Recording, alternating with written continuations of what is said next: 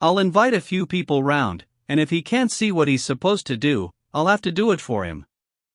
Yes, it's up to me. I am her father. 6 weeks after Anna Pavlovna's party and the sleepless night of worry when Pierre had decided that marriage to Helene would be a disaster and he must avoid her and get away, 6 weeks later, Pierre had still not left Prince Vasilis, and he was horrified to think that with each passing day he was becoming more and more closely associated with Helene in people's minds, that he could never recover his former attitude towards her, that he couldn't possibly tear himself away from her, and that even though it would all work out horribly, he would have to unite his life to hers. He might just have been able to extricate himself, but not a day passed without Prince Vasily, who almost never gave receptions, holding an evening party which Pierre had to attend if he was not to spoil people's pleasure and let them all down. On the rare occasions when Prince Vasily was at home, he would catch Pierre by the arm as they passed, casually offer him a clean-shaven, wrinkled cheek for a kiss and say, "I'll see you tomorrow," or "Don't miss dinner," or "I shan't see you," or "I'm staying in for your sake," or something like that. But even though Prince Vasily, when he did stay in for Pierre's sake, never spoke 2 words to him, Pierre hadn't the heart to let him down. Every day he said the same thing to himself over and over again. I really must try to understand her and work out who she is. Was I wrong then, or am I wrong now? No, she's not stupid. No, she's a lovely young woman, he told himself sometimes. She never puts a foot wrong. She's never said anything stupid. She doesn't say much at all, but what she does say is always straightforward and clear, so she can't be stupid. She's always self-possessed, never loses control. She can't be all that bad. When he was with her, he would often start to develop an idea or think out loud, and she would always respond with a terse but relevant comment that showed she wasn't interested, or else with a silent smile and peculiar look, the most palpable indication of her superiority. She was right to think that any spoken arguments were nonsensical when set against that smile. She now smiled at him in a special way. It was a cheerful, reassuring smile which meant more than the society smile that was always there adorning her face. Pierre knew that everyone was just waiting for him to say the word, cross the line, and he knew he would cross it sooner or later, but he was inexplicably horrified whenever he thought of taking this dreadful step. During those 6 weeks, as he felt himself sucked down deeper and deeper into the ghastly abyss, Pierre had said to himself 1,000 times, "What am I doing? I've got to be firm. Surely I can manage that." He struggled to make a decision, but was dismayed to realize that in this case he lacked the willpower which he had once known in himself and really did possess. Pierre was one of those people who can show strength only when their intentions are absolutely pure. And ever since the evening when he had felt so powerfully aroused as the snuff-box was being passed at Anna Pavlovna's, an unconscious sense of sinfulness in that impulse had paralyzed his willpower. On Helene's name day, Prince Vasily gave a small dinner party for a few of their own, as his wife put it, just a handful of relatives and friends. All these relatives and friends were given to believe that this was the day when the young lady's destiny would be decided. They were all now at the table. Princess Karajan, a huge, imposing woman who had once been beautiful, sat at the head, with guests of honor on either side, an old general and his wife, and Anna Pavlovna Scherer. At the other end of the table sat the less elderly and less important guests, including Pierre and Helene, who were family, sitting side by side. Prince Vasily did not eat. He wandered up and down the table in jovial mood, sitting down beside one guest and then another. To each he addressed a few pleasant and casual words, except Pierre and Helene, whose presence he seemed not to notice. Prince Vasily was the life and soul of the party. The wax candles burnt brightly, silver and crystal glistened on the table, as did the ladies' finery and the gold and silver of the men's epaulets. Servants wove in and out around the table in their red livery. There was a clinking of knives, glasses and plates, and a buzz of lively chatter from several conversations around the table. At one end an aging chamberlain could be heard assuring an elderly baroness of his ardent love for her, and she was laughing. At the other end, someone was describing the misfortune of a certain Maria Viktorovna. In mid-table, Prince Vasily had collected his own little audience. With a playful smile on his lips, he was telling the ladies about last Wednesday's session of the Privy Council when Sergei Kuzmich Vyazmitdinov, the newly appointed military governor of St. Petersburg, read out a missive, much talked of at the time, which he had received from Emperor Alexander. Writing from the army, the emperor had assured Sergei Kuzmich that from all sides he was receiving tokens of devotion from his people. He found the one from St. Petersburg particularly gratifying. It was an honor for him to be at the head of such a nation, and he would do his best to live up to it. The missive began with the words, "Sergei Kuzmich. From all sides reports are reaching me." "Are you saying he never got further than Sergei Kuzmich?" one lady asked. No, not a syllable," Prince Vasily answered with a laugh. "Sergei Kuzmich. From all sides. From all sides. Sergei Kuzmich, poor old Vyazmitdinov, he just couldn't get any further. He kept starting again, but as soon as he says Sergei, he starts sniffing. 'Cause, me, itch, then tears, and from all sides is smothered in sobs, and he can't go on. Out comes the handkerchief again. Sergei Kuzmich.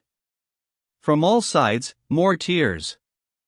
We had to get somebody else to read it. Kuzmich.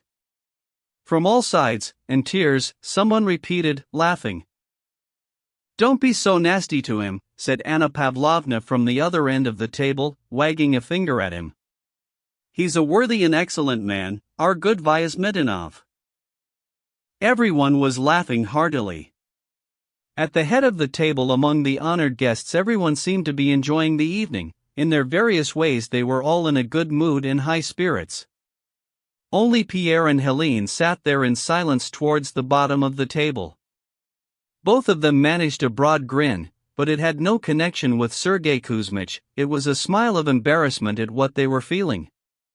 But for all the happy chatter, the laughter, and the joking, for all their enjoyment of the white wine, the sauté, and the ices, for all their scrupulous avoidance of looking at the young couple, the apparent indifference and studied lack of interest, it was still somehow felt from the odd stolen glance that the story about Sergei Kuzmich and all the laughter and the food were a false front, because everybody there was really concentrating on nothing but the two of them, Pierre and Helene.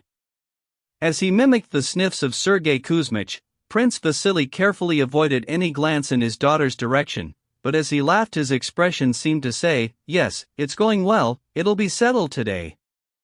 Anna Pavlovna may have wagged her finger at him for laughing at our good Vyazmitdinov, but when her eyes flashed towards Pierre, Prince Vasily read her look as congratulations on gaining a future son-in-law and a daughter's happiness.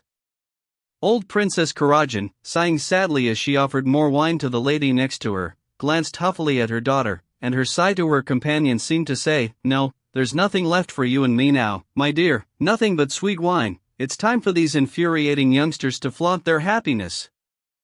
What a lot of rubbish I'm spouting, as if I had any interest in it, the diplomat was thinking as he stole a glance at the lovers' happy faces. Now that's what I call happiness. The trivialities and affectations shared by all the guests had been invaded by a simple feeling, the mutual attraction between two handsome and healthy young creatures. And this one human feeling dominated everything else and soared above all their affected chatter. Jokes fell flat, news was boring, the jollity was obviously forced. It was not only the guests, even the servants seemed to have the same feeling as they neglected their duties to glance at the lovely Helene with her radiant look and the broad, red, happy face of the uneasy Pierre. The very candlelight seemed to be concentrated on those two happy faces.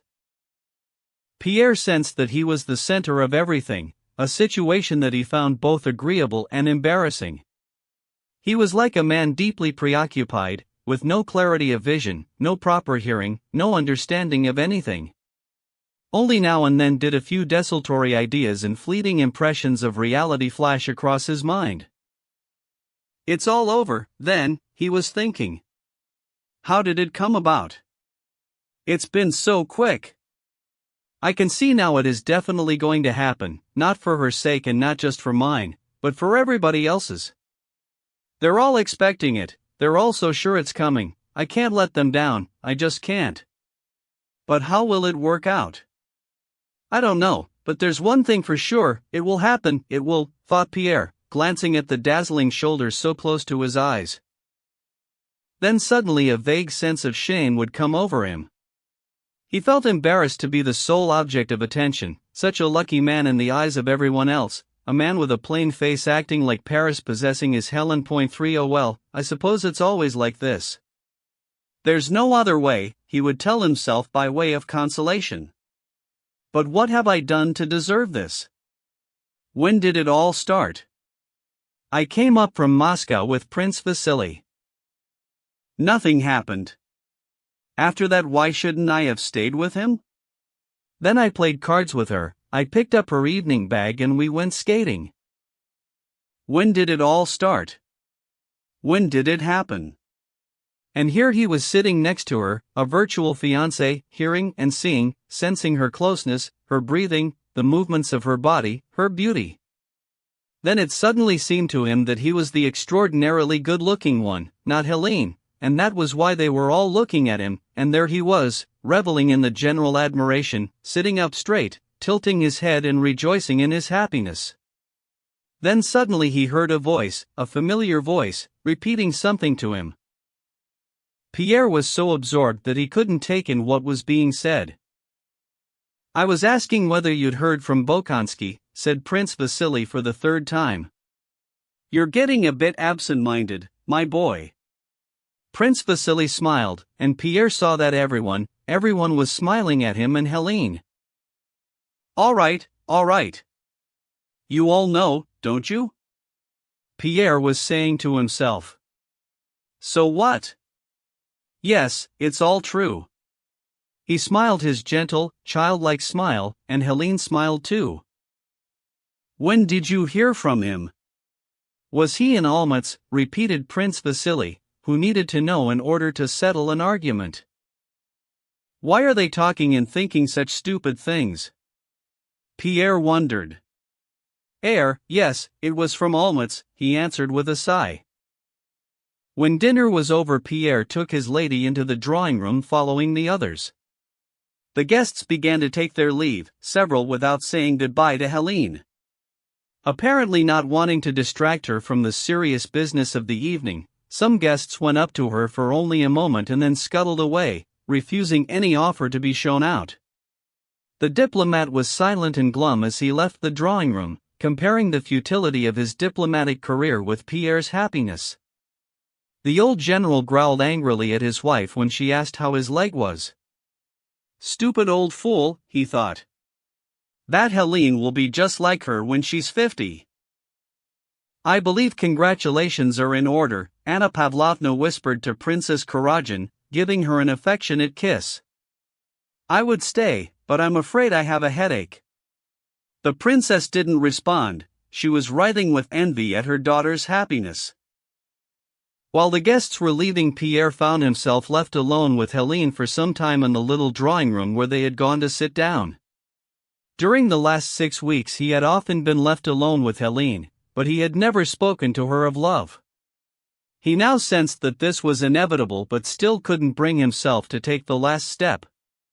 He still had a feeling of shame. Here at Helene's side he seemed to be occupying some other man's place. This happiness is not for you, an inner voice told him. This happiness is for people who don't have what you have.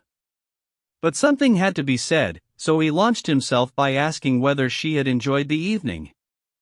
She replied with her usual straightforwardness, this name day had been one of the nicest she'd ever had.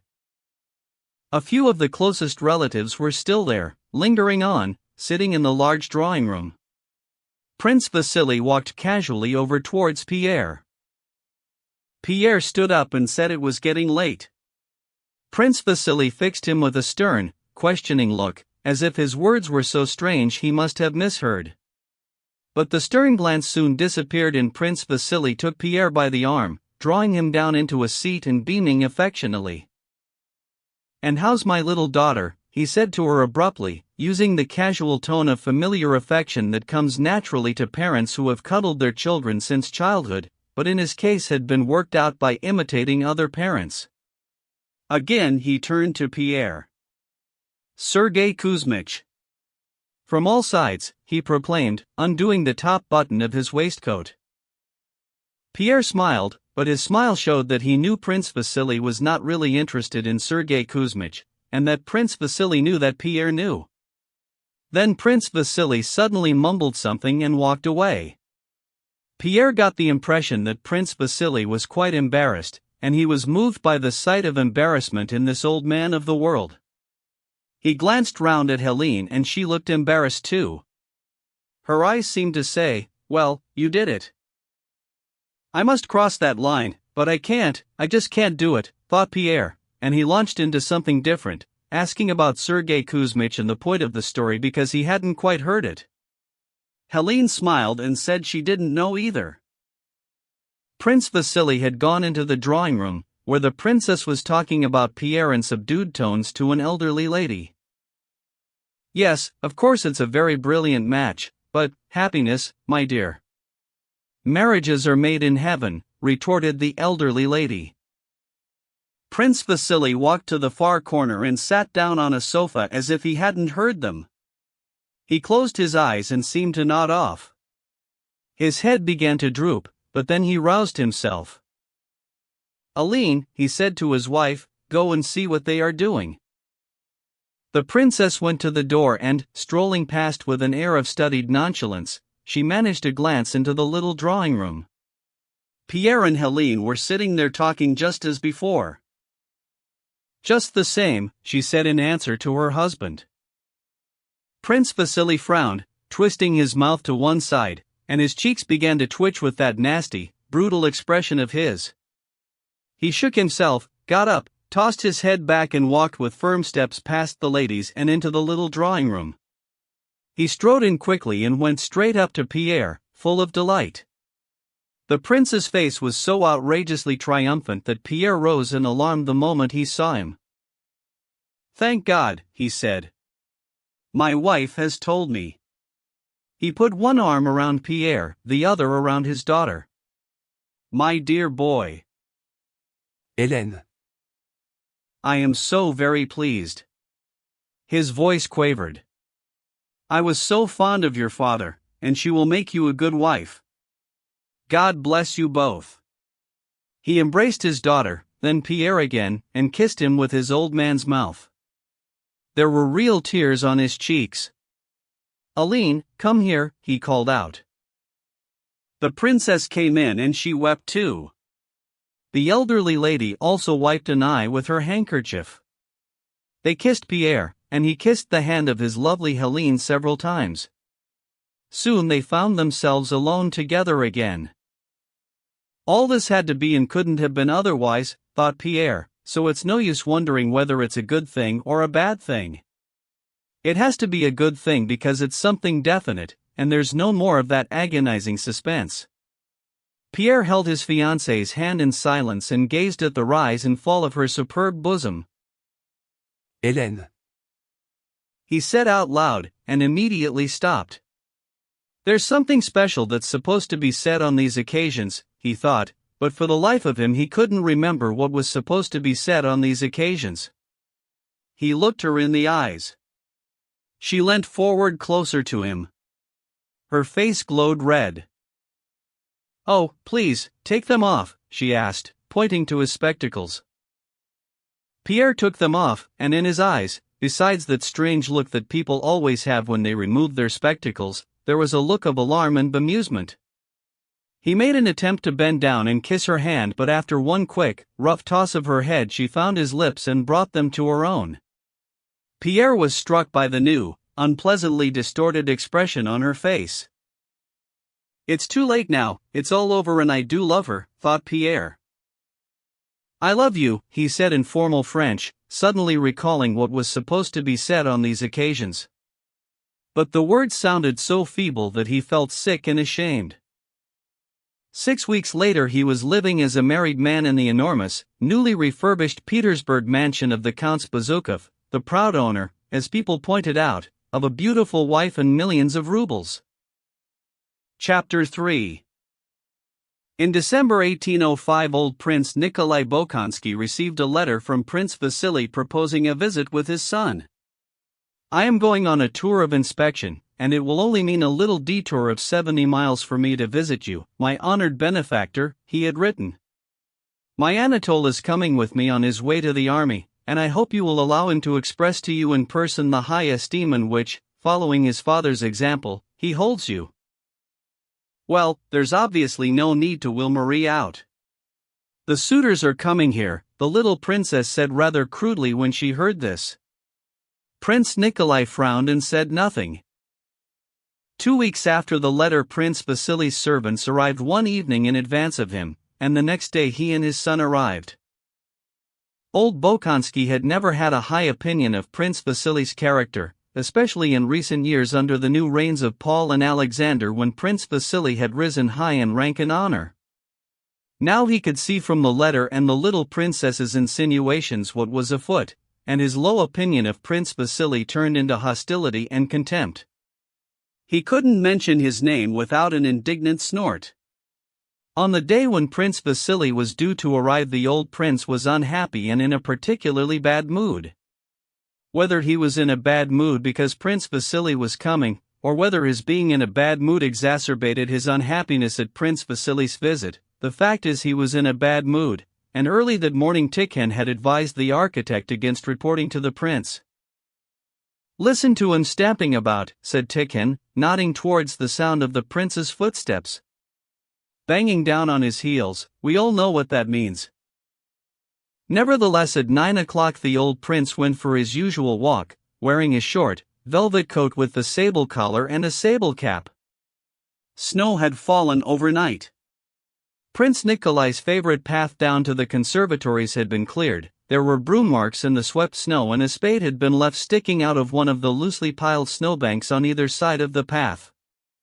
The prince strode through the conservatories, the servants' quarters and the outbuildings, scowling and silent.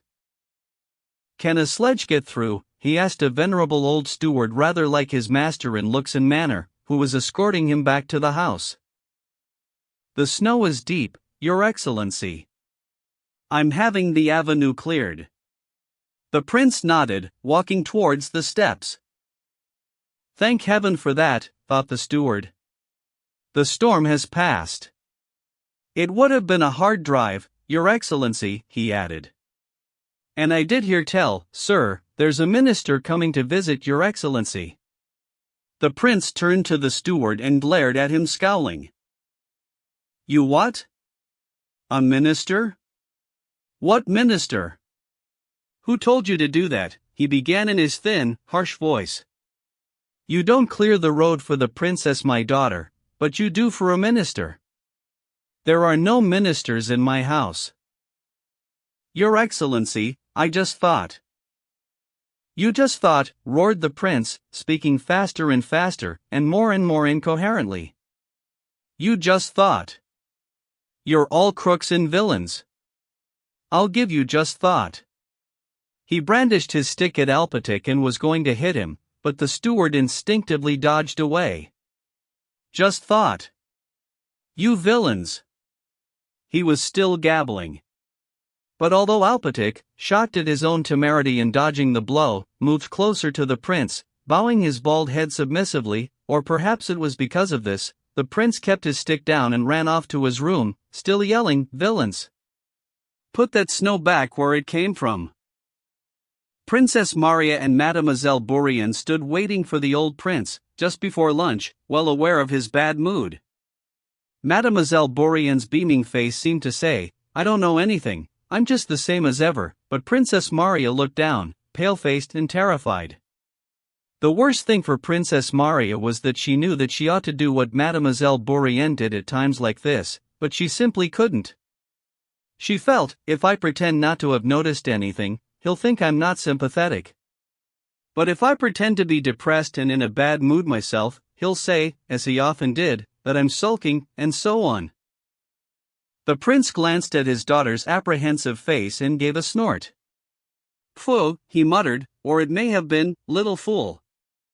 And she's not here. What have they been saying to her?" he thought, noticing that the little princess was not in the dining room. "Where's Princess Liza?" he asked. "Hiding away?" "She's not very well," said Mademoiselle Bourienne with a bright smile. "She won't be coming down. It's quite natural in her condition." "H.M. H.M. Ha! Ha!" growled the prince, sitting down to the table. He thought he'd been given a dirty plate, so he pointed to a stain and flung it away. Pigeon caught it and handed it on to a footman. The little princess was not unwell, but she was so abjectly terrified of the prince that when she heard he was in a bad temper she decided not to come down. "I'm afraid for my baby," she told Mademoiselle Bourienne. "You never know what a scare might do." And indeed the little princess's life at Bald Hills was lived in a state of continual dread of the old prince, and a thorough dislike of him, which she wasn't aware of because the overriding terror obscured any other feeling. The prince had the same thorough dislike of her, but on his side it was blotted out by contempt. As the days went by at Bald Hills, the little princess made a close friend of Mademoiselle Bourienne. She would spend whole days with her, and sometimes invited her to sleep in her room, and she often talked about her father-in-law, and spoke badly of him. "We're to have company then, Prince," said Mademoiselle Bourienne, unfolding her white napkin with pink fingers. "His Excellency Prince Karajan and his son, I believe," she said in a tone of inquiry. "H.M. His Excellency is a nobody. I got his career going," the old prince said spitefully. "And I haven't the slightest idea why that son of his is coming. Maybe Princess Lizaveta and Princess Maria can tell us. I don't know what he's bringing his son for. I don't want him." And he looked at his daughter, who had turned bright red. "Not well, is she? More likely scared of the minister, as that stupid Alpedic called him just now." "Oh no, father." Unabashed by her failed attempt at conversation, Mademoiselle Bourienne carried on chattering away about the conservatories and a beautiful flower that had just opened. By the end of the soup course the prince had subsided. After dinner he went to see his daughter-in-law. The little princess was sitting at a small table chatting with her maid, Masha. She turned pale at the sight of her father-in-law. The little princess had changed a great deal and now looked more ugly than pretty. Her cheeks were sunken, her lip was drawn up and there were bags under her eyes. "Yes, I feel a bit weighed down," she said in answer to the prince's inquiry after her health. "Do you need anything?" "No thank you, father." "Good. Very well then." He went out and walked to the servants' room. There stood Alpedic with downcast head. "Have you put that snow back?" "Yes, sir, we have." "God forgive me, sir, it was a silly mistake." The prince cut him short with his weird laugh.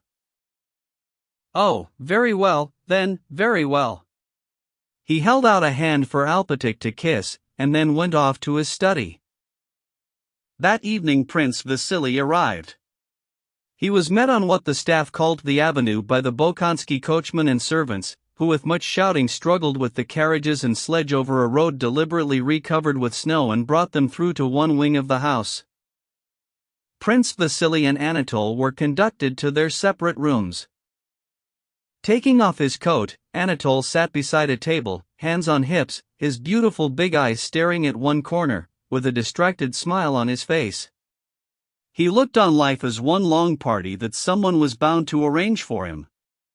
It was in that spirit that he now viewed his visit to the irritable old country gentleman and his rich, ugly heiress of a daughter. As he saw it, he might be in for a very jolly and amusing time. Well, why not get married, if she's got all that money? Never comes amiss, does it, thought Anatole. He shaved and perfumed himself with the scrupulous elegance that was now second nature to him, and with his natural look of disarming good humor he strolled into his father's room, with his head held high. Two valets were busy dressing Prince Vasily. He glanced around eagerly, and when his son came and nodded cheerfully, as if to say, "Yes, that's just what I wanted you to look like." "Come on, father, joking apart, is she really as ugly as all that?" Anatole asked in French, as though halfway through a subject much discussed on the way there. "Don't be silly. The great thing is for you to try and be nice and polite to the old prince." "If he gets nasty, I'm off," said Anatole. "I can't stand old men like him." "Can you?" "Don't forget, as far as you're concerned, everything depends on this." Meanwhile, in the maid's room, not only the arrival of the minister and his son, but their physical appearance was known and described in detail. Princess Maria was sitting alone in her room, struggling to control her emotions. Why did they write? Why did Lise tell me about it? It's quite impossible, she thought, glancing at the mirror. How am I to go into the drawing room? Even if I like him, I could never be my normal self with him now. The very thought of her father's look reduced her to terror. The little princess and Mademoiselle Bourienne had by now obtained all the necessary intelligence from the maid, Masha. They knew what a dashing fellow the minister's son was, with his rosy face and black eyebrows. They knew that whereas his father had struggled up the steps, he had flown up them 3 at a time like a young eagle. Furnished with this intelligence, the little princess and Mademoiselle Bourienne, whose eager voices had reached her from the hallway, went into Princess Maria's room. "They're here, Marie." "Didn't you know?" said the little princess, waddling in and sinking heavily into an armchair. She was wearing a different gown, not the one she had had on that morning, but one of her finest dresses. Her hair had been beautifully done, and her face was excited, though it still looked wasted and drawn. Dressed in the fine clothes which she used to wear in Petersburg society, she showed the loss of her good looks all the more noticeably. Mademoiselle Bourienne, too, had added 1 or 2 nice finishing touches, which made her sweet fresh face look even prettier. "So, you're staying like that, are you, princess?" "They'll be here in a minute to tell us the gentlemen are in the drawing room," she began. "We'll have to go down, and you haven't done anything to yourself." The little princess got up from her chair, rang for the maid, scurrying to work out what Princess Maria should wear, and then eagerly getting it all done. Princess Maria's self-respect had been offended by her own agitation at the arrival of a prospective suitor, and she was even more offended by the fact that her 2 companions couldn't conceive of anything different. To speak of the embarrassment she felt on her own account, and theirs would have been to admit just how agitated she was, and to refuse to be dolled up as they were proposing would have led to no end of ridicule and to further persuasion. She flushed, the light went out of her lovely eyes, her face went blotchy, resuming its all too familiar and unpleasant look of victimization, and she gave herself up to Mademoiselle Bourienne and Liza. Both women strove with the utmost sincerity to beautify her. She was so plain that the idea of her being a rival could never have entered their heads, so they were genuinely sincere in their efforts at fixing her up, which they went about with the simple-minded womanly certainty that good toilette can make any face beautiful. "No, no, dear, that dress won't do," said Liza, backing off and looking obliquely at Princess Maria. "Get her to fetch your maroon velvet." "I mean it. You do realize this could decide your whole future." "No, this one's too light. It won't do at all." It wasn't the dress that wouldn't do, but the princess's face and her figure, but this didn't occur to Mademoiselle Bourienne and the little princess. They still imagined that if they just swept her hair up and put a blue ribbon in it, and arranged the blue sash down a little on her maroon dress, and so on, then all would be well. They were forgetting that nothing could change Princess Maria's frightened face and her figure, and however much they tinkered with its setting and adornment, the face itself would still look pathetically unattractive.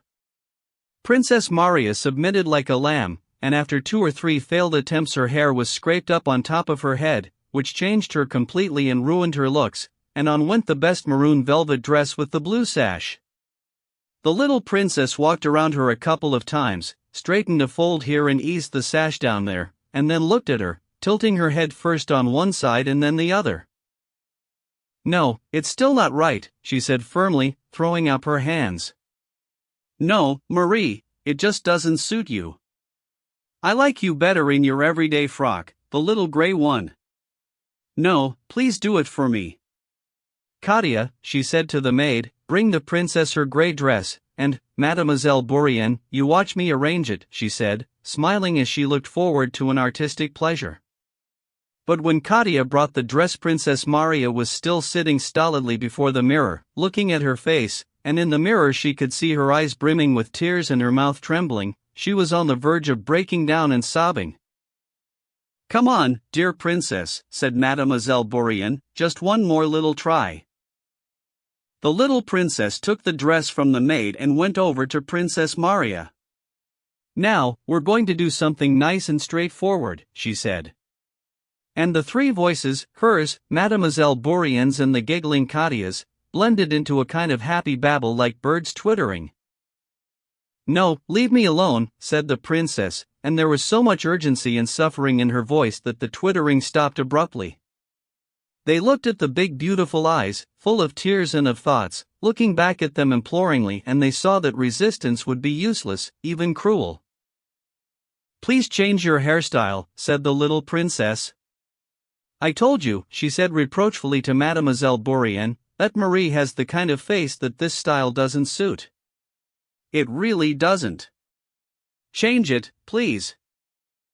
Just leave me alone, I tell you." "None of this makes any difference," said a voice near to tears.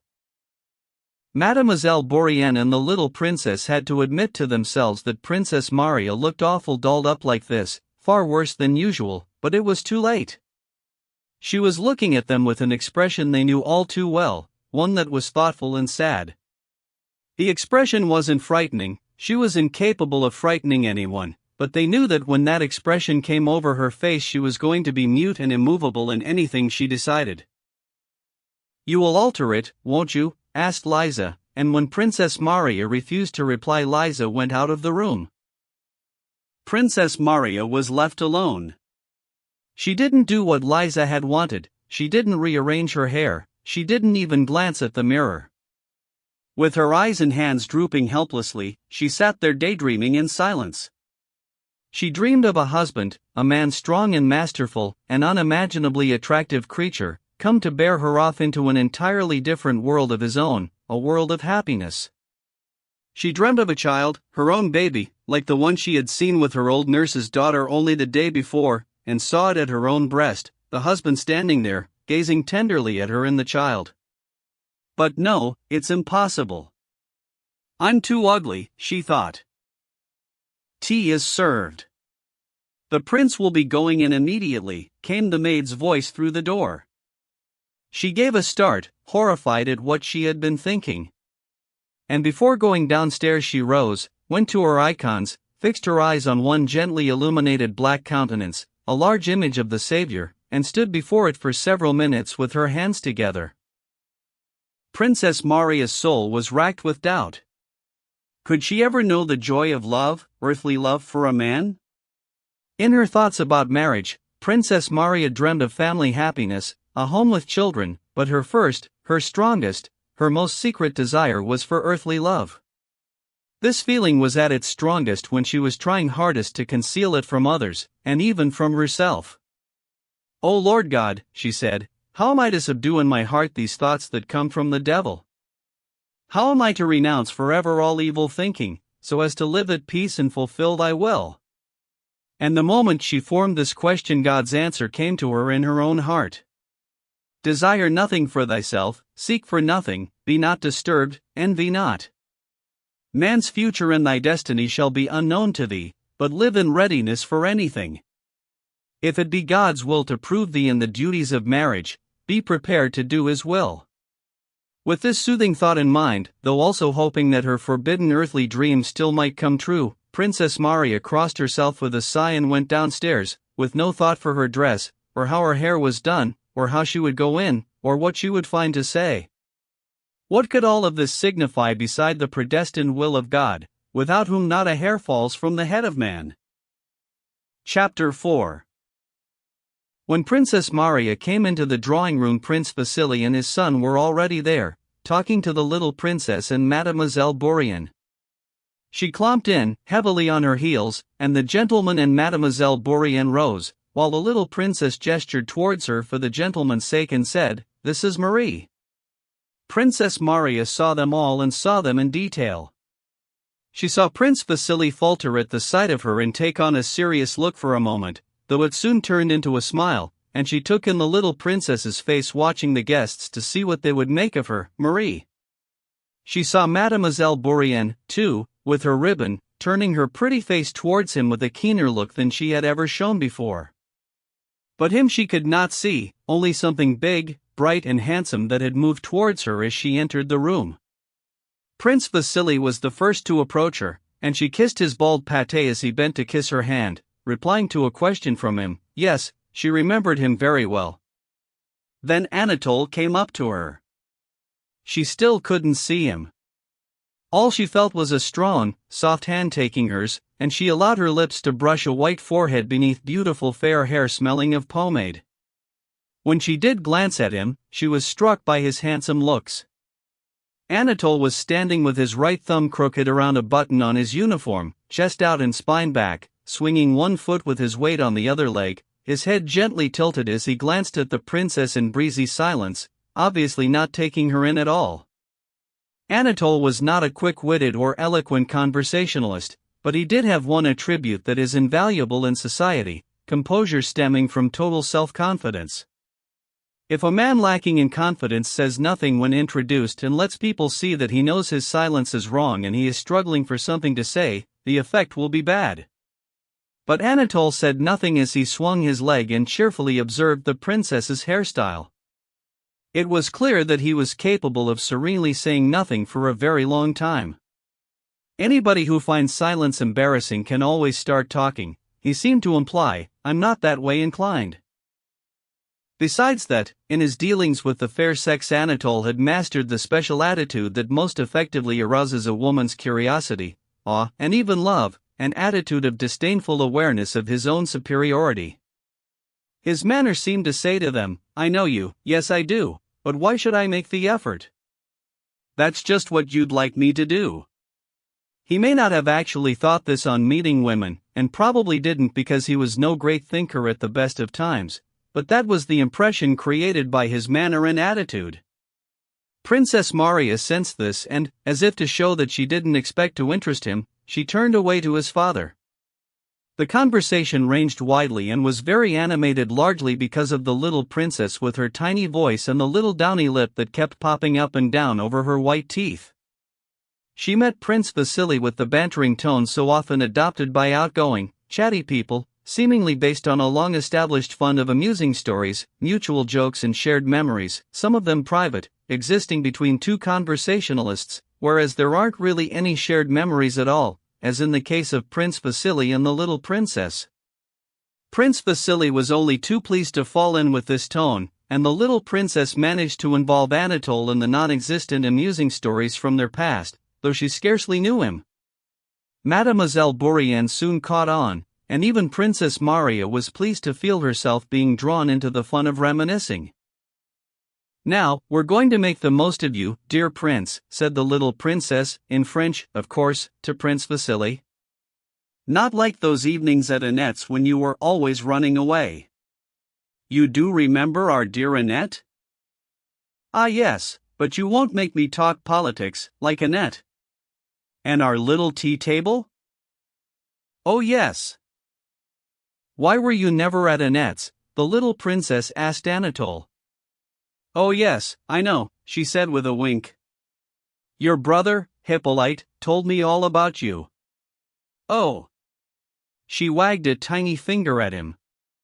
And I know what you got up to in Paris. But there's one thing Hippolyte didn't tell you, said Prince Vasily to his son, taking the little princess by the arm, as if she was trying to run away from him and he had just managed to catch her. He didn't tell you that he was eating his heart out for our sweet princess, and she showed him the door. She really is a pearl among women, he said, turning to Princess Maria. At the mention of Paris, Mademoiselle Bourrienne was not going to miss the opportunity of joining them in their shared memories. She ventured to ask how long Anatole had been away from Paris and whether he liked the city. Anatole, delighted to respond to the French girl, smiled and stared at her as they talked about her homeland. The moment he had set eyes on the pretty Mademoiselle, Anatole had decided that even here at Bald Hills he might be in for a good time. Easy on the eye, he thought as he examined her. Quite something to look at, this lady's companion. I do hope Maria will bring her along when we're married, he mused. She's a nice little thing. Up in his room, the old prince was taking his time dressing, scowling as he wondered what to do. The visitors annoyed him. Prince Vasily and his son, they're nothing to me. The old man is a stupid windbag and his son can't be much better, he growled to himself. What annoyed him was that this visit raised in his mind a secret unanswered question that he was always running away from. Could he ever bear to part with his daughter and give her to a husband? The prince always avoided this direct question, because he knew in advance that any answer would involve the truth, and the truth would undermine not just his feelings, but the meaning of his whole life. Little as he appeared to value her, for the old prince, life without Princess Maria was unthinkable. What would marriage do for her, he thought? Make her unhappy, that's for sure. Look at Liza married to André, and I don't think you'd find a better husband these days. She's not happy with her situation. And who would marry Maria for love? She's a plain girl and so gauche. They'd want her for her connections and her money. Old maids don't do too badly, do they? I think they're happier. These were Prince Nikolai's thoughts as he dressed, but the long-deferred question now had to be resolved. It was obvious that Prince Vasily had brought his son to make a proposal, and within a day or two he would ask for a straight answer. The family name and their social standing were immaculate. Well, I'm not against it, the prince kept saying to himself, I just hope he's worthy of her. One day we shall see, he said out loud. One day we shall. One day. And with his usual briskness he strode into the drawing room and took in the whole scene at a single rapid glance. The little princess had changed her dress, Mademoiselle Bourrienne was wearing a ribbon, Princess Maria's hair looked hideous, and the French girl and Anatole were smiling at each other while his daughter was being left out of the conversation. She's dolled herself up like a fool, he thought, glaring furiously at his daughter. Has she no shame? And he doesn't want to have anything to do with her. He went over to Prince Vasily. Well, how do you do, glad to see you. Friendship smiles at 100 miles, said Prince Vasily, as always rapid, confident and familiar in his speech. This is my younger son. I hope he will win your favor and sympathy. Prince Nikolai examined Anatole. Yes, a splendid young man, he said. Well, come and give me a kiss, he added, offering a cheek. Anatole kissed the old man, and watched him with composure and curiosity, waiting for one of the idiosyncrasies his father had told him to expect. The old prince sat down in his usual place at one end of the sofa, pulled up an armchair for Prince Vasily, pointed to it and began to ask him about political developments and the latest news. He pretended to be listening closely to what Prince Vasily was saying, but his eyes kept turning to Princess Maria. So, letters are coming from Potsdam now, are they? He repeated Prince Vasily's last words, then he suddenly got up and went over to his daughter. So you've got yourself all dressed up like this for the visitors, have you? He said. You look very nice, I'm sure. A new hairstyle for the visitors? Well, in front of the visitors I'm telling you this, in future don't even change your dress without consulting me. Father, it was my fault, the little princess interceded, blushing. You may do whatever you want, said the old prince, with a mocking bow to his daughter-in-law, but she has no need to disfigure herself, she's ugly enough as it is. And he sat down again in his place, ignoring his daughter, who had by now been reduced to tears. Oh no, that hairstyle suits the princess very well," said Prince Vasily. "Well, sir, this young prince, what's his name?" said the old prince, turning to Anatole. "Come over here. Let's have a talk and get to know each other." This is where the fun begins, thought Anatole, and he smiled as he sat down by the old prince. "Good, there we are. Now, my dear boy, they tell me you were educated abroad. Not like your father and me, taught to read and write by the local deacon. Tell me, are you in the horse guards?" asked the old man, looking closely and insistently at Anatole. "No, I have transferred into the line," answered Anatole, finding it hard not to laugh. "Ah! A splendid thing. So you want to serve your Tsar and your country? These are times of war. A fine young man like you ought to be a serving soldier, yes, a serving soldier. Ordered to the front, eh?" "No, Prince, our regiment has gone to the front." "But I'm attached." "What is it I'm attached to, Papa?" Anatole turned to his father with a laugh. "He is a credit to the service, indeed." "What am I attached to?" Ah! laughed the old prince, and Anatole laughed louder. Suddenly the old prince frowned. "Off you go then," he said to Anatole. Smiling broadly, Anatole returned to the ladies. "So you had them educated abroad, Prince Vasily?" "Eh," said the old prince. "One did what one could. I must say the education there is much better than ours." "Yes, it's all different now, newfangled." "A splendid boy." "Splendid. Well, let's go to my room." He took Prince Vasily by the arm and led him away to his study. Alone with Bolkonsky, Prince Vasily lost no time in making known his hopes and his desires. "What do you think?" said the old prince angrily. "I'm hanging on to her? I can't let go of her?" "The very idea," he protested furiously. "I'd do it tomorrow. But I will say this, I want to know my future son-in-law better. You know my golden rule, everything out in the open. Tomorrow I shall ask her in your presence. If she says yes, let him stay on. Let him stay on, and I'll see." The prince snorted. "Let her get married." "I don't care," he screamed with the same piercing shriek as when he had said goodbye to his son. "I'll be quite candid," said Prince Vasily, sounding like a crafty man who sees it's no use being crafty with such a sharp mind. "I know you can see right through people. Anatole is no genius, but he's a good, honest boy, a fine son and a family man." Yes. We'll see about that." As always with lonely women long deprived of male company, the moment Anatole appeared on the scene, all three women in Prince Nikolai's house felt as one that they had not been living a real life until then. Suddenly their thought processes, feelings, and powers of observation were 10 times sharper. It was as if lives spent in darkness had suddenly been flooded with a bright light full of new meaning. Princess Maria forgot all about her face and hairstyle. The handsome, open face of the man who might turn out to be her husband absorbed her whole attention.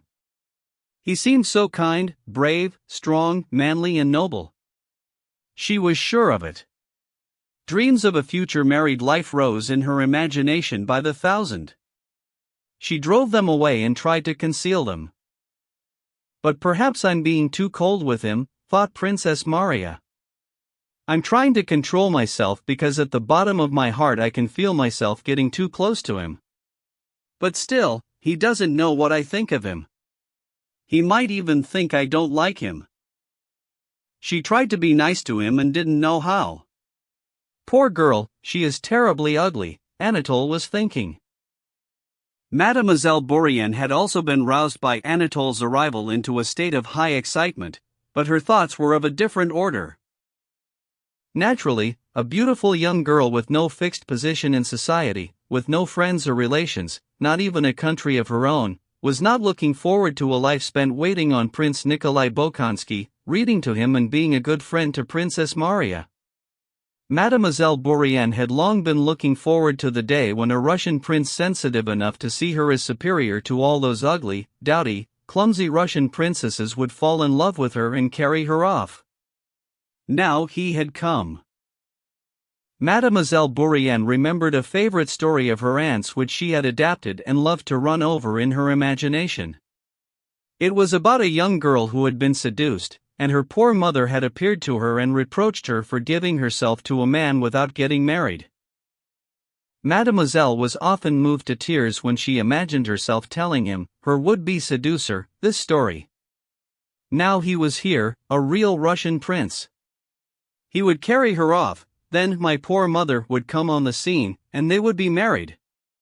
This future history of hers had been unfolding in Mademoiselle Bourienne's mind all the time they were talking about Paris. Mademoiselle Bourienne was not a scheming woman, she certainly never planned ahead, but everything had been prepared within her long before this, and it had suddenly focused on Anatole the moment he appeared, after which she longed to please him and tried as hard as she could. As for the little princess, she was like an old warhorse hearing a trumpet blast, ready to gallop off into yet another flirtation, instinctively oblivious to her present situation, without a backward glance or the slightest qualm, her fun-loving heart full of nothing but simple gaiety. In female company, Anatole usually adopted the pose of a man weary of being chased by women, but his vanity was pleasantly tickled by the effect he was having on these three women. More than that, he was beginning to feel towards the pretty and seductive Mademoiselle Bourienne the kind of animal passion that sometimes swept over him with amazing speed and urged him to indulge in the most reckless and boorish behavior. After tea the party moved into the sitting room, and Princess Maria was asked to play the clavichord. Anatole leant on one elbow opposite her and close to Mademoiselle Bourienne, his eyes, full of fun and laughter, were fixed on Princess Maria. She was agonized and delighted to feel his eyes upon her. Her favorite sonata bore her away to a world of soulful poetry, and the feeling of his eyes upon her brought even more poetry into that world. But the look in Anatole's eyes which seemed to be directed at her had rather more to do with the writhing of Mademoiselle's little foot, entwined with his under the piano. Mademoiselle Bourienne was also gazing at Princess Maria, and her lovely eyes also shone with a mixture of alarm, joy, and longing that was new to the princess. "Oh, she does love me," Princess Maria was thinking. "How happy I am now and shall be in the future with such a friend and such a husband." "Dare I say husband?" she thought, not bold enough to glance at his face but still sensing his eyes fixed upon her. When the party broke up after supper, Anatole kissed Princess Maria's hand. Where she got the strength from she would never know, but as the handsome face came close to her she managed to squint straight at it with her short-sighted eyes.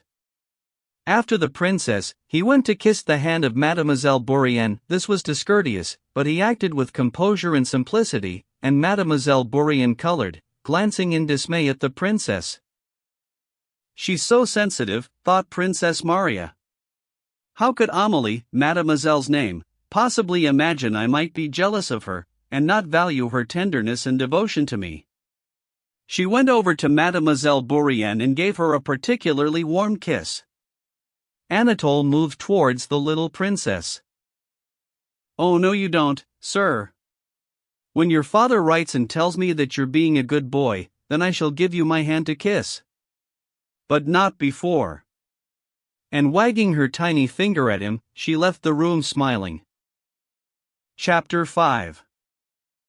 They went to their rooms, and everyone except Anatole, who dropped off the moment he got into bed, took a long time to get to sleep that night. Is he really going to be my husband, that stranger, that good, handsome man? He is good, that's the most important thing, thought Princess Maria, and she was struck by the kind of terror she had scarcely ever felt before. She was afraid to turn her head. Was that someone standing there behind the screen in the corner? It might be the devil, and he might be that man with the white forehead, black eyebrows, and red lips. She rang for her maid and asked her to sleep in her room. Mademoiselle Bourienne strolled about the winter garden for a long time that evening, waiting in vain for someone, smiling at someone, or else weepy at the thought of her poor mother reproaching her for her fall. The little princess was uncomfortable in bed and complained to her maid. She couldn't lie on her side or on her front. She felt weighed down and awkward in every position.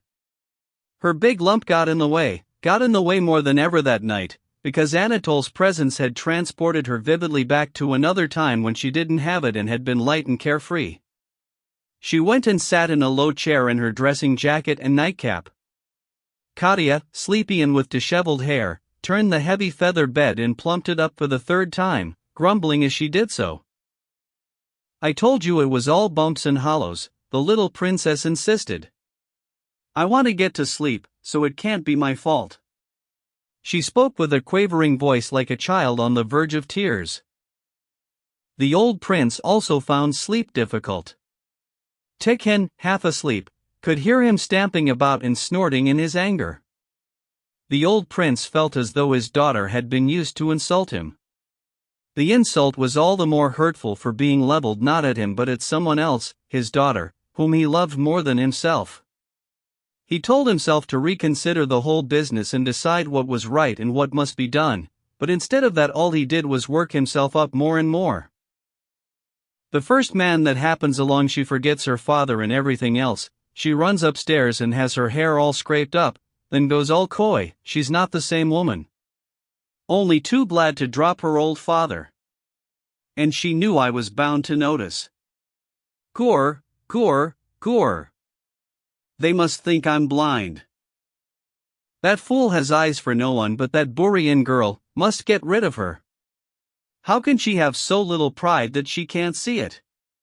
If she can't show any pride for herself, can't she show some for me? I must show her that that young idiot isn't thinking about her, his eyes are on Borean. She has no pride, but I'll show her. But the old prince knew that by telling his daughter she was making a mistake and that Anatole was busy flirting with Mademoiselle Borean he would undermine her self-respect, and his cause, to avoid being parted from his daughter, would be lost, so eventually he began to calm down. He summoned Tikhon and began undressing. Damn them for coming here, he thought, as Tikhon slipped a nightshirt over his desiccated old body and his chest covered with gray hair. I didn't invite them. They come here and turn my life upside down. And there's not much of it left. Damn them, he mumbled while his head was hidden in the nightshirt. Tikhon was used to the prince's habit of sometimes thinking aloud, and his face didn't change when he encountered an inquiring angry glare emerging from the nightshirt. In bed? Asked the prince.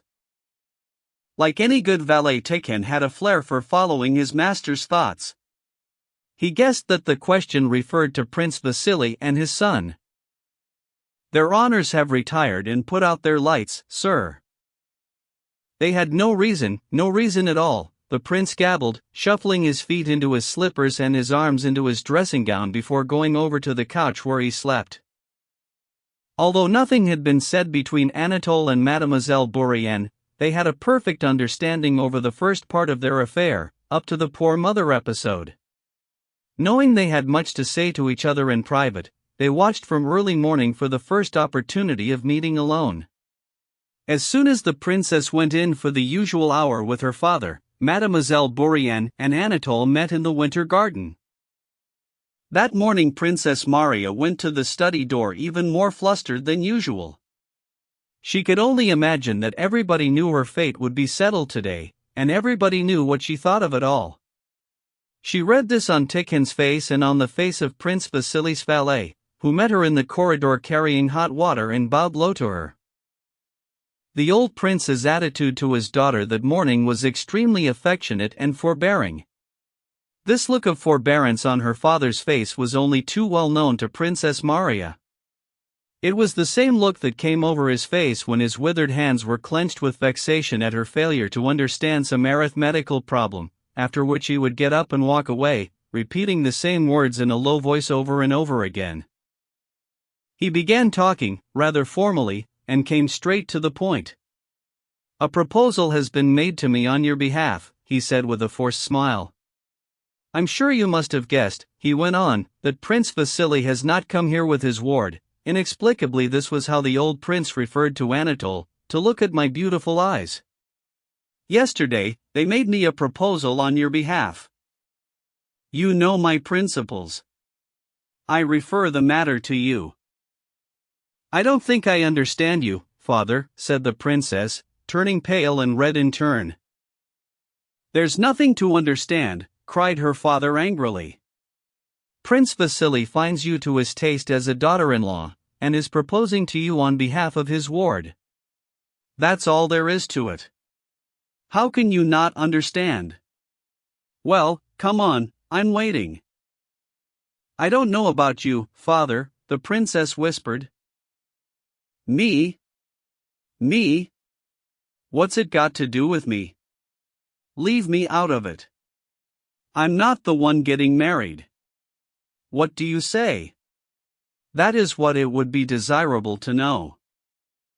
The princess could see that her father was bitterly against it, but it suddenly occurred to her that now or never her life's destiny would be decided.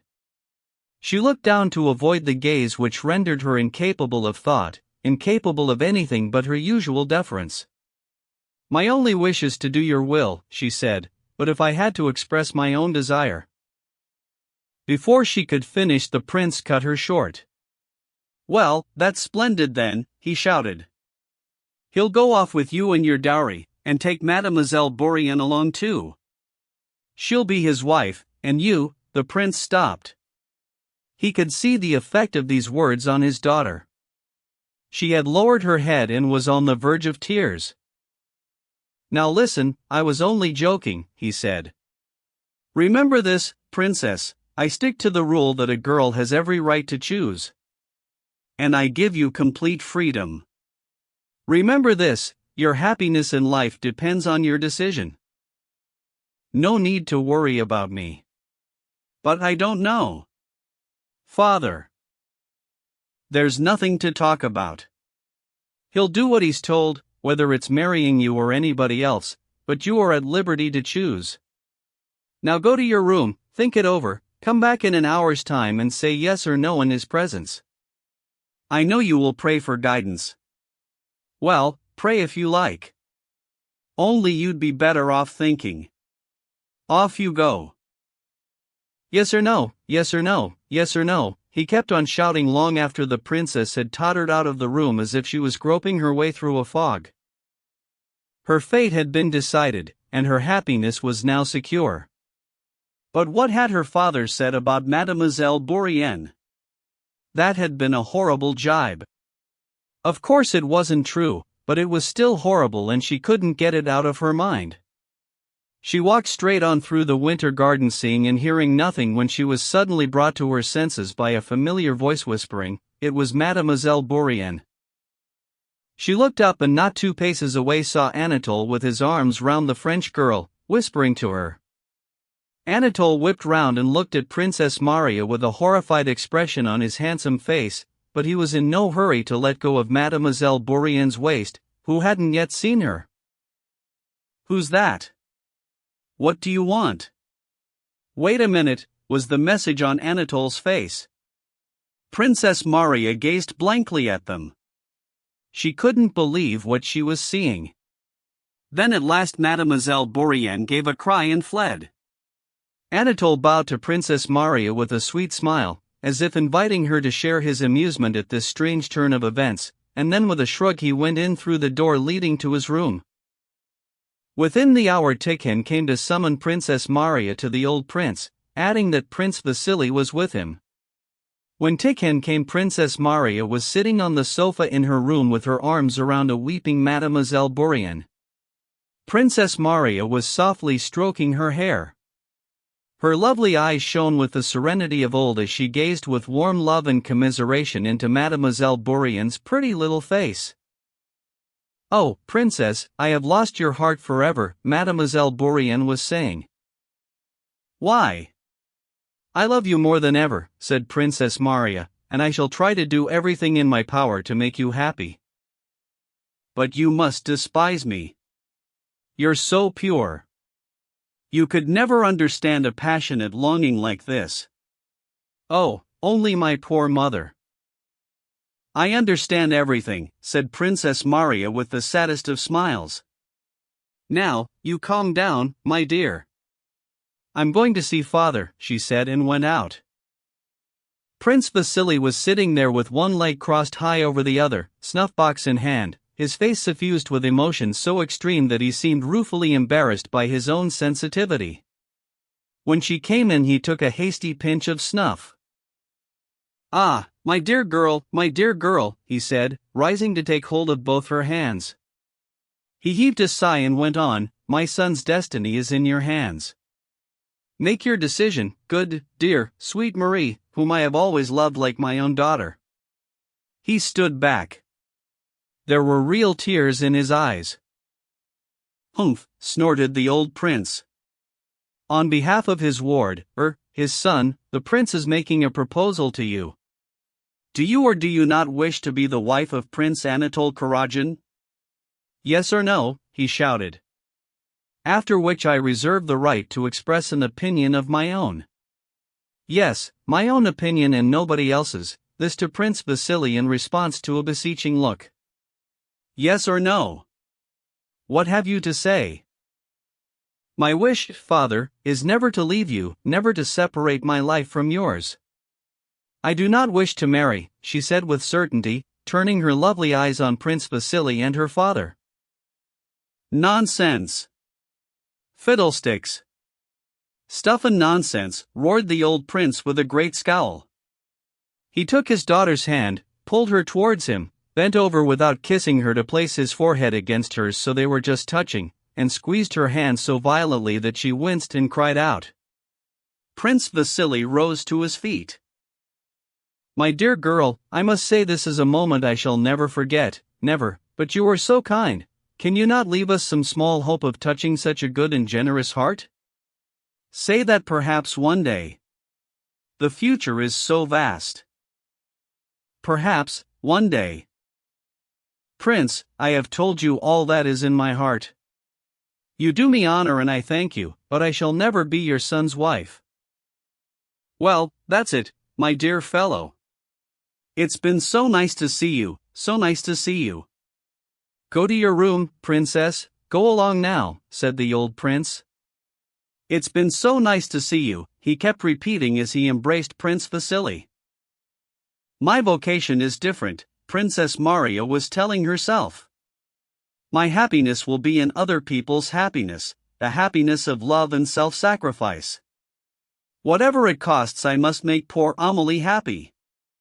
She is so passionately in love with him. She is so passionately penitent. I shall do all I can to arrange for them to be married. If he's not rich, I shall give her some money. I shall ask father, I shall ask Andre. I'll be so happy when she is his wife. She is so unhappy now, a stranger, all alone and helpless. Oh Lord, how passionately she must love him to be able to forget herself like that. Who knows, I might have done the same thing, thought Princess Maria. Chapter 6. It had been some time since the Rostovs had had any news of their little Nikolai. It was midwinter before one day a letter was handed to Count Rostov with what he recognized as his son's handwriting on the envelope. Letter in hand and dreading the worst, the Count tiptoed rapidly off to his room, trying not to be noticed, shut himself in and began to read. Anna Mikhailovna soon found out about the letter, nothing escaped her in that house, and stole silently in to see the Count. She caught him still holding the letter, and simultaneously sobbing and laughing. She still lived with the Rostovs despite the upturn in her fortune. My dear friend? Anna Mikhailovna inquired gravely, ready to offer any kind of sympathy. This made the Count sob more violently. Little Nikolai, the letter, wounded, he was, my dear friend, my darling boy, wounded, my little Countess, commissioned, how can I tell my little Countess? Anna Mikhailovna sat down beside him, used her own handkerchief to wipe his eyes, and then the tear-stained letter, dried her own tears, read the letter through, reassured the Count, and decided she would spend the afternoon preparing the Countess, and after tea, with God's help, she would tell her everything. Over dinner Anna Mikhailovna talked about the rumors from the war front and dear little Nikolai. Twice she asked when they had last heard from him, though she knew perfectly well, and then she thought they might well get a letter from him soon, perhaps this very day. Whenever these hints looked as if they were disturbing the Countess, and she began to direct worried looks first at the Count and then Anna Mikhailovna, Anna adroitly turned the conversation to something trivial. Natasha, who was more sensitive to subtleties of intonation, meaningful glances and facial expressions than anyone else in the family, immediately pricked up her ears and sensed something between her father and Anna Mikhailovna, something to do with her brother, and she knew that Anna Mikhailovna was preparing the ground. For all her boldness, Natasha knew how touchy her mother was over anything to do with their dear Nikolai, so she decided it was best not to ask any questions over dinner. Not that she could eat anything, she was too excited to eat, she just kept wriggling on her chair, ignoring the protests of her governess. Once dinner was over, she hurtled after Anna Mikhailovna, raced across the sitting room and flung herself on her neck. "Auntie, darling, do tell me what's happening." "Nothing, my dear." "Oh no, you darling, sweet, lovely angel, I won't stop. I know you know something." Anna Mikhailovna shook her head. "You are a sharp little thing," she said. "Is it a letter from dear Nikolai?" "It is," cried Natasha, reading an affirmative signal on Anna Mikhailovna's face. "Shoo, for heaven's sake be careful. You know it could be a real shock for your mother." I will, but tell me about it." "You won't?" "All right, I'll go and tell her now." Anna Mikhailovna told Natasha roughly what was in the letter, on condition that she wouldn't tell anyone. "On my honor," said Natasha, crossing herself, "I won't tell anyone," and she rushed off to tell Sonia. She broke the news with triumphant delight. "It's Nikolai, wounded, a letter." Nikolai was all Sonia could manage, her face instantly drained of color. Seeing Sonia so badly affected by the news that her brother had been wounded, Natasha suddenly became aware of the sad side of it all. She rushed over to Sonia, hugged her and began to cry. "Lightly wounded, but commissioned as an officer, and now he's all right, he says so himself," she forced out through her tears. "Oh, I can see you women are all crybabies," said Petya, marching boldly up and down the room. "Me, I'm just glad, very very glad that my brother has distinguished himself. All you can do is blubber about it. You don't understand the first thing about it." Natasha smiled through her tears. "You didn't read the letter, did you?" asked Sonia. "No, but she said it's all over and he's an officer." "Thank God for that," said Sonia, crossing herself. "But she might not have been telling the truth. Let's go and see Mama." Petya was still marching around the room in silence. "If I'd been where Nikolai was, I'd have killed a lot more Frenchmen," he said. "They're a lot of savages. I'd have kept on killing them till they were lying around in heaps," Petya went on. "Don't talk like that, Petya, you're being silly." "I'm not being silly." "Silly people cry when there's nothing to cry about," said Petya. "Can you still remember him?" Natasha asked suddenly, after a moment's silence. Sonia smiled. "Who, Nikolai?" "No, Sonia, not just remember him, really remember him, everything about him," said Natasha with an eager gesture, as if wanting to put real strength behind her words. "I can remember Nikolai, remember him quite well," she said. "But I can't remember Boris. I can't remember him at all." "What do you mean, you can't remember Boris?" Sonia asked in some surprise. "No, I don't really mean I can't remember him. I know what he's like, but I remember Nikolai much better." I only have to close my eyes and I can see him, but not Boris. She closed her eyes. No, there's nothing there. Oh, Natasha, said Sonia, looking away, all solemn and serious, as if she thought Natasha was unworthy of what she was now going to say, or as if she was saying it to a different person who was not someone to joke with. I have fallen in love with your brother, and whatever happens to him or me, I shall never stop loving him for the rest of my life. Natasha gazed at Sonia, too surprised and puzzled to speak. She sensed that what Sonia was talking about was true, that such love did exist, only she had never known anything like it. She believed it might happen, but she couldn't understand it. Are you going to write to him? She asked. Sonia sank into thought. The question of how she should write to Nikolai, or whether she should write at all, was worrying her. Now that he was an officer and a wounded hero, was this the right time for her to remind him that she existed and that he had undertaken certain obligations towards her? I really don't know. I suppose if he writes to me I'll write back, she said, blushing. You won't be too embarrassed to write to him? Sonia smiled. No. Oh, I'd be too embarrassed to write to Boris. I'm not going to. Why should you be? I don't know. I just feel awkward and embarrassed. I know why, said Petya, still stinging from Natasha's earlier comment. Because she fell in love with that fat man with the glasses. This was what Petya called his namesake, now Count Bazukov, and now she's in love with their singer, meaning Natasha's Italian singing master. That's why she's embarrassed. Petya, you are stupid, said Natasha. No stupider than you, ma'am, said 9-year-old Petya, for all the world like an elderly brigadier. The Countess had been prepared by Anna Mikhailovna's hints over dinner. Back in her room she sat down in an armchair to gaze long and hard at the miniature of her son painted on her snuff-box lid, and her eyes were watering. Anna Mikhailovna now tiptoed over to the Countess's room with the letter and stopped at the door. Don't you come in, she said to the old Count who was following her. You can come in later, and she closed the door after her. The Count put his ear to the keyhole and listened.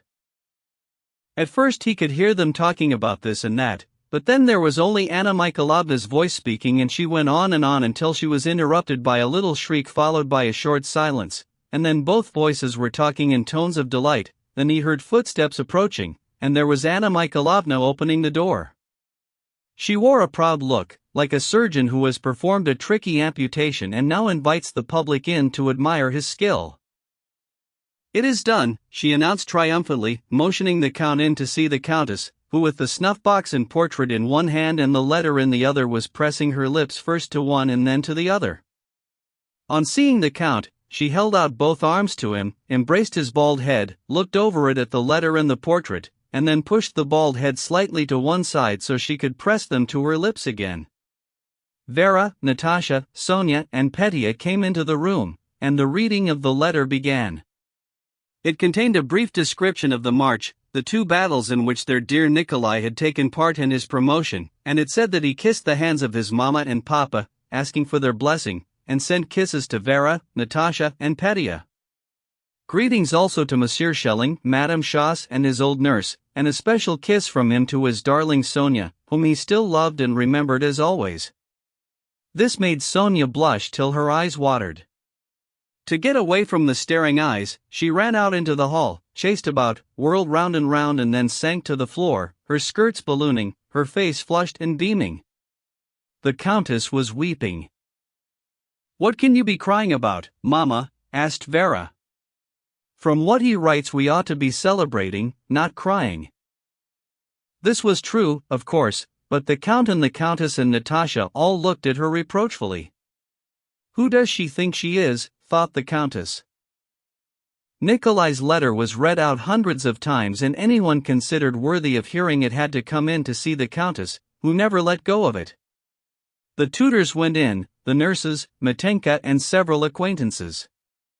Every time the Countess read the letter she did so with renewed enjoyment, and every time she discovered new virtues in her dear son, Nikolai. How strange it seemed, How extraordinary and how delightful, to think that her son, the little baby whose tiny limbs had stirred within her 20 years ago, the subject of many a row with the Count for spoiling him, that son whose first little words she remembered so well, that son was now far away in a foreign land, in strange surroundings, a war hero, all on his own with no help or guidance, doing a man's job. The age-old experience of people the world over which tells us that babies in their cradles grow up bit by bit into men meant nothing to the Countess. Every stage in Nikolai's ascent to manhood had come as a shock to her. It was as if there had never been millions and millions of other men growing up the same way. 20 years before she couldn't believe that the little creature lying somewhere under her heart would one day cry out and suck her breast and learn to talk, and now she couldn't believe that the same little creature could have turned into such a strong, brave man, an example to all, if his letter was anything to go by. Oh, his descriptions! He writes with such style, she said, rereading the descriptive passages. And such a dear soul. Not a word about himself, not a word. There's a lot about a man called Denisov, though I wouldn't be surprised if he himself was the bravest of them all. He doesn't say anything about his suffering. Such a kind heart. How like him it is. He's thought of everyone. No one forgotten. I've always said it, always, when he was that high I always used to say. It took them more than a week of hard work on rough drafts and fair copies to compose letters to Nikolai from all the household. Under the eagle eye of the Countess and with the Count's careful assistance, cash to cover the outfit of a young officer and various necessary items were put together. The pragmatic Anna Mikhailovna had succeeded in obtaining special patronage for herself and her son while he was in the army, and this even extended to correspondence. Any letters from her could be addressed to the Grand Duke Constantine, who was in command of the Guards. The Rostovs assumed that the Russian Guards serving abroad was an adequate address, and if a letter reached the Grand Duke in command of the Guards there was no reason why it shouldn't get through to the Pavlograd Regiment, which must surely be serving somewhere not too far away. And so it was decided to send the letters and the money to Boris via the Grand Duke's special messenger, and it would be up to Boris to have them forwarded to Nikolai.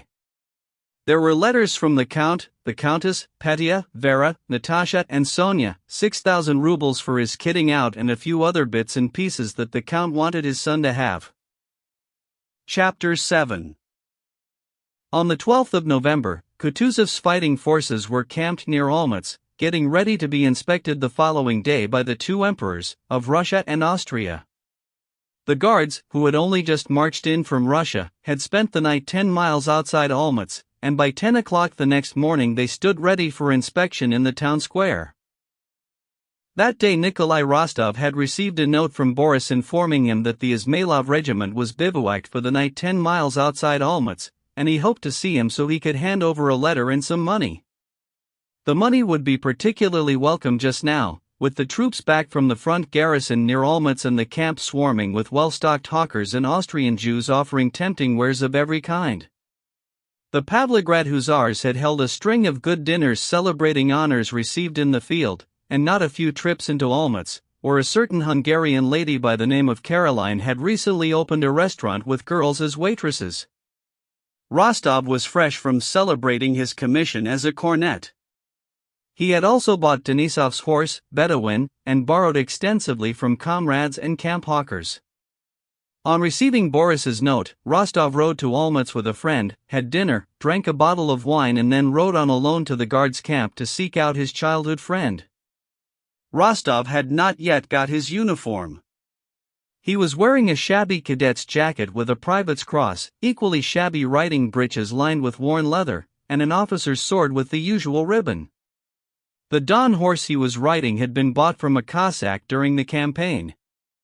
He wore a crumpled hussar's cap rakishly shoved back into one side. As he rode towards the Izmailov camp he was thinking of the fine figure he would cut for Boris and his friends by looking every inch the hussar recently under fire at the front. The Guards had treated their march like a pleasant excursion, flaunting their smartness and discipline. They had come by easy stages, their knapsacks being carried for them in wagons, and at every halt the Austrian government had ensured that the officers dined well. The regiments paraded into and out of every town to the music of a military band, and the guards prided themselves on having followed the Grand Duke's order to the letter by having the men march in step every inch of the way, with the officers also on foot and properly spaced. Throughout the march Boris had walked and bivouacked beside Berg, now a captain. Berg, who had been promoted during the march, had ingratiated himself with his superior officers by hard work and a punctilious attitude, and had set up financial arrangements much to his advantage. Boris meanwhile had made a number of useful contacts, and had used a reference from Pierre to make the acquaintance of Prince Andrei Bolkonsky, through whom he aspired to a post on the staff of the commander-in-chief. Well rested from the previous day's march, Berg and Boris were playing chess at a round table in their spotless quarters, nicely turned out in their smart uniforms. Berg had a hookah gripped between his knees.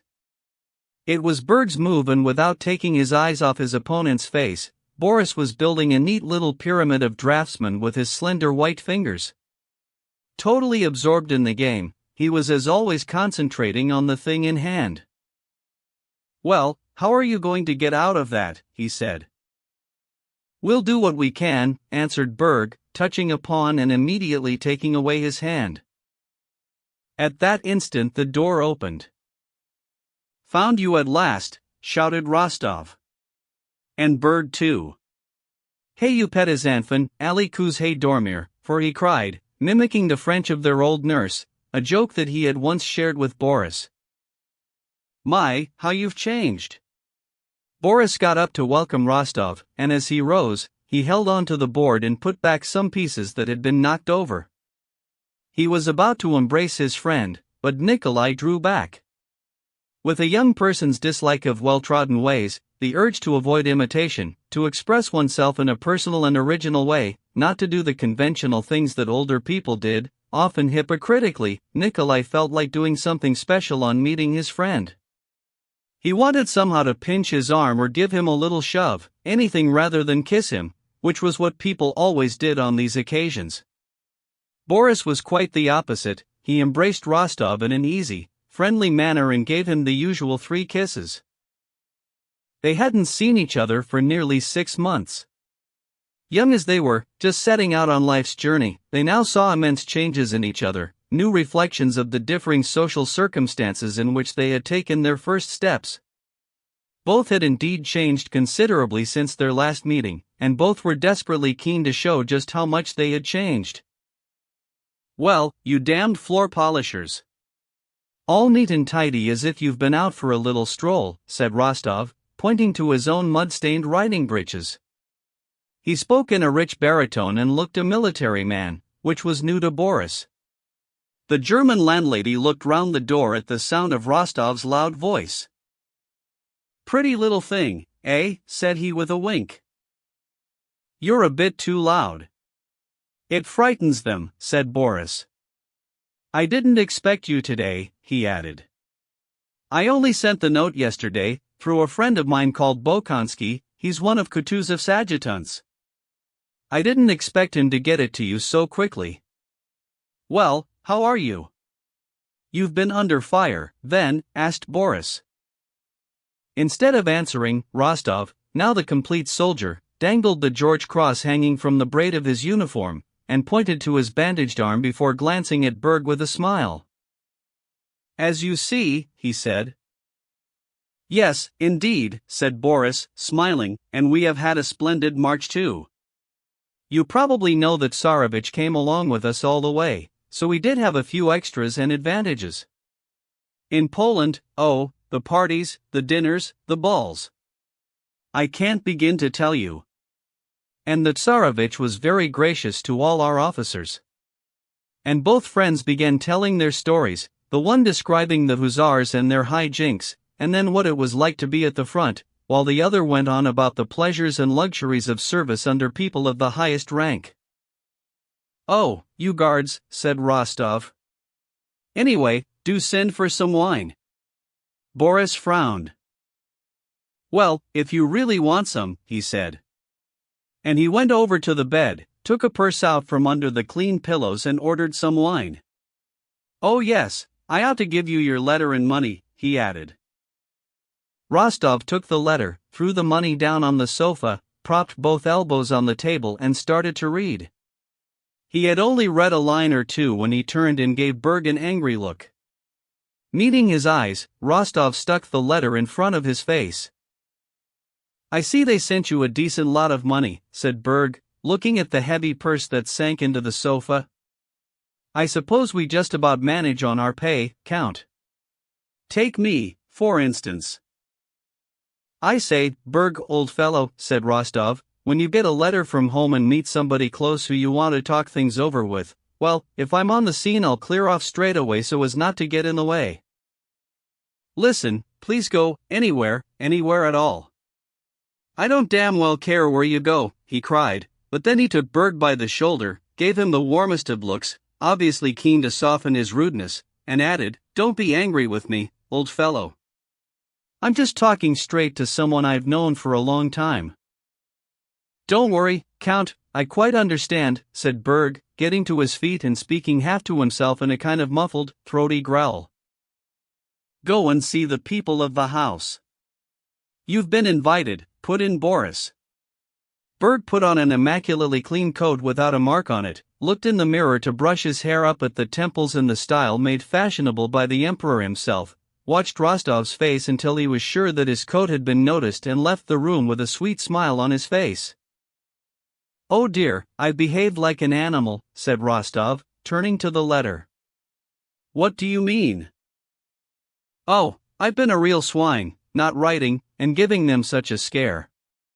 "What a swine I am," he repeated, his face all flushed. "Anyway, did you send Gavrilo for some wine?" "Come on, then, let's have a drink," he said. The letters from home included a note of recommendation to Prince Bagration, suggested by Anna Mikhailovna, obtained through various contacts by Countess Rostov and now sent on to her son for him to deliver and make use of. "Stupid nonsense." "A fat lot of good that is," said Rostov, throwing the letter under the table. "Why did you throw it away?" asked Boris. "Oh, it's some sort of reference. What the devil do I need a letter like that for?" "What the devil do you need it for?" said Boris, picking it up and reading the heading. "This letter could be very useful to you. I've got everything I need, and I'm not going to be anybody's adjutant." "Why not?" asked Boris. "It's a flunkey's job." "Still the great thinker, I see," said Boris, with a shake of his head. "And you're still the great diplomat. But that's not the point. Anyway, how have you been getting on?" asked Rostov. "Well, you can see. So far everything's fine, but I don't mind admitting I'd be very glad to make adjutant and not get stuck in the front line." "Why?" "Well, if you go in for a military career you might as well try and make it as brilliant a career as you can." "Oh, I see," said Rostov, obviously miles away. He was staring closely into his friend's eyes, thinking about something else, looking in vain for the solution to some question or other. Old Gavrila brought in the wine. "Shall we send for Alphonse now?" said Boris.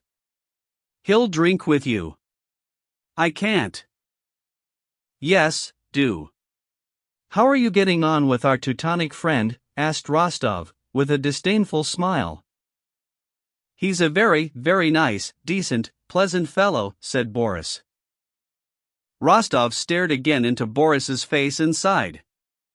Berg came back in, and over a bottle the conversation between the three officers grew animated.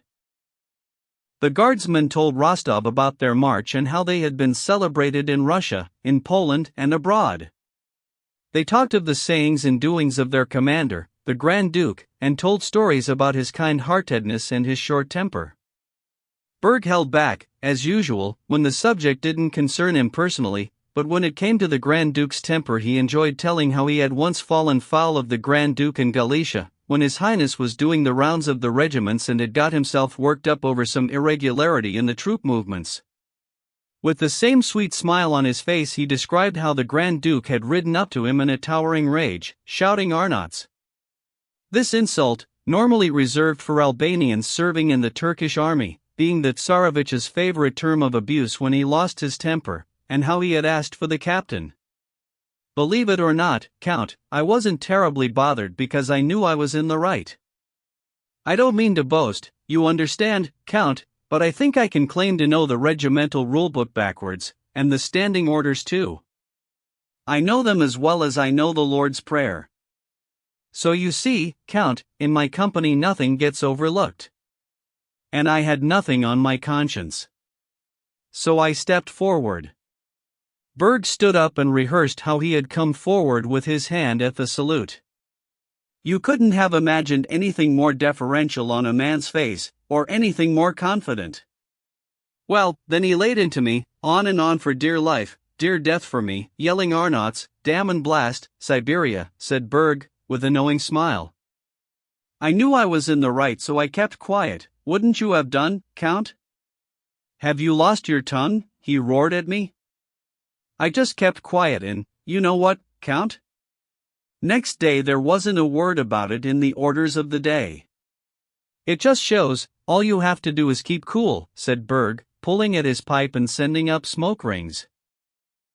Oh yes, well done, said Rostov with a smile, but Boris could see that Rostov was preparing to make fun of Berg, so he shrewdly changed the subject by asking Rostov to tell them how and where he had been wounded. That pleased Rostov and he launched into his story, getting more and more excited as he told it. His version of the battle at Skongravern was the usual version of a man who has been in a battle. He tells it as he would have liked it to have been, or as described by someone else, or in a version that just sounds good, anything but the way it really happened. Rostov was an honest young man who would never tell a deliberate lie. He set out with every intention of describing exactly what had occurred, but imperceptibly, unconsciously and inevitably he drifted into falsehood. If he had told the truth to these two, who had heard as many descriptions of cavalry charges as he had their own clear idea of what a charge was like and were expecting something similar, either they wouldn't have believed him, or worse still, they would have assumed it was Rostov's fault for not managing to do what was normally done by narrators of cavalry charges. He couldn't just tell them that they'd been trotting forward together when he fell off his horse, sprained his arm and then ran as hard as he could into a wood to get away from a Frenchman. Besides, to tell everything exactly as it happened would have demanded enough self-control to say only what happened and nothing else. To tell the truth is a very difficult thing, and young people are hardly ever capable of it. His listeners were expecting to hear him describe how he had felt himself burning with excitement, stormed the enemy's square defenses, oblivious to everything, hacked his way in, mown men down right, left and center, tasted blood with his saber before collapsing from exhaustion, and all the rest. And that's what he did describe. He was in mid-story and had got to the point where he was saying, you can't imagine that feeling of fury during the charge, when in walked Prince Andrei Bolkonsky, whom Boris had been expecting. Prince Andrei liked to help and encourage younger men and was flattered when they wanted his patronage. He was well disposed to Boris, who had impressed him the day before, and he was now keen to do whatever the young man wanted him to do. Fresh from delivering some documents from Kutuzov to the Tsarevich, he had called in on Boris, hoping to find him alone. When he came into the room and saw the hussar holding forth about his exploits in the field, Prince Andrei couldn't stand the kind of man who liked doing this. He gave Boris a warm smile, but frowned and screwed up his features as he turned to Rostov with a slight bow. He then eased his tired body languidly down onto a sofa, regretting that he had dropped in on such disagreeable company. Rostov saw all this and flared up, but it didn't matter, this man was nothing to him. One glance at Boris told him that he too seemed embarrassed by the battle-scarred hussar. Despite Prince Andrei's offhand, sneering manner, and the contempt in which Rostov, a fighting man who knew what action was, held staff adjutants in general, and the newcomer was clearly one of them, he still felt embarrassed, blushed and stopped talking. Boris inquired what the latest news was at staff headquarters. Without being indiscreet, surely he could say something about future developments. They seem likely to advance, answered Bolkonsky, clearly reluctant to say more in front of other people. Berg took the opportunity to ask with great deference whether the company captain's forage allowance was to be doubled as he had heard. To this Prince Andrei replied with a smile that he could offer no opinion on such vital matters of state, and Berg laughed with delight. "Oh, about that little matter of yours," said Prince Andrei, turned back to Boris, "we'll have a word later," and he glanced at Rostov. "Come and see me after the inspection and we'll see what can be done." Then looking around the room he picked out Rostov, who was in a desperate state of childish pique bordering on truculence which until now he had seen fit to ignore. "I believe you were talking about Skongraburn? Were you there?" "Yes, I was," Rostov said aggressively, an obvious insult to the adjutant. Bolkonsky could see the state he was in, and it seemed to amuse him. There was mockery in his smile. "Oh yes, they do go on about that engagement, don't they?" "Yes, they do," said Rostov in a loud voice, glaring at Boris as well as Bolkonsky with sudden fury in his eyes. "Maybe they do go on a bit, but the ones who are going on about it are men who've been under fire. They have something to go on about, not like nobodies on the staff who pick up honors for doing nothing." "A category to which you assume I belong," said Prince Andrei, with a relaxed manner and a particularly pleasant smile. Rostov felt moved by a strange feeling of hostility tempered with respect for the tranquil bearing of this person. "Well, I don't know about you," he said.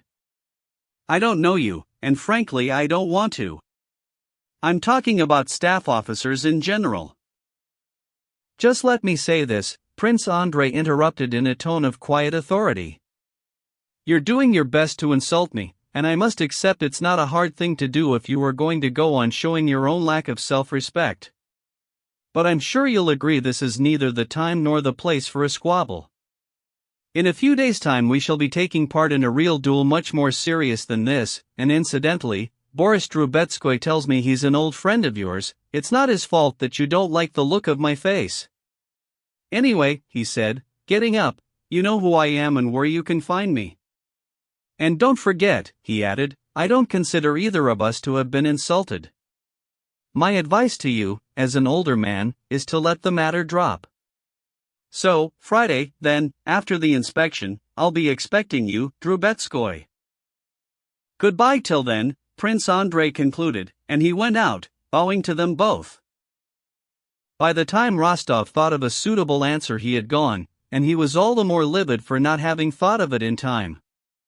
He had his horse brought round at once, took leave of Boris coldly and rode off. What should he do, ride over to headquarters tomorrow and challenge that stuck-up adjutant, or really let the matter drop? The question worried him all the way back. One moment he thought vindicatively how much pleasure he would take in scaring that overbearing feeble little shrimp with his pistol, and the next he was surprised to find himself thinking there was no one he would rather have as a friend than that insufferable adjutant. Chapter 8. The day after Rostov's visit to Boris there was to be a general review of the troops, Austrian and Russian, including the reinforcements freshly arrived from Russia and the troops back from campaigning with Kutuzov. The Russian emperor was accompanied by his heir, the Tsarevich, and the Austrian by the Archduke, and together they were to review the Allied forces, an army of 80,000 men. From early morning the troops, all spick and span, had begun moving out onto the plain before the fortress and lining up. Banners flapped in the breeze, legs marched and bayonets moved in thousands, halting at the word of command, turning, forming up and spacing out, blocks of infantry in different uniforms wheeling around each other. The cavalry jingled into position with a steady clip-clop, smartly turned out in blue, red, and green braided uniforms and riding black, chestnut and gray horses, the bandsmen in front covered with frills. Between the infantry and the cavalry came the artillery, a long line of buffed and gleaming cannons trembling on their carriages, clanging as they trundled past, linstocks reeking, and rolled into their appointed places.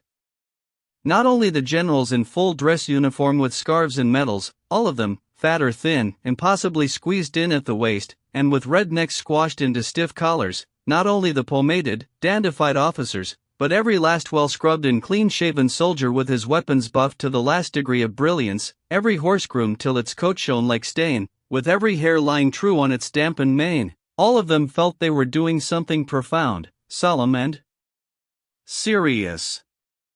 Every general and every soldier was aware of his own insignificance, like a tiny grain of sand in an ocean of humanity, yet as a part of that vast whole they sensed a huge collective strength. Since early morning it had been all tension, bustle and hard work, but by 10 o'clock everything was in place. Serried ranks of soldiers stood upon the vast plain, an entire army stretched out in 3 lines, cavalry in front, artillery next, infantry at the rear.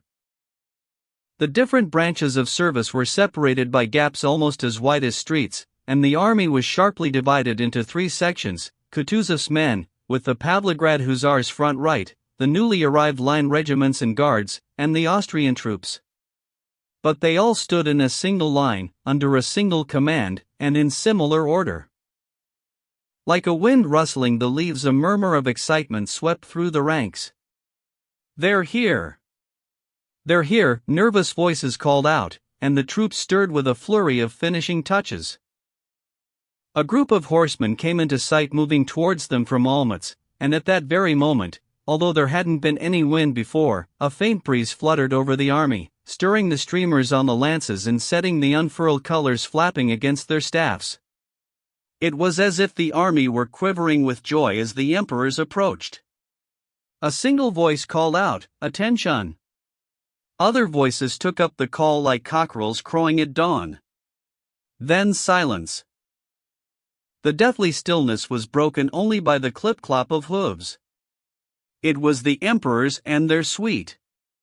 As the 2 monarchs rode up to one flank, the trumpets of the 1st Cavalry Regiment struck up a military march. The sound appeared not to come from the buglers but as a spontaneous burst of music from the army itself, delighted at the emperor's arrival. Through the music only one voice could be heard clearly, the genial, youthful tones of Emperor Alexander.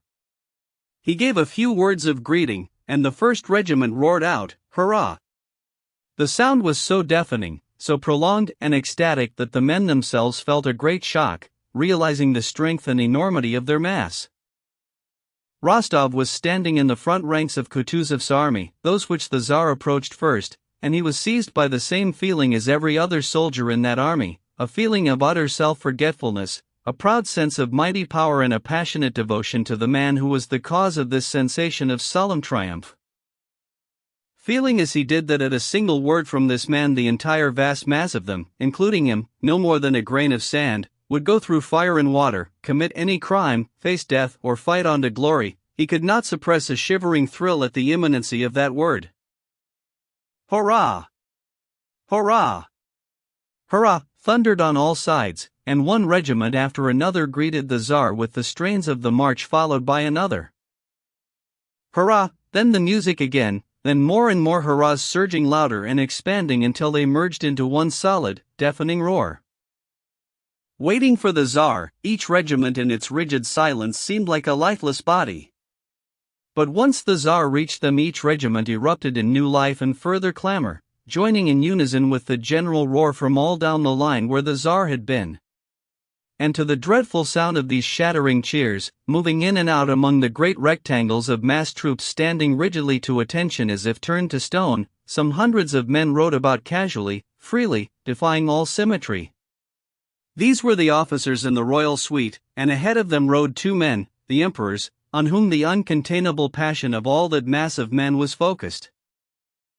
It was Emperor Alexander, young and handsome in the uniform of the Horse Guards with a cocked hat, who attracted most of the attention because of his pleasant face and his soft rich voice.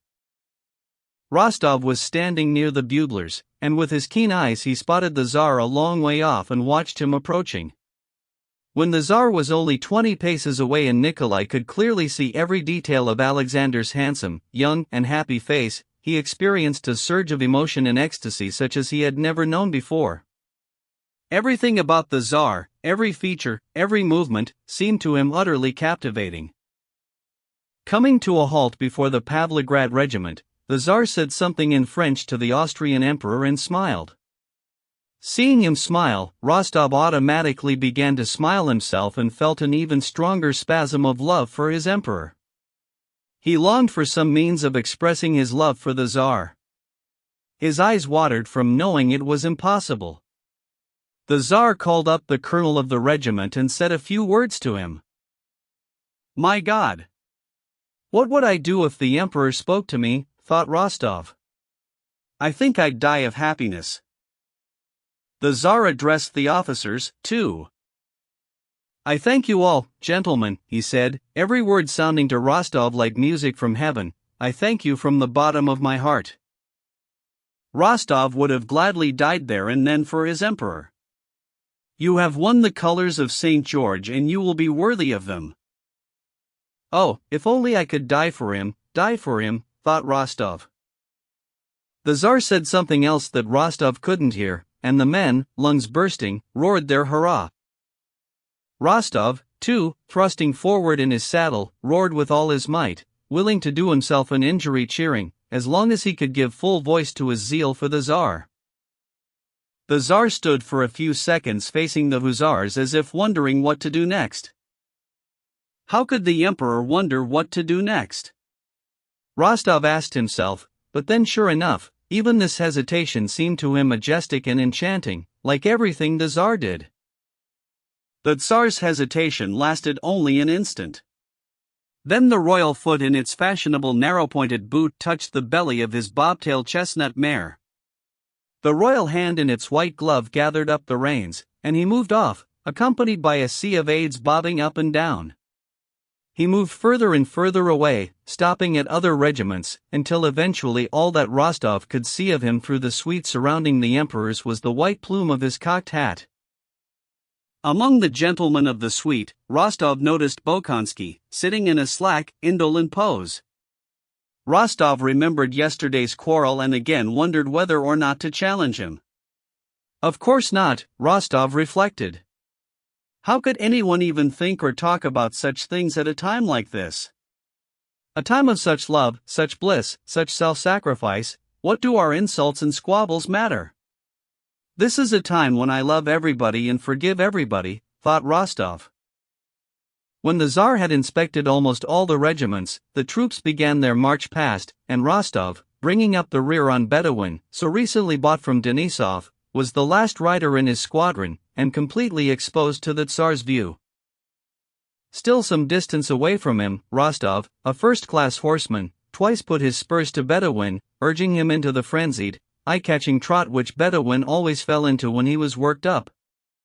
Bending his foaming nose down to his chest, arching his tail, virtually floating in mid-air without touching the ground, Bedouin seemed no less conscious of the Tsar's eye upon him as he lifted his legs in a graceful high action, trotting past in superb style.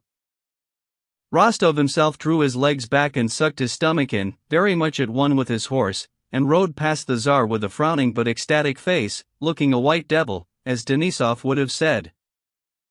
Bravo, Pavlograds, shouted the Tsar. My God!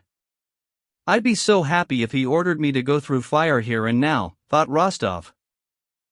When the review was over, the officers of both groups, the reinforcements and Kutuzov's men, began to break down into little clusters. The talk was of honors won, the Austrians and their uniforms, their front line, Napoleon and the trouble in store for him once Essen's corps arrived and Prussia came in on our side. But the main topic of conversation in every circle was Emperor Alexander, his every word and gesture recalled with huge delight. They were united in a single desire, under the Emperor's leadership, to march on the enemy at the earliest opportunity. With the Emperor himself in command, they could not fail to conquer any foe. This was the opinion of Rostov and most of the officers after the review. After the review, they all felt more confident of victory than they would have done if they'd had a couple of victories behind them.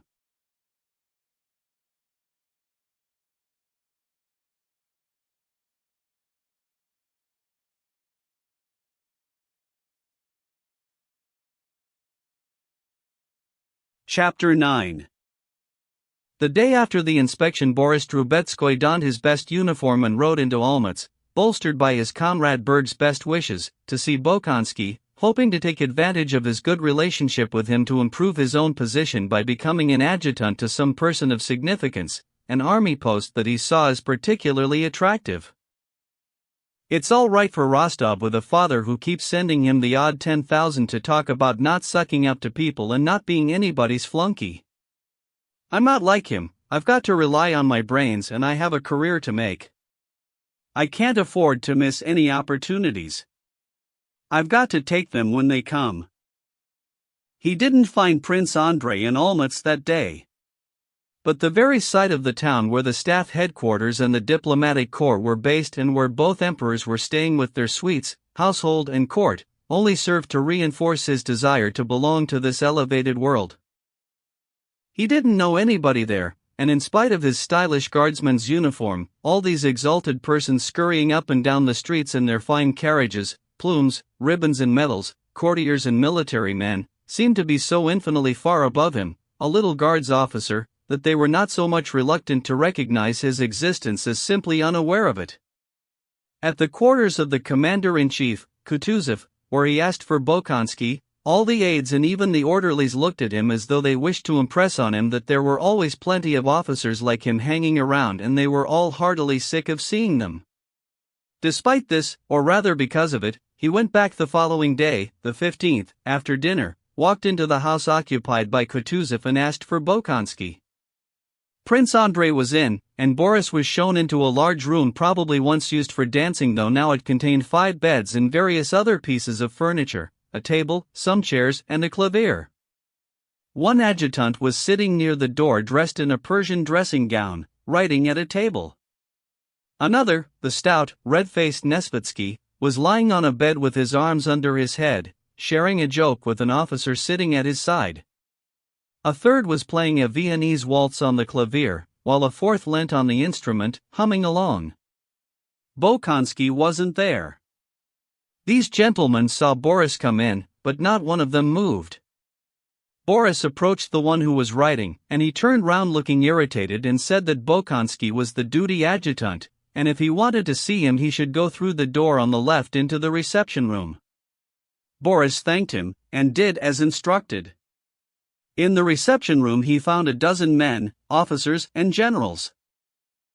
When Boris entered, Prince Andrei was wincing disdainfully, with the air of polite weariness which so clearly says, "If I was off duty I wouldn't waste a minute of my time talking to you," as he listened to an old Russian general weighed down with medals, who was standing there rigidly almost on tiptoe, red in the face, expounding something to Prince Andrei and looking as obsequious as any common soldier. "Very good, if you'll kindly wait for a moment," he said to the general in Russian but with the French accent that he always adopted when he wanted to speak scornfully, and once he saw Boris, Prince Andrei ignored the general, who came trotting along begging him to listen because he had more to say, and nodded to Boris with a bright smile as he turned towards him. At that moment Boris clearly saw what he had always suspected, that in the army, alongside the ranking and discipline written into the manuals, recognized throughout the regiment and known to him personally, there was a different order of ranking, a more important one, that could force this rigid, red-faced general to stand and wait politely while Prince Andrei, a mere captain, found it pleasant and convenient to have a chat with Lieutenant Trubetskoy. Boris felt all the more determined that from now on he was going to follow not the written code laid down in the regulations, but the unwritten one. He sensed that just by being recommended to Prince Andrei he was one up on the general, who in another setting, say at the front, could have annihilated him, a mere lieutenant. Prince Andrei came over and shook hands. "I'm so sorry you didn't find me in yesterday. I was busy all day with the Germans. I went out with why or other to check the disposition. You know what Germans are like about details, they go on forever." Boris smiled, as if he understood as a matter of common knowledge what Prince Andrei was talking about.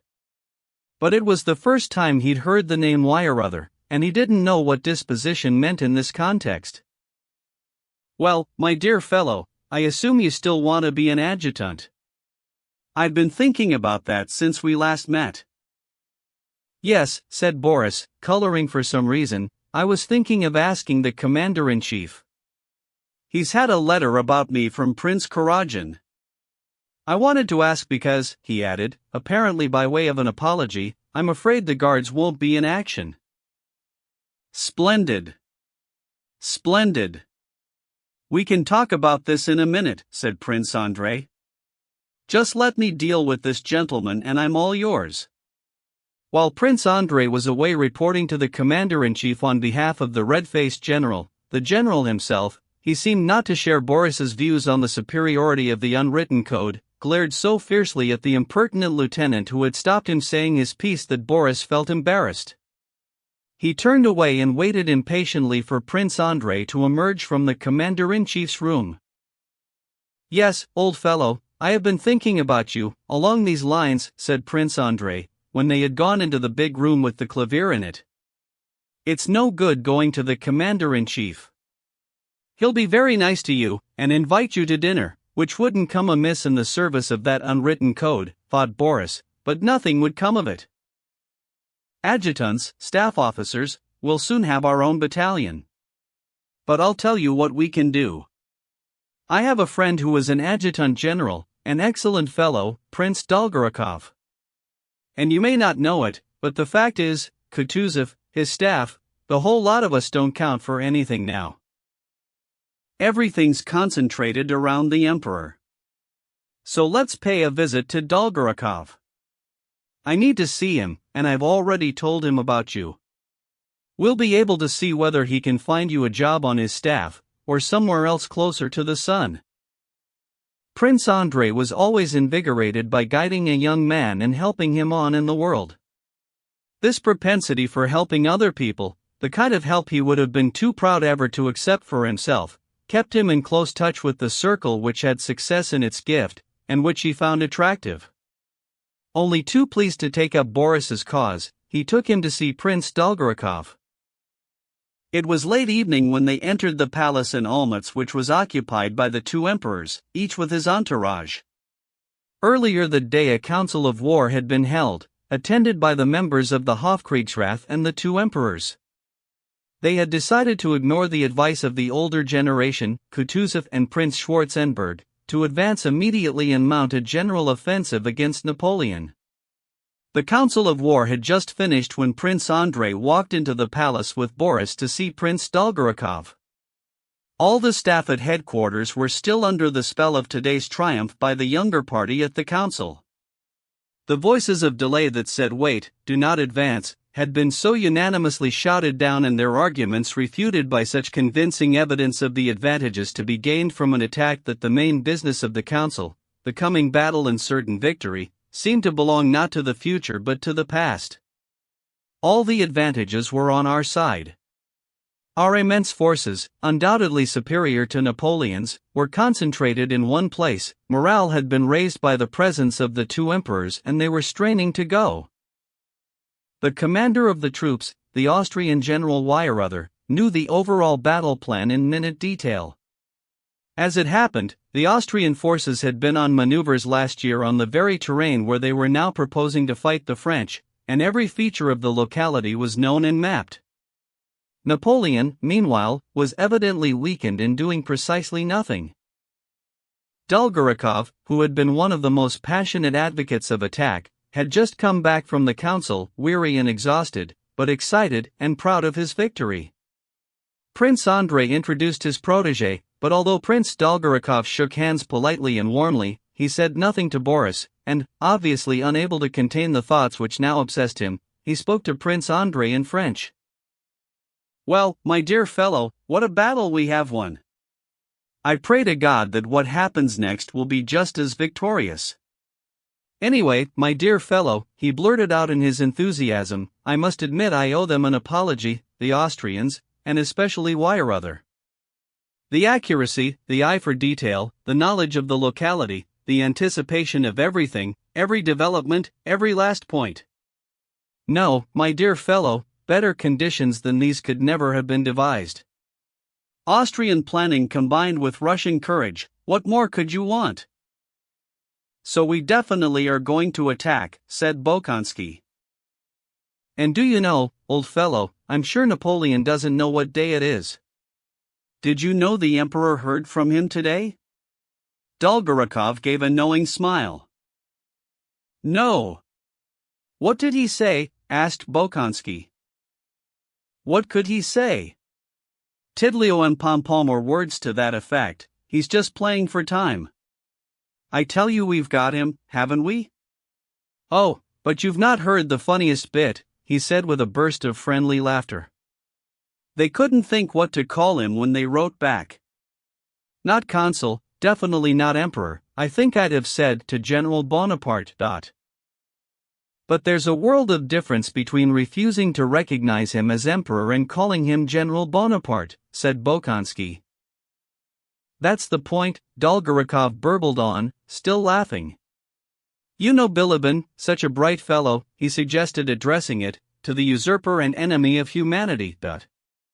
Dolgorukov roared with happy laughter. And that was it, observed Bolkonsky. Well, no, Bilibin thought up a proper form of address. He lives by his wit and his wits. What was it? To the head of the French government, said Dolgorukov with some satisfaction, now speaking seriously. That's quite good, isn't it? Yes, very good. He's bound to hate it, observed Bolkonsky. I'll say he will. My brother knows him, he's had dinner with him, the emperor we should call him nowadays, more than once in Paris, and he used to tell me he'd never seen a sharper and more crafty diplomat, a combination of French finesse and Italian showmanship. You know all those stories about Napoleon and Count Markov? Count Markov was the only man who had the measure of him. Have you heard the one about the handkerchief? It's a gem. Dolgorukov was now in full flood and kept turning from Boris to Prince Andrei as he told his story. To test our ambassador, Markov, Napoleon deliberately dropped his handkerchief in front of him and stood watching, probably expecting Markov to pick it up for him, but Markov just dropped his own handkerchief beside it and then picked it up again without touching Bonaparte's. Lovely story, said Bolkonsky. But listen, Prince, I've come to ask a favor for my young friend here. It's like this, but before Prince Andrei could finish, an adjutant came into the room to summon Prince Dolgorukov to the emperor. Oh, how infuriating, said Dolgorukov, getting up hurriedly and shaking hands with Prince Andrei and Boris. Count on me to do everything I can for both of you, you and this charming young man. Once more he shook hands with Boris with a look of genuine goodwill, for all his distracted excitement. But you see how things are. Some other time.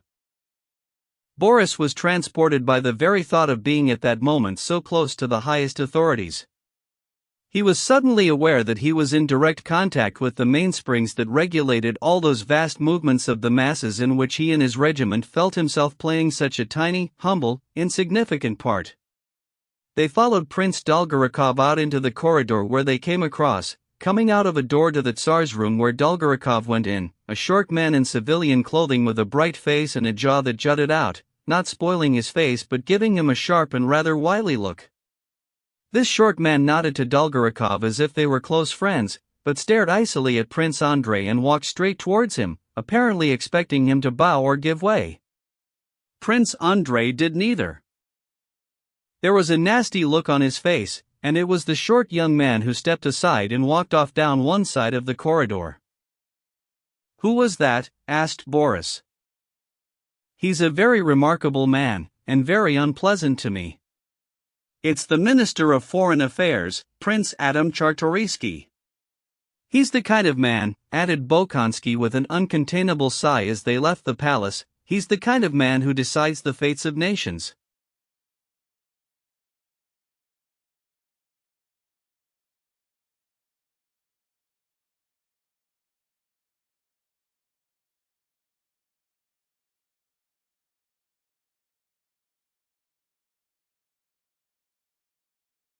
Next day the troops were on the march, and Boris had no opportunity of seeing Bolkonsky or Dolgorukov again before the Battle of Austerlitz.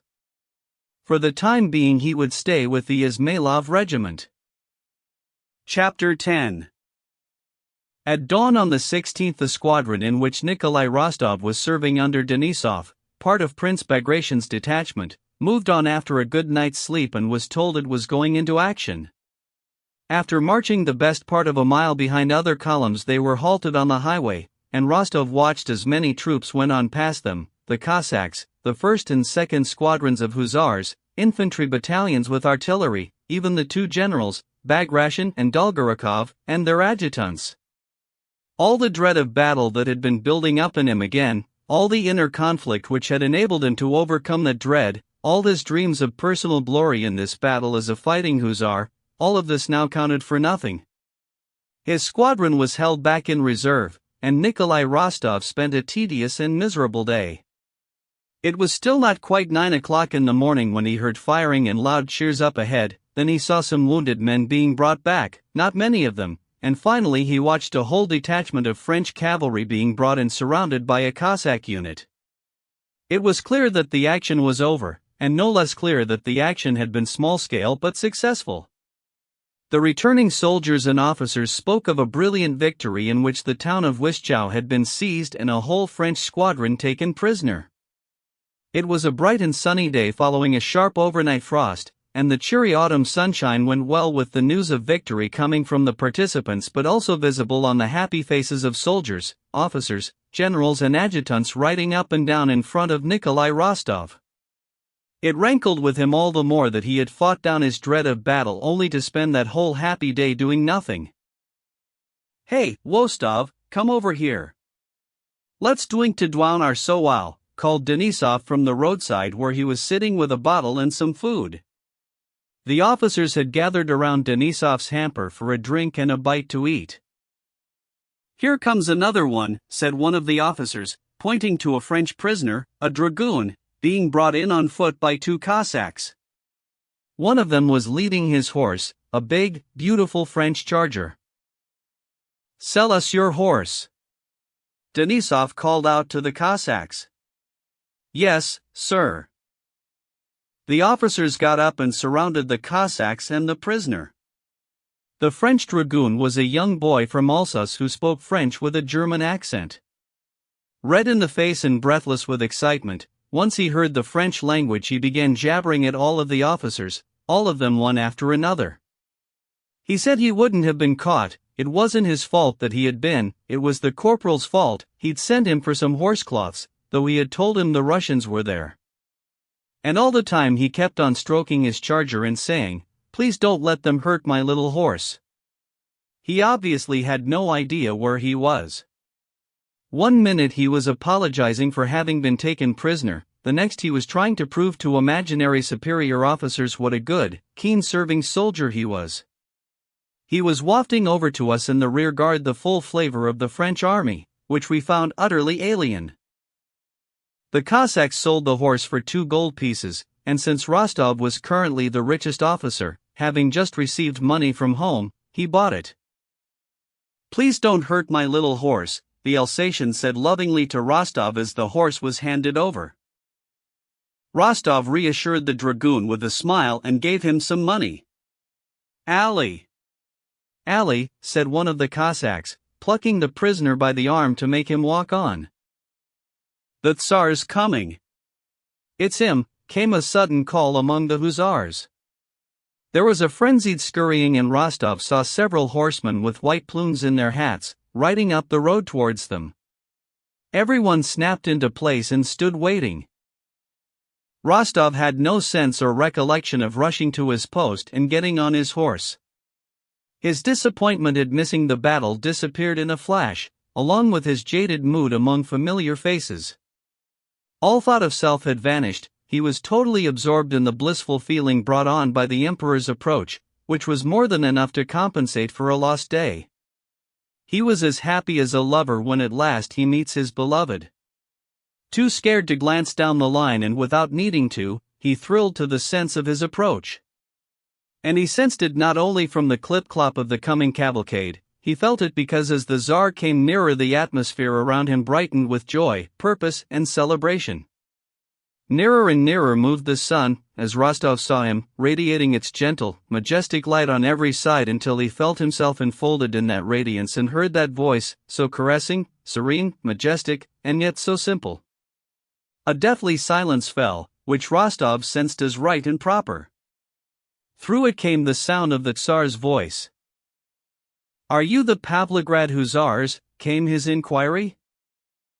"The reserve, sire," replied a voice, so down to earth after the supernatural voice that had uttered the words, "Are you the Pavlograd Hussars?" The Tsar came alongside Rostov and stopped. Alexander's face was even finer than at the inspection 3 days before. It glowed with the boyish delight and youthful innocence of a giddy 14-year-old, yet it was still the face of a majestic emperor. Glancing casually along the squadron, the Tsar's eyes met Rostov's, and lingered there not more than 2 seconds.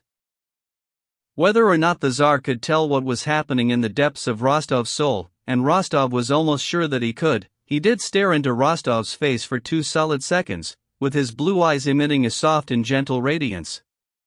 Then with a sudden jerk of his eyebrows he stabbed his left foot sharply back into his horse, galloped off and was gone. Once he had heard firing from the front, the young emperor couldn't resist the temptation to go and watch the fighting, so at 12 o'clock, ignoring all protests from his courtiers, he had left the escorting third column and ridden towards the vanguard. Before he could catch up with the hussars, however, several adjutants met him with news of the engagement and its successful outcome. The engagement, such as it was, had resulted in the capture of a French squadron, and this had been built up into a brilliant victory over the enemy. With the smoke still hanging over the battlefield, the Tsar and the entire army believed that the French had been routed and forced to retreat. A few minutes after the Tsar had gone by, the Pavlograd Hussar Division was called forward. In Wischau itself, a little German town, Rostov caught another glimpse of the Tsar. In the marketplace, which had seen a sharp exchange of fire just before the Tsar's arrival, lay several dead and wounded soldiers who had not yet been picked up. Surrounded by his officers and courtiers, the Tsar was mounted on another bobtailed chestnut mare, not the one he had ridden to inspect the troops.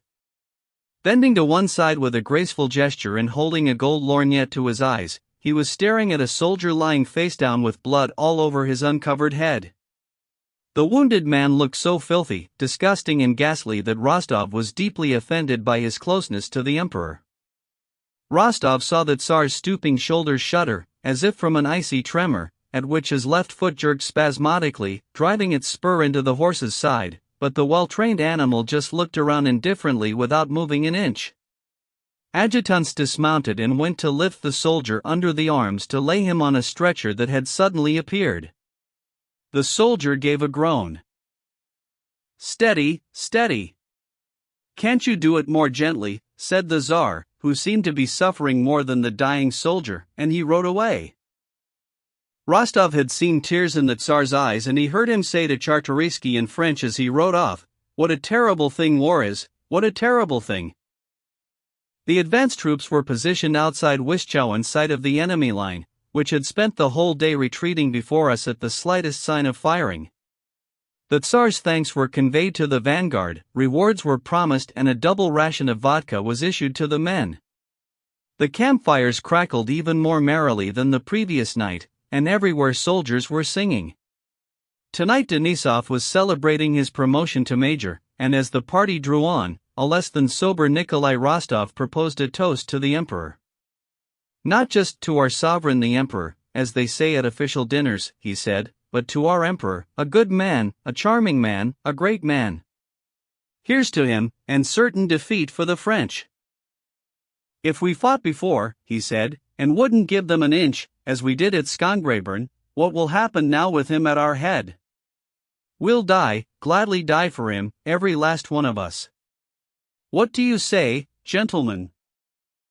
Perhaps I'm not saying it right, I've drunk quite a bit, but anyway that's how I feel, and so do you. I give you Alexander the First. Hurrah! His cheer was echoed by a fervent roar from the officers. And old Captain Kirsten roared as wildly and sincerely as the 20-year-old Rostov. When the officers had drunk the toast and smashed their glasses, Kirsten poured out some more, and then went off in his shirt sleeves and riding breeches, stopping at the soldiers' campfires and standing there with his long gray whiskers, glass in hand, waving his arm in a majestic stance, his chest gleaming white in the firelight through his open shirt. "Here you are, boys, I give you our sovereign the emperor in victory over the enemy. Hurrah!" he roared in his old hussar's baritone. The hussars crowded around, responding warmly with a great roar of their own. Late that night, when they had all gone off, Denisov clapped his young favorite, Rostov, on the shoulder with his little hand. "There we have it. No one to fall in love with in the field, so Rostov falls in love with the Tsar," he said. "Denisov, don't joke about it," cried Rostov. "It's such a noble and wonderful feeling. It's quite white, my dear fellow. I agree. I approve. No, you just don't understand." And Rostov got up and walked off to wander among the campfires, dreaming of how blissful it would be to die, not saving the emperor's life, which he wouldn't dare to dream of, but just to die, there, before the emperor's eyes. He had, of course, fallen in love with the Tsar and Russian military honor and the hope of future glory. And he was not alone in these sentiments during those memorable days in the run-up to the Battle of Austerlitz. At that moment 9/10 of all the men in the Russian army were in love, albeit less ecstatically, with their Tsar and Russian military honor. Chapter 11. Next day the Tsar stayed in Wischau. His physician, Villiers, was summoned to see him several times. At headquarters and among the troops stationed nearby the word went round that the Tsar was ill. Those close to him reported that he had had nothing to eat and had slept badly. The cause of this indisposition was said to be the terrible shock suffered by the Tsar, with his sensitive soul, at the sight of the dead and wounded. At dawn on the 17th a French officer was escorted into Wischau from our forward positions under a flag of truce for a meeting with the Russian emperor. This officer was Savary. The Tsar had only just fallen asleep, so Savary had to wait. At midday he was allowed in to see the emperor, and an hour later he rode back to the French army outposts, taking Prince Dolgorukov with him. Rumor had it that Savary had been sent to propose peace and a meeting between Alexander and Napoleon. A private meeting was refused, much to the pride and delight of the entire army, and instead of the Tsar, Prince Dolgorukov, the victorious general at Wischau, was dispatched with Savary for talks with Napoleon to discover whether such exchanges, contrary to all expectations, were genuinely founded on a desire for peace. In the evening Dolgorukov came back, went straight to the Tsar and spent a long time alone with him. On the 18th and 19th the troops moved forward in two stages, and the enemy outposts, after a brief exchange of fire, fell back. The army's higher echelons were all bustle and excitement from midday on the 19th till the morning of the 20th of November, the day when the famous Battle of Austerlitz was fought. Until midday on the 19th all the activity, urgent discussions, scurrying around and dispatching of adjutants was confined to the emperor's headquarters. After midday the activity was transferred to Kutuzov's headquarters and the column command staff. Throughout the afternoon this activity was transmitted by adjutants to every last army outpost and unit, and in the early hours of November 20th the 80,000-strong Allied army rose from a few hours' sleep and lumbered off, a 6-mile heaving mass of men abuzz with chatter.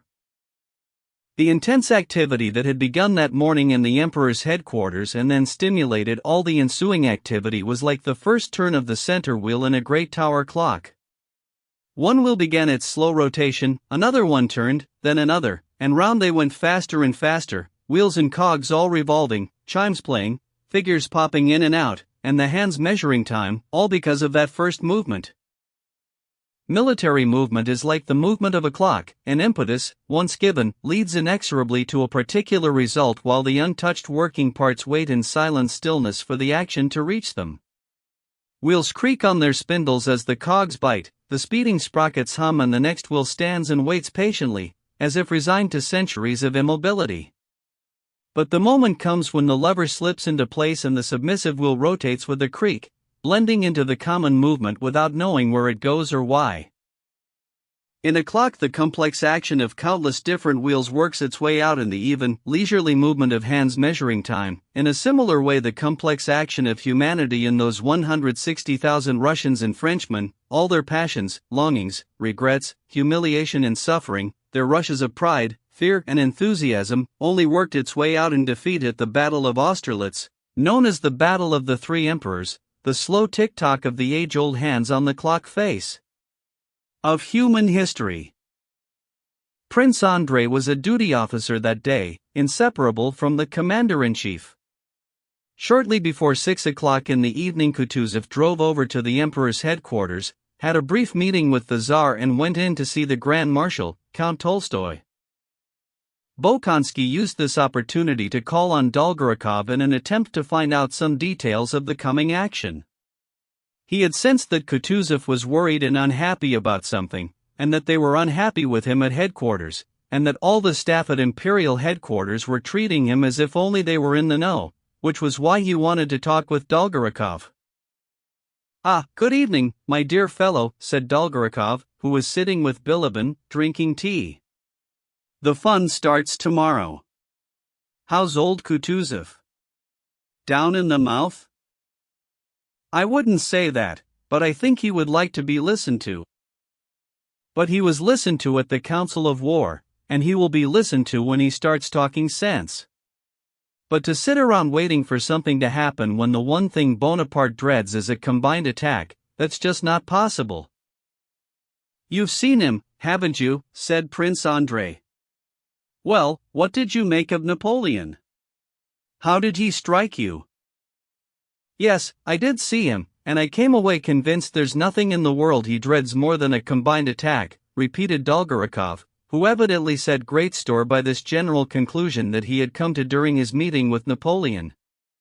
If he hadn't been too scared to fight, why on earth would he have asked for that meeting, and for talks? Most of all, why would he retreat when retreat goes against his whole method of fighting a war? Believe me, he's scared of a mass attack. His hour has come. You mark my words. "But you haven't said what he's like or what he said," Prince Andrei insisted. "He's a man in a grey overcoat who wants to be called Your Majesty, but I disappointed him. He didn't get any titles out of me. That's the sort of man he is, and that's all there is to him," answered Dolgorukov, glancing round with a smile at Bilibin. "I yield to no one in my respect for old Kutuzov," he continued, "but we'd look pretty stupid if we dithered long enough to let him get away or do something clever, when here he is virtually in our hands. No, we should never forget Suvorov and his golden rule: attack, don't be attacked. Believe me, when it comes to fighting, young men's energy is often a better guide than all your dilatory old veterans." "But where are you going to attack?"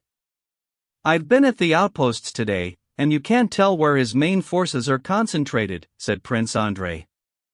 He was longing to tell Dolgorukov about his own approach, the plan of attack he had worked out. "It doesn't make any difference," was the curt response from Dolgorukov as he got up and spread a map on the table.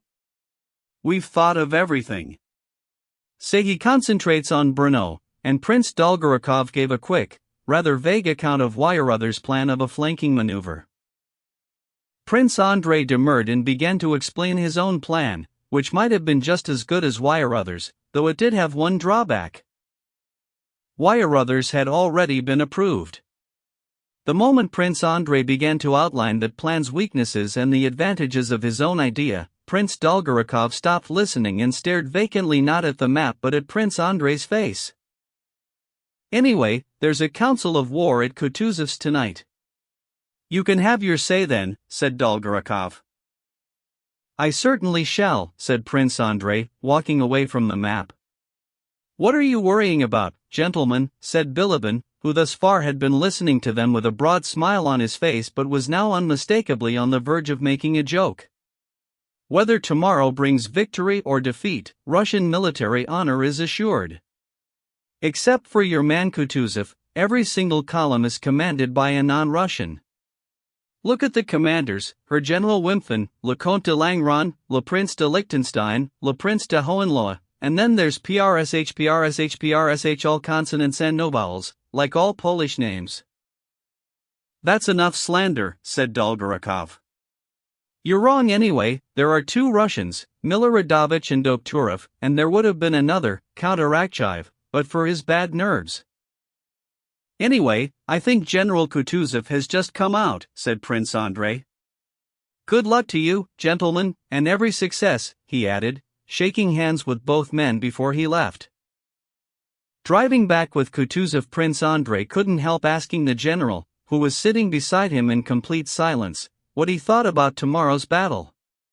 Kutuzov looked sternly at his adjutant, paused for a moment and said, "I think we shall lose." "That's what I said to Count Tolstoy, and I asked him to tell the Tsar."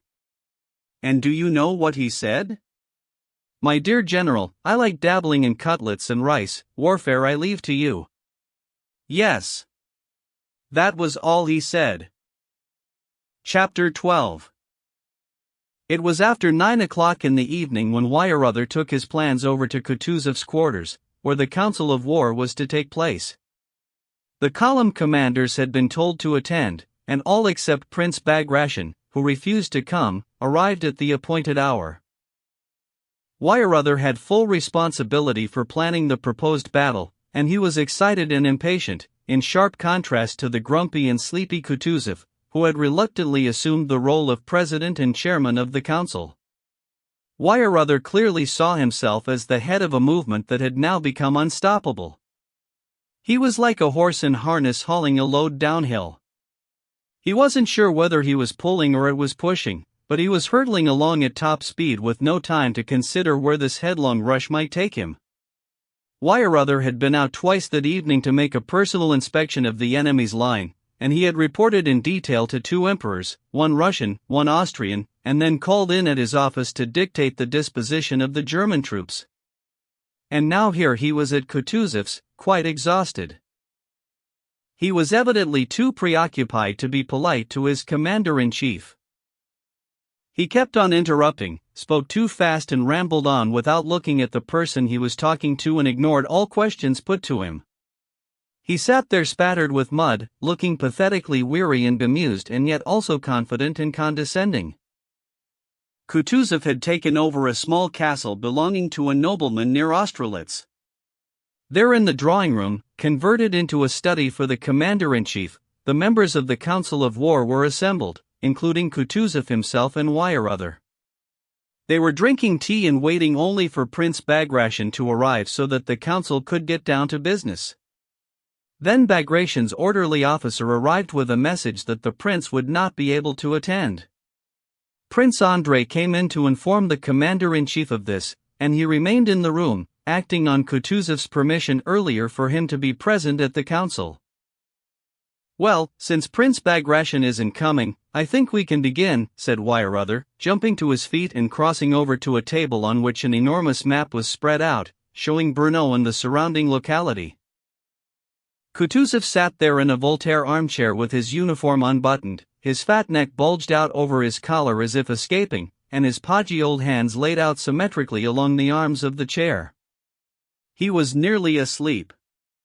At the sound of Weyerother's voice he forced his one eye open and said, "Yes, yes, do that or it'll be too late," after which he nodded his head, then let it droop and closed his eye again.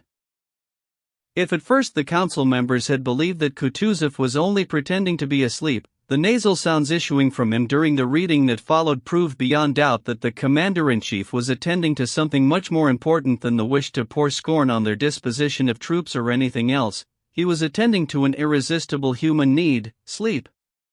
He really was asleep. Weyerother moved like a man too busy to waste any time, glanced across at Kutuzov to make sure he was asleep, took up a document and started reading out in a loud drone the entire disposition of the troops in the impending battle, not omitting the title, "Disposition for an Assault on the Enemy's Position Behind Kobelnitz and Sokolnitz, November 20, 1805. The disposition was very complicated and hard to understand. Written originally in German, it began as follows.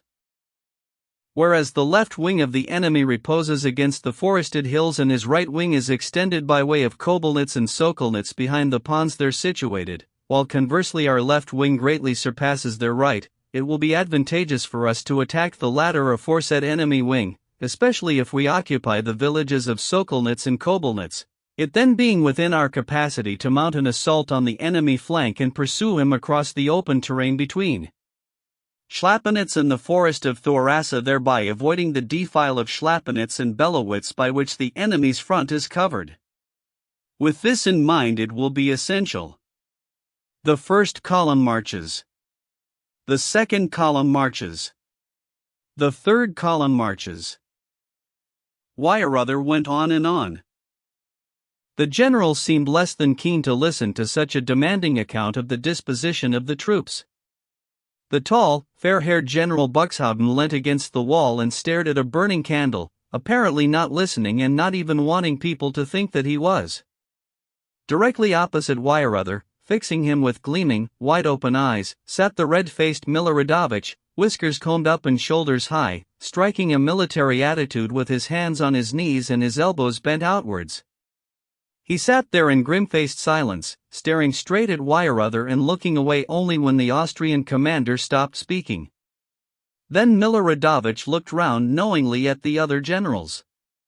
But the knowing glance didn't make it clear whether he agreed or disagreed, was pleased or not pleased with the troop disposition. Right next to Weyerother sat Count Langeron, with a subtle smile that never left his typically southern French face throughout the reading as he looked down at his delicate fingers and played with the corners of a golden snuff-box with a portrait on the lid, twirling it round and round. In the middle of a particularly turgid paragraph he stopped twirling the snuff-box, looked up and with fulsome courtesy lingering at the corners of his thin-lipped mouth he broke in and was about to speak. But the Austrian general wouldn't stop. He flapped his elbows as if to say, "Later, you can tell me what you think later, but now be so good as to look at the map and listen." Langeron rolled his eyes upwards with a bemused look and glanced round at Miloradovich as though seeking enlightenment, only to encounter a knowing look from Miloradovich, who actually knew nothing, so he looked down again sadly and went back to twirling his snuff-box. "A geography lesson," he mumbled, ostensibly under his breath but loud enough for all to hear. Przebysewski's display of dignified courtesy was more genuine. He cupped one ear towards Weyerother and had every appearance of close concentration. The diminutive Doktorov sat across from Weyerother, self-effacing and eager to please, and bent over the outspread map, conscientiously poring over the disposition of the troops and the unfamiliar territory. Several times he asked Weyerother to repeat certain words and difficult names of villages that he hadn't quite caught. Weyerother obliged and Doktorov wrote it all down. The reading went on for more than an hour, and when it was over Langeron stopped twirling his box and spoke out, without looking at Weyerother or anyone in particular. His point was that such a disposition might be difficult because it assumed knowledge of the enemy's situation, but such knowledge was doubtful with the enemy on the move. For all the substance in these objections, it was clear that the main purpose in presenting them was to get at Weyerother, who had been so patronizing, as if he was reading his plans to a lot of schoolboys, and make him realize that he wasn't dealing with fools but with men who could teach him a thing or two about military matters. The moment Weyerother's voice stopped droning, Kutuzov opened his eye, like a miller waking up at the slightest hiccup in the sleepy rumbling of his mill wheels, listened to Langeron and then, as if to say, "Ha, still the same old rubbish," snapped his eye tight shut and allowed his head to slump down even lower. Langeron, weighing into Weyerother with the sharpest sarcasm for his pompous attitude as a military leader and planner, pointed out that Napoleon might well go on the offensive instead of waiting to be attacked, and that would render all this disposition business utterly futile. Weyerother countered every misgiving with a confident smile and a sneer, obviously well prepared for objections and for anything that might be said. "If he'd been able to attack us, he would have done it today," he said. "So you think he's helpless, then?" said Langeron. "I doubt he has more than 40,000 men," answered Weyerother, smiling like a doctor approached by a junior nurse with her own diagnosis. "In which case he's asking for trouble if he sits there waiting for us to attack," said Langeron with his subtly sarcastic smile, looking to Miloradovich for support. But Miloradovich's mind was on anything but this row between generals. "God save us," he said, "tomorrow all will become clear on the battlefield." Weyerother smiled again, and his smile implied that he of all people found it odd and amusing to encounter objections from Russian generals and to have to explain for their benefit something that he knew to be a certainty, and so did the royal emperors. "The enemy has put out his fires and a continual noise comes from his camp," he said. "What does this mean? Either he is retreating and that's all we have to fear, or else he's changing position. He smiled his smile. But even if he set himself up in Thorassa, that would only save us a good deal of trouble, and all our arrangements would stay in place, every last detail. How can that be? Said Prince Andrei, who had long been waiting for a chance to voice his own doubts. Kutuzov woke up, cleared his throat hoarsely, and scanned the generals. Gentlemen, he said, the disposition for tomorrow, no, for today, it's past midnight, cannot now be changed. You have heard it, and we shall all do our duty. But before a battle there's nothing more important than, he paused, a good night's sleep. He made it clear that he was about to rise from his chair. The generals bowed and left. It was past midnight. Prince Andrei went out. The council of war, at which Prince Andrei had not managed to voice his opinion in the way that he had hoped, had left him with a feeling of uncertainty and unease. Who was right, Dolgorukov and Weyerother on the one hand, or Kutuzov and Langron and the other men who disapproved of the plan of attack? He didn't know. But couldn't Kutuzov have gone straight to the Tsar with his views? Couldn't it all have been handled differently? Was it really necessary to put tens of thousands of lives at risk, including my life, mine, just because of personal vanity and niceties at court? These were his thoughts. Yes, I could easily get killed tomorrow, he mused. And suddenly, at the thought of death, a whole chain of memories, some distant, some close to his heart, rose up in his imagination. He remembered saying goodbye to his father and his wife. He remembered falling in love with her, thought of her being pregnant, which made him feel sorry for her and for himself, and it was in a state of emotion and nervous anxiety that he walked out of the hut that he was sharing with Nesvitsky and began to stroll about outside. It was a foggy night and the moonlight shimmered mysteriously through the mist. Tomorrow, oh yes, tomorrow, he thought. Maybe tomorrow will see the last of me, and there will be no more memories, all these memories will have no more meaning for me. Maybe tomorrow, yes, it must be tomorrow, I can feel it coming, for the first time I shall have to show what I'm made of. And he imagined the battle, the loss of it, the fighting concentrated at one point and all the commanding officers in terrible confusion. And then he could sense the happy moment, at long last it would be like Toulon for Napoleon. With challenging frankness he voices his opinion before Kutuzov and Weyerother and the emperors. All are struck by the correctness of his approach, but no one is prepared to carry it through, so there he goes, leading a regiment, a division, with the sole proviso that no one is to interfere with his plans, and he leads his division through the crisis and on to a victory that is his alone. Yes, but what about death and agony, says a different voice. Prince Andrei ignores it and goes on with his triumphs. Comes the next battle, and it is for him alone to plan the disposition. He may be described as a lowly aide to Kutuzov, but here he is doing everything on his own. The next battle is won by him. Kutuzov is replaced, he is the replacement. Yes, but what comes next, queries the other voice. Say you can manage to avoid getting wounded, killed, or cheated a dozen times or more? What happens next? Well, Prince Andrei answered himself, I don't know what happens next, I can't possibly know, I don't wish to know, but if that's what I want, if I want glory, if I want to be famous and loved by everyone, it's not my fault that I want this, that this is all I care for, the only thing I live for. Yes, only this. I won't breathe a word of it to anyone, but, my God, what can I do, if I care for nothing but glory and the love of men? Death, wounds, the loss of my family, and nothing can frighten me. I know many people are dear and precious to me, my father, my sister, my wife, my nearest and dearest, yet, however terrible and unnatural it may seem, I would give them all up for one moment of glory, triumph over men, to be loved by men I don't even know, and never shall know, to be loved by these people there, he thought, listening to men talking in the courtyard of Kutuzov's castle. They were the voices of the officers' servants doing the packing. Someone, probably one of the drivers, was teasing Kutuzov's old cook, well known to Prince Andrei, about his name, Titus. Hey, Tidy Titus, he said. What you want, answered the old man. Titus a drum, said the funny man. Garn, said the cook's voice, but it was swamped by the laughter of valets and servants. And to think the only thing I love and treasure is triumphing over all these people. All the magical power and glory hanging over me up there in this mist. Chapter 13.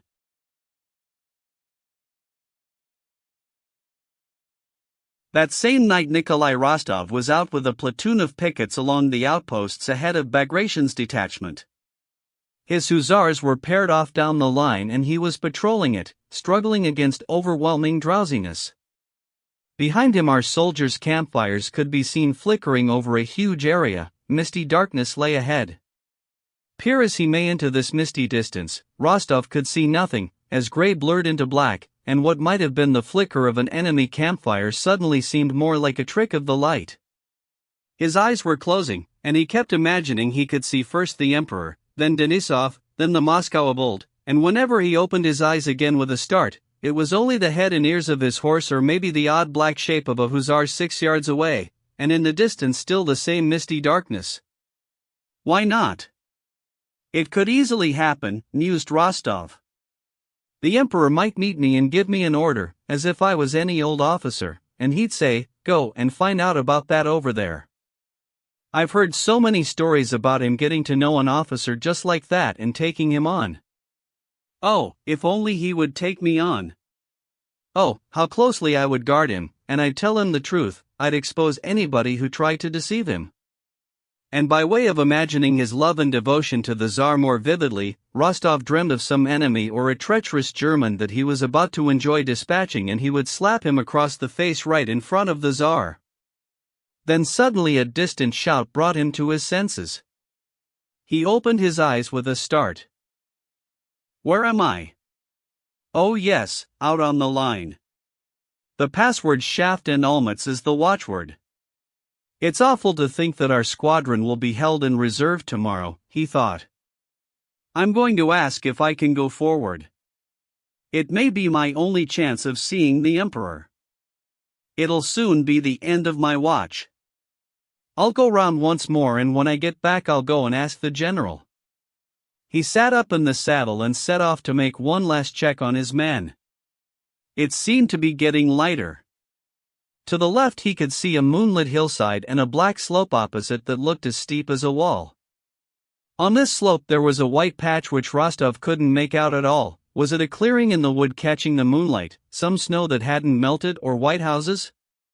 He could have sworn there was something moving across the white patch. It must be snow, or could it be white ash? White ash. Rostov mused dreamily. Not white ash. Tash. Nah, Tasha, sister, black eyes. Nah, Tasha. Imagine her surprise when I tell her I've seen the Emperor. Natasha, Tasha.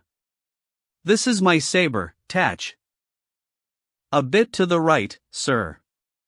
Some bushes here, a hussar's voice said to Rostov, who was nodding as he rode by. Rostov's head had flopped down almost onto his horse's mane. He wrenched it up and reined in beside the hussar, still unable to shake off the overpowering urge to sleep like a baby. Wait a minute, what was I thinking about? Mustn't forget. Oh yes, speaking to the Emperor. No, that's not it, that's tomorrow. I know. Nah, Tasha, Mountainette, Tasha. Hussars and mustaches. That hussar with a mustache dashing down the Tverskaya, I was just thinking about him, opposite Guryev's. Old Guryev. Ah, Denisov, he's a good fellow. Oh, this is all stupid. The main thing is, the Emperor's here. He looked at me and he was dying to say something, but he just didn't dare. Wait a minute, it was me. I didn't dare. Oh, it's all stupid. The thing is, not to forget. I was thinking about something important. Yes, Natasha, Mountainatisha, yes, yes. I've got it now. And again he dropped his head down on his horse's neck. Then suddenly, what was this? Was he being fired at? Eh? What? Cut them to pieces. What's that? Rostov stammered out as he came round. The moment he opened his eyes, Rostov heard from the enemy territory ahead the great long roaring of 1,000 voices. His own horse and the horse of the nearby hussar pricked up their ears at all this shouting. Over there where the shouts were coming from, a light flashed and went out, then another, and then all along the line of the French troops on the hillside fires were being lit and the shouts grew louder and louder. Rostov could hear the sounds of French words but he couldn't work out what they were. Too many booming voices. All he could hear was a, and the French rrrr. What is it? What do you make of that? Rostov said to the hussar next to him. It's the enemy, isn't it? The hussar said nothing.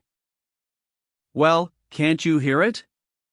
Rostov asked again, after waiting some time for a reply.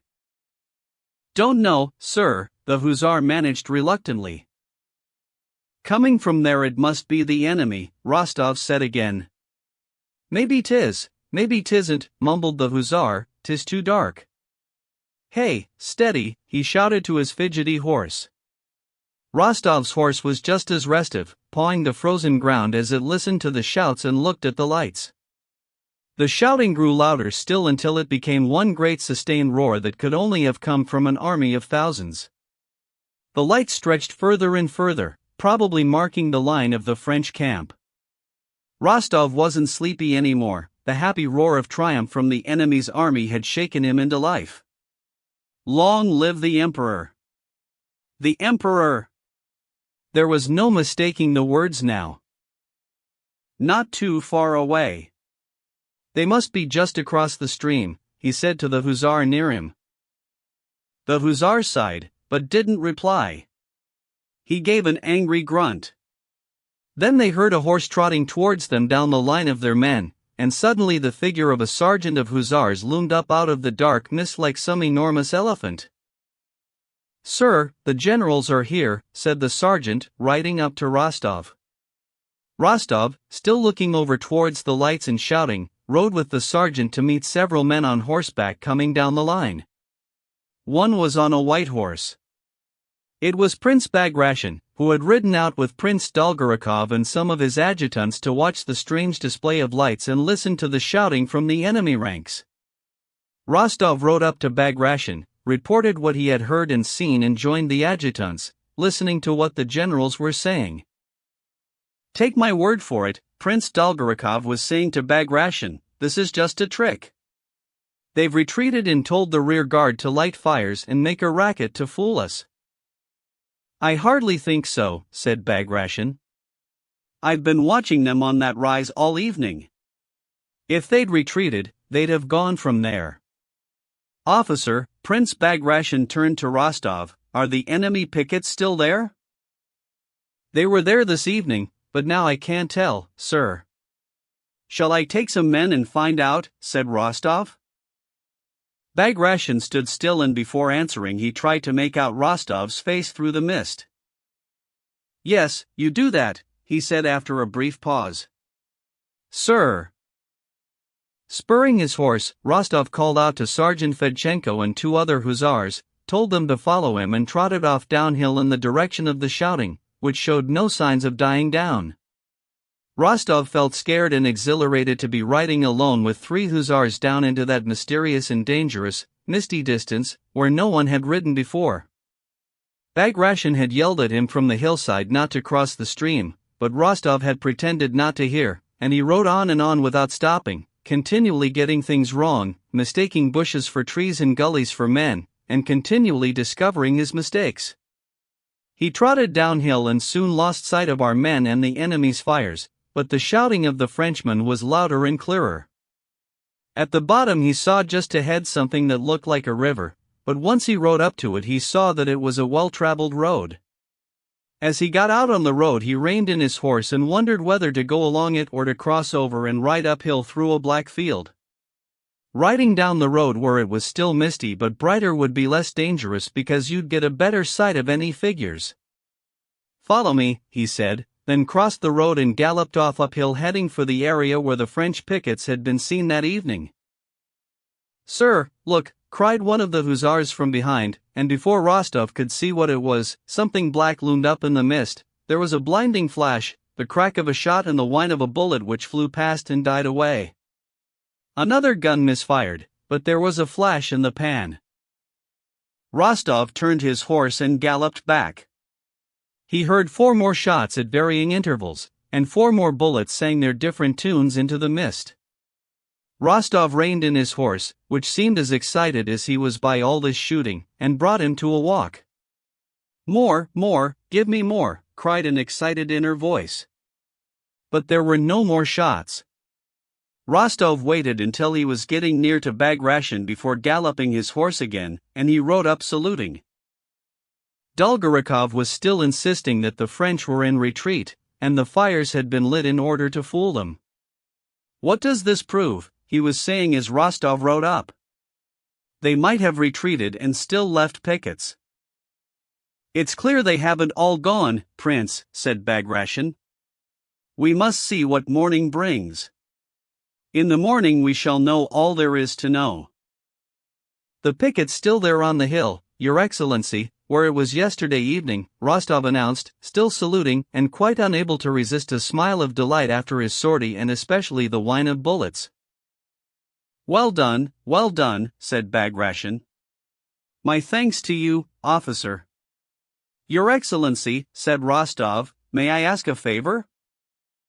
"What is it?" "Tomorrow our squadron is held in reserve. Could I possibly be attached to the first squadron?" "What's your name?" "Count Rostov." "Splendid. You may stay with me as an orderly officer." "Ilya Andrich's son," said Dolgorukov, but Rostov ignored him. "May I count on it, sir?" "I will give the order." "Tomorrow, it's more than possible, I might get sent to the Tsar with a message," he thought. Glory be! All the shouting and lighting of fires in the enemy camp had come about because Napoleon himself had ridden among the bivouacs while his proclamation was being read out to the troops. When they saw him, the soldiers set fire to armfuls of straw and ran after him chanting, "Long live the Emperor."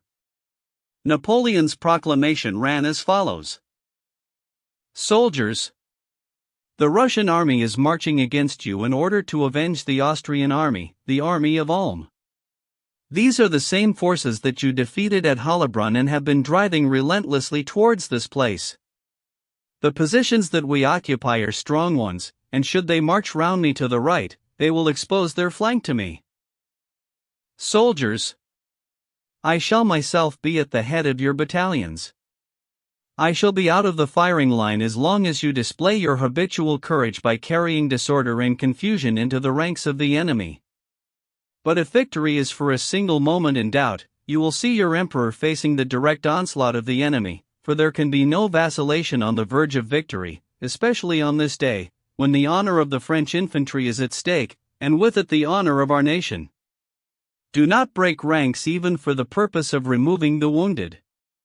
May every last man among you be imbued with the need to destroy these hirelings of England, who are inspired by such hatred of our country.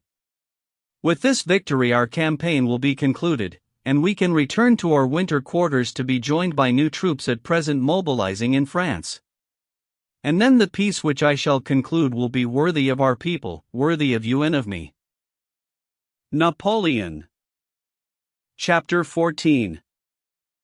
At 5 in the morning it was still quite dark.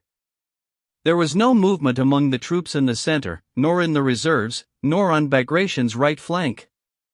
But on the left flank the infantry, cavalry and artillery columns who would be the first to plunge down and attack the French on their right flank, driving them off into the Bohemian mountains, according to Weyerother's battle plan, were already up and about. They had been throwing all the leftovers into the campfires, and the smoke now stung the eyes.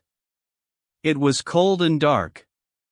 The officers were gulping down tea and snatching breakfast, while the men munched their dry biscuits and stamped their feet against the cold, gathering around the fires for some warmth and throwing all the unwanted bits and pieces into the flames, wood from their temporary huts, chairs, tables, wheels, tubs, anything that couldn't go with them. Austrian column leaders were moving in and out among the Russian troops, their presence heralding imminent advance. As soon as an Austrian officer arrived at a commander's quarters, the regiment stirred itself into action. The soldiers hurried away from the fires, stuffing their pipes down the tops of their boots and their bags into wagons, quick to sort out their muskets and fall in. The officers buttoned up their uniforms, buckled on their sabers and pouches, and paced up and down the ranks shouting. The baggage handlers and officers' orderlies harnessed the horses, packed the wagons and lashed them up. The adjutants and the officers commanding regiments and battalions got on their horses, crossed themselves, issued final orders, exhortations and instructions to the men who were staying behind with the baggage, and then the steady tramp of 1,000 feet began. The columns moved off with no idea where they were going, blinded by the surrounding hordes, the smoke and the gathering mist, so that they couldn't see what they were leaving behind or what they were marching into. A soldier on the march is enclosed, boxed in and carried along by his regiment as tightly as any sailor in a ship.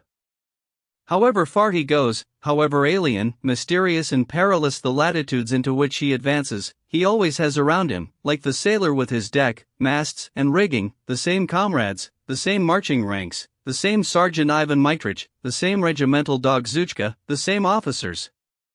A soldier rarely wants to know what latitude his ship has ended up in, but come the day of battle, God knows how or where it comes from, the moral consciousness of warriors one and all rings with a new harsh note announcing the approach of something solemn and serious, and raising them to unknown heights of curiosity. Come the days of battle, soldiers strive to look beyond the interests of their regiment, they are all eyes and ears, anxious to know what is going on around them. The fog had come down so thickly that although it was getting light they couldn't see 10 paces ahead. Bushes looked like huge trees, flat stretches looked like soaring cliffs and slopes. At any point and from any direction they might come across an invisible enemy 10 paces away. But the columns marched doggedly on through the fog, up hill and down dale, past gardens and fences, over countryside new and unknown, with no sign of the enemy. Quite the reverse, there was a growing consciousness of our own Russian columns up ahead, to the rear and on every side, all of them moving in the same direction. Every last soldier felt buoyed up by knowing that wherever he was going, not that anyone knew where that was, so were all the other Russians in their vast numbers. "Hey, the Kurskys have gone on," went the word in the ranks. "Damn good force we've got together. Did you see them fires burning last night?" Went on forever. Like looking at Moscow. Although the column commanders were not riding over to the ranks or talking to the soldiers, the commanding officers, as we saw at the Council of War, were not in the mood because they didn't like what they were having to do, so they carried out their orders without any effort to inspire the men. The soldiers still marched on in high spirits, as they always do when they are going into action, especially attacking. But after marching for an hour or so through the thick fog, most of the troops were brought to a halt, and a nasty sense of confusion and mismanagement spread through the ranks. It is very difficult to tell how this kind of awareness spreads. But spread it does, with amazing accuracy and speed, slowly but surely, like water flooding a valley. Had the Russian army been acting alone, with no allies, it might have taken a lot longer for this awareness of mismanagement to become common knowledge. As things stood, there was much pleasure to be had, naturally enough, from attributing this shambles to the senseless Germans, and soon everybody believed they were in a dangerous mess because of the bungling sausage makers. Why have we stopped? Road blocked ahead? Or have we got to the French? No, can't hear anything. They'd have been firing. Told us to get going quick, and we did, and now look at us, stuck in the middle of a field, God knows why. Blasted Krauts, mucking things up. Damned idiots. I'd have sent them out first. No fear, crowds of them at the back. Got to stand here now with nothing to eat. Get a move on. I've heard that the cavalry's blocking the road, said an officer. Damn Germans, don't even know their own country, said another. Which division are you? Shouted an adjutant, riding up. 18th. What are you doing here? You should have been up at the front ages ago. You won't get there now until tonight. It's all stupid. They've no idea what they're doing, said the officer, and he galloped away. Then a general came trotting up and yelled at them furiously in a foreign language. Oh, parlez-vous, it's all double Dutch to me, said a soldier, mimicking the retreating general. Shoot the lot of 'em, lousy scum. Supposed to get there by 9, and we're not halfway there yet. Wonderful management was repeated on all sides, and the feeling of energy that the troops had started out with began to turn to resentment and anger against the ridiculous arrangements and the Germans. The muddle stemmed from a redirection of the Austrian cavalry. When they were well underway moving towards the left flank, the top brass had come to the conclusion that our center was too far away from the right flank, so all the cavalry were ordered to cross over to the right. Thousands of mounted troops had to cross in front of the infantry, and the infantry had to wait for them to pass. Ahead of the troops a row had broken out between an Austrian column leader and a Russian general.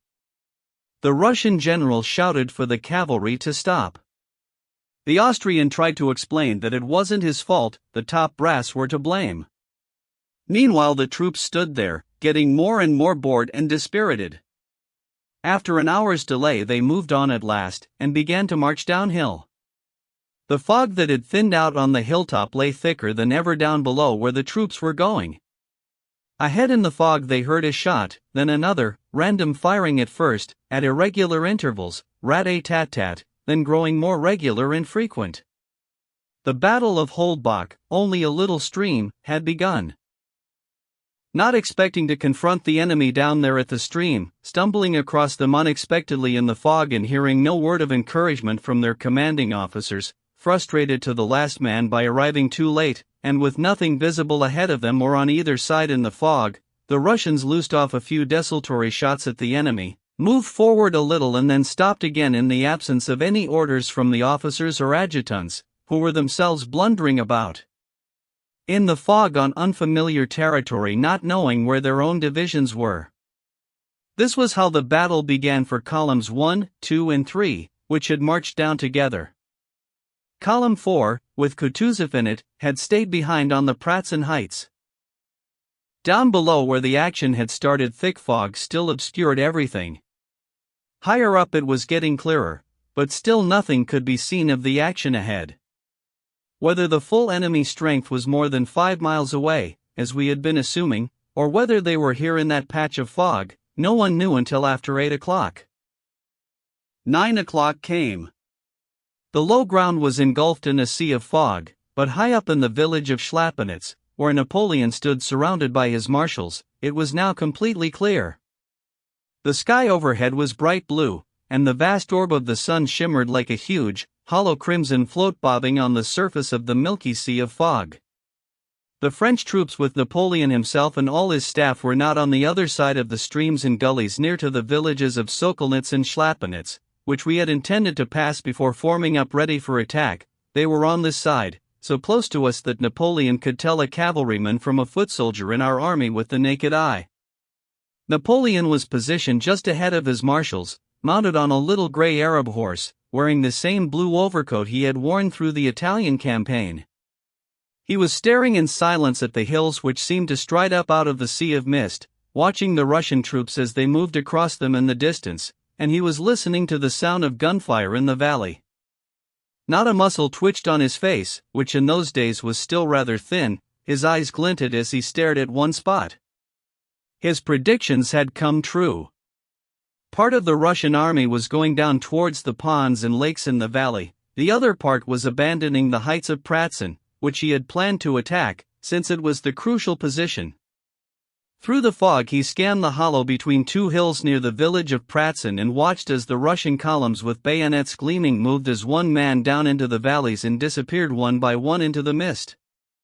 Intelligence received overnight, the sounds of wheels and footsteps heard during the night at the outposts and all the confusion in the marching Russian columns, everything told him that the Allies thought he was a long way away, that the columns on the move near Pratzen constituted the center of the Russian army and that the center itself was now too weak to mount a successful attack. But still he held back. The battle did not yet begin.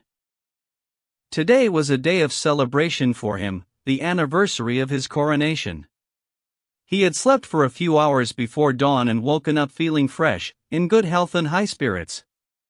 Enjoying that happy frame of mind when nothing seems impossible and everything succeeds, he had mounted his horse and ridden out. He sat there now without moving, looking at the heights rising from the fog, and his cold face wore the odd look of well-earned but overconfident pleasure that you might see on the face of a lucky young man in love. Behind him stood the marshals, not daring to distract him. He stared at the heights of Pratzen, and then at the sun floating up out of the mist. When the sun had completely emerged from the fog, and the fields and the mist were ablaze with its brilliance, as if this was what he had been waiting for to begin the battle, he slid the glove from one of his fine white hands and signaled with it to his marshals, thus ordering battle to commence. The marshals, accompanied by adjutants, galloped off in every direction, and a few minutes later the main force of the French army began to move towards the heights of Pratzen, which were being steadily abandoned by the Russian troops as they moved down left into the valley. Chapter 15. At 8 o'clock Kutuzov set off for Pratzen at the head of Miloradovich's fourth column, the one which was to replace the columns of Przebysovsky and Langron, who had by this time gone down into the valley. He greeted the men of the foremost regiment and gave the order to march, a clear indication that he had every intention of leading that column himself. Just outside the village of Pratzen he halted. Prince Andrei was close behind, one among many in the commander-in-chief's entourage. He was experiencing that mixture of nervous irritation and controlled calm that often besets a man whose long-awaited moment has come, and was totally convinced that today would be the making of him, something like Napoleon's key victories at Toulon or Arcola. He had no idea how things would work out, but he was totally convinced that it was going to happen. He had made himself as familiar with the locality and the position of our troops as anyone in our army could have done. It was now inconceivable that his own strategy could be implemented, so he forgot all about it. Throwing all his weight behind Weyerother's plan, Prince Andrei was busy going over every last contingency that might arise, and imagining all sorts of new circumstances which could call for his quick thinking and determination. Down below in the fog, on the left-hand side, invisible enemies could be heard firing at each other. That's where the action would be, Prince Andrei decided, that's where there would be trouble. That's where I'll be sent, he thought, with a brigade or a division, and that's where I'll grab the colors, march forward and smash everything before me. Prince Andrei could not look unmoved at the colors of other battalions as they went past. Looking at a flag he kept thinking to himself, perhaps that's the very flag I shall hold when I'm leading my men. By morning the fog had gone from the heights, leaving behind nothing but hoarfrost rapidly melting into dew, but the valleys still swam in a milky white sea. Nothing at all could be seen in the valley down to the left where our troops had vanished, now ringing with gunfire. Over the hilltops the clear sky shone dark blue, and on the right was the vast orb of the sun. On the far distant shore wooded hills rose from that sea of mist. That was where the enemy's army ought to be, and something could be seen moving about over there. From the right came the sound of hoofbeats, the rumble of wheels and the odd flash of a bayonet, as the guards descended into the realm of mist, and on the left, beyond the village, the same massed cavalry was moving down to be swallowed up in the sea of fog. Ahead of them and to the rear marched the infantry. The commander-in-chief was standing by the road leading out of the village, watching the march past. Kutuzov seemed exhausted and edgy that morning. Then the men came to a sudden halt, not because they had been ordered to do so, but apparently because of some blockage up ahead. "Do tell the men to form battalion columns and march around the village," an angry Kutuzov snapped at a general who had ridden up.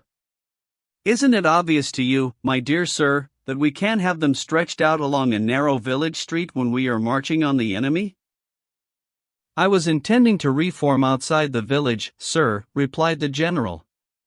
Kutuzov gave a sardonic laugh.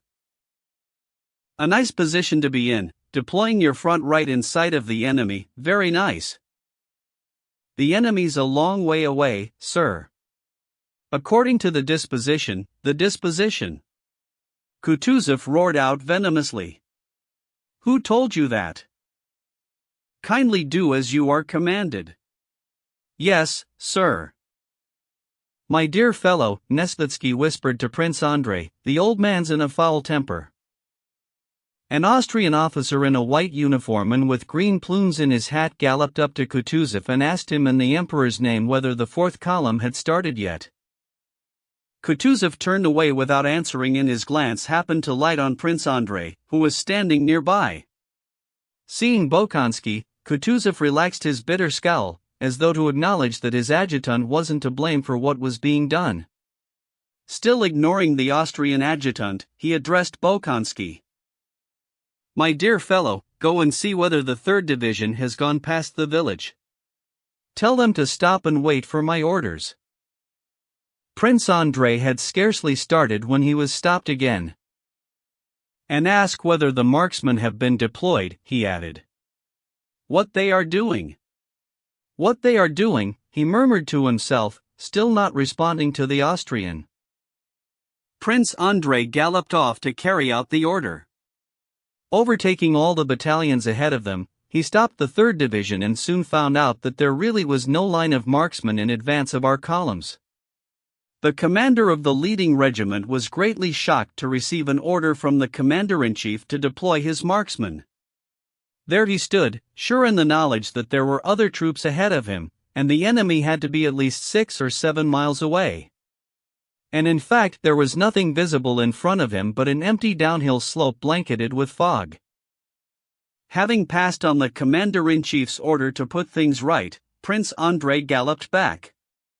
Kutuzov was still in the same place, his portly figure slumped in the saddle with the lassitude of age, and he was yawning wearily with his good eye closed. Instead of moving on, the troops had been told to order arms. Good, he said to Prince Andrei before turning to the general, who was saying, watch in hand, that it must be time for them to get going because all the columns of the left flank had gone down already. There's plenty of time, Your Excellency, Kutuzov got out between yawns. Plenty of time, he repeated.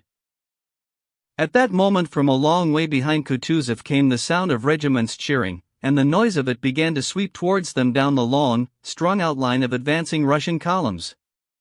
Whoever was the cause of it must have been riding quickly.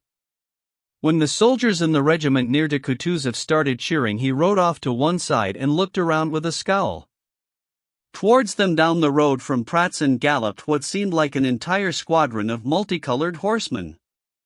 2 of them were riding side by side ahead of the rest at full gallop, one dressed in a black uniform with white plumes, on a bobtail chestnut thoroughbred, the other dressed in white and riding a black horse. It was the 2 emperors and their entourage. With all the panache expected from a veteran of the line, Kutuzov brought the men to attention and rode at the salute towards the emperors. His whole body and manner had been suddenly transformed. He had adopted the air of an unquestioning subordinate.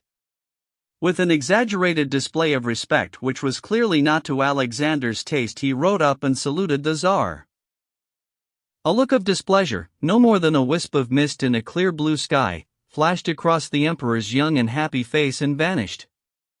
That day, following his indisposition, he looked rather thinner than at Olmütz, where Bolkonsky had seen him for the first time abroad. But his fine grey eyes shone with the same captivating mixture of majesty and gentleness, and his delicate mouth, with its expressive versatility, showed most of all his noble spirit and young innocence. If at Olmütz he had been more majestic, here he was brighter and more energetic. Slightly red in the face from a quick 2-mile gallop, he reined in his horse, drew a long deep breath and looked round at his entourage, faces as young and eager as his own. Behind the Tsar, chatting and smiling, stood Czartoryski and Novoziltsev, Prince Volkonsky and Stroganov, and all the other high-spirited young men in opulent uniforms astride their splendid horses, which looked well-groomed, still fresh and only slightly heated from the gallop. Emperor Francis, a long-faced young man with a ruddy complexion, sat bolt upright on his handsome black stallion and glanced around slowly with a rather worried look. He called one of his white adjutants over and asked him something.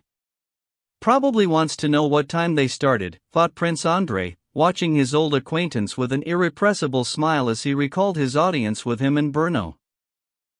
The imperial entourage included a number of elite young orderly officers, Russians and Austrians, from the guards and regiments of the line. Among them were grooms with spare horses, splendid animals from the royal stables, covered with embroidered saddlecloths. This glittering cavalcade of young people galloping up with so much youthful energy and assurance acted on Kutuzov's demoralized staff like a breath of fresh country air blowing through an open window into a stuffy room. "Why aren't you moving forward, Mikhail Larionovich?" Emperor Alexander asked Kutuzov rather abruptly, stealing a respectful glance towards Emperor Francis. "I am waiting to see, Your Majesty," Kutuzov answered with a polite bow. The emperor cupped an ear with a slight frown, as if he hadn't quite heard. "I'm waiting to see, Your Majesty," repeated Kutuzov. Prince Andrei noticed that Kutuzov's upper lip had a strange twitch as he announced that he was waiting. "Not all the columns are in place yet, Your Majesty." The Tsar heard what he said but didn't seem to like the answer. He shrugged his hunched shoulders and glanced across at Novoziltsev, who was not far away, with a look that seemed to censure Kutuzov. "You do realize this is not the Tsaritsyn parade ground, Mikhail Larionovich?" "We can begin without the last regiment," said the Tsar, glancing round again at the Emperor Francis as though inviting him to listen to what he was saying even if he didn't want to get involved. But Emperor Francis, whose eyes were elsewhere, was not listening. "That's why I'm holding back, sire," said Kutuzov, raising his voice as if speaking to someone who might not be able to hear properly, and again his face was twitching. "I'm holding back, sire, precisely because we are not on parade and this is not the Tsaritsyn ground," he spelled out most distinctly. All the members of the entourage exchanged rapid glances, every face dark with accusation and reproach. "It doesn't matter how old he is, he ought not to speak like that, ever," the faces seemed to say. The Tsar continued to look steadily at Kutuzov, wondering whether he had anything more to say. But all Kutuzov did was to bow his head respectfully, as if he was waiting too. The silence lasted almost a minute. "However, if that's an order, Your Majesty," said Kutuzov, looking up again and resuming his earlier way of speaking like an obtuse, unquestioning, and thoroughly obedient general. He moved his horse away, beckoned to Miloradovich, the column commander, and ordered him to advance. The ranks stirred into movement, and 2 battalions of the Novgorod regiment and a battalion of the Absheron marched past the Tsar. While the Absheron battalion was going by, the florid-faced Miloradovich, without his greatcoat, his uniform covered with medals, and a well-plumed hat turned up and tilted, rode forward, high-stepping his horse while saluting in the grand manner, and then reined in before the Tsar. "God be with you, General," said the Tsar. "I give you my word, sire, whatever it is in our power to do, we shall do it," he answered brightly in bad French, much to the amusement of the gentlemen in the Tsar's entourage. Miloradovich wheeled his horse round sharply and took up a position just behind the Tsar. The Absheron infantrymen, much inspired by the presence of the sovereign, stepped out in grand style as they marched past the emperors and their suites. "Listen, men," shouted Miloradovich in his loud, cheery, confident voice, so worked up by the gunfire, the smell of battle and the sight of Absheron comrades known to him since Suvorov's day that he seemed to have forgotten the Tsar was there. "Go on, men! You've taken villages before today," he roared. "We're ready," the soldiers roared back. The Tsar's horse was startled by the sudden shout. This horse, who had carried the Tsar at reviews in Russia, now bore her rider on the field of Austerlitz, putting up with thoughtless spurring from the royal left boot, pricking up her ears at real gunfire as she used to do on the field of Mars parade ground, and making nothing of it all, the gunshots, the proximity of Emperor Francis's black stallion, and all that was being said or experienced by the man on her back, or what was passing through his mind. The Tsar turned to one member of his entourage, pointed with a smile to the gallant boys of the Absheron regiment and said something to him. Chapter 16. Kutuzov, accompanied by his adjutants, rode on at walking pace following the carabineers. After covering half a mile or so at the rear of the column, he stopped at a solitary, deserted house, probably once an inn, by a fork in the road. Two ways led downhill and the troops were marching down both of them. The fog was beginning to thin, and not much more than a mile away enemy troops could be seen, albeit not too clearly, high on the opposite hillside. Down below on the left the gunfire was getting louder. Kutuzov stood talking to an Austrian general. Watching them all the time from a few feet away, Prince Andrei turned to an adjutant, anxious to borrow his telescope. Look! Look, this adjutant said, looking not at the troops a long way away, but just down the hill. It's the French! The two generals and the adjutant began fighting over the telescope, grabbing it one after the other. Their faces had fallen, all of them horror-stricken. The French ought to have been more than a mile away, but suddenly here they were right in front of us. Is that the enemy? Can't be. It is, you know. Dead certain. What's happened? Voices could be heard saying. Prince Andrei needed no telescope to see just below them down to the right a dense column of French soldiers climbing the slope towards the Absheron regiment, no more than 500 yards from where Kutuzov was standing. This is it. It's here, my big moment. This is my chance, thought Prince Andrei, spurring his horse, and he rode over to Kutuzov. Your Excellency, he shouted, we must stop the Absheron regiment. But at that instant everything disappeared in a cloud of smoke, guns went off close by and not 2 paces from Prince Andrei a voice cried out in pure terror, "Hey, mates, we've had it!" And this voice was as good as a command, one call, and everyone panicked and ran. Hordes of men from all over the place, swelling into great crowds, fled back towards the area where 5 minutes earlier they had been marching past the two emperors. Not only was it going to be difficult to stop this rush, it was impossible not to be swept back along with the mob. Bolkonsky's main concern was not to lose contact with Kutuzov, and all he could do was stare around in bewilderment, unable to take in what was happening before his eyes. Nesvitsky's blood was up, unrecognizable in all his fury. He kept yelling at Kutuzov that if he didn't get away at once he was sure to be taken prisoner. Rooted to the spot, Kutuzov was busy taking out his handkerchief and he didn't answer. Blood ran down his cheek. Prince Andrei forced his way through to him. "Are you wounded?" he asked, his jaw quivering uncontrollably. "Not here, there," said Kutuzov, pressing the handkerchief to his bleeding cheek and pointing to the fleeing soldiers. "Somebody stop them," he roared, and then, probably realizing that nobody could do that, he spurred his horse and rode off to the right. Another wave of panicking humanity engulfed him and swept him back. The troops were running away in such huge numbers that once you were caught in the middle of the crowd it was no easy matter to get out of it. Someone yelled, "Go on! Get out of my way!" Another man was lurching around to fire in the air, somebody else was even lashing out at Kutuzov's horse. With one huge thrust Kutuzov managed to extricate himself from the torrent of men, and rode off towards the cannon fire with his suite cut down by half. Prince Andrei also struggled free, still fighting to keep in touch with Kutuzov, but then he saw something through the smoke on the hillside, a Russian battery still firing and the French running towards it. Just uphill from them there were some Russian infantrymen going nowhere, neither hurrying forward to support the battery nor running back in the same direction as the runaways. A general on horseback had detached himself from the infantry and ridden over to Kutuzov. Of Kutuzov's suite only 4 men were left. Pale-faced and staring, they said not a word. "Cowardly swine!" "Stop them," said a breathless Kutuzov to the regimental commander, pointing to the fleeing soldiers.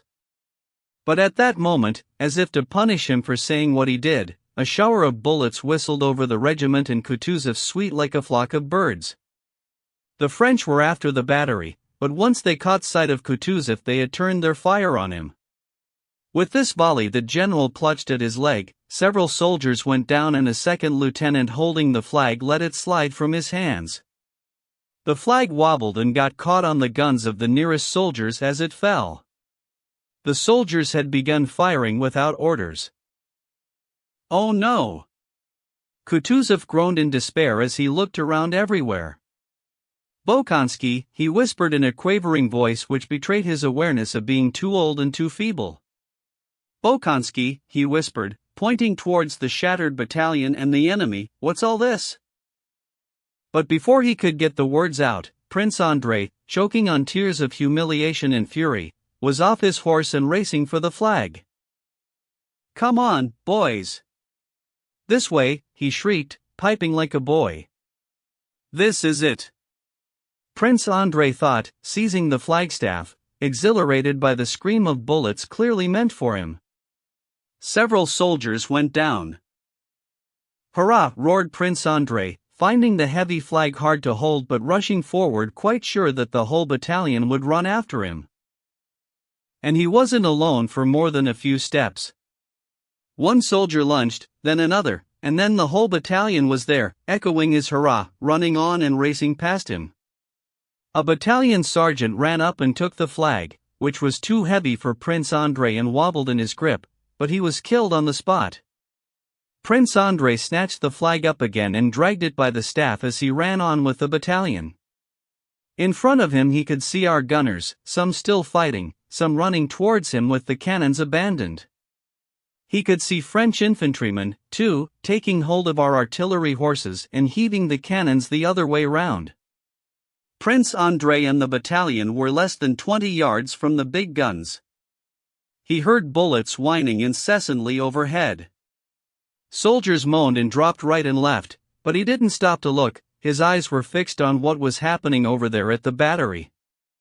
He could make out one figure clearly, a red-haired gunner, with his shako skewed to one side, heaving on a cleaning rod while a French soldier heaved against him the other way. Now he had a clear view of the two men's faces, distorted with anguish and fury even though they had no real idea of what they were doing. "What are they doing?" wondered Prince Andrei as he watched. "The red-haired man's got no gun, why doesn't he just run away? Why doesn't the Frenchman bayonet him? He won't get far before the Frenchman remembers his gun and runs him through. And then, in fact, another Frenchman ran up to the two fighting men with his gun leveled at them, thus probably sealing the fate of the red-haired gunner, who had no inkling of what was in store for him as he wrenched the cleaning rod away in triumph. But Prince Andrei never saw how it all ended. All he felt was a terrible blow on the head which he was hazily aware of having come from one of the nearby soldiers, who must have set about him with a huge piece of wood. It didn't hurt much. What really annoyed him was that such pain as there was distracted him and stopped him seeing what he was looking at. "What's happening? I think I'm falling. My legs are going," he thought, collapsing on his back. He opened his eyes, hoping to see how the fight between the French soldiers and our gunner ended. Was the gunner killed or not? Did they get the cannons or were they saved? But he saw none of that. Above him was nothing but the sky, the lofty sky, not a clear sky, but still infinitely lofty, with gray clouds creeping gently across. "It's so quiet, peaceful and solemn, not like me rushing about," thought Prince Andrei, "not like us, all that yelling and scrapping, not like that Frenchman and our gunner pulling on that cleaning rod, with their scared and bitter faces. Those clouds are different, creeping across that lofty, infinite sky. How can it be that I've never seen that lofty sky before? Oh, how happy I am to have found it at last. Yes. It's all vanity, it's all an illusion, everything except that infinite sky. There is nothing, that's all there is. But there isn't even that. There's nothing but stillness and peace. Thank God for that." Chapter 17. Over on the right flank, where Bagration was in command. It was 9 o'clock and the battle had still not begun. Looking for an excuse not to accede to Dolgorikov's request for them to get things started, and anxious in fact to offload all responsibility, Prince Bagration proposed to Dolgorikov that they should send a messenger to ask for instructions from the commander-in-chief. Given that the two flanks were well over 5 miles apart, Bagration knew full well that, even if the courier didn't get himself killed, and he probably would, and if he eventually managed to find the commander-in-chief, a very difficult task, he would hardly be back before evening. Bagration scanned the members of his entourage, his wide eyes devoid of all expression and still full of sleep, and the first thing that caught his eye was the boyish face of Nikolai Rostov, transfixed with excitement and hope. So he sent him. "Sir, what if I meet His Majesty before the commander-in-chief?" said Rostov with a long salute. "You can give the same message to His Majesty," said Dolgorikov, quick to interrupt Bagration. Once off duty, Rostov had snatched a few hours' sleep before morning, and now he felt cheerful, bold, and resolute. He moved with a spring in his step, and he felt lucky, a frame of mind which made everything seem bright and easily achievable. All his dreams had come true that morning. There was going to be a full battle and he was due to take part in it. More importantly, he was serving one of the bravest of generals, and, more importantly still, he was now responsible for taking a message to Kutuzov, perhaps even to the Tsar himself. It was a fine morning and he had a good horse under him. His spirits overflowed with joy and happiness. Fully briefed, he gave the horse his head and galloped off down the line. First he rode past Bagration's stationary troops, as yet held back from the action, then he was soon into the territory of Uvarov's cavalry, where at last he could see signs of movement and preparations for battle. Beyond them he began to hear the distinct sound of gunfire and the booming of cannons ahead. The firing got louder and louder. The sounds were different now in the fresh morning air. Gone were the desultory shots loosed off 2 or 3 at a time and accompanied by the occasional bang from a cannon. Now, all down the sloping hillsides before Pratzen he could hear long volleys of gunfire, with intermittent booming from the big guns so sustained that sometimes it sounded not like individual shots but one great roaring cannonade. He could see puffs of musket smoke chasing each other down the hillsides, while cannon smoke wreathed up in clouds that floated away and melted together. The glint of bayonets through the smoke told him that masses of infantry were on the move down there, and 1 or 2 narrow strips indicated artillery with green caissons. Rostov stopped his horse on a little rise to watch for a moment and see what was happening. But however much he concentrated, he couldn't begin to sort out or understand what was going on. Some sort of men seemed to be moving about down there in the smoke, lines of troops were moving up from front and rear, but what for? Who were they? Where were they going? He just couldn't tell. But he found this spectacle and all these sounds far from depressing or discouraging. They only added to his energy and determination. Come on, let's have some more," was his mental response to the sounds he heard. He galloped off again down the line, farther and farther into territory where the troops had gone into action. "I don't know what it's like down there, but I'm sure it'll be all right," thought Rostov. After riding past some Austrian troops, Rostov noticed that the next section, the Guards, had gone off to fight. Good, that's better. I'll get a close look, he thought. He was now riding almost along the front line itself. Several horsemen came galloping towards him, a troop of Arulan returning in disorder from an attack. As he passed, Rostov noticed one of them covered in blood, but he galloped on. Nothing to do with me, he thought. Only a few hundred yards further on he suddenly saw, coming from the left and spread out over the whole battlefield, an immense mass of cavalrymen on black horses, in dazzling white uniforms, cutting across and bearing down on him. Rostov rode flat out to avoid them all, and he would have managed it if they had moved at the same pace, but they kept coming faster and faster until several horses were galloping. Louder and louder came the hoofbeats and the rattling of their weapons, clearer and clearer were the horses, the figures, even the faces. They were our men, horse guards, charging against the advancing French cavalry. They were now all at the gallop, though the horses were still being restrained. Rostov could see their faces as the commander shouted, "Charge," and let his thoroughbred go at full speed. Rostov was now in danger of being run down or swept into the attack against the French, so he galloped his horse flat out across their lines, but to no avail, he still couldn't avoid them. The last rider, a giant of a man with a pockmarked face, scowled viciously when Rostov suddenly appeared in front of him and a collision seemed inevitable. This man would certainly have brought Rostov and Bedouin down. Rostov felt so tiny and feeble alongside these gigantic men and horses, but he just managed to lash out with his riding crop across the horse's face.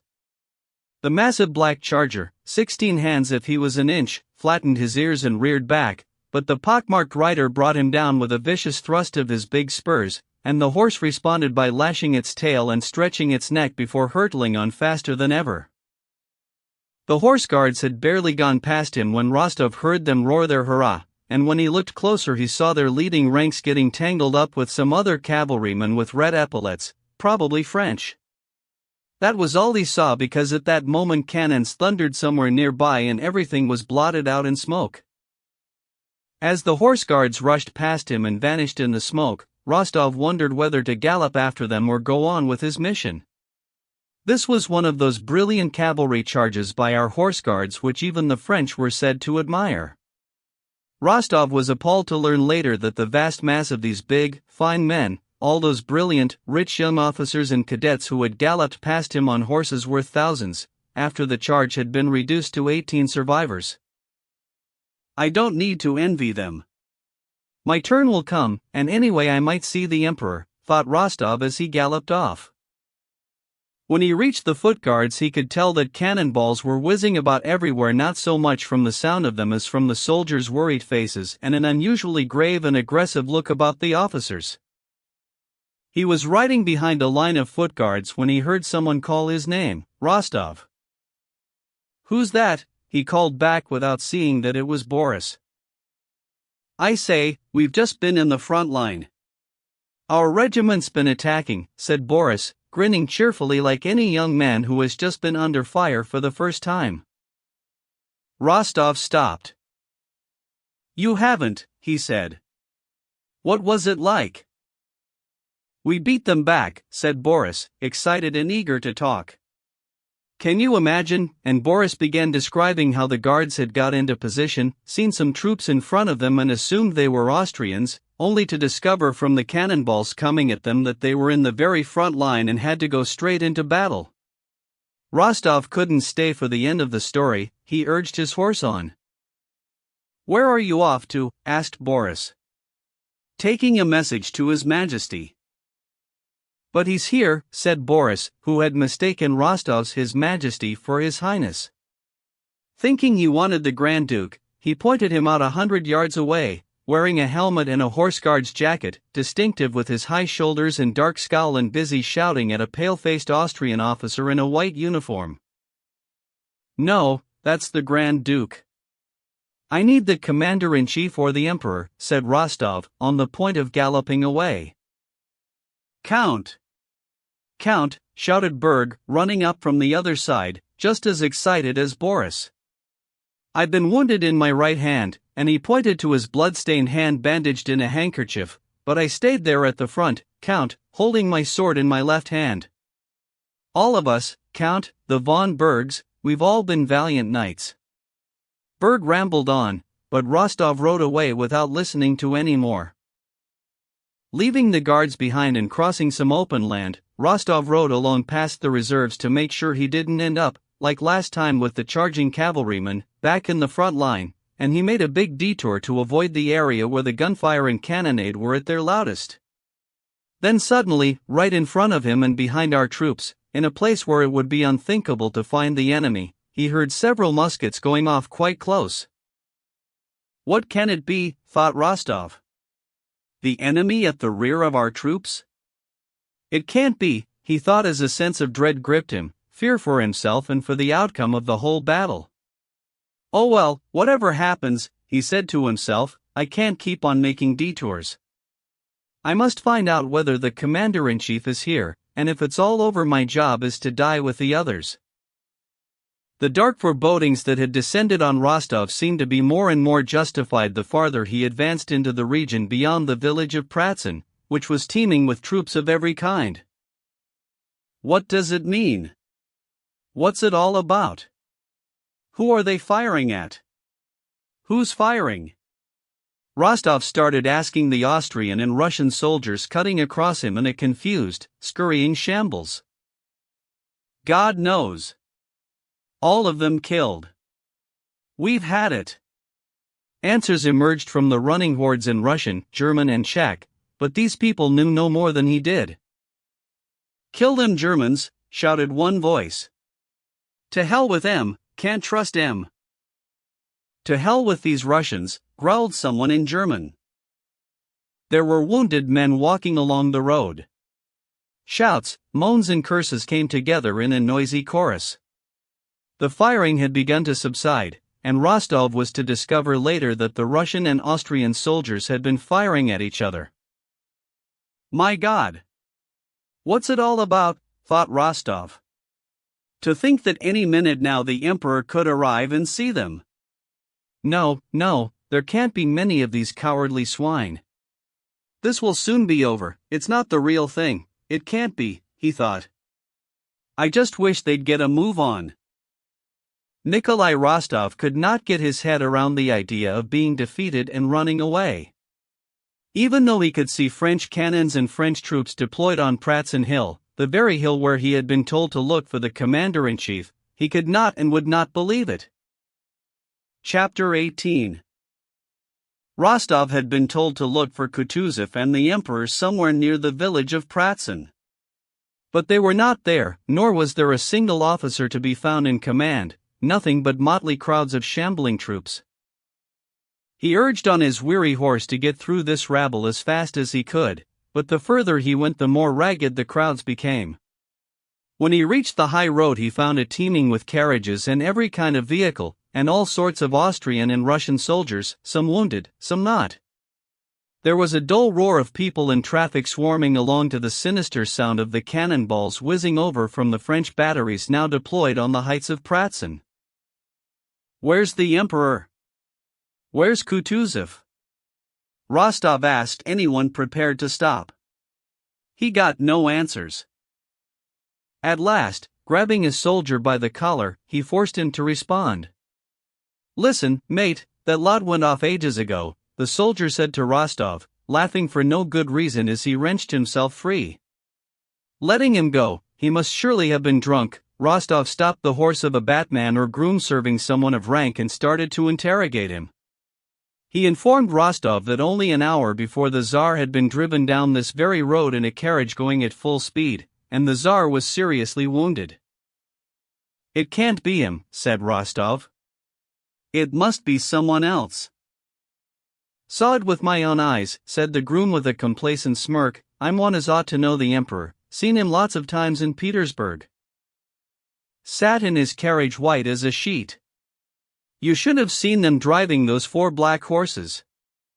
Went past like thunder. You'd have to know that Tsar's horses and Ilya Ivanich. Old Ilya never drives nobody but the Tsar. Rostov let go of his horse and was about to move on when a wounded officer who happened to be passing spoke to him.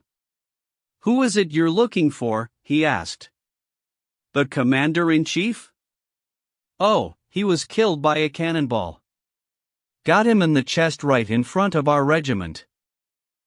But another officer corrected him. No, he was wounded, not killed. Who? Kutuzov, asked Rostov. No, not Kutuzov, that other one, what's his name? Same difference, not many left alive. That's the way. Go to that village. They're all there, the commanding officers, said the officer, pointing to the village of Gostyarodek, and he walked away. Rostov kept his horse at walking pace, not knowing why he should go on or who to look for. The Tsar was wounded, the battle lost. He had to believe it now. He was heading where he had been directed, and in the distance he could see a church with a tower. Why hurry? What would he say now to the Tsar or Kutuzov, even if they were still alive and not wounded? "Go down this road, sir, and you'll get killed," a soldier shouted to him. "You'll get killed down there." "Stupid nonsense," said another. "There's no other way. That's nearest." Rostov wondered for a moment but then rode off towards the place where they had said he would get killed. "It makes no difference now. If the Emperor's wounded, why should I save my skin?" he thought. He rode into a patch of land where more men had been killed running away from Pratzen than anywhere else. The French had yet to take that ground, though the Russians, those who were unscathed or only lightly wounded, had long abandoned it. The dead and wounded lay about everywhere like heaps of manure on good plowland, half a dozen bodies to an acre. The wounded crawled together in little groups of 2 or 3 with pitiful shouts and groans, though some of them struck Rostov as rather forced. He put his horse to a trot to avoid seeing all those suffering people, and now he felt scared that he might lose not his life but the courage that he needed so much, and he knew it would not survive the sight of those wretched creatures. The French had stopped firing at this field strewn with dead and wounded, because there was no one left to fire at, but once they spotted an adjutant trotting across they aimed a cannon at him and loosed off a few cannonballs. The impression made on him by these terrible whizzing noises and the dead bodies all round him blurred into a single sensation. He felt horrified and sorry for himself. He thought of his mother's last letter. What would she think, he wondered, if she could see me now on this field with cannons aiming at me? In the village of Gostyarodek there were some Russian troops, disorientated but still in some sort of order, walking away from the battlefield. Here they were out of range of the French cannons and the sounds of gunfire seemed a long way away. Here it was clear to everyone that the battle had been lost, and defeat was on everyone's lips. Rostov asked around, but no one could tell him where the Tsar, or Kutuzov, might be found. Some said that the rumor about the Tsar being wounded was true. Others said it wasn't, and the false report that had spread like wildfire could be easily explained. It was the Grand Marshal Tolstoy, a member of the Emperor's entourage out with the others on the battlefield, who had been seen rushing back in the Tsar's carriage all pale and terrified. One officer mentioned to Rostov that over to the left outside the village he had seen a senior officer from headquarters, and Rostov rode off in that direction, no longer hoping to find anyone, but just to keep his conscience clear. He had ridden for a couple of miles, passing the last of the Russian troops, when he came to a kitchen garden enclosed by a ditch. 2 men on horseback stood facing the ditch. One of them had a white plume in his hat and Rostov fancied he had seen him before. The other man was a stranger on a fine chestnut. In his case it was the horse that looked familiar. He rode up to the ditch, gave his horse a touch of the spurs, loosened the reins and jumped easily across into the garden, disturbing nothing but a little earth that crumbled down from the bank under his horse's hind hooves.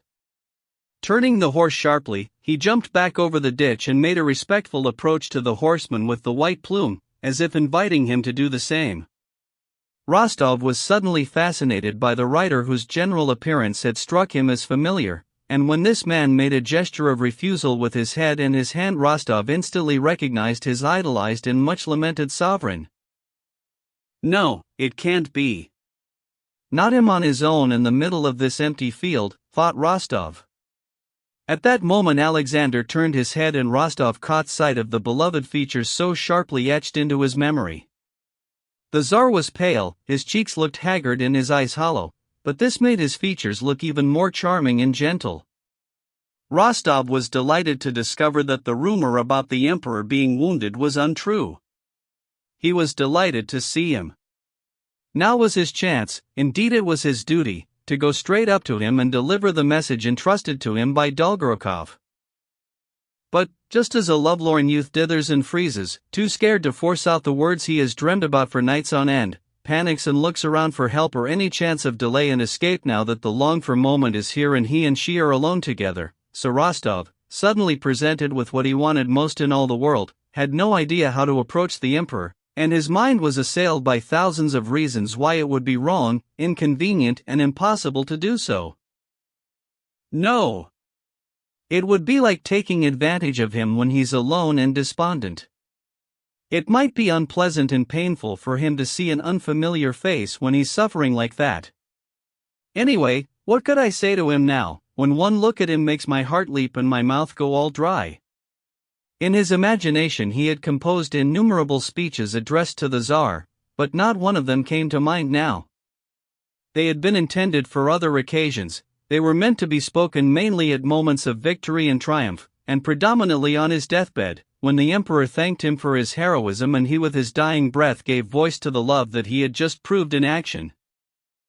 Then again, how can I ask the emperor for instructions about the right flank when it's nearly 4 o'clock in the afternoon and we've lost the battle? No, I mustn't go up to him. I mustn't interrupt him while he's thinking.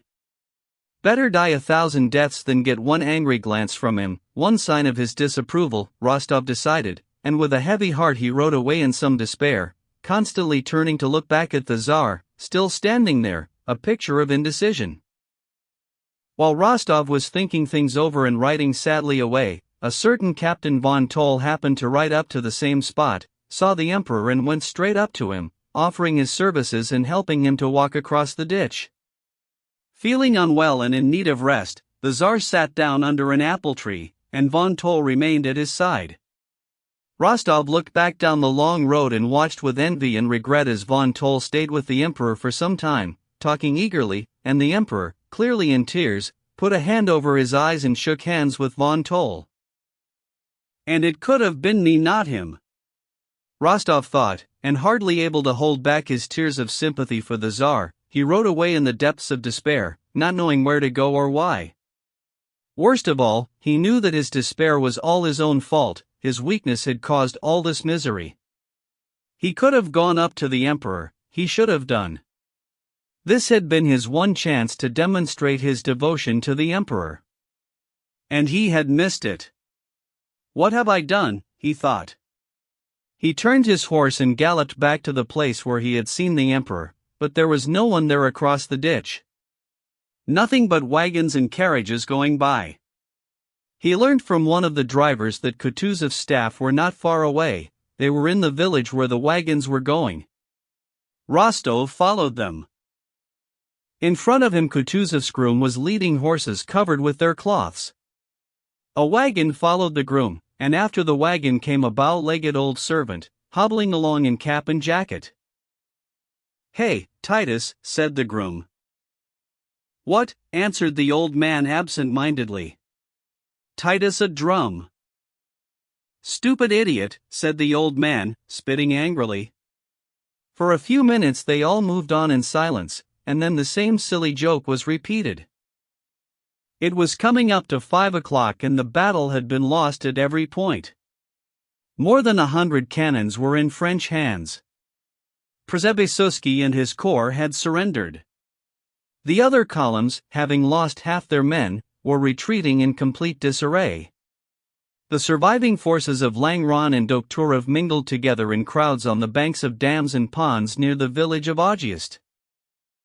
By 6 o'clock the August Dam was the only place where heavy gunfire could still be heard, and it came only from the French side, where several batteries newly deployed on the hillside outside Pratzen continued to fire down on our troops as they retreated.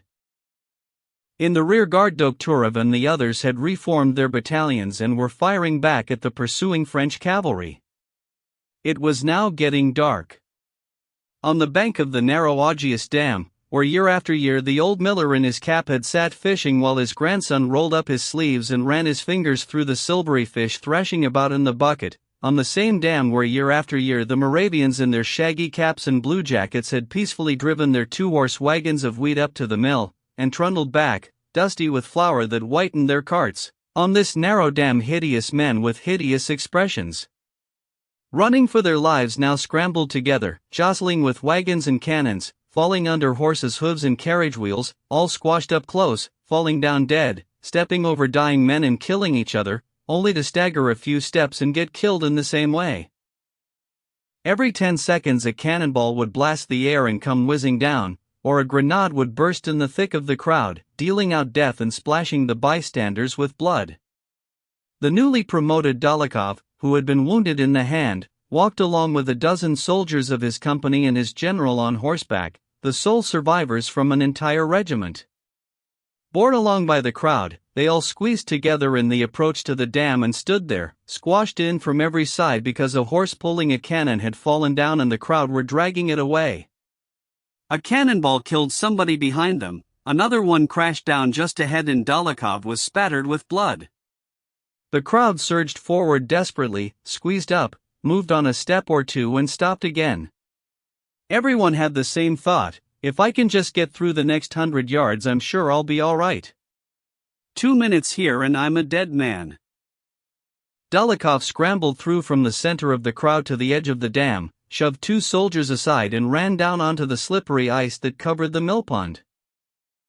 "Come on down here," he shouted, bounding over the ice as it cracked under him. "Come on down here," he kept shouting to the cannon crew. "The ice is good."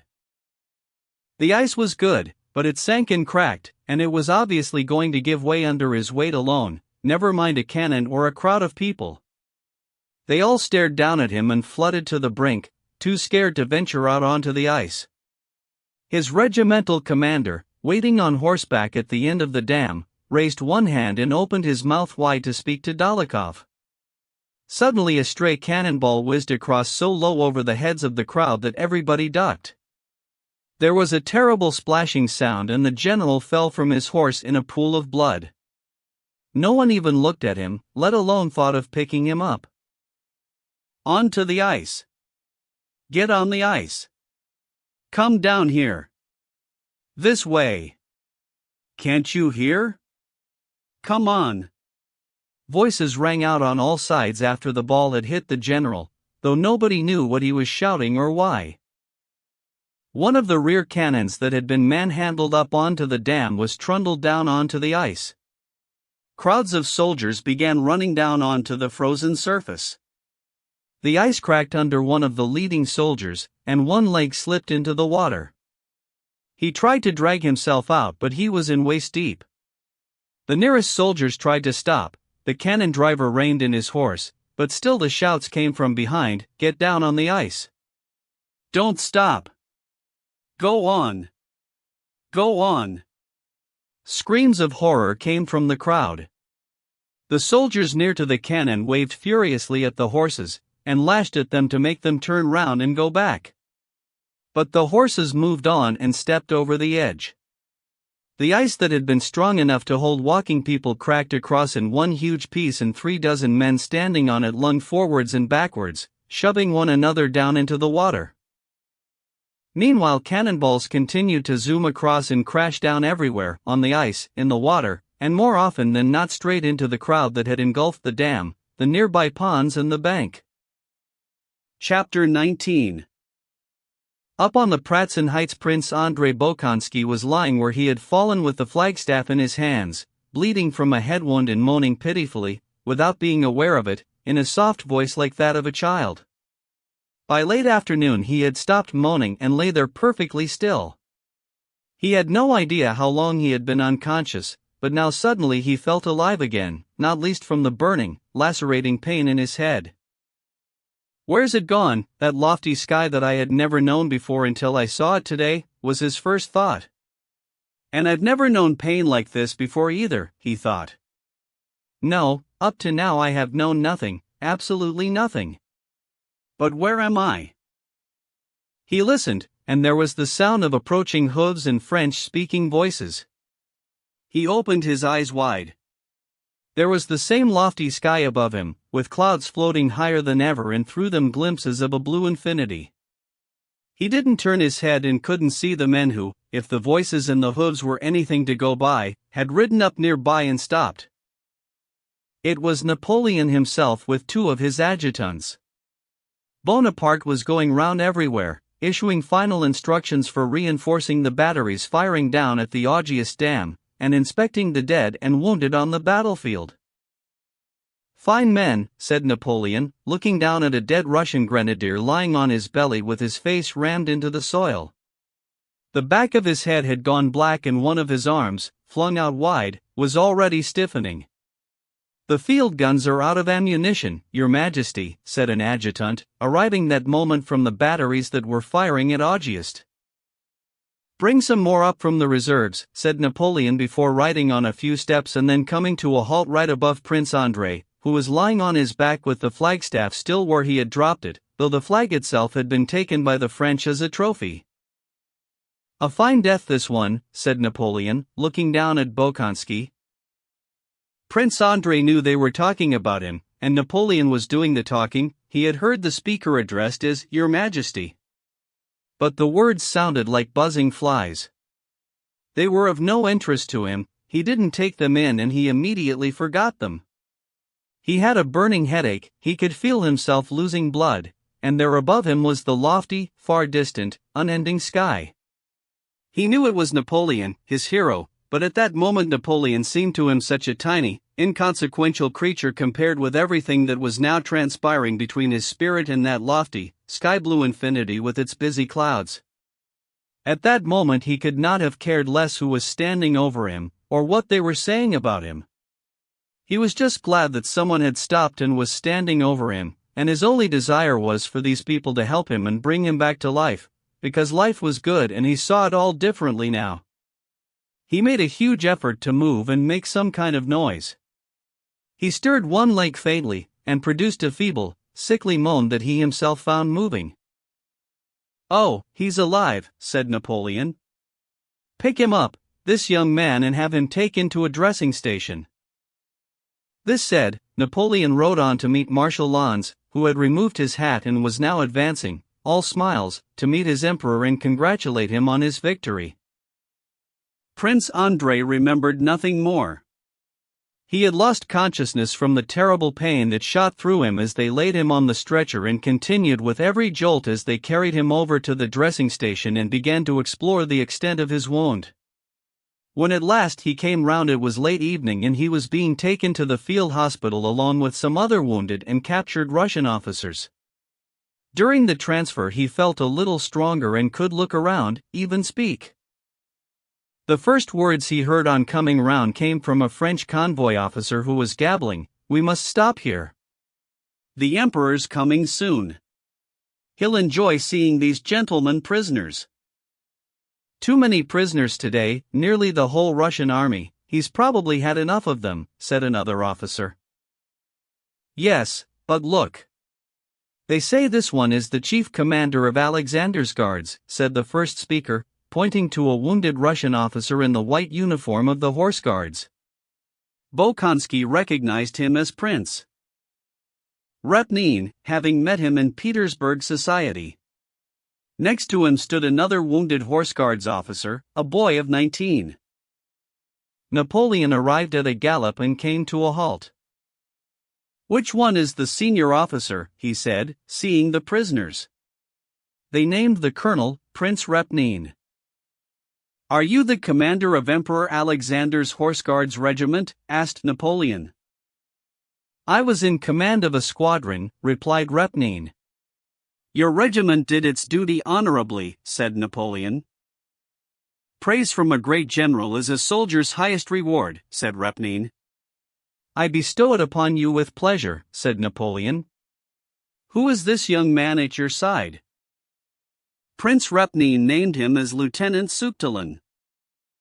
Napoleon looked at him and said with a smile, "He's a bit young to be meddling with us." "Being young doesn't stop you being brave," said Sukhtulin with a tremor in his voice. "A splendid answer," said Napoleon. "Young man, you will go far." Prince Andrei, who had been pushed forward under the emperor's nose as a prize capture, could hardly have failed to attract his attention. Napoleon seemed to remember seeing him on the field, and in speaking to him he used the same epithet, "young man," which his first sight of Bolkonsky had deposited in his memory. "What about you, young man?" he said to him. "How are you feeling, my dear fellow?" Even though 5 minutes earlier Prince Andrei had been able to say a few words to the soldiers who were carrying him, now, with his eyes glued on Napoleon, he said nothing. All the things that Napoleon stood for seemed so trivial at that moment, his hero seemed so petty in his squalid vanity and triumphalism, compared with that lofty, righteous, and kindly sky which he had seen and understood, that he couldn't reply.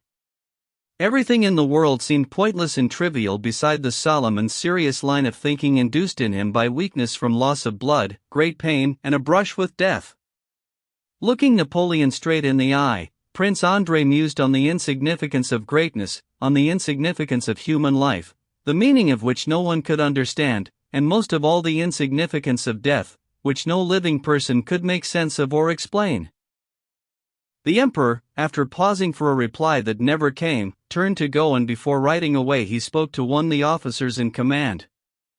"I want these gentlemen well looked after and taken to my camp. Let my surgeon, Dr. Larry, see to their wounds. Au revoir, Prince Repnin," he said and galloped away.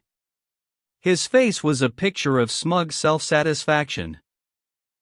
The soldiers carrying Prince Andrei had come across the gold icon that Princess Maria had hung around her brother's neck and removed it, but once they had seen the Emperor's benevolent attitude to the prisoners they soon put it back again. Prince Andrei didn't see anyone put it back, or how it was done, but suddenly there it was again on his chest outside his uniform, his icon on its delicate gold chain. Wouldn't it be nice, thought Prince Andrei, as he glanced down at the little icon which his sister had hung round his neck with such feeling and reverence, wouldn't it be nice if everything was as clear-cut and straightforward as it seems to Marie? Wouldn't it be nice if we knew where to turn to for help in this life and what to expect when it's over, beyond the grave? What happiness and peace of mind would be mine if I only could say now, "Lord, have mercy upon me," but who would I be talking to? Either some indeterminate, inaccessible power, which I cannot have any contact with and cannot even put into words, the great all or nothing, he said to himself, or else that God sewn up in a little bag like Marie's icon? No, nothing is certain, nothing but the nothingness of all that we can understand, and the splendor of something we can't understand, but we know to be infinitely important. The stretcher was on the move again. At every jolt he was racked with unbearable pain. His temperature rose and soon he was delirious. Images of his father, his wife, his sister, and his unborn son, the tenderness he had felt on the eve of battle, the petty little figure of Napoleon, and above all the lofty sky, these were the essential ideas in his raving mind. He dreamed of a quiet life and peaceful family happiness at Bald Hills. He was settling down to enjoy this happiness when suddenly that little man Napoleon turned up with his callous, shriveled look of someone reveling in the misery of others, and then came doubts and more agony, with only the sky promising peace. By morning all his dreams had merged and melted away into the chaos and darkness of unconsciousness and oblivion, with death, according to Napoleon's surgeon, Dr. Larry, a much more likely prospect than recovery. "He's a bad patient, all nerves and bile," said Larry. "He's not going to recover." Prince Andrei, with all the other hopeless cases, was left behind in the care of the local inhabitants. Volume 2. Part 1. Chapter 1. It was 1806, early in the year, and Nikolai Rostov was going home on leave. So was Denisov, and since he lived in Voronezh, Rostov persuaded him to call in at Moscow, break his journey and stay with them. Denisov met his comrade at the last posting station but one, and drank 3 bottles of wine with him, after which not even the potholes on the Moscow road could keep him awake, slumped as he was at the bottom of the sledge beside Rostov, who was getting more and more impatient the nearer they came to Moscow. "Oh, how much further is it? How much further? Oh, these awful streets, shops, bakers' signs, street lamps, sledges," thought Rostov, when they had signed in at the city gates and entered the outskirts of Moscow. "Denisov, we're here." Still asleep, he kept saying, urging his body forward as though that might make the sledge go faster. Denisov made no response. "This is the crossroads corner where Zahar used to wait with his sledge. There he is, that's Zahar. Still the same horse. Oh, we used to buy cakes at that little shop. Oh, do get a move on. Please." "Which house is it?" asked the driver. "That one at the end, the big one. Are you blind?" That's our house, Rostov kept saying. Oh yes, that's our house. Denisov. Denisov. We're nearly there. Denisov glanced up, cleared his throat and said nothing. Dmitri, said Rostov to his valet on the box, the lights are still on at home, aren't they? They certainly are. There's even a light in your papa's study. They haven't gone to bed yet, have they?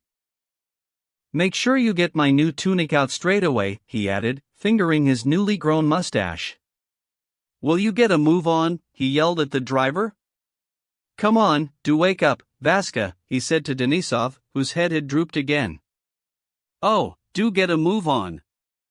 I'll give you a tip, 3 rubles, if you'll only move, shouted Rostov when they were only 3 houses away. The horses seemed to be standing still. At long last the sledge turned right through the entry and there it all was, the familiar chipped cornice up on high, with the steps and the stone curb down below. The sledge was still moving when he jumped out and ran up into the entrance hall. The house stood there, stolidly unwelcoming as if it hadn't the slightest interest in whoever might have arrived. There was no one there. Oh God! Is everything all right? Rostov wondered, stopping for a moment with a sinking heart, and then running on through the hall and up the familiar winding stairs. Still the same door handle, the bane of his mother's life when it got dirty, and still loose. In the hall there was a single tallow candle burning. Old Mikhailo was lying on his wooden chest fast asleep, but the footman, Prokofy, a man strong enough to lift the back of a carriage right off the ground, was sitting there busily making peasant shoes out of strips of selvage. He glanced towards the door as it was flung open and his expression of dozy indifference changed instantly to a mixture of joy and alarm. Merciful heavens! If it's not the young master, he cried, recognizing the young count. It can't be. My dear, dear boy. And Prokofy, shaking with emotion, leapt for the drawing-room door, probably wanting to announce him, but then thought better of it, came back and fell on his young master's shoulder. Is everyone well? Asked Rostov, withdrawing his arm. Yes, thank God. They're all well, thank God. Just finished supper. Oh, let me have a good look at you, Your Excellency. Is everything all right? Oh yes, thank God. Thank God. Forgetting all about Denisov and not wanting them to have any warning of his arrival, Rostov flung off his fur coat and tiptoed quickly into the big, dark reception hall. Nothing had changed, the same card tables, the same chandelier with its cover on, but someone had seen him, and before he could get to the drawing room something hurtled out of a side door and overwhelmed him with a deluge of hugging and kissing. A second figure, then a third dashed in through 2 other doors, more hugs, more kisses, more shouts and tears of joy. Papa, Natasha, Petya, he couldn't tell who was who or who was where. Everybody was shouting and talking and kissing him, all at the same time. Only his mother was missing, as he suddenly noticed. I just didn't know. Nicky. My darling boy.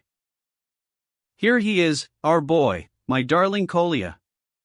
Hasn't he changed? Get some candles. Let's have some tea. Oh, give me a kiss. My dear darling, me too. Sonia, Natasha, Petya, Anna Mikhailovna, Vera and the old count were all hugging him, and then the servants and the maids flocked into the room, filling it with their chatter and all their oohs and ahs. Petya swung from his legs yelling, me too. Natasha, who had grabbed him to herself and smothered his face with kisses, now hopped away, seized the hem of his jacket and skipped up and down on one spot like a goat, splitting their ears with her shrieks. On every side were loving eyes, glittering tears of joy and lips hungry for kisses. Sonia too, as red as a beetroot, clung to his arm and positively beamed at him, gazing blissfully into those eyes of his which she had missed so much. Sonia had just turned 16 and she looked very pretty, especially at this moment of eager, rapturous excitement. She gazed at him, unable to take her eyes off him, grinning and breathless. He glanced at her thankfully, but still he was looking and waiting for someone else. The old countess still hadn't appeared. Footsteps were heard suddenly outside the door. They were so rapid that they could hardly be his mother's, but they were. In she came wearing a new dress that he hadn't seen before, obviously made while he had been away. Everybody let go of him, and he ran across to her. When they came together, she sank down on his chest, sobbing. Quite incapable of looking up, she could do nothing but press her face into the cold braiding of his hussar's jacket. Denisov, who had stolen in unnoticed, stood there looking at them and rubbing his eyes.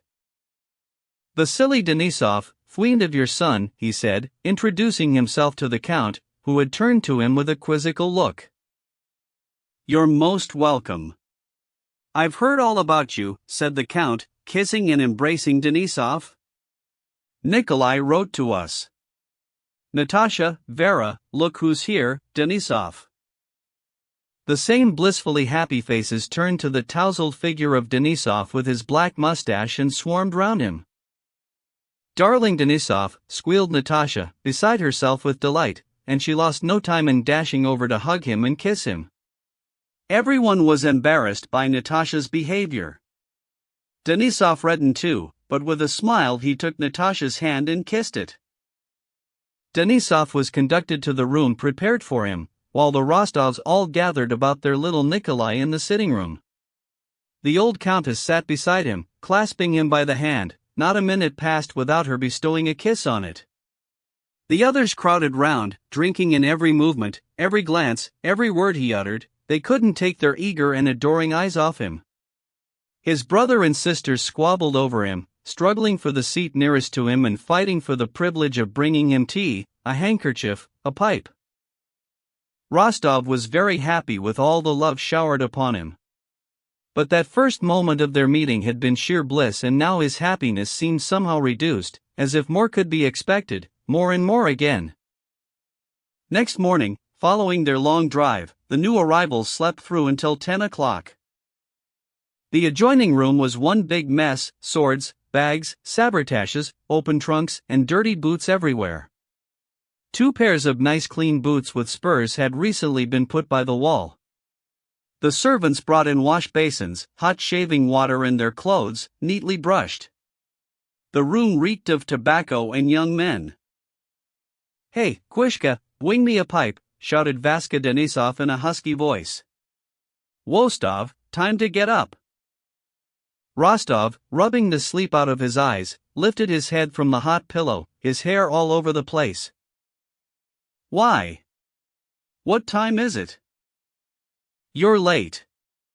"It's nearly 10 o'clock, answered Natasha's voice, and from the next room came the rustling of starched skirts, the sound of whispering and girlish laughter. The door was open half an inch, and through it came a flash of something blue, a play of ribbons, black hair, and merry faces. Natasha had come along with Sonia and Petya to see if he was up yet. "Come on, Nikolai, it's time to get up." Natasha's voice rang out through the door. "I'm coming." Meanwhile, in the outer room, Petya had spotted the swords and seized them with the rapture small boys feel at the sight of an elder brother who was in the army. Forgetting that it was not proper for his sisters to see young men in a state of undress, he opened the bedroom door. "Is this your saber?" he shouted. The girls skipped away.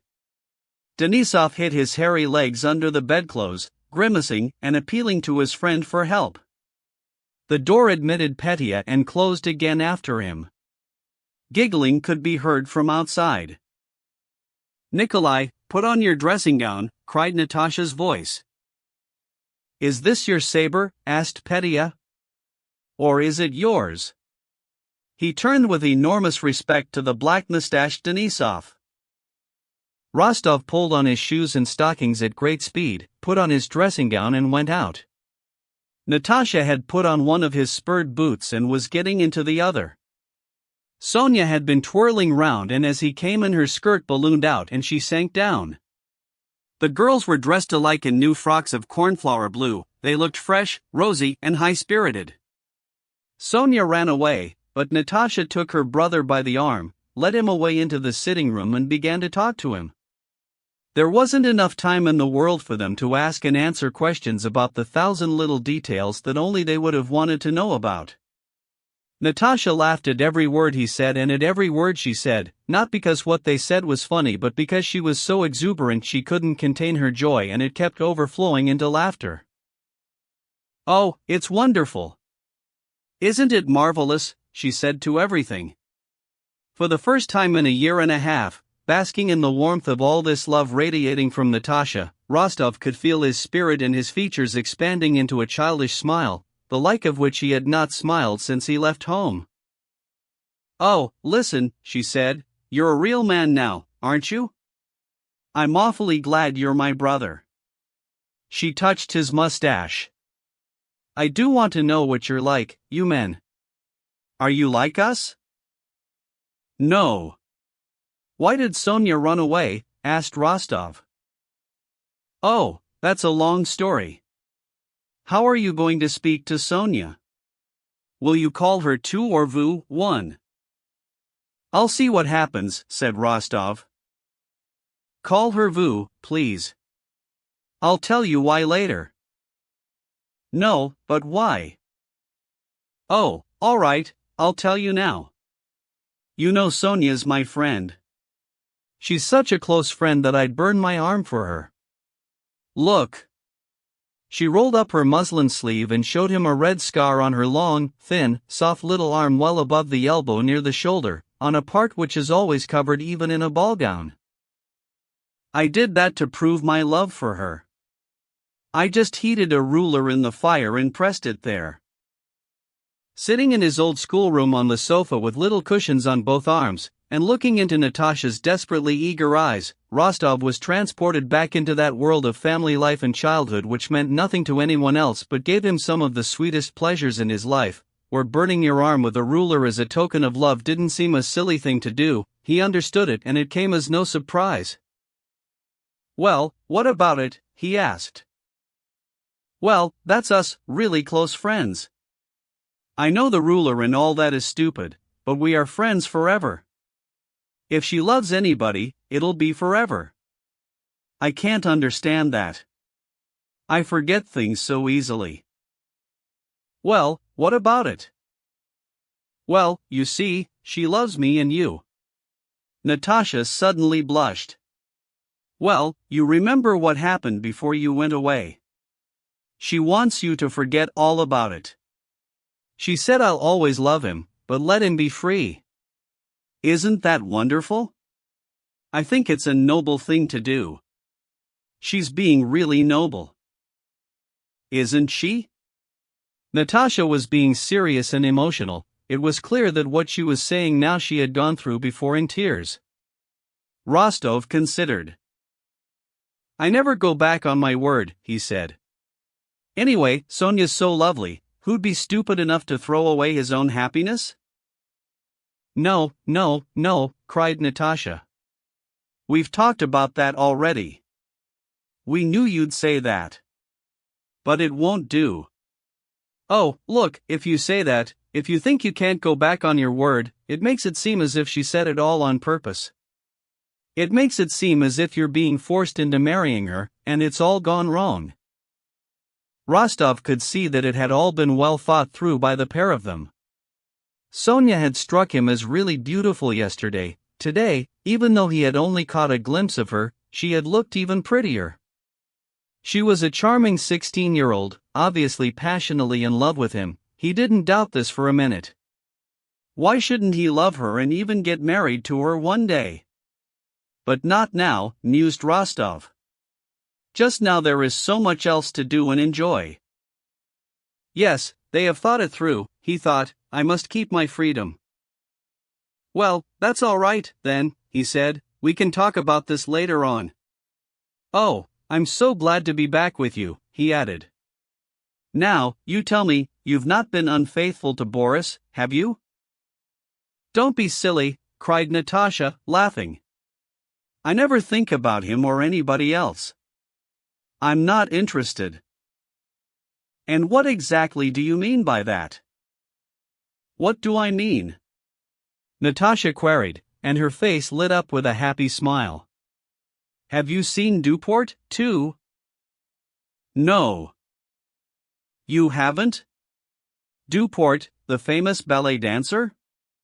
Oh, you won't understand then. This is me now. Forming her arms into a circle, Natasha held out her skirt like a ballerina, tripped a few steps away, twirled round in a pirouette and then did a little entrechat, tapping her toes together in midair, coming down on the very tips of them and tripping forward a few steps. Look, I'm on points. Can't you see, she said, but she couldn't stay up on her toes. That's me from now on. I'm never going to get married. I'm going to be a ballet dancer. But don't tell anybody. Rostov roared with laughter so merrily that Denisov in his room felt a pang of jealousy, and Natasha couldn't help laughing too. No, but that's good, isn't it? She kept asking. Of course it is. So you're not going to marry Boris? Natasha flared up. I'm not going to marry anybody. I'll tell him myself when I see him. All right then, said Rostov. But this is all stupid, Natasha burbled on. Tell me about Denisov. Is he nice? She asked. Yes, he is. Well, off you go then. Go and get dressed. I'm scared of Denisov.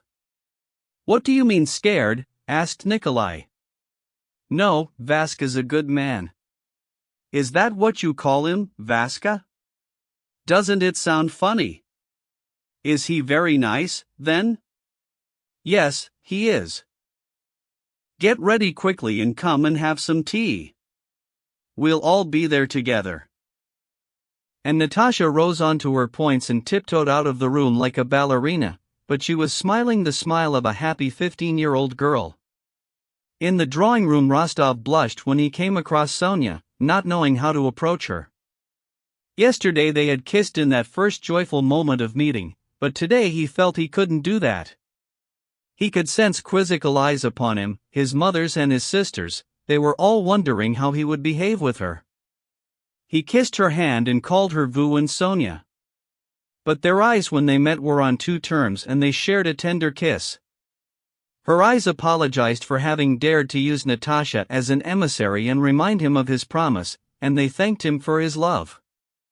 His eyes thanked her for offering him his freedom, and told her that whatever happened he would never stop loving her, because it was impossible not to love her.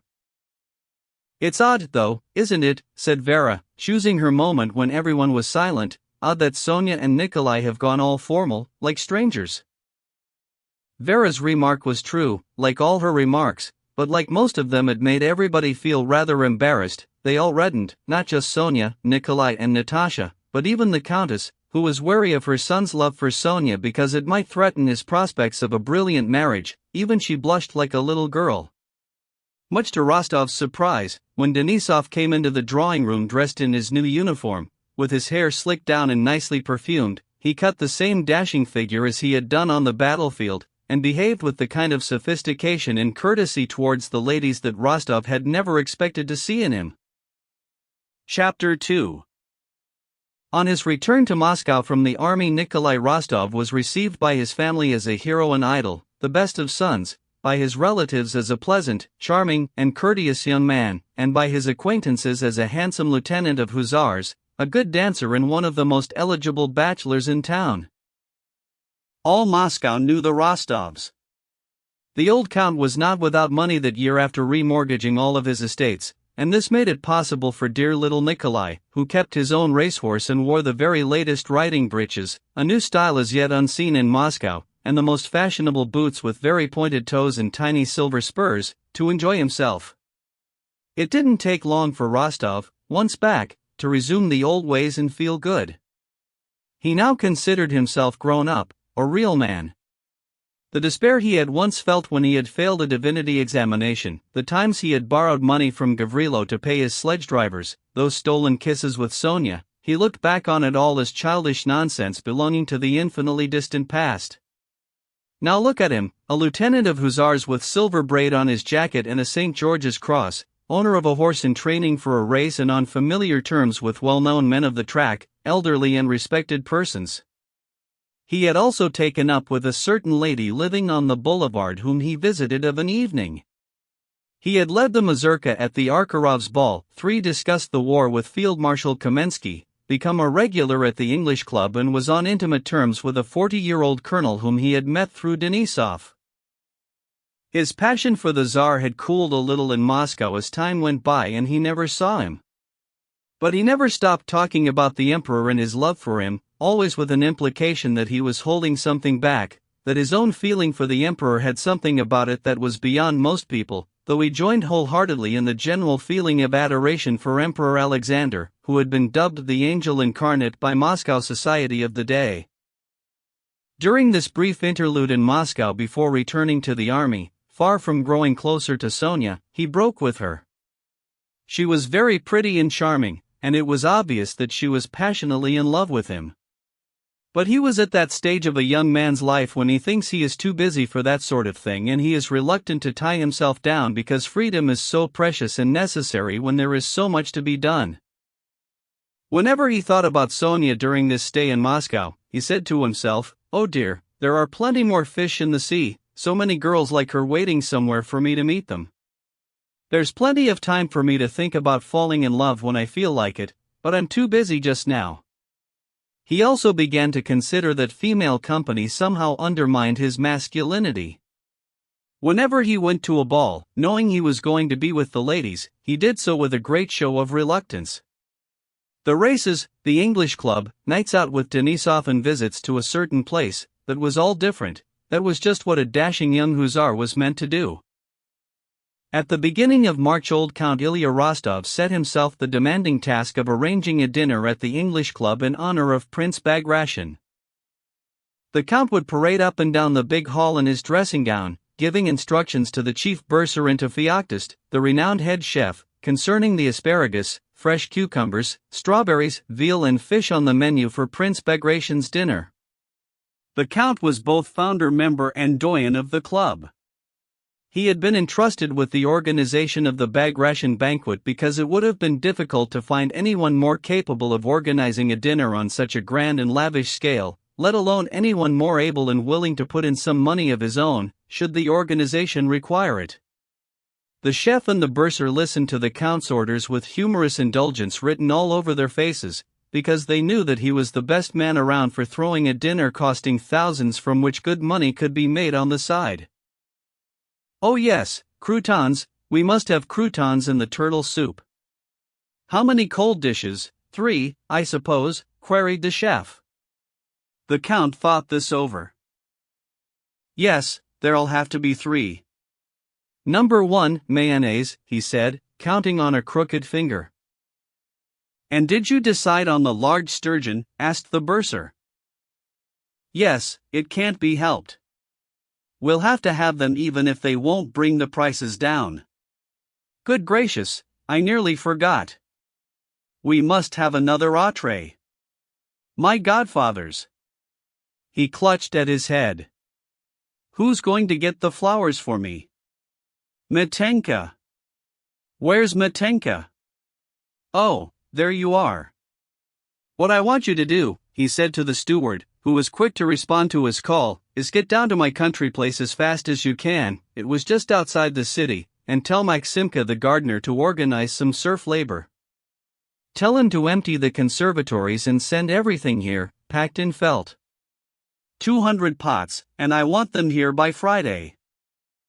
After handing out various instructions right, left and center, he was just about to go home to the Countess for a rest when suddenly something else occurred to him, so he came back, summoning the chef and the bursar yet again and issuing further orders. Then in the doorway they heard the light tread and jingling spurs of a young man approaching, and in came Nikolai, looking all rosy and handsome, with his darkening mustache, visibly relaxed and healthier after his easy life in Moscow.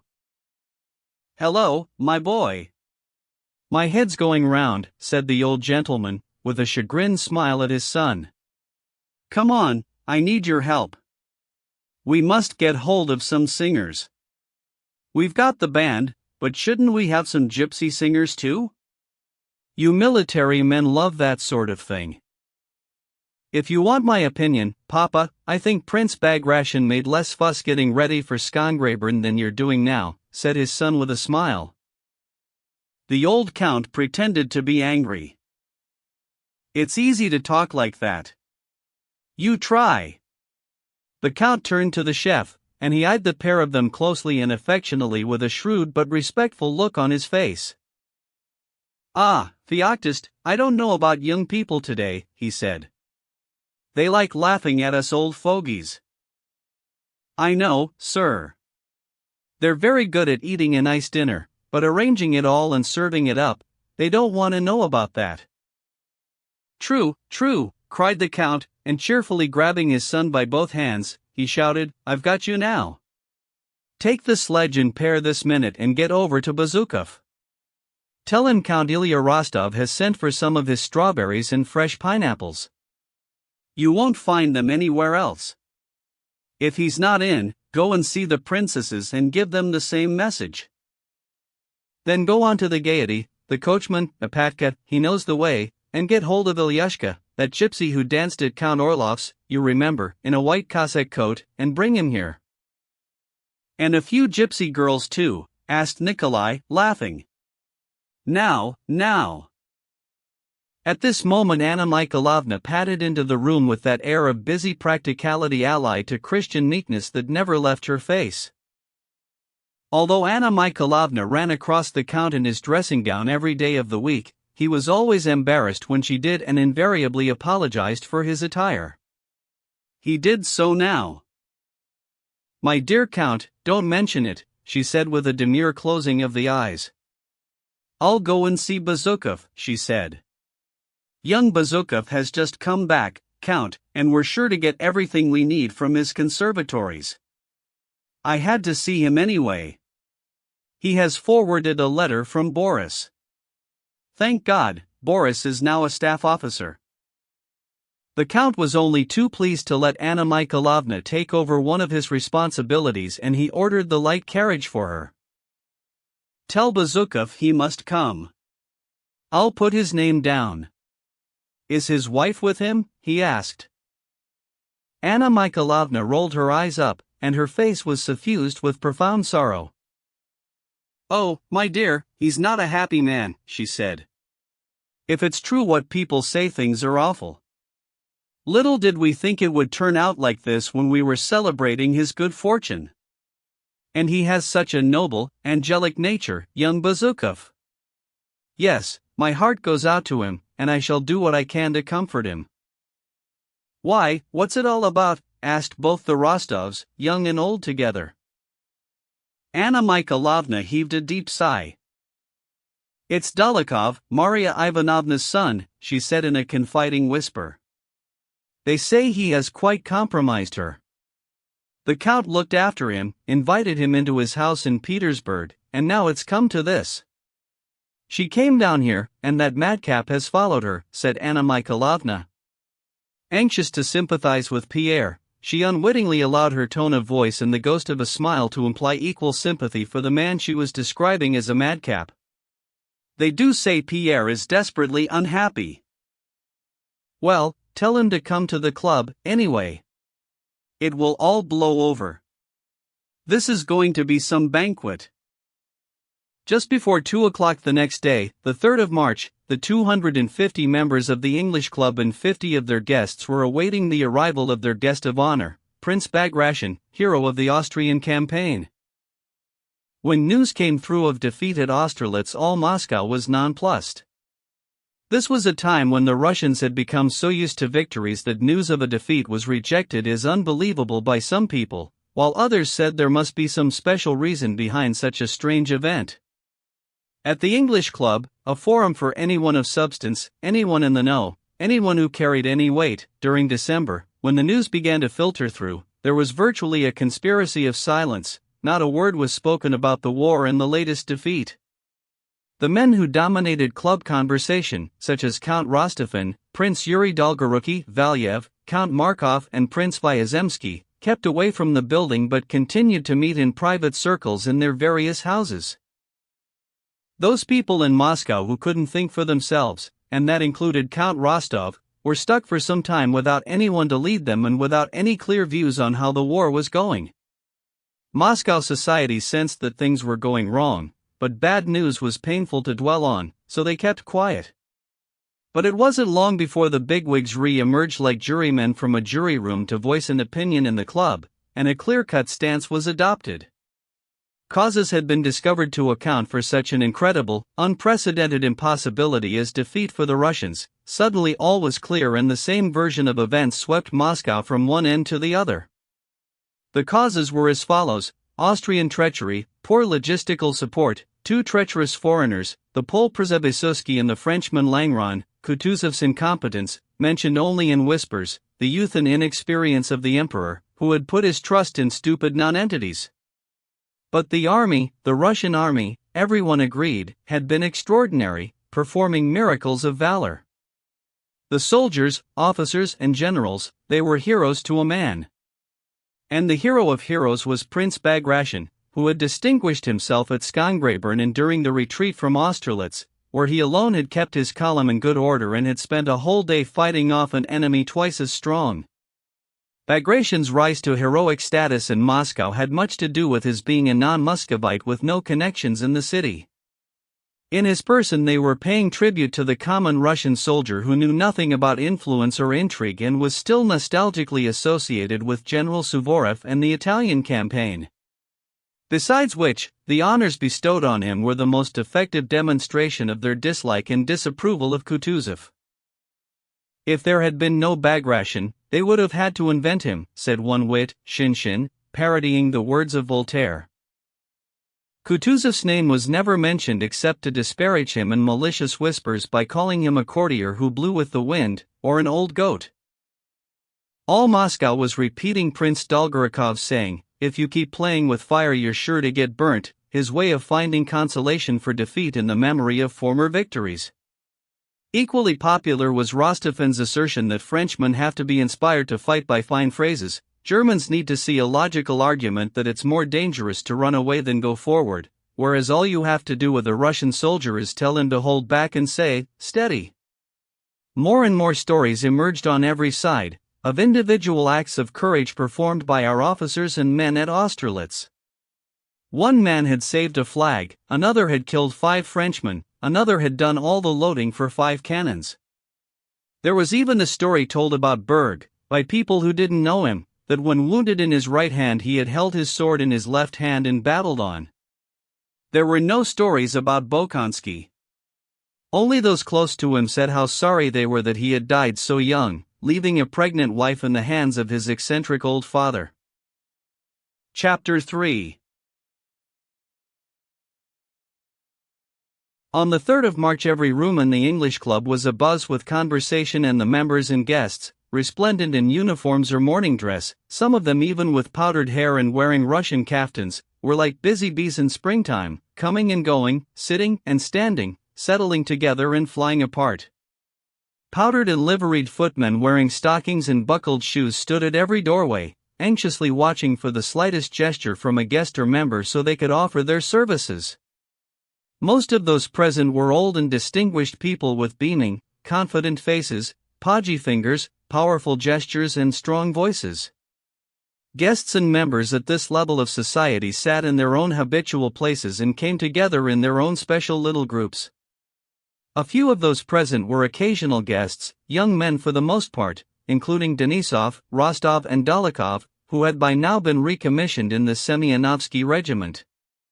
The younger men's faces, especially those of the officers, carried a look of ironic deference towards their elders which seemed to say to the members of that generation, "We don't mind offering you respect and deference, but don't forget, the future belongs to us." Nesvitsky was there too, as a member of long standing. Pierre Bazukov, who had obeyed instructions from his wife to let his hair grow long and abandon his spectacles, was wandering from room to room dressed comme il faut but looking depressed and gloomy. He was surrounded, as always, by an atmosphere of people kowtowing to his wealth, and he treated them with a kind of offhand and contemptuous sense of superiority that had now become second nature to him. Although he belonged in years to the younger generation, his wealth and connections conferred membership of the older circles, which was why he was strolling from one group to another. The groups revolved around the most distinguished of their elder members, and even strangers would sometimes approach these circles, with due deference, in order to hear famous people holding forth. The largest groups had formed round Count Rostophin, Valiev, and Narishkin. Rostophin was describing how the Russians had been overwhelmed by fleeing Austrians and had had to fix bayonets in order to force their way through. Valiev was informing his circle in strict confidence that Uvarov had been sent down from St. Petersburg to gauge opinion in Moscow in regard to Austerlitz. In the third group, Narishkin was retelling an old story about a meeting of the Austrian Council of War at which Suvorov responded to the obtuseness of the Austrian generals by crowing like a cock. Shinshin, standing nearby, tried to make a joke out of this by saying that Kutuzov had apparently not even managed to learn from Suvorov the not too demanding art of crowing like a cock, but the elder club members looked askance at him with a clear indication that this kind of joke, even at Kutuzov's expense, was not the done thing on a day like this. Count Ilya Rostov scurried about anxiously, sidling in and out of the dining room and drawing room in his soft boots, saying a quick hello to everyone indiscriminately, the worthy and the not-so-worthy, all of whom he knew personally. More than once his eyes sought out the graceful figure of his hero son, lingering on him with great delight and giving him the odd wink. Young Rostov was standing by the window talking to Dolokhov, whose acquaintance he had recently made and greatly prized. The old count went over to them and shook hands with Dolokhov. "You must come and see us, any friend of my fine boy, out there together, doing all those heroic things." "Ah! Vasily Ignatych, my dear fellow, I do hope you're well." He had turned to greet an old gentleman who was passing by, but before he could finish there was a general commotion and a distressed footman ran in with an announcement, "Our visitor is here." Bells rang, the stewards rushed forward and guests who had been scattered about in different rooms scraped themselves together like shoveled rye and stood waiting at the door of the grand drawing-room. There in the doorway of the ante-room stood the figure of Bagration, without hat or sword, which had been deposited with the hall porter in accordance with club practice. The astrakhan cap and the whip over his shoulder that Rostov had seen him with on the night before the Battle of Austerlitz had gone, he now wore a tight new uniform decorated with Russian and foreign medals and the Star of St. George on his left breast. He had just had his hair cut and side whiskers trimmed, obviously with the banquet in mind, but this did nothing for his appearance. He seemed to be in a kind of silly holiday mood which hardly squared with his strong, manly features and made his face look rather ridiculous. Bekelshov and Fyodor Uvarov, who had come with him, stood still in the doorway so that he could go in first as the guest of honor, but an embarrassed Bagration seemed not to want such courtesy. There was a hold-up in the doorway, but eventually Bagration did come in first. He shambled timidly across the parquet floor of the reception room, not knowing what to do with his hands. He would have been more relaxed and more at home walking through a hail of bullets across a plowed field, as he had done recently at the head of the Kursk regiment at Skongraburn. The senior members welcomed him at the first door, saying how delightful it was to see such an honored guest, and before he had time to respond they all but overwhelmed him, encircling him and conducting him towards the drawing-room.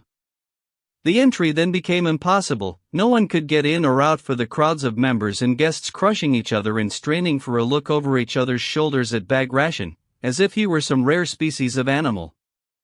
Count Rostov laughed louder than anyone as he called out, "Make way for him, dear boy, make way, make way." He shoved his way through the crowd, led the guests in and invited them to be seated on a sofa in the middle of the drawing-room. The bigwigs of the club, the most distinguished members, swarmed round the newly arrived guests. Count Rostov elbowed his way back out through the crowd only to reappear a minute later with another senior member bearing a massive silver salver which he then offered to Prince Bagration. On the salver lay a poem, specially composed and printed in honor of the hero. Bagration took one look at the salver and glanced round in alarm, as if appealing for help. But every eye was on him, willing him to submit. In his impotence, Bagration seized the dish with both hands, looking daggers at the Count who had brought it. Someone helpfully relieved Bagration of the salver for fear that he might hold on to it till bedtime or take it with him to the table, and drew his attention to the poem. "Yes, well, I suppose I ought to read it," Bagration seemed to say, and with weary eyes glued to the text he started reading with some gravity and close concentration. The author of the poem took it from him and began to read it out loud. Prince Bagration bowed his head and listened. Sing hymns to Alexander's age. Long live upon his throne our Russian Titus. Our fearsome leader be, and be a righteous sage, a host at home, a field, a Caesar to incite us. And then the glad Napoleon shall rue the day he crossed swords with Bagration, and he shall shake with fear and come no more to fight us, for. But before he could finish, the major domo boomed out, "Dinner is served," and the door opened to the thunderous strains of a polonaise issuing from the dining room. Hail the victor! Loud the anthem! Valiant Russians, sing your joy! Count Rostov glared at the author, who was still reading his poem, and bowed low to Bagration. All the company rose, dinner holding greater appeal than poetry, and went in to dine. Once again Bagration led the way. He was placed at the head of the table between two Alexanders, Bekleshov and Narishkin, a calculated allusion to the name of the Tsar, and 300 diners took up their places according to rank and importance, with the very important people nearest the distinguished guest, as naturally as water flowing down to find its own level. Just before dinner Count Rostov had presented his son to the prince. Bagration recognized him and said a few words to him, as bumbling and incoherent as all the other words spoken by him that day. The older count looked around at everyone with pride and joy while Bagration was speaking to his son. Nikolai Rostov sat down, alongside Denisov and his new acquaintance Dolokhov, almost in the middle of the table. Opposite them sat Pierre with Prince Nesvitsky.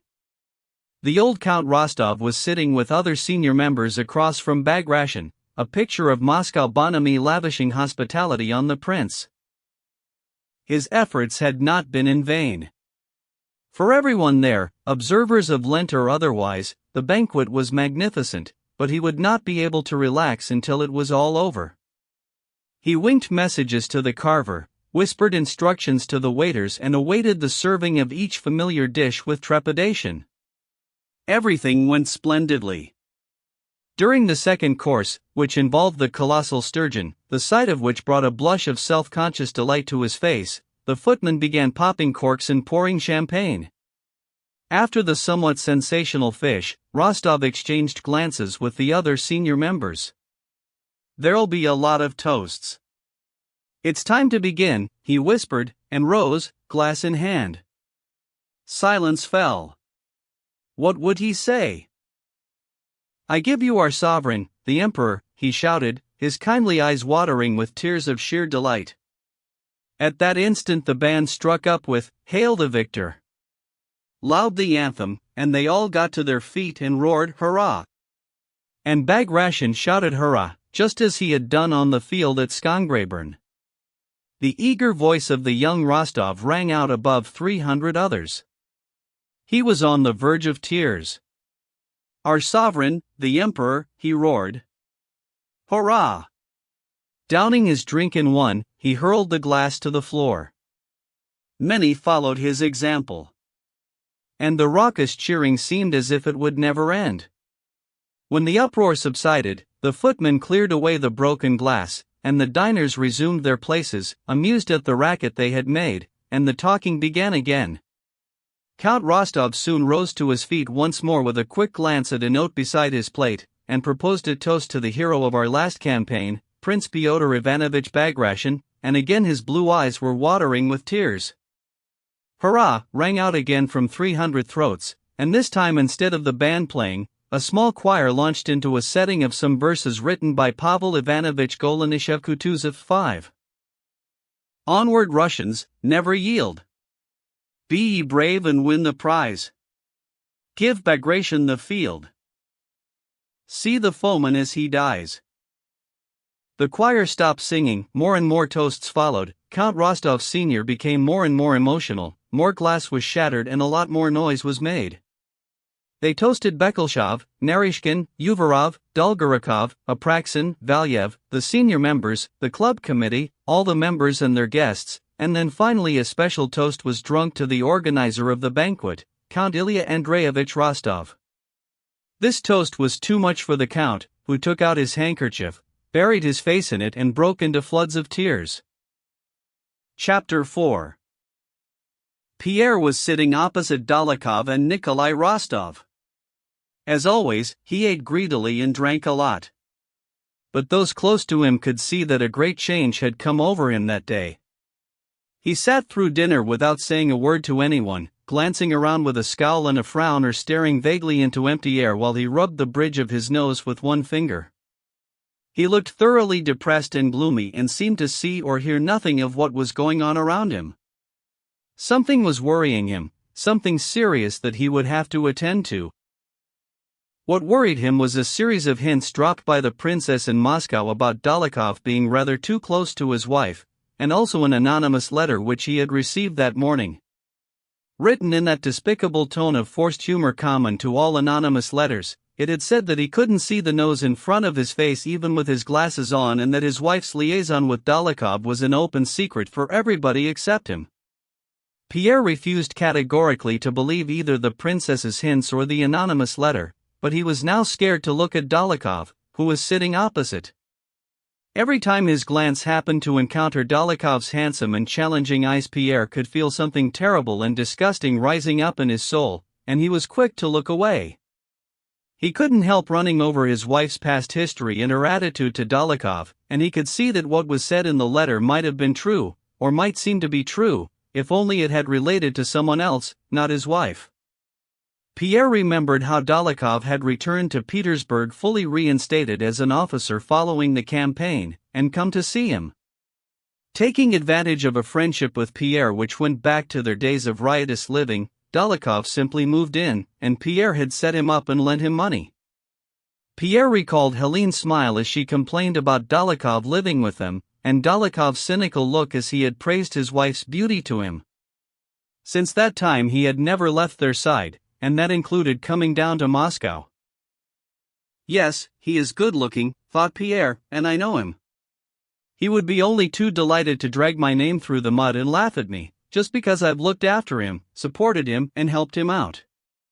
Yes, I can see it. I know how he would relish any betrayal of me, if it was true. Yes, if it was true, but I don't believe it. I have no right to, and I just can't. He recalled the expression on Dolokhov's face when he was being cruel, when he had tied the policeman to the bear and dropped them in the water, when he had challenged a man to a duel for no good reason or shot a sledge-driver's horse with his pistol. The same expression often came over Dolokhov's face when he was looking at him. Yes, he's a cruel brute, thought Pierre. He wouldn't think twice about killing a man, and he must think everyone's afraid of him. I think he likes that. He must think I'm afraid of him. And I am, Pierre mused, and as he did so he felt the thing again, something dreadful and disgusting rising up in his soul. Dolokhov, Denisov and Rostov were sitting across from Pierre and they seemed to be having a wonderful time. Rostov was chatting away animatedly with his two friends, one of them a dashing hussar, the other a holy terror and notorious philanderer, only now and then directing a sardonic glance at Pierre, who stood out in that company because of his great bulk and his vacant, worried look. Rostov had little time for Pierre. For one thing, he, the smart young hussar, saw Pierre as a rich civilian who may have married a great beauty but was still an old woman. And for another, Pierre had been too obsessed and dreamy-eyed to recognize Rostov, he hadn't even returned his bow. When they all stood up to toast the Tsar, Pierre sat there deep in thought and didn't even reach for his glass. "What's wrong with you?" Rostov yelled across, his triumph tinged with exasperation. "Aren't you listening? We're toasting the Emperor." Pierre rose obediently with a sigh, drained his glass, waited for them all to be seated again and then turned to Rostov with his usual kindly smile. "I'm sorry, I didn't recognize you, he said. But Rostov was miles away, bellowing his hurrah. Aren't you going to renew your acquaintance? Said Dolokhov to Rostov. I can't be bothered with him. He's an idiot, said Rostov. Oh, you should always be nice to the husbands of pretty women, said Denisov. Pierre couldn't hear what they were saying, but he knew they were talking about him. He reddened and looked away. So, I propose a toast to pretty women, said Dolokhov, looking very serious but allowing a smile to play at the corners of his mouth as he turned to Pierre. Here's to pretty women, my dear little Pierre, he said. And to their lovers. Pierre was looking down, sipping from his glass and avoiding Dolokhov's eyes. He didn't respond. A footman came round distributing Kutuzov's cantata and laid a copy down by Pierre, one of the more important guests. Pierre was on the point of picking it up when Dolokhov leant across, snatched the paper out of his hand and started to read it. Pierre glanced up at Dolokhov and then down again. That terrible and disgusting feeling that had been tormenting him all through dinner surged up and overwhelmed him. He leant across the table with all the weight of his big body. How dare you, he yelled. Hearing the shout and seeing who he was shouting at, Nesvitsky and Pierre's neighbor on the other side turned quickly towards Bazukov in some alarm. "S.H. What do you think you're doing?" whispered panic-stricken voices. Dolokhov directed his clear, mocking, cruel eyes straight at Pierre, still with the same smile, as if to say, "I'll do what I like." "I've got it," he spelt out. Pale, lips quivering, Pierre snatched the copy. You swine. I challenge you," he said, moving his chair back and rising from the table. And as Pierre did this and pronounced these words, he suddenly realized that the question of his wife's guilt that had been tormenting him for 24 hours had been settled once and for all, in the affirmative. He hated her now. They were finished, forever. Despite Denisov's protestations that he ought not to get involved, Rostov agreed to be Dolokhov's second, and when dinner was over he discussed the terms of the duel with Nesvitsky, Bazukov's second. Pierre went home, but Rostov, along with Dolokhov and Denisov, stayed on at the club until late at night listening to the gypsies and the singers. "Good night then. I'll see you tomorrow at Sokolniki," said Dolokhov as he parted from Rostov on the steps of the club. "How are you feeling?" asked Rostov. Dolokhov stopped. "Well, I'll put it like this. Here's the whole secret of dueling. If you get ready for a duel by making a will and writing long tender letters to your parents thinking that you might get killed, you're a fool, you're as good as done for.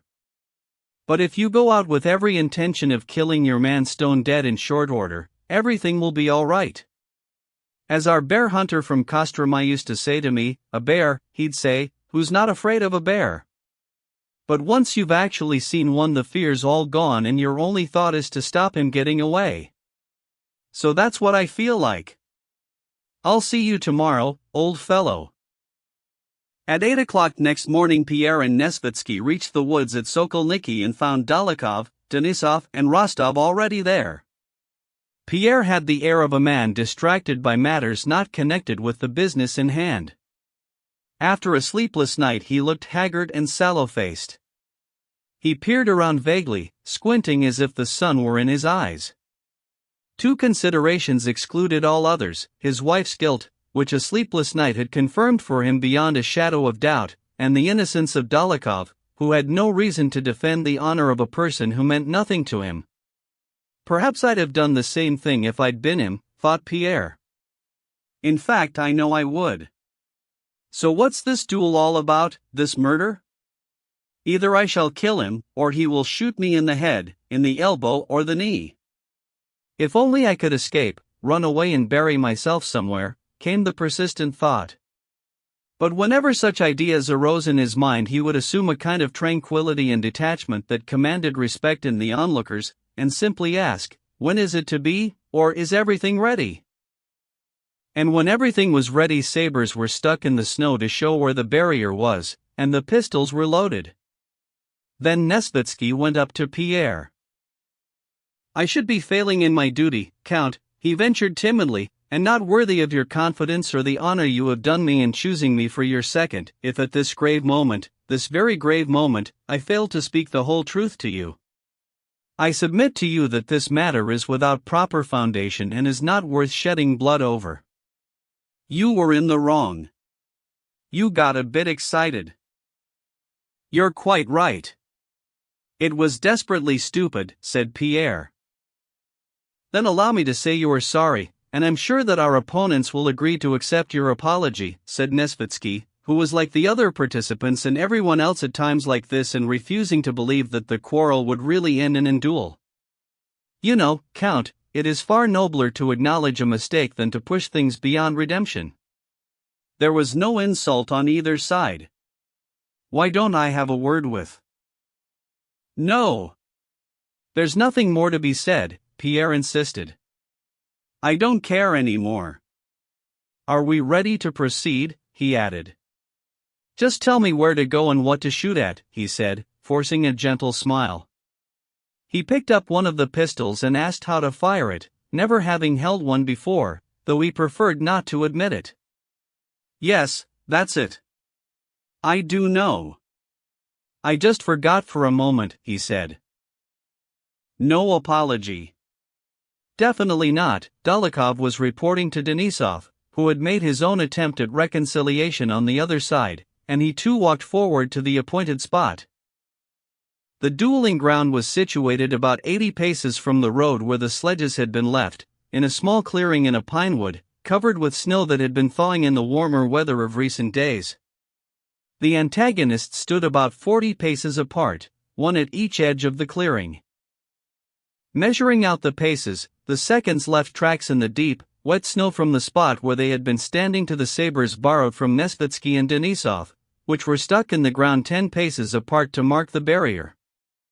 The thaw and mist persisted. At 40 paces you could hardly see your opponent. All had been ready for a good 3 minutes, but now they seemed reluctant to start. Nobody spoke. Chapter 5. "Well, shall we begin?" said Dolokhov. "Why not?" said Pierre, smiling the same smile. Fear was building up. It was now obvious to all that the affair that had begun so lightly could not now be averted. It had its own momentum, nothing to do with anyone's will, and it would have to run its course. Denisov was the first to come forward to the barrier, and once there he made his announcement: "Since the adversaries refuse all reconciliation, we may as well proceed. Take your pistols, and at the word fui you may begin to advance. ONE. TWO. Fui," Denisov roared furiously, and then strode away. The two contestants walked forward over the tracks trodden down for them, coming closer and closer, picking each other out through the mist. They had the right to fire at any point as they approached the barrier. Dolokhov was walking slowly, not raising his pistol, and looking his antagonist straight in the face with his clear, shining blue eyes. His mouth wore its usual hint of a smile. After the count of 3, Pierre walked forward quickly, stumbled off the beaten track and had to go on through untrodden snow. He was holding his pistol at arm's length in his right hand, obviously scared of shooting himself with his own weapon. His left arm was deliberately thrust back behind him, because he was tempted to use it to support his right arm, and he knew that this was against the rules. After advancing half a dozen paces off the track and into the snow, Pierre glanced down at his feet, looked up at Dolokhov again very quickly, then crooked his finger as he had been told, and fired. Shocked by the loudness of the bang, Pierre jumped at his own shot and came to a halt, grinning at all that was happening to him. The smoke was thicker than it might have been because of the fog, and for a moment he could see nothing. The anticipated return shot did not come.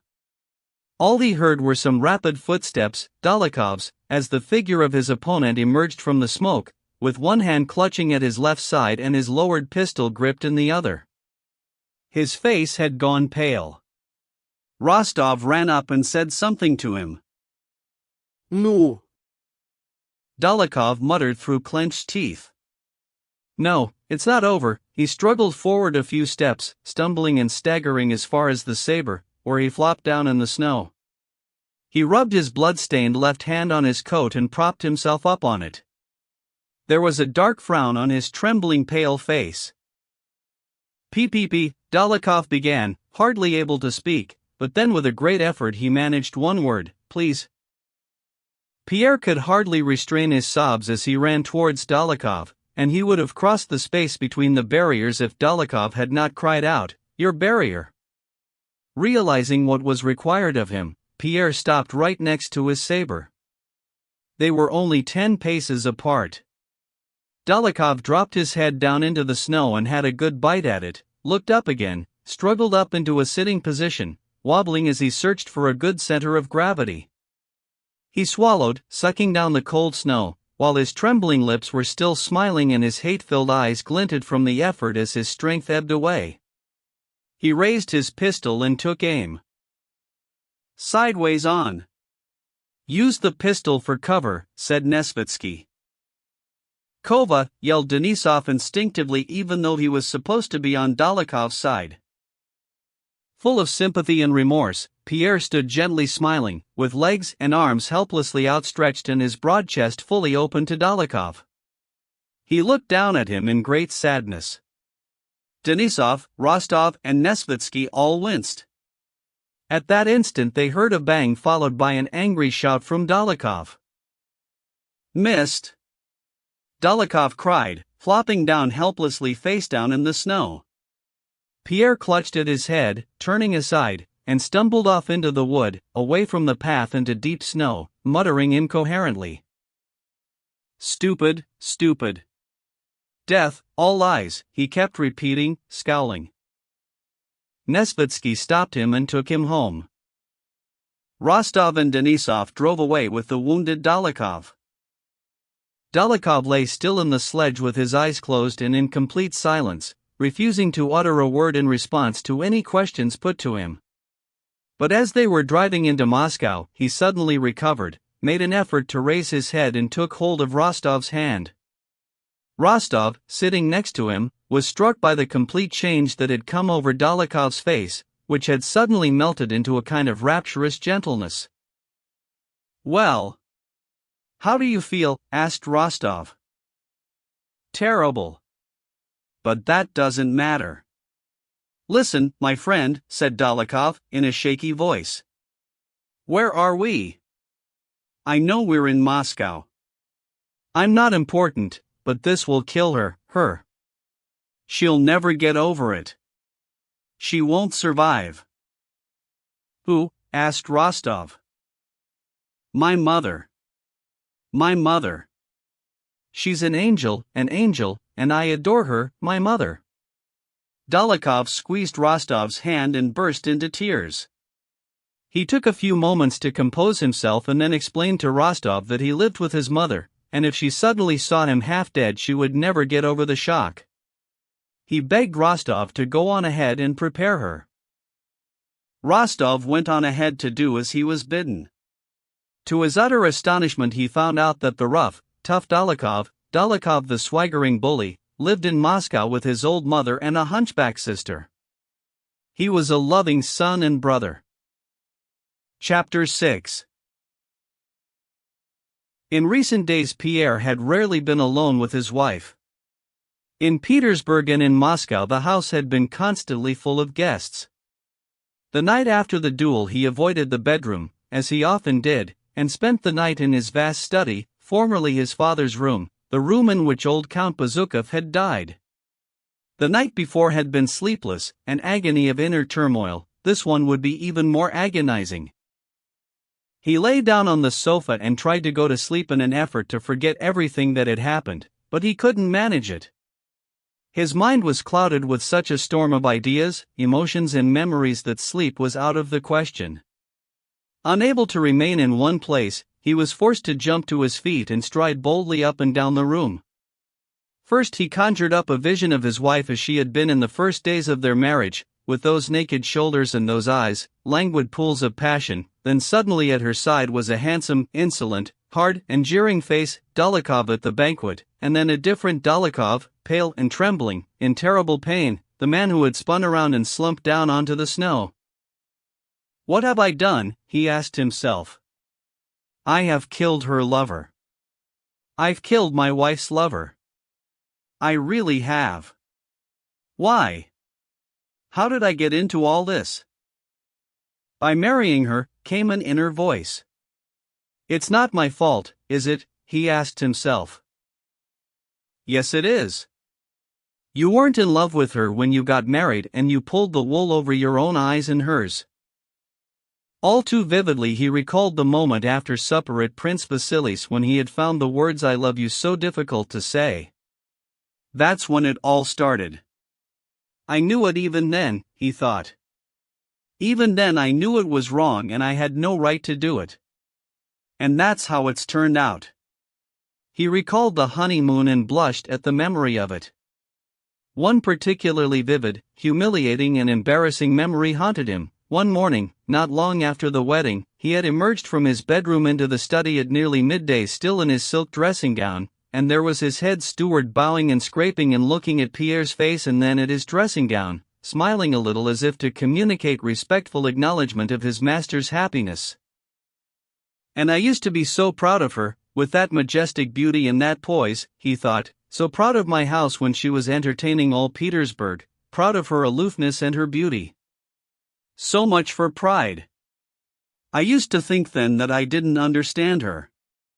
Time after time I've thought about her personality and told myself it was my fault for not understanding her, not understanding that perpetual composure and complacency, the lack of any yearning or desire, and it all comes down to one dreadful word, immorality. She's a dissolute woman. Say the word and it all becomes clear. Anatole used to come borrowing money from her, and he used to kiss her on her bare shoulders. She didn't give him any money, but she didn't mind being kissed. Her father used to tease her, trying to make her jealous. She would just smile serenely and say she wasn't fool enough to be jealous. Let him do what he wants, she used to say about me. I asked her once if she had noticed any signs of pregnancy. She laughed contemptuously and said she wasn't stupid enough to want children, and she would never have a child by me. Then he thought of the sheer coarseness of her thinking and her vulgar way of speaking, even though she had been brought up in the highest aristocratic circles. She would say things like, "I ain't nobody's fool, just you try it, get away with you." Often, observing the impact she made on young and old, men and women, Pierre was at a loss to understand why he couldn't love her. No, I never loved her, Pierre told himself. I knew she was a dissolute woman, he repeated to himself, but I didn't dare admit it. And now Dólokhov sits there in the snow and forces himself to smile and dies with some clever quip on his lips, and that's how he treats my remorse.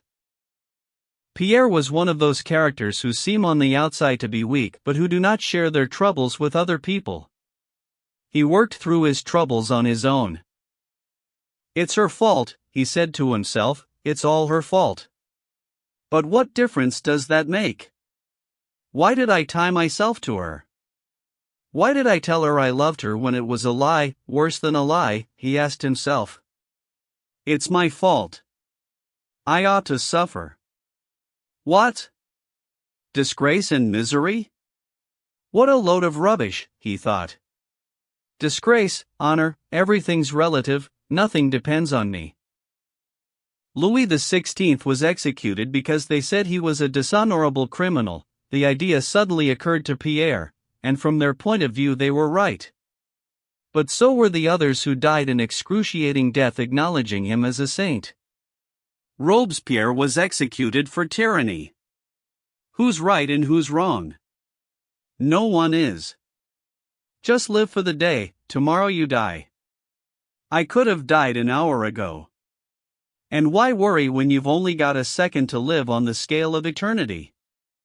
But the moment he began to draw some comfort from this kind of thinking, he suddenly had another vision of her, and him too at his most passionate, falsely declaring his love to her, and this brought a rush of blood to his heart, and he felt a need to leap up and walk about smashing and tearing anything that came to hand. Oh, why did I say I love you? He asked himself over and over again. At the 10th time of asking, a quotation from Molière occurred to him. How the devil was he going to get himself out of a mess like that? 6 And he laughed at himself. During the night he woke up his valet and told him to pack for Petersburg. He could no longer live under the same roof with her. He couldn't imagine even talking to her now. He would go away in the morning, he decided, and leave a letter telling her they were separating forever. When morning came and the valet brought his coffee, Pierre was lying on a low sofa, fast asleep with an open book in his hands. He woke up and stared around for a long time in some alarm, with no idea where he was. "The Countess has asked me to inquire whether Your Excellency is at home," said the valet. But before Pierre had time to think of a reply, in walked the Countess herself, calmly and majestically, clad in a white satin dressing gown embroidered with silver, and her hair done up in 2 huge plaits coiled round her exquisite head like a coronet. Her only disfiguring feature was a tiny line on her rather prominent marble brow, indicating anger. Disciplined and unruffled as always, she kept her counsel while the valet was still in the room. She knew about the duel and had come to discuss it. She waited for the valet to set for coffee and go out. Pierre looked at her diffidently over his spectacles. His attempt to go on reading made him seem like a hare surrounded by the pack, lying there in full view of the enemy with its ears laid back. Sensing that this was absurd and impossible, he launched another diffident glance in her direction. She remained standing and looked down at him with a scornful smile, waiting for the valet to disappear. "Now what's all this? What have you been up to? Answer me," she said sternly. "Me? What do you mean?" said Pierre. "So you want to be a hero now? What's all this about a duel? What are you trying to prove? Well, say something. I asked you a question." Pierre turned over ponderously on the sofa and opened his mouth, but nothing came out.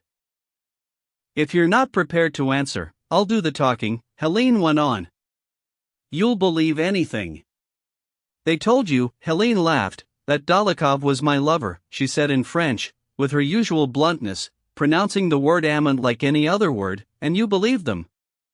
So what does this prove? What have you proved by fighting this duel?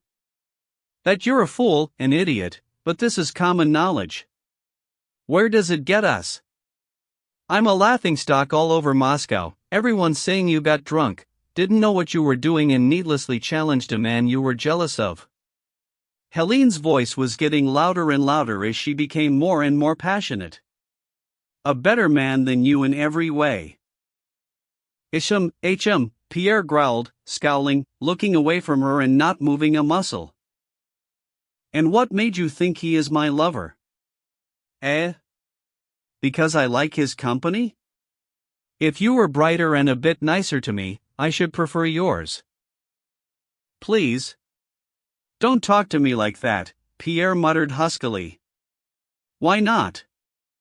I'll say what I want, and I'm telling you there's not many wives with husbands like you who wouldn't take lots of lovers, but I haven't," she said. Pierre tried to say something, glanced at her with strange eyes, whose meaning she did not comprehend, and lay down again. He was in physical agony at that moment. He felt a weight on his chest and he couldn't breathe. He knew he must do something to put an end to this agony, but what he wanted to do was too horrible for words. We'd better separate," he stammered out. "Yes, let's. As long as you look after me financially," said Helene. "Separation. Some threat." Pierre sprang up from the sofa and ran at her, staggering. "I'll kill you," he yelled, and wrenching the marble top off a table with unprecedented strength he lurched towards her, brandishing it. Horror-stricken, Helene screamed and jumped aside. Pierre was now his father's son, on the rampage, out of control, and enjoying it. He hurled the marble slab away, shattering it to pieces, and went for Helene with outstretched arms, yelling "Get out," in a voice so terrible it sent shockwaves through the house.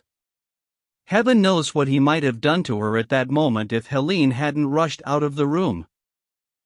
Within a week, Pierre had made over to his wife the title to all his estates in Great Russia, which constituted the larger part of his property, and had gone back to Petersburg alone.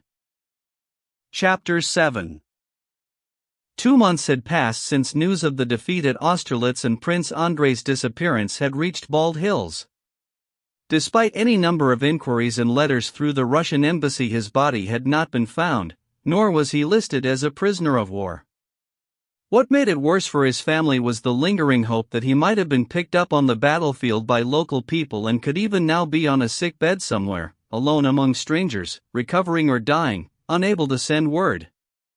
The old prince had first heard of the defeat at Austerlitz from the newspapers, but as always they had given only brief and vague accounts of how the Russians, after a series of brilliant victories, had been forced into a retreat which had been conducted in perfect order.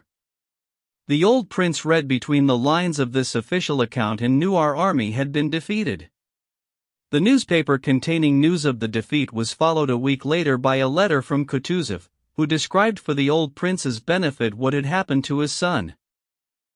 "I saw your son with my own eyes," wrote Kutuzov, "bearing the standard and leading his regiment, and he fell like a hero, a credit to his father and his country. To my own regret and that of the whole army, it is still not known whether he is alive or not.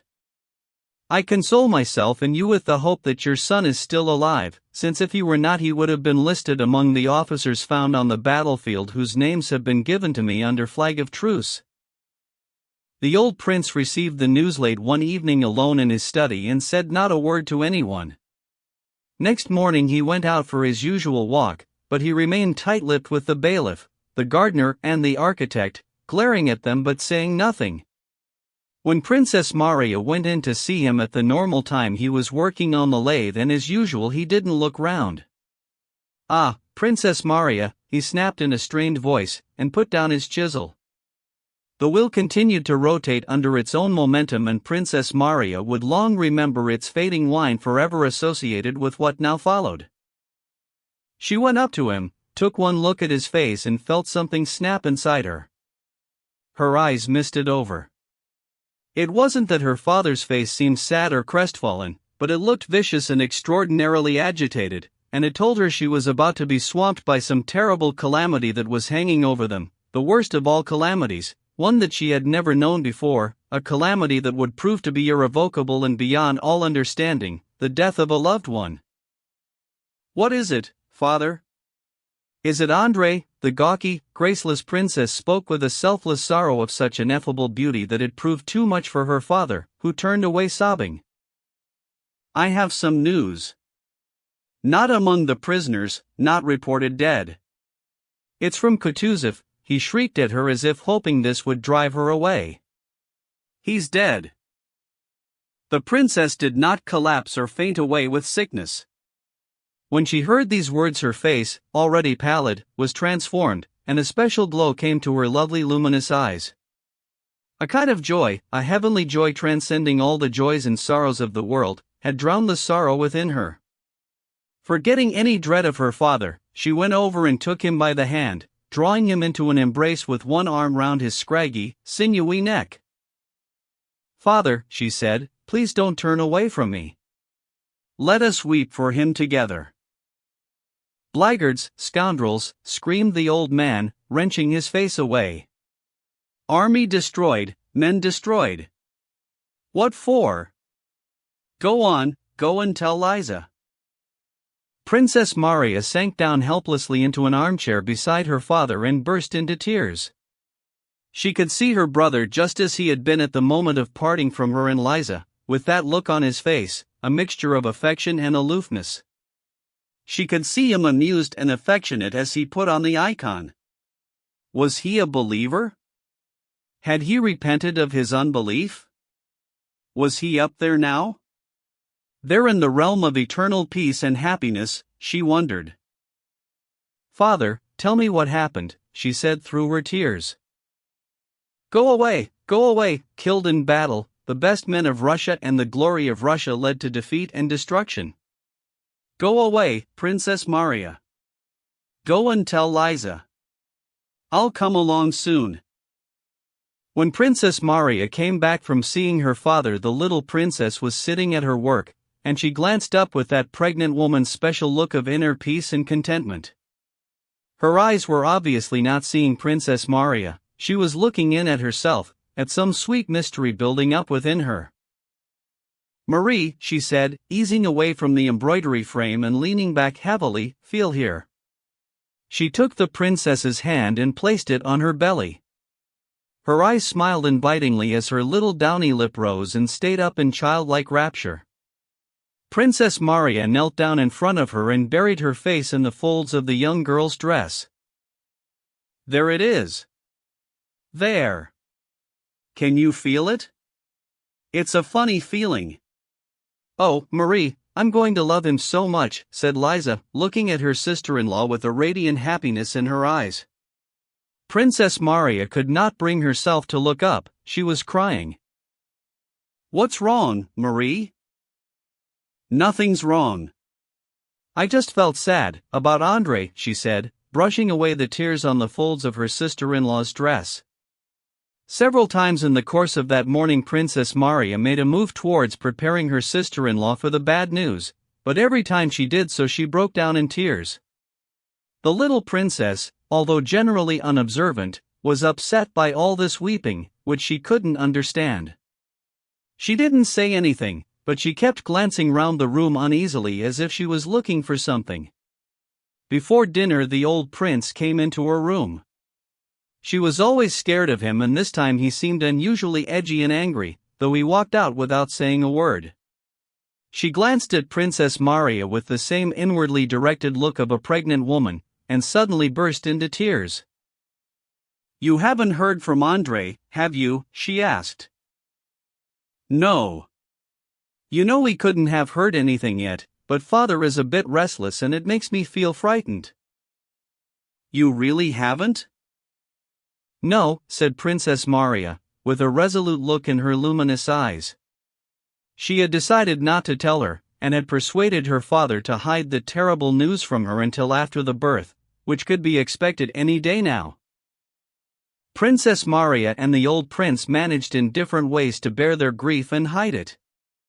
The old prince abandoned all hope, convinced in his own mind that Prince Andrei was dead, and although he dispatched an official to Austria to look for any signs of his son, he sent an order to Moscow for a monument in his memory which he could put up in the garden, and he went around telling everyone his son was dead. He tried to go on exactly as before, but his strength was failing. He took fewer walks, ate less, slept less and grew weaker with each passing day. But Princess Maria went on hoping. She prayed for her brother as if he was still alive and fully expected him to return at any moment. Chapter 8. "Marie, my dear," said the little princess shortly after breakfast on the morning of the 19th of March.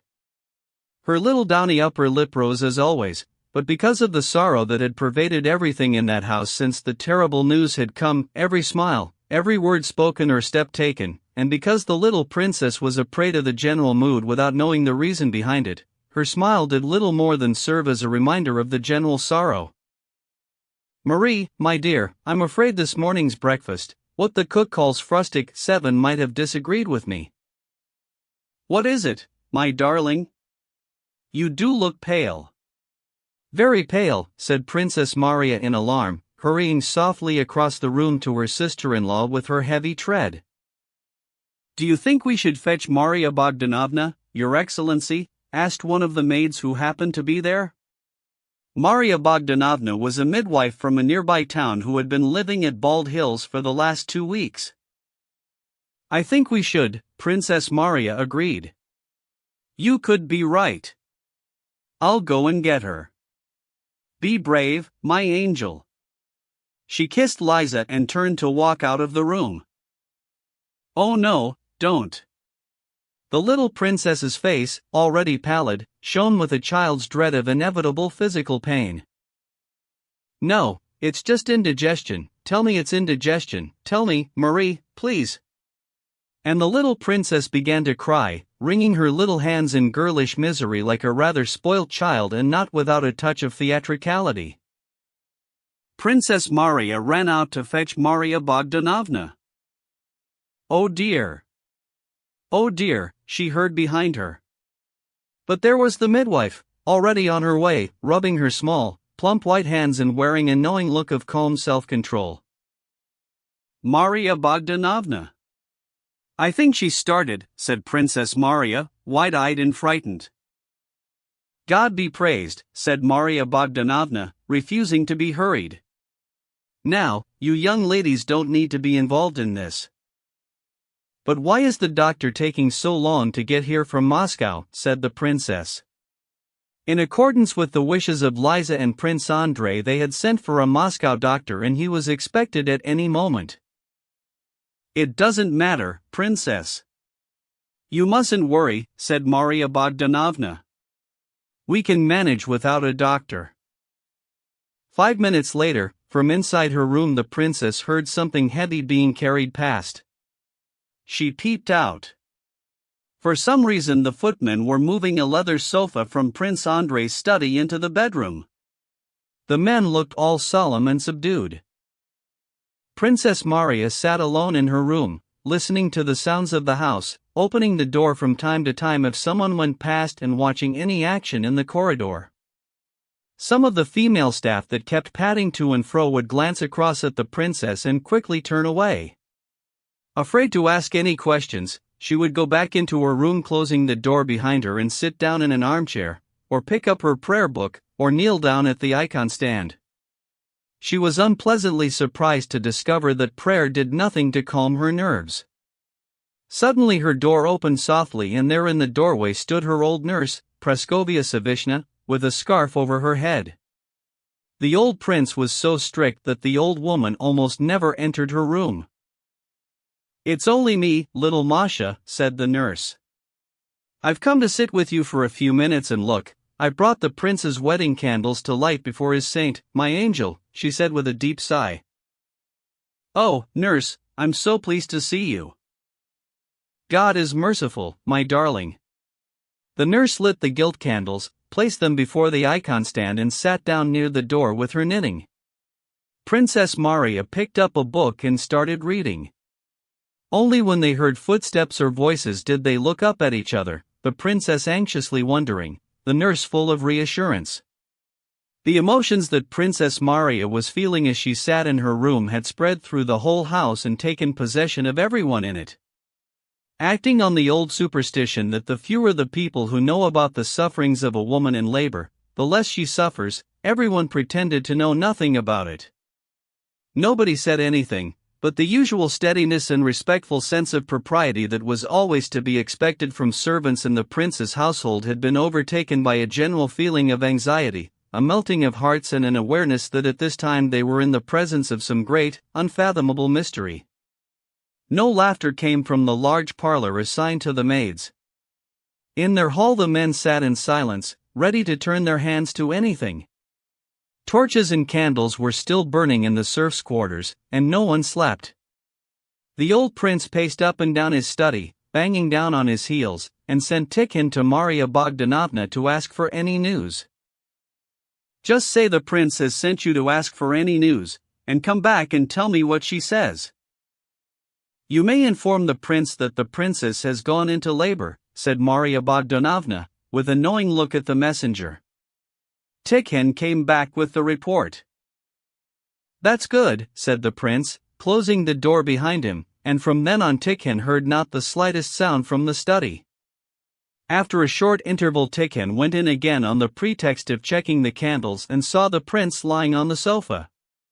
Tikhon looked at him, shook his head at the sight of the prince's worried face, went silently over and kissed him on the shoulder, and then left the room without touching the candles or saying why he had come. The world's most solemn mystery was now being slowly enacted. Evening passed, night came on, and the feeling of suspense and the melting of hearts before the great unknown, far from fading away, grew stronger and stronger. No one slept. It was one of those March nights when winter, desperate for one last fling, hurls down its snows and slings its squalls with a special fury. A relay of horses had been sent out to the main road to meet the German doctor, who was expected at any moment, and several men had ridden out with lanterns to wait at the turn-off and guide him and past the deep ruts and watery hollows hidden by the snow. Princess Maria, her book long since abandoned, sat in silence staring with her luminous eyes at the wrinkled face of her old nurse, which she knew in its every last detail, at the lock of gray hair that had dropped down from the headscarf and the baggy folds of skin under her chin. Nurse Savishna held on to her knitting and rambled on in a soft voice without hearing her own words or following their meaning. For the 100th time she described how the late princess had given birth to Princess Maria at Kishinev with only a Moldavian peasant woman to assist instead of a midwife. God will provide. Don't need no doctors, she said. Suddenly a gust of wind buffeted one of the window frames. The prince had decreed that one outer panel should be taken down in every room as soon as the larks returned, tore open a loose window catch, swirling the brocade curtain and whistling through with a cold, snowy draft that blew out the candle. Princess Maria shuddered. The nurse put down her knitting and went over to the window, where she put her head out and tried to get hold of the open frame. The cold wind flapped at the corners of her headscarf, and locks of gray hair slipped out and tumbled down. Princess, my love, someone be drivin' down the avenue, she said, holding on to the window frame without closing it. Be lanterns there. 'Tis the doctor. Oh, thank God. Thanks be to God, said Princess Maria. I must go and meet him. He doesn't speak Russian. Princess Maria flung a shawl over her shoulders and rushed off to meet the men who were riding up to the house. Hurrying across the top landing, she looked down through a window and saw a carriage with lanterns standing at the entrance. She went to the head of the stairs. On a banister post stood a tallow candle guttering in the draught. Halfway down, the footman Philip, a picture of alarm, was standing on the first landing holding another candle. Right at the bottom, around the turn of the stairs, someone could be heard coming up in thick boots. And then a voice spoke, and Princess Maria thought she knew whose it was. Thank God for that, said the voice. And what about father? He has retired for the night, came the voice of the butler, Demian, already downstairs. Then the first voice spoke again, and Demian's reply was followed by the sound of those thick boots coming up the unseen part of the staircase faster and faster. It's Andrei, thought Princess Maria. No, it can't be, that would be too much. And as she stood there thinking about it, down on the landing where the footman stood with his candle, the face and figure of Prince Andrei suddenly appeared. He was still wearing his fur coat, its collar covered in snow. Yes, it was him, but he had changed. He looked pale and thin, in a strange way gentler, and very worried. He came up the stairs to embrace his sister.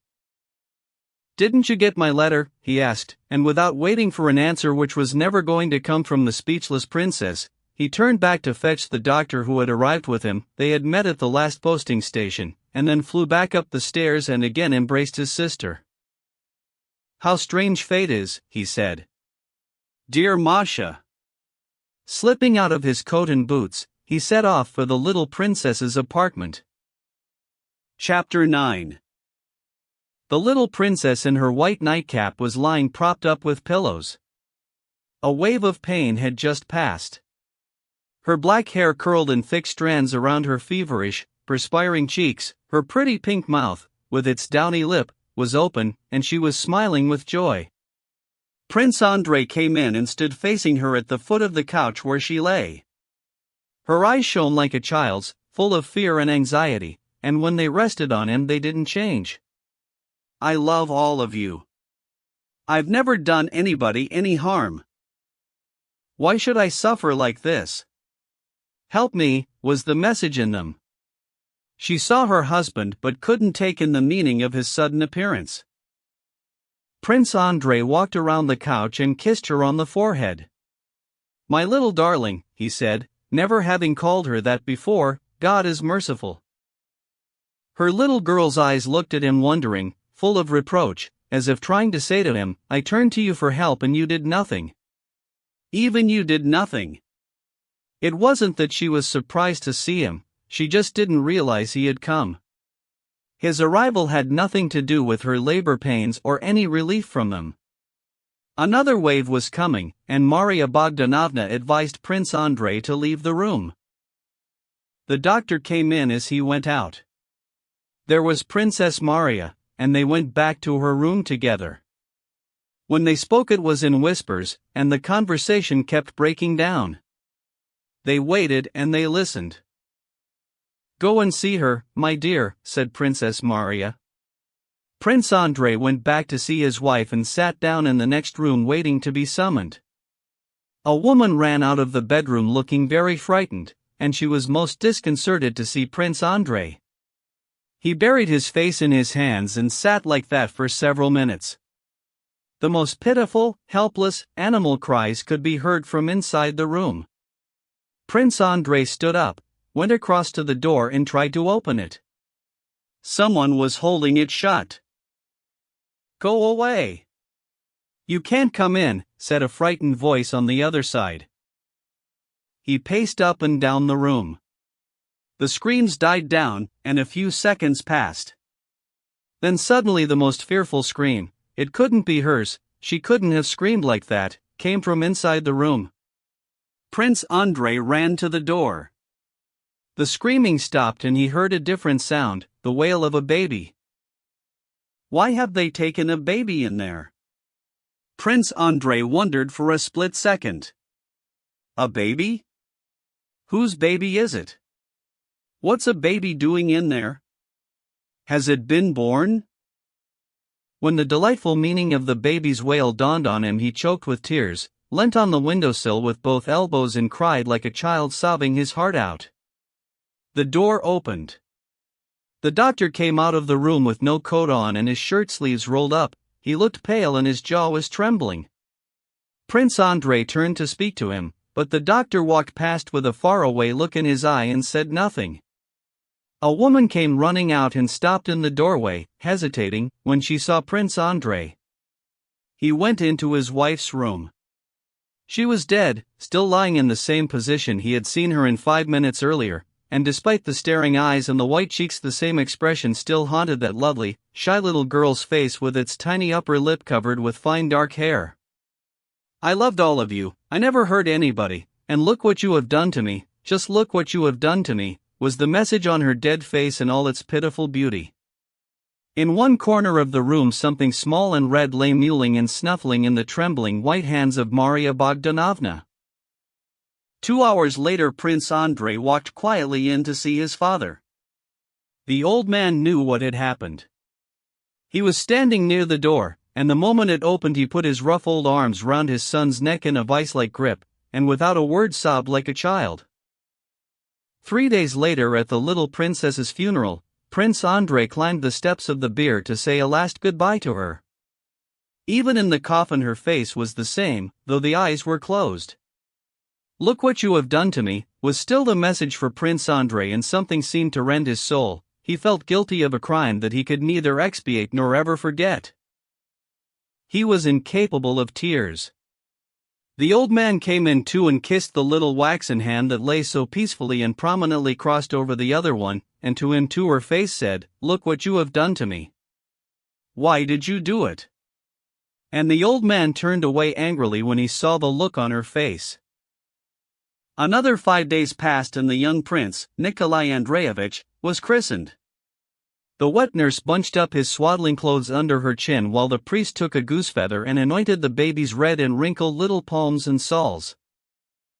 His grandfather, who was his godfather, all shaky and afraid of dropping the baby, carried him around the battered tin font and handed him over with great care to his godmother, Princess Maria. Prince Andrei sat in the next room waiting for the ceremony to end, beside himself with fear that they might drown the baby.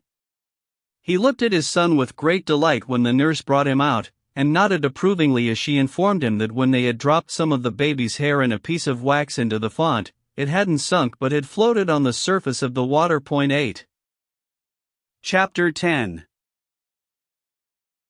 Rostov's involvement in the duel between Dolokhov and Bazukov had been hushed up by the old count, and instead of being reduced to the ranks as expected he had been appointed adjutant to the Governor-General of Moscow.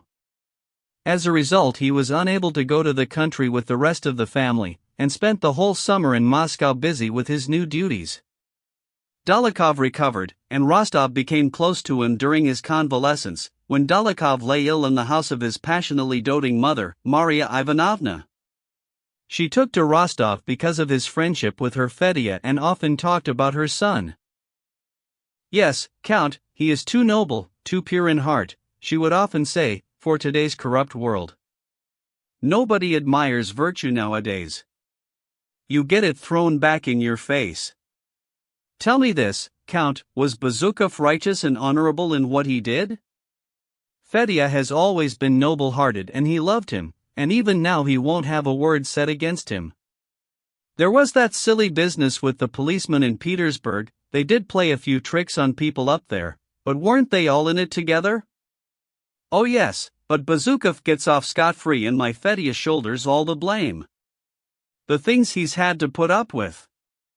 I know he's been reinstated, but how could he not have been?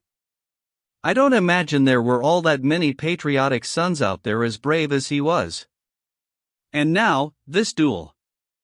Is there nobody with any feeling, any sense of honor nowadays? Challenging him like that, he knew he was an only son, and then aiming straight at him. I thank God for his mercy on us. And what was it all about? I ask you, who doesn't have affairs nowadays? I mean, if he was all that jealous, which I fully understand, he could have let people know a lot earlier, instead of letting it run on for a year. I know why he challenged him. He was counting on Fedya refusing to fight because he owed him money. It's obscene. Depraved. I know you understand Fedya, my dear Count. That's why I'm so fond of you, believe me. Not many people do. He has the kind of soul that is too exalted, too angelic. And during his convalescence, Dolokhov himself began to speak to Rostov in a way that no one would have expected of him. I know they all think I'm a nasty piece of work, he would say. Let them think what they want. The only people I want to know are the ones I love. But those that I do love, I would lay down my life for them, and I'll crush anybody else who gets in my way. There's my mother, I adore her, she's a treasure, and one or two friends, including you. Apart from them I ignore everybody unless they are useful or dangerous. And most of them are dangerous, especially the women. Oh yes, dear boy, he went on, I've met one or two men who were loving, noble, and high-minded. But I've yet to meet a woman who wasn't for sale. Countesses, cooks, they're all the same. I'm looking for a woman with the purity of a saint and complete devotion, and I've yet to meet one. If I could find a woman like that, I'd lay down my life for her. But this lot, he made a gesture of contempt. Believe me, if I value my life, I value it because I'm still hoping I might meet a heavenly creature like that who would restore me and purify me and lift me to a higher level. I don't suppose you understand. Oh yes I do, answered Rostov, very much under the influence of his new friend. In the autumn the Rostov family returned to Moscow. At the beginning of the winter Denisov also came back and stayed with the Rostovs. For Nikolai Rostov and all his family the early days of the 1806 winter in Moscow were the happiest and merriest of times. Nikolai brought a lot of young men back home with him into his parents' house. Vera was by now a beautiful young woman of 20, Sonia, a 16-year-old girl with all the charm of an unfolding flower, while Natasha, half-adult, half-child, could be an amusing little girl one minute and an enchanting young woman the next. Love was in the air at the Rostovs at this time, as it always is when there are very young and very charming girls around. Any young man arriving at their house and seeing those young girls' faces, so sensitive and always smiling, probably at their own good fortune, amid all the chasing and scurrying, and hearing all their frivolous girlish chatter, so good-natured, open to everything, brimming with hope, and their equally frivolous singing and music-making, enjoyed the same sensations of lovesickness and impending bliss that the young Rostovs were themselves enjoying. One of the first young men brought home by Nikolai was Dolokhov, who won over everyone in the house except Natasha. She almost came to blows with her brother over Dolokhov. She insisted that he was a bad lot, that in the duel with Bezukhov, Pierre had been in the right and Dolokhov in the wrong, and that he was a horrible monster.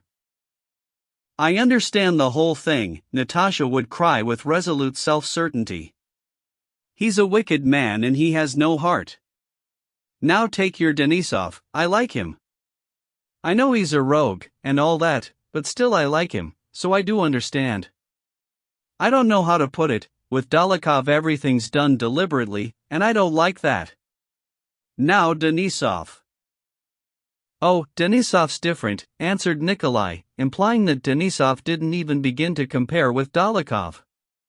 You have to get through to Dolokhov and understand his soul.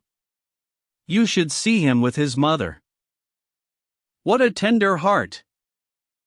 I don't know about that.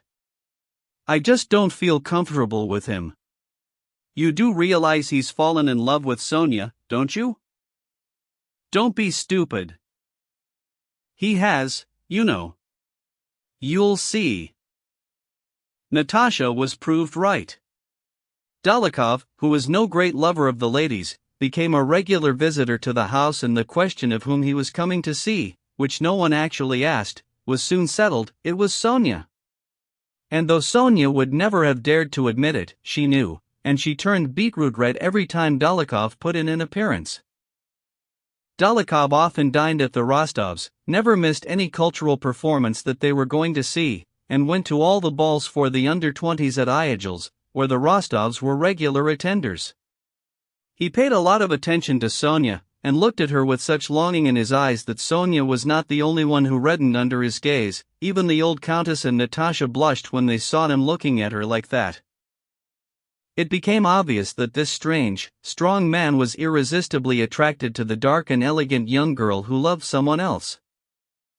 Rostov sensed something different between Dolokhov and Sonia, but he couldn't put his finger on what was new about their relationship. Oh, they're all in love with somebody, he said, thinking of Sonia and Natasha. But he no longer felt at ease with Sonia and Dolokhov, and before long he was less frequently at home.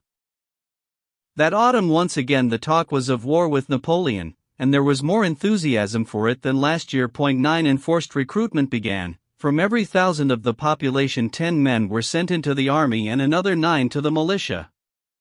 Napoleon's name was cursed right, left and center, and the coming war was the only topic of conversation in Moscow. As far as the Rostov family was concerned, the only thing that mattered in all these preparations for war was their dear Nikolai's categorical refusal to stay behind in Moscow. He was only waiting for the end of Denisov's leave at the end of the holiday season for the pair of them to rejoin their regiment. His impending departure, far from being an obstacle to his enjoyment, spurred him on to enjoy life even more. He spent most of his time out of the house, at dinners, parties and balls. Chapter 11. On the third day after Christmas, Nikolai dined at home, a rare occurrence in recent days. The occasion was a grand farewell dinner. Nikolai was due to rejoin his regiment with Denisov after Epiphany. There were a couple of dozen dinner guests, including Dolokhov and Denisov. Love was still in the air at the Rostovs. Never had the atmosphere of the house been so palpably full of lovesickness as it was during those Christmas holidays. Seize the moment of bliss. Love and be loved. This is the only real thing in the whole world. Nothing else makes sense. Here and now, this is all we are interested in. The atmosphere was full of thoughts like these. After exhausting 2 pairs of horses as usual, and he still never managed to go everywhere and see everyone, Nikolai arrived home just in time for dinner.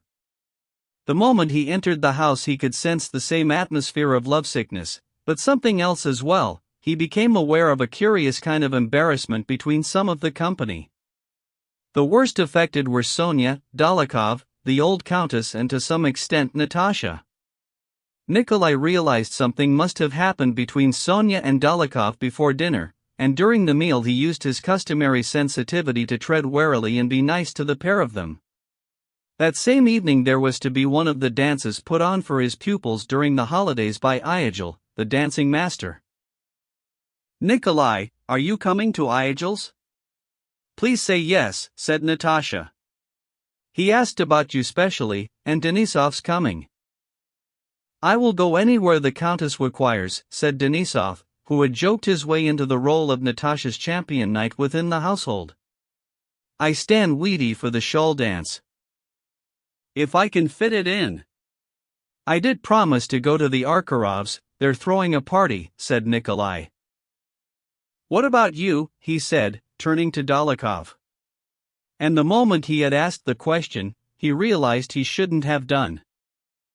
Yes, well possibly, Dolokhov's response was frigid and furious, as he glanced first at Sonia and then at Nikolai, treating him to exactly the same scowl he had launched at Pierre over dinner at the English club. Something wrong here, thought Nikolai, and his suspicions were confirmed when Dolokhov left immediately after dinner. He called Natasha over and asked what was going on. Oh, I've been looking for you, said Natasha, skipping over to him. I told you, didn't I? You wouldn't believe me, she said triumphantly. He's proposed to Sonia. Sonia had not been much in Nikolai's mind of late, but he still felt a great wrench inside him when he heard this.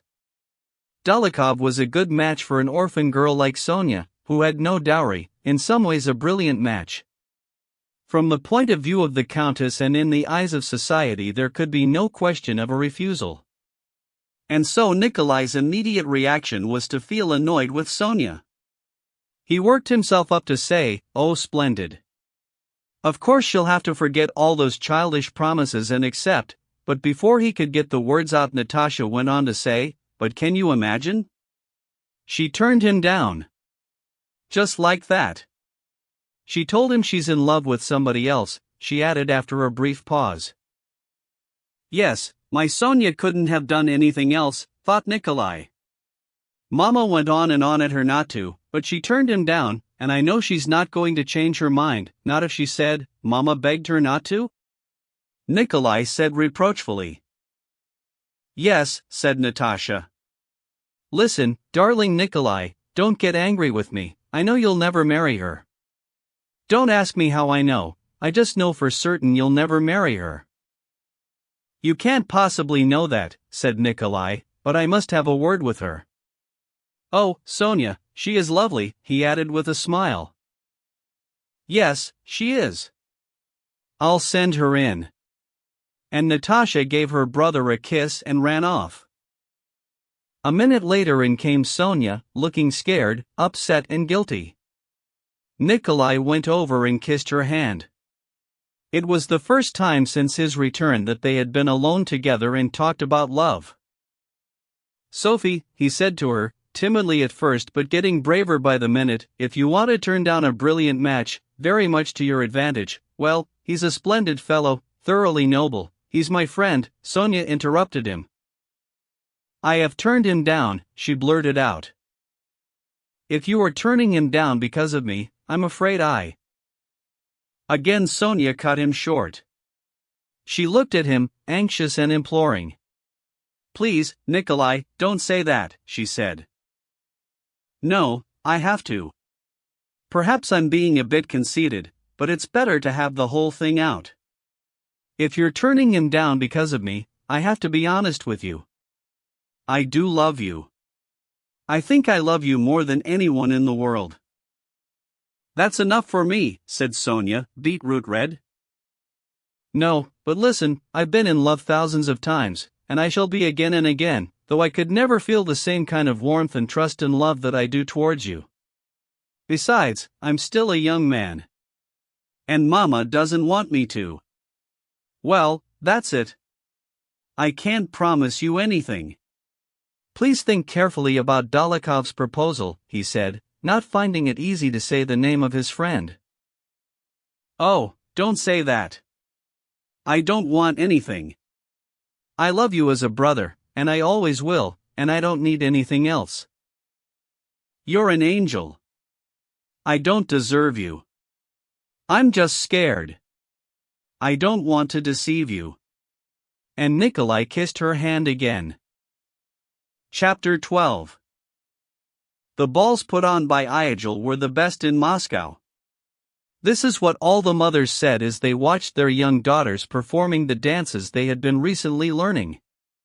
So did the boys and girls themselves as they danced till they were ready to drop. So did the grown-up young men and women, who came along thinking these dances were rather beneath them and ended up enjoying every minute. That year 2 matches had been made at these dances.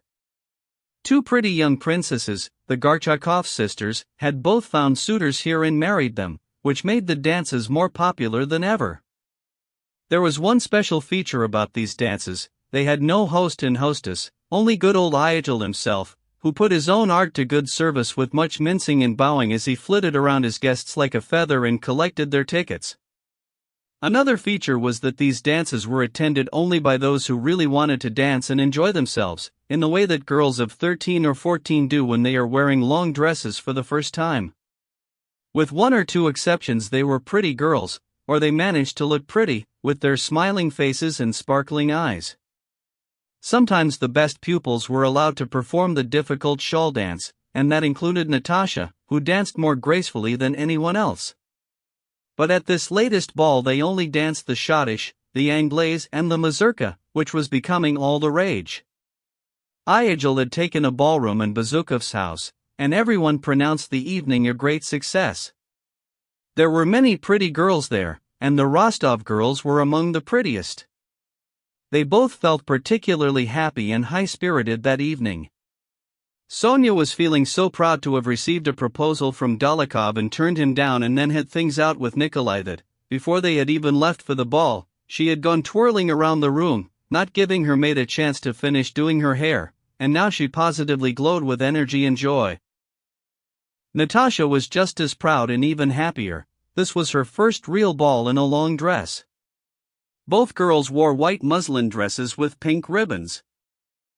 Natasha made sure she fell in love the moment she stepped into the ballroom, not with anyone in particular, in love with everyone. Every time she looked at someone she fell in love, and the love lasted no longer than the look. She kept running up to Sonia and saying, "Oh, isn't it marvelous?" Nikolai and Denisov strolled from room to room, watching the dancers with a kind of protective benevolence. "She's so sweet." "She'll be a real beauty," said Denisov. "Who will?" "Countess Natasha," answered Denisov. After a short pause he said again, "Look at her dancing. So graceful." "Who are you talking about?" "Oh, really, I'm talking about your sister," cried Denisov angrily. Rostov laughed. "My dear Count, you were one of my best pupils, you must dance," said little Iagel, coming up to Nikolai. "Look at all these pretty young ladies." He turned with the same request to Denisov, also an ex-pupil.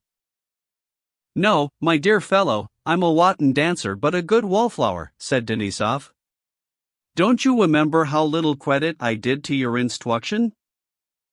"Oh no," said Iagel, quick to reassure him. "You didn't concentrate, but you had talent, plenty of talent." The band struck up with a mazurka, the latest thing. Nikolai felt he couldn't refuse Iagel, so he asked Sonia to dance. Denisov sat down by some elderly ladies and leant towards them with one elbow on his saber. Tapping his foot in time to the music, he managed to keep them amused while keeping an eye on the young people dancing. Iagel was dancing the first couple with Natasha, his star pupil, his pride and joy. Light as thistledown in his tiny slippers, Iagel led the way, swooping across the room with a diffident Natasha studiously concentrating on her steps. Denisov couldn't take his eyes off her. He tapped out the rhythm with his saber, which was meant to imply that if he wasn't dancing it was because he chose not to, not because he couldn't dance. While the dancers were in the middle of a figure, he saw Rostov walking past and beckoned him over. "It's not white, you know," he said. "Is this Wyken to be a Polish mazurka? But she's such a good dancer." Knowing that even in Poland Denisov had been famous for dancing the Polish mazurka, Nikolai ran over to Natasha. "Go and invite Denisov. He can dance, you know. He's marvelous at it," he said. When Natasha's turn came round again, she got up and tripped rather timidly across the room in her tiny dancing shoes with their pretty bows to the corner where Denisov was sitting. She could feel everyone's eyes on her as people waited to see what might happen. Nikolai watched as a little amiable argument took place between Denisov and Natasha, with Denisov saying no to something, but with a broad smile on his face. He ran across. "Oh, please, Vasily Dmitrich," Natasha was saying. "Do come and dance." "Oh, Countess, really and truly, Denisov was saying. "Come off it, Vaska," said Nikolai. "They're sticking me like a kitten," said Denisov with great good humor. "I'll sing for you, all night," said Natasha. "Little sorceress, she's got me whopped awound her little finger," said Denisov, unbuckling his saber. He came out from behind the chairs, took his partner firmly by the hand, tilted his head back and put one foot forward, waiting for the beat. Denisov's short stature went unnoticed only when he was on horseback or dancing the mazurka, then he looked every inch the dashing hero he always felt himself to be. When the beat came round he gave a smile of triumph, took a sideways glance at his partner, suddenly stamped his foot and leapt off the floor like a rubber ball, soaring away and whirling his partner round with him. He swooped silently halfway across the room on one foot, heading straight for some chairs which he didn't seem to have seen, only to stop dead suddenly, spurs jingling, legs apart, down on his heels, holding it there for a second, then off again, stamping both feet, jangling his spurs, spinning round dizzily, clicking his heels, swooping off into another turn. Instinctively aware of what he was going to do next, Natasha abandoned herself and followed his lead quite unconsciously. He whirled her round on his right arm, then on his left, dropped down on one knee and guided her round, then leapt up again and galloped away madly as if he intended sweeping through every room in the palace without stopping for breath.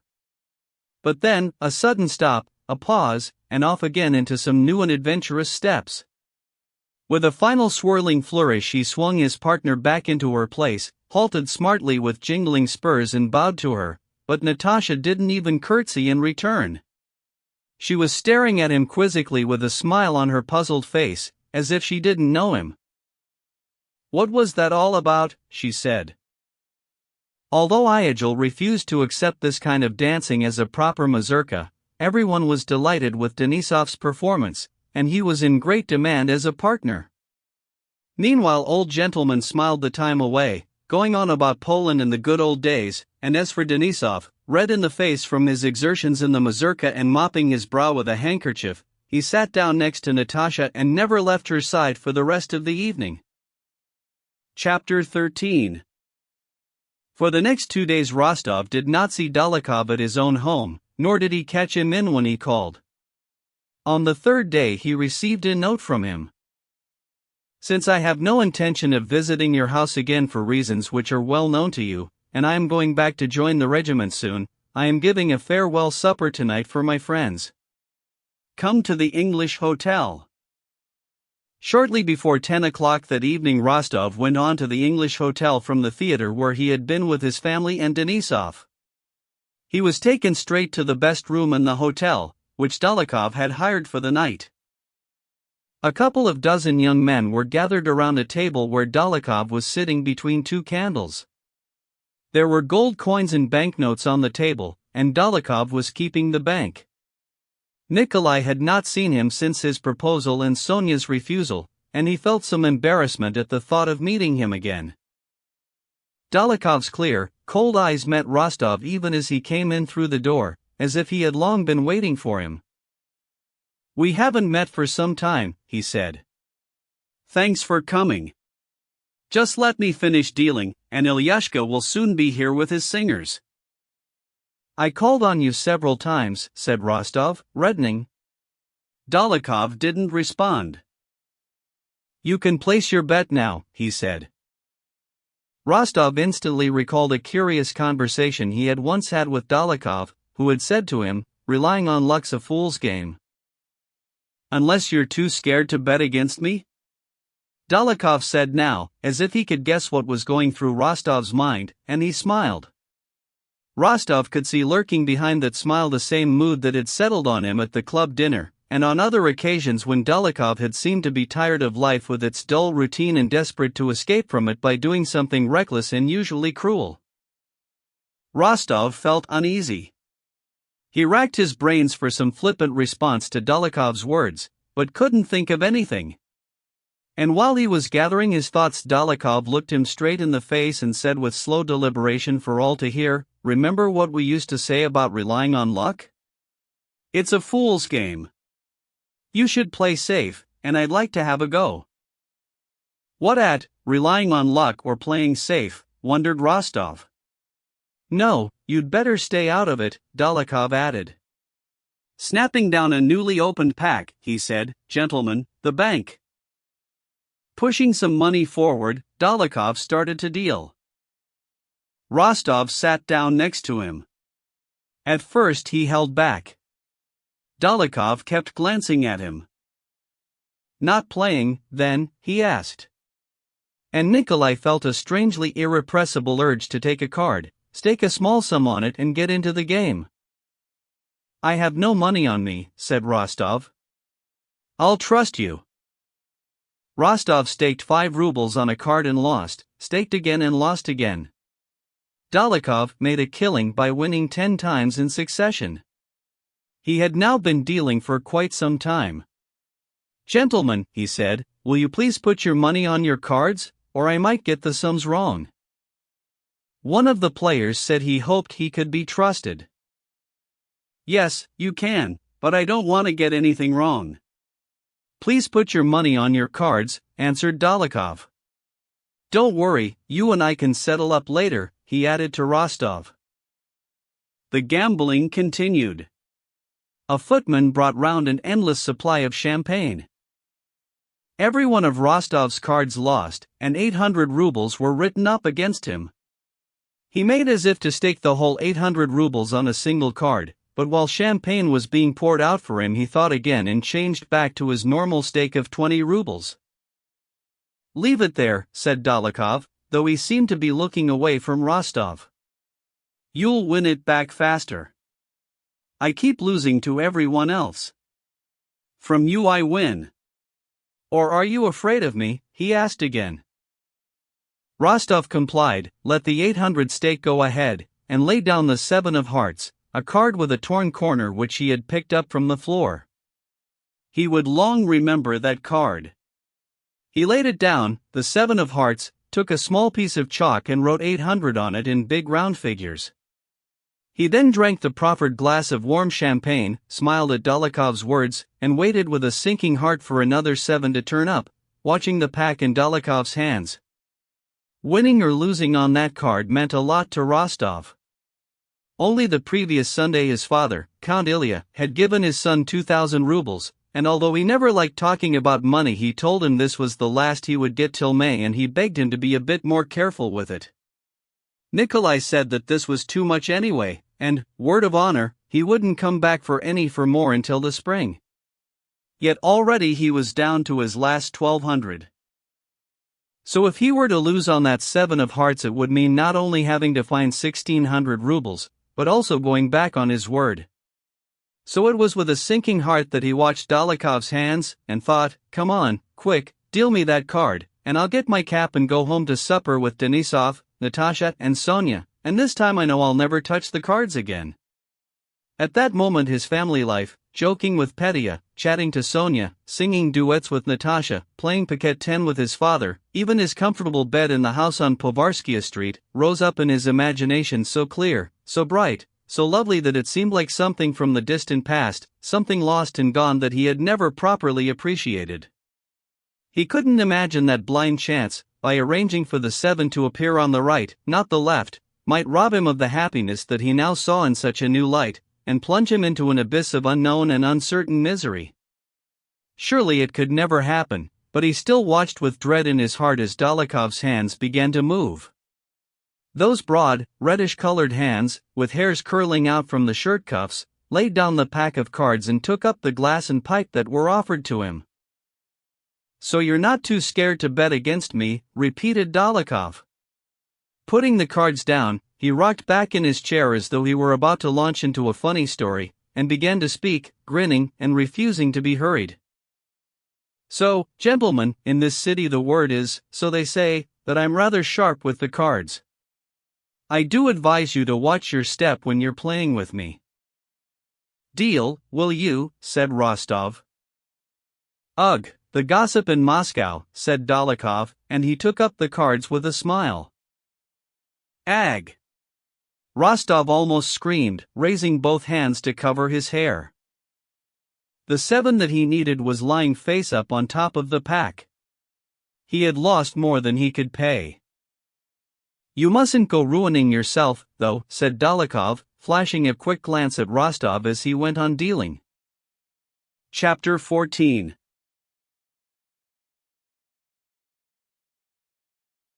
An hour and a half went past, by which time most of the gamblers had lost all serious interest in their own play. All eyes were on Rostov. Instead of a mere 1,600 rubles, he now had written up against him a long column of figures, which he would have put at something coming up to 10,000, though a vague impression was dawning on him that it might have risen to 15,000. In fact, the total had already gone past 20,000 rubles. Dolokhov was no longer listening to stories or telling them, he was following every movement of Rostov's hands, with the odd passing glance at the total against him. He had decided to keep the game going until the total reached 43,000. He had lighted on this figure because 43 represented his age and Sonia's added together. The table was a mess of wine stains, cards and chalk marks, and Rostov sat there with his head in both hands. One impression tormented him relentlessly, those broad, reddish-colored hands with the hairs curling out from the shirt cuffs, those hands, loved and loathed, which held him in their power. 600 rubles, ace, corner there 11-9. No chance of winning it back. How nice it would have been at home. Jack, no, it can't be. Why is he doing this to me? Rostov wondered, thinking back. Now and then he went for a high stake, but Dolokhov would always decline and fix the stake himself. Nikolai always complied. One minute he was praying as he had done under fire on the bridge over the Ants, the next he was speculating that he might save himself by picking up the first card that came to hand in the crumpled pile under the table. Then he counted the cords on his jacket and tried staking all his losses on a card with that number. Then he looked round helplessly at the other gamblers, or stared into Dolokhov's coldly impassive face and tried to work out what was going on inside him. He knows full well what this loss means to me, he told himself. Does he want to ruin me? He was my friend. I loved him. But it's not really his fault, he can't help it if he has a run of luck. It's not my fault either, he kept saying to himself. I haven't done anything wrong. I haven't murdered anybody or offended anybody. I don't wish anybody any harm. Where did this disaster come from? When did it start? It all happened so quickly. I just sat down at this table thinking I might win 100 rubles and buy Mama that little casket for her name day, and then go home. I was happy and free and in such a good mood. I didn't realize how happy I was. When did that end, and when did this ghastly business begin? What signaled the change? I just stayed here in my place at this table picking out cards and pushing them forward, and watching those broad hands doing their tricks. What's happened to me, and when did it happen? I'm fit and well, still the same, still in the same place. It's just not possible. Surely it's all going to come to nothing. He was red and sweating even though the room was not hot. His face looked terrible, a pathetic sight, all the worse for his useless efforts to look calm. His total reached the fateful number, 43,000. Rostov had just bent the corner of a new card to double up on the last 3,000 put down to him when Dolokhov slammed the cards down on the table, pushed them to one side, took a piece of chalk and began totting up Rostov's losses rapidly in his clear, bold hand. The chalk snapped as he did so. Supper. Supper is served. And the gypsies are here. And indeed, some swarthy men and women were coming in from the cold, saying something in a gypsy accent. Nikolai knew it was all over, but he managed to say offhandedly, "Oh, aren't we going on then?" I had such a nice little card ready, as if the only thing that mattered to him was the fun of playing. That's it. I'm finished, he thought. A bullet through my head, it's the only way out, but his voice spoke breezily, "Come on, just one more card." "All right," answered Dolokhov, finishing his adding up. "All right. 21 rubles it is," he said, pointing to the figure 21, the amount by which his total exceeded 43,000. He took a new pack and sat there ready to deal. Rostov bent the corner of his card, but instead of the intended 6,000 he complied with Dolokhov and carefully wrote down 21. "I don't mind one way or the other," he said. "I'd just like to know whether you'll win or lose on that 10. Dolokhov had a grave look about him as he dealt. Oh, how Rostov loathed those reddish-colored hands, with their stubby fingers and the hairs curling out from the shirt sleeves, those hands that had him in their power. The 10 came up. 43,000 against you, Count, said Dolokhov, stretching as he rose from the table. All this sitting down makes you feel tired, he said. Yes, I'm tired too, said Rostov. Dolokhov cut him short as if to remind Rostov that this was no laughing matter. When shall I have the money, Count? Rostov blushed as he drew Dolokhov aside into the next room. I can't pay it all just like that. Will you take an IOU? Listen, Rostov, said Dolokhov with a sunny smile, looking Nikolai straight in the eye, you know what they say, lucky in love, unlucky at cards. Your cousin's in love with you. I know that. Oh. How horrible to be like this, in this man's power, thought Rostov. He knew what a shock the news of this loss would be to his father and mother. Oh, if only he could be rid of it all. And he sensed that Dolokhov now wanted to play cat and mouse with him, in the full knowledge that only he could free him from all the shame and grief. Your cousin, Dolokhov started to say, but Nikolai cut him short. My cousin has nothing to do with this. Keep her out of it, he cried with fury. When do I get it, then? Asked Dolokhov. Tomorrow, said Rostov, and left the room. Chapter 15. To utter the word tomorrow with a semblance of politeness was not too difficult, but to arrive home alone, to see sisters and brother, mother and father, to confess and ask for money which he had no right to after giving his word of honor, was ghastly. They were still up. The younger members of the family had come back from the theater to a good supper, and were now gathered round the clavichord. The moment Nikolai set foot in the hall he felt himself absorbed into the poetic atmosphere of love which had ruled their household that winter and seemed to have intensified around Sonia and Natasha ever since Dolokhov's proposal and Iagel's ball, like pressure building up before a storm. Sonia and Natasha, still wearing the light blue dresses they had worn for the theater, stood by the clavichord, pretty girls and conscious of it, happy and smiling. Vera was playing chess with Shinshin in the drawing room. The old countess, waiting for her son and her husband to come home, was playing patience with an elderly gentlewoman who lived in with them.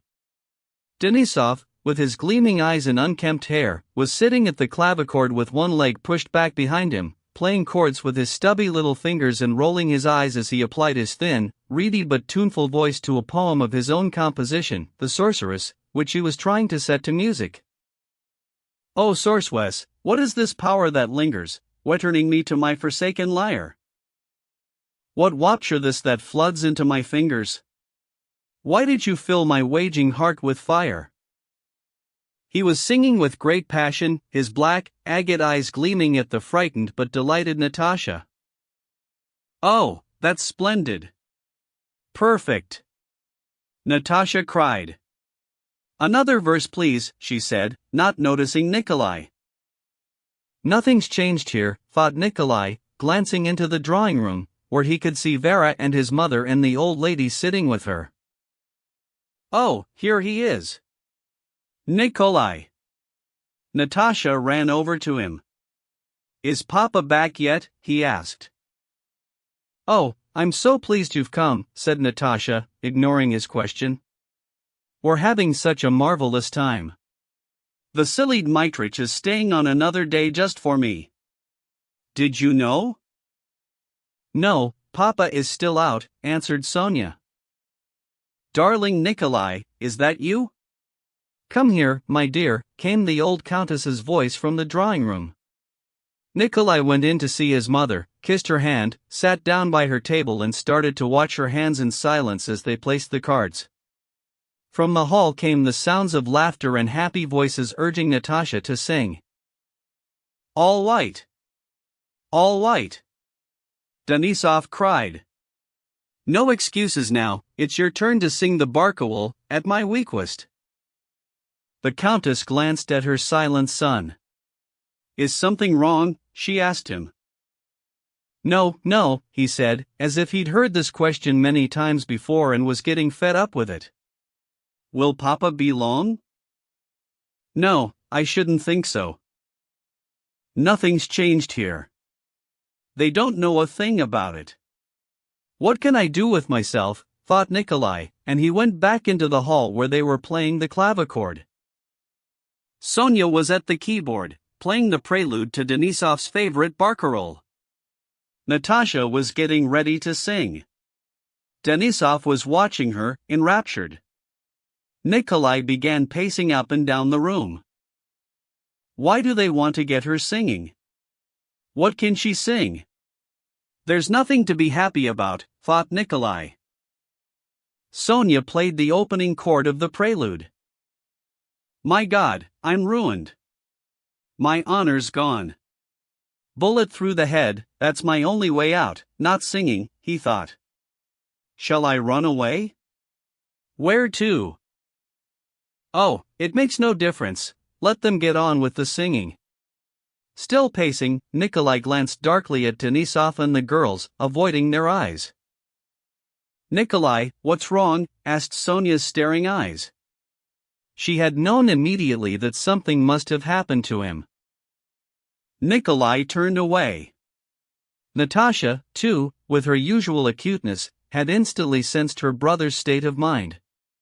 She did notice him, but she was in such high spirits at that moment, so remote from sorrow, gloom and censure, that she deliberately indulged in a little self-delusion, as young people often do.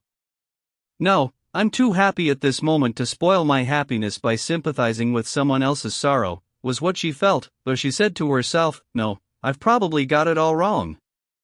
He must be as happy as I am. Come on, Sonia, she said, walking out into the middle of the room, where she thought the acoustics were best. Tilting her head, and letting her arms dangle lifelessly like a ballet dancer, Natasha performed a strong heel-anto figure in the middle of the room and then stood still. Here I am. Look at me, she seemed to be saying in response to Denisov's enraptured gaze, which never left her. What is she so pleased about? Nikolai wondered, looking at his sister. Why doesn't she get fed up with all this? Has she no shame?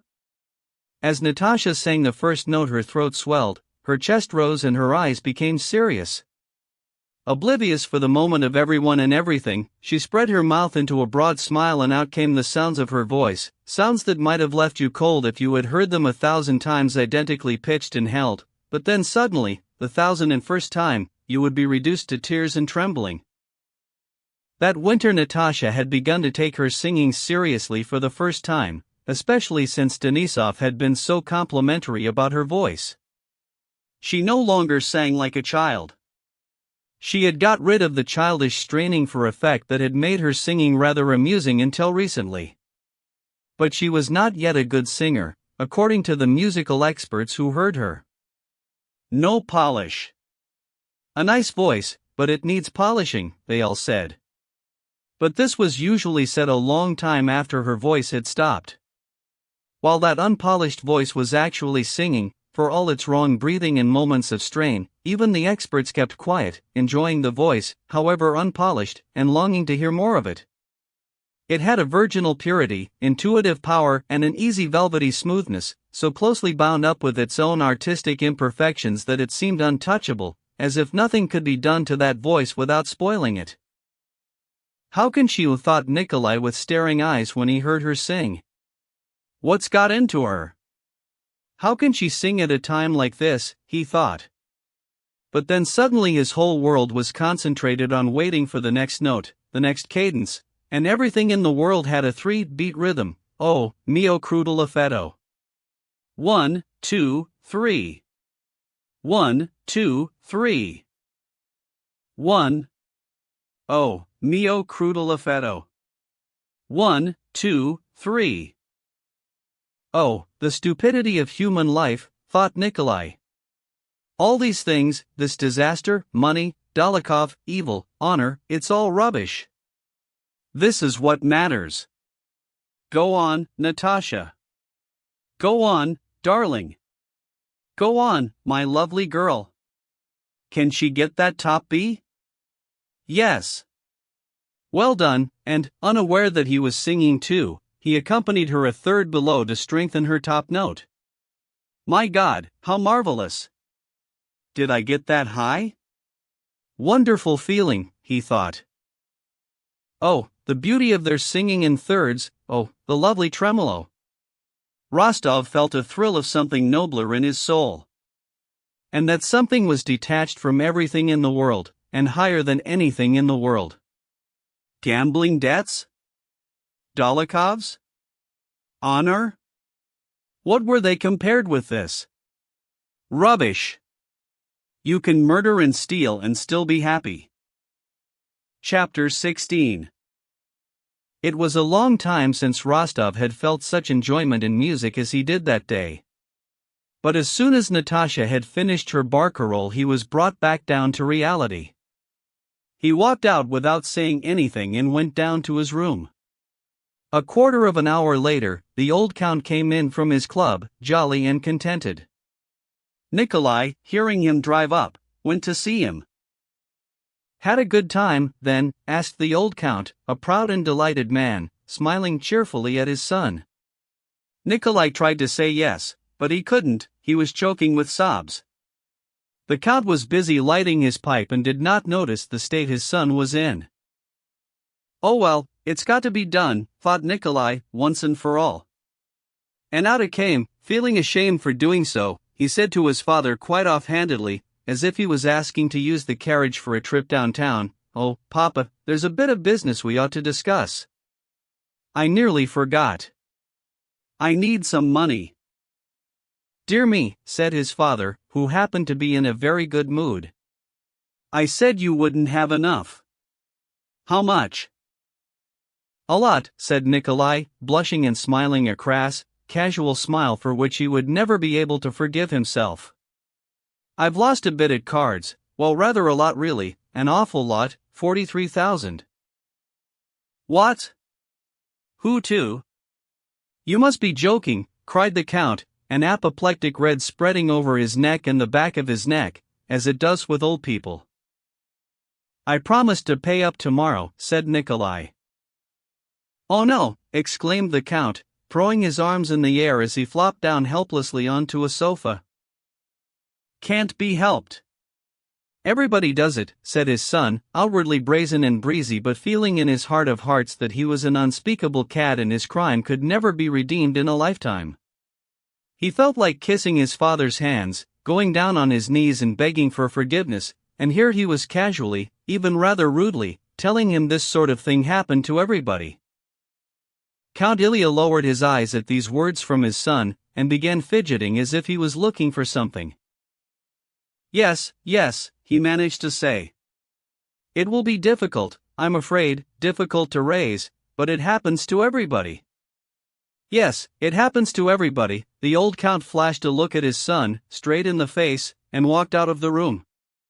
Nikolai had been preparing himself for a refusal, but this he had not expected. Papa! Papa! He cried out, sobbing, after the retreating figure. "Please, forgive me." Seizing his father's hand, he pressed it to his lips and burst into tears. While father and son were having this discussion, another one, hardly less important, was taking place between mother and daughter. Natasha had rushed in wildly excited and run over to her mother. Mama! Mama, he's done it. He's done what? He's proposed to me. Mama! Mama, she cried. The Countess couldn't believe her ears. Denisov proposing? Who to? Her tiny little Natasha, who had only just grown out of playing with dolls and was still in the schoolroom. Natasha, that's enough. Don't be so silly, she said, hoping it might be a joke. I'm not being silly. I'm telling you what's happened, said Natasha angrily. I've come to ask you what to do, and you say I'm being silly. The Countess shrugged. If it is true that Monsieur Denisov has made a proposal, it may be amusing, but you must go and tell him he is a fool. That's all there is to it. But he's not a fool, said Natasha, serious and resentful. Well, what do you want, then? You all seem to be in love nowadays. Oh well, if you're in love perhaps you'd better marry him, said the Countess with an angry smile. Good luck to you. No, Mama, I'm not in love with him. I don't think I am. Well, go and tell him. Mama, are you angry with me? Don't be angry, dearest Mama. It's not my fault, is it? No, of course I'm not, darling. If you like, I'll go and tell him, said the Countess with another smile. No, I can do it, only tell me what to say. It's all so easy for you, she added, warming to her smile. Oh, if only you could have seen him saying it. I know he didn't mean to. He just blurted it out.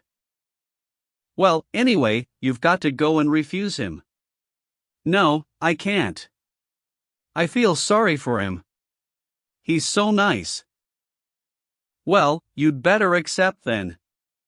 Yes, it's about time you got married, said her mother with pointed irony. No, Mama, but I am sorry for him. I don't know what to say. Well, you don't have to say anything. I'll speak to him myself, said the Countess, indignant at the very idea of someone treating her little Natasha like an adult. No, you mustn't. I'll do it. You come and listen at the door. And Natasha ran across the drawing room into the hall where Denisov was still sitting at the clavichord in the same chair, with his face buried in his hands. He leapt to his feet at the sound of her little footsteps. Natalie, he said, hurrying towards her, decide my fate. It is in your hands. Vasily Dmitrich, I'm sorry. You are so nice, but we can't, but I'll always love you as I do now. Denisov bent over her hand and she heard some strange, incomprehensible sounds. She kissed him on his unkempt curly black head. At that moment they heard the hurried rustling of the old Countess's skirts as she bore down on them. Vasily Dmitrich, I thank you for the honor you do us, said the Countess in an embarrassed tone which Denisov took as a harsh one, but my daughter is so young, and I would have thought that as a friend of my son you would have approached me first. If you had, you would not have put me in the position of having to make this refusal. Countess, began Denisov with downcast eyes and a guilty face. He wanted to say more but he had dried up. Natasha could not look calmly on such a pathetic sight. She broke down in a series of loud sobs. Countess, I do wait with this, he stammered out, but I really do adore your daughter and all your family and I'd sacrifice more than one life. He looked at the Countess and took in her stern face. Wait then, I really must say goodbye, Countess, he said, kissing her hand, and without a glance at Natasha he strode quickly out of the room with an air of great determination. The following day Rostov went to Denisov, who wasn't prepared to spend another day in Moscow, to see him on his way. All his Moscow friends gave him a grand send-off at the Gypsies, and he had no memory of being stowed in his sledge or of traveling the first 3 stations.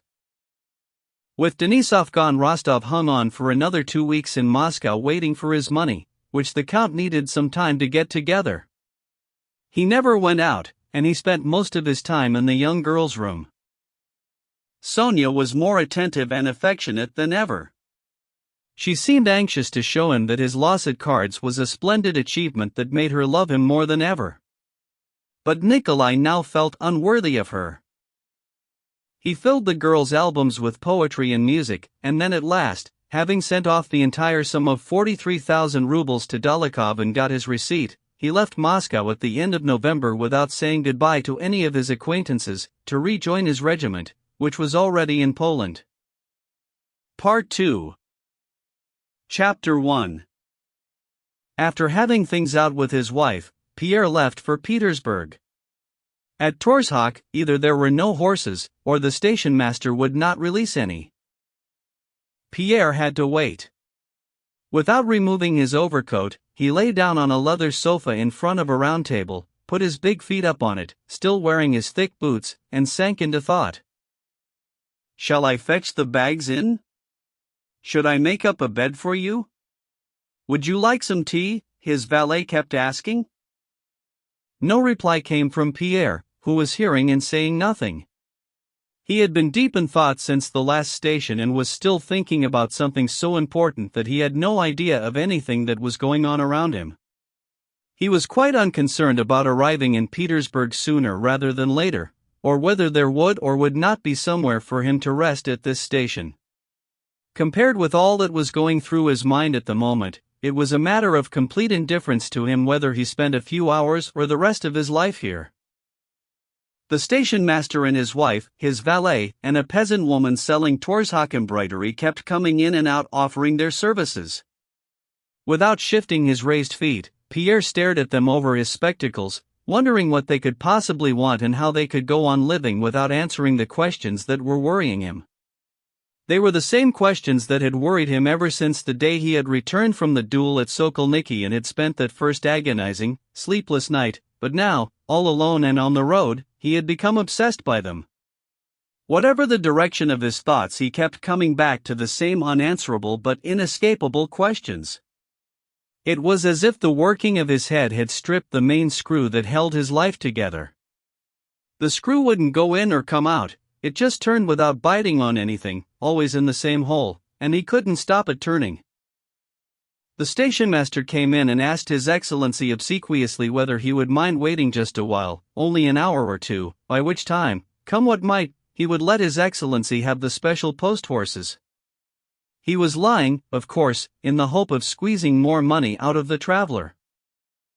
Is this a good thing or a bad thing? Pierre wondered. Good for me, but bad for the next traveler, and anyway he can't help it, he has to eat. He told me an officer thrashed him for that. But the officer thrashed him because he was in a hurry.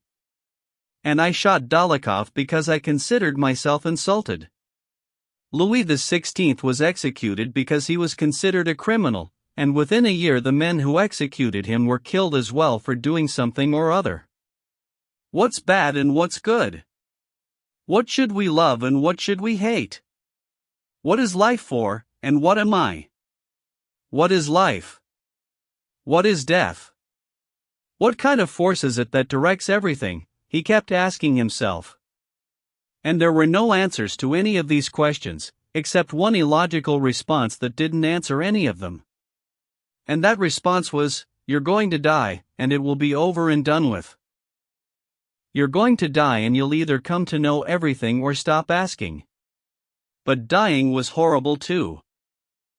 The Torzhok peddler woman was whining away, offering her wares, especially some goatskin slippers. I've got hundreds of rubles, money I don't know what to do with, and she stands there in her tatty coat hardly daring to look at me, thought Pierre. And what does she want money for? As if it could give her a hair's breadth of extra happiness or put her soul at rest. Is there anything in the world that can make her and me any less subject to evil and death? Death, the end of everything, and it must come today or tomorrow, either way it's a split second on the scale of eternity.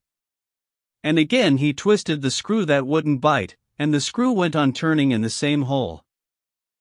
His servant handed him a half-cut volume, it was a novel in letters by Madame de Souza. One he started reading about the trials and struggle for virtue of someone called Amélie de Mansfeld. Why did she resist her seducer, he thought, when she loved him? God couldn't have filled her heart with any desires that went against his will. My ex-wife didn't, and maybe she was right. Nothing has been discovered, Pierre said to himself again, and nothing has been invented. The only thing we can know is that we don't know anything. And that is the summit of human wisdom. Everything within and around him struck him as confused, senseless and disgusting. And yet in his very disgust at everything around him Pierre found a source of nagging enjoyment. If I could just ask your excellency to squeeze up a little and make room for this gentleman, said the station master, bringing in another traveler delayed by the lack of horses. This traveler was a stocky, large-boned old man, yellow, wrinkled and with grey bushy eyebrows and eyes that gleamed with a greyish color. Pierre took his feet down from the table, stood up and went to lie on the bed that had been got ready for him, glancing across now and again at the gloomy and weary newcomer, who did not look back at him as he struggled out of his topcoat assisted by his servant. Keeping on his shabby nankeen-covered sheepskin coat and with felt boots on his thin bony legs, the traveler sat down on the sofa, leaned back his close-cropped head, which was unusually large and broad at the temples, and looked at Bezukhov. He had a shrewd, austere, and sharp look that impressed Pierre, who felt like striking up a conversation, but just as he was about to ask him about the roads, the traveler closed his eyes and folded his wrinkled old hands, one finger displaying a large iron ring with a death's head seal on it. He sat there quite still, either relaxing or, as seemed more likely to Pierre, in a state of profound and tranquil meditation. The newcomer's servant was also old, yellow, and wrinkled. He had no beard or mustache, not because he had shaved them off, but because he had clearly never been able to grow any. The old retainer fussed about, unpacking a hamper and setting up a little tea table, and then went to fetch a boiling samovar. When it was all ready, the traveler opened his eyes, moved over to the table and poured out one glass of tea for himself and another which he handed to the beardless old man. Pierre began to feel restless, as if it was necessary, even inevitable, for him to get into conversation with the traveler. The servant came back with his empty glass inverted and a half-nibbled piece of sugar beside it, and asked if anything more was required. "No. Give me my book," said the traveler. The servant passed him a book which Pierre took to be a devotional work, and the traveler became engrossed in it. Pierre watched him. Suddenly the stranger marked his place in the book, closed it and put it down. He then shut his eyes, leant back on the sofa and resumed his earlier position. Pierre was still watching him, too late to look away, when the old man opened his austere, resolute eyes and fastened them on Pierre. Pierre felt embarrassed and tried to avoid that look, but the gleaming old eyes kept a magnetic hold on him. Chapter 2. "I have the pleasure of addressing Count Bezukhov, if I'm not mistaken," said the stranger in a loud, unhurried voice. Pierre said nothing but looked quizzically over his spectacles at the speaker. "I have heard of you," continued the stranger, "and I have also heard about what has happened to you, sir. Your misfortune." He seemed to emphasize the last word as if to say, "Oh yes, misfortune. Call it what you will, but I know that what happened to you in Moscow was a misfortune." "You have my deepest sympathy, sir." Pierre reddened and hurriedly put his legs down from the bed, leaning forward towards the old man with a shy and awkward smile. "I mention this, sir, not from mere curiosity, but for more serious reasons." He paused, still fixing Pierre with his eyes, and moved aside on the sofa, an invitation for Pierre to come and sit next to him. Pierre felt reluctant to enter into conversation with this old man, but he complied automatically, came over and sat down beside him. "You are unhappy, sir," he went on. "You are young and I am old. I should like to help you, as far as I am able." "Oh yes," said Pierre with another awkward smile. "I'm most grateful to you. Have you come far?"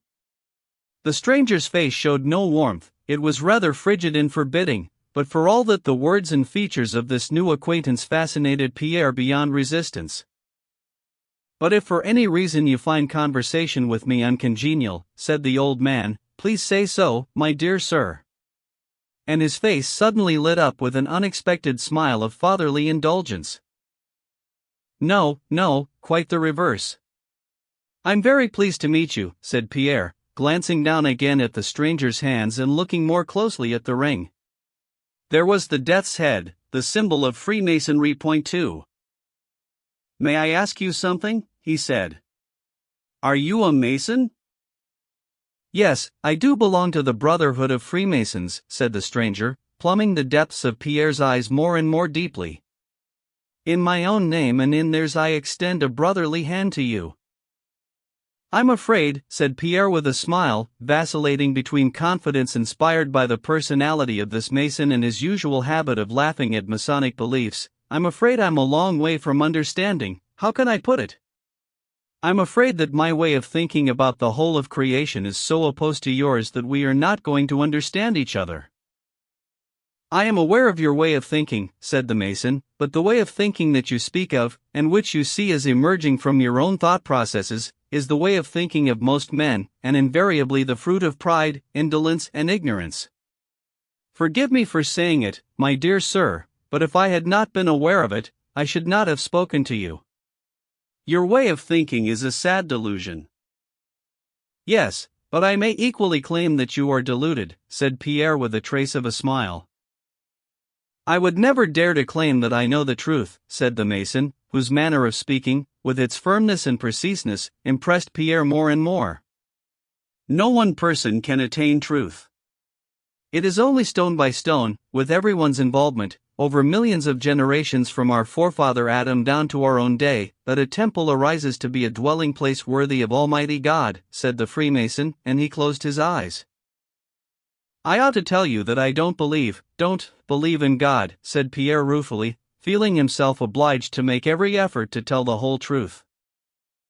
The Mason looked closely at Pierre and smiled the smile of a rich man with millions in his hands, beaming at some poor wretch who might have said to him that all he needed as a poor man was 5 rubles to make him happy. "But you do not know him, sir," said the Freemason. "You cannot know him. You know him not, and that is why you are unhappy."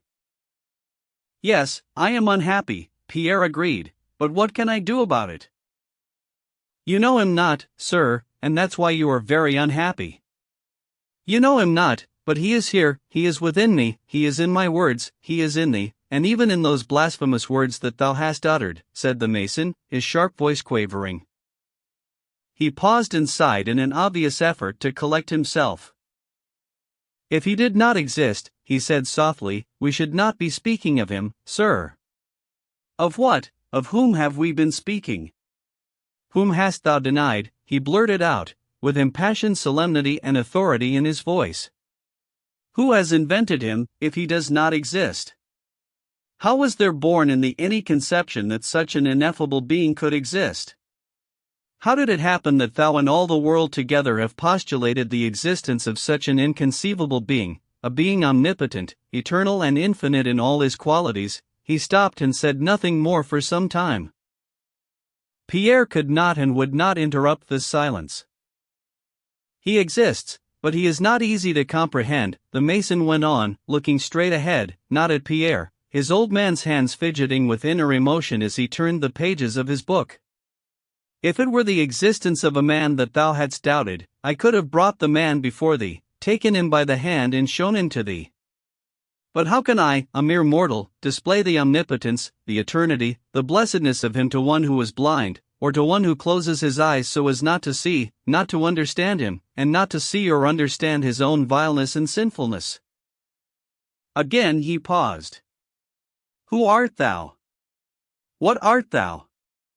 Thou sayest thyself as a wise man because thou wast able to pronounce such words of blasphemy," he said with a dark, sardonic smile, "whereas thou art more foolish and artless than a small child who plays with the parts of an ingeniously constructed watch and dares to say that because he does not know what the watch is for, he will not believe in the Creator who made it.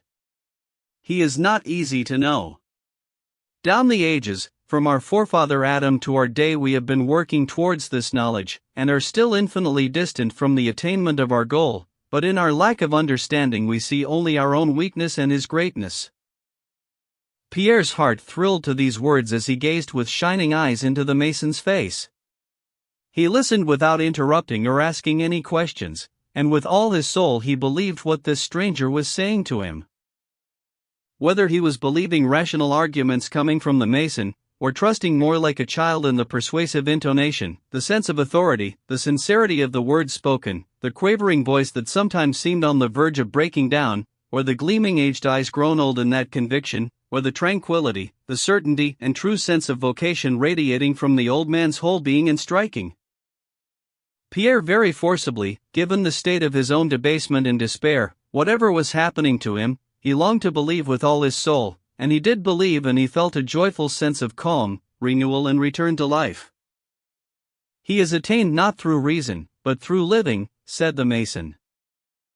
I don't understand, said Pierre, dismayed at the doubts surging up inside him.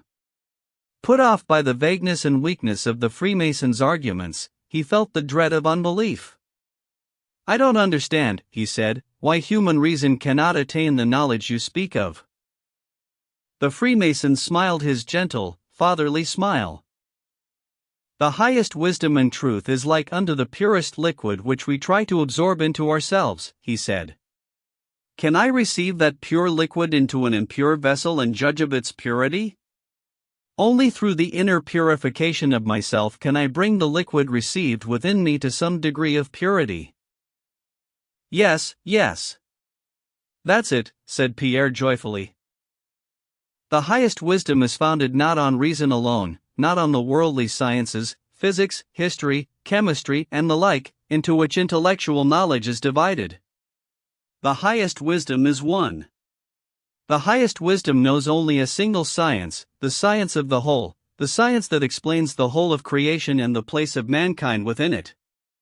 In order to assimilate this science it is necessary to purify and renew the inner self, and so, before we can know, we must have faith and be made perfect. And for the attainment of these aims we have had implanted into our souls the light of God, which is called conscience. Yes, yes, Pierre assented.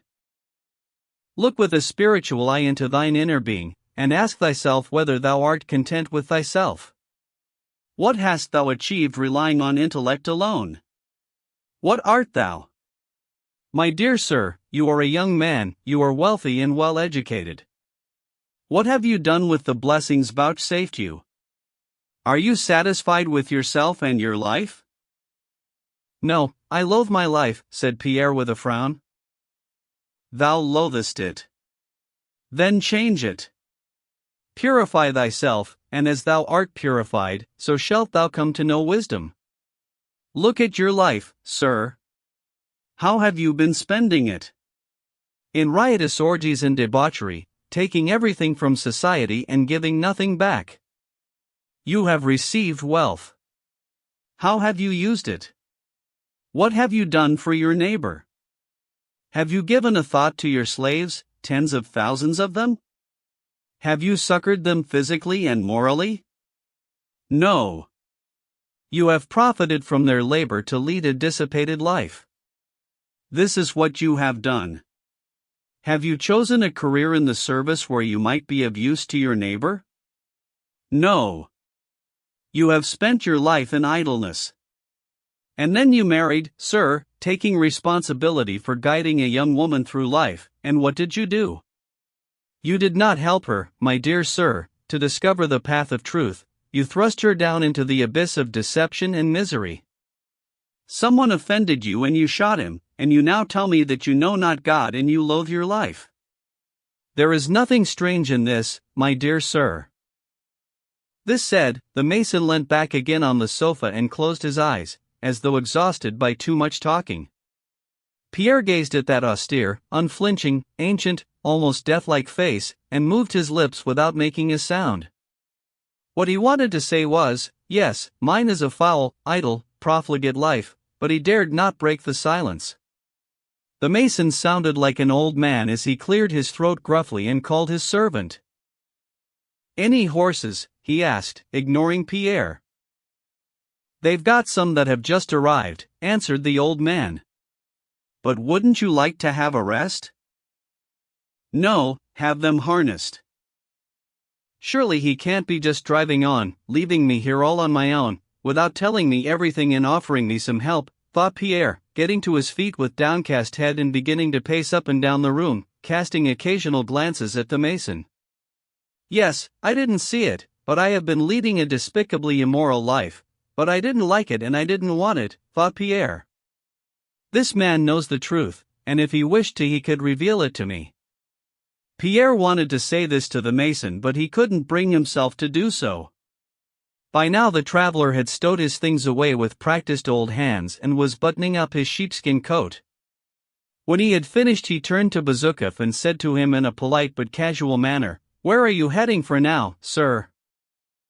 "Oh, Petersburg," answered Pierre in a childlike tone, full of indecision. "I must thank you. I agree with you completely. But please don't assume I've been as bad as all that. With all my soul I have longed to be what you would want me to be, but I've never had anyone to turn to for help. No, I know I was mostly to blame. Please help me, teach me, and perhaps I can." Pierre couldn't go on. He gulped and turned away. The mason stood there in silence, apparently thinking things over.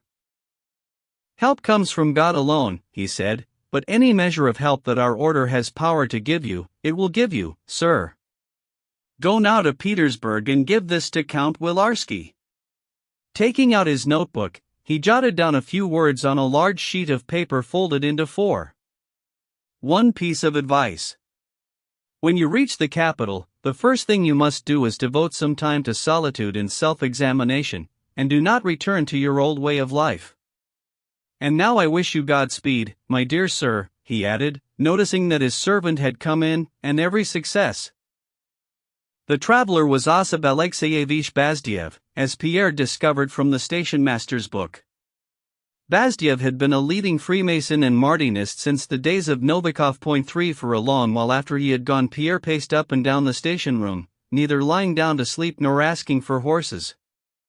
He was going over his depraved past, and thinking ecstatically of making a new start, imagining a blissful future, spotless and virtuous, which seemed so easy to achieve.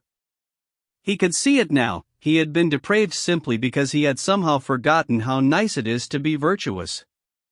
His soul retained not a trace of its former doubts.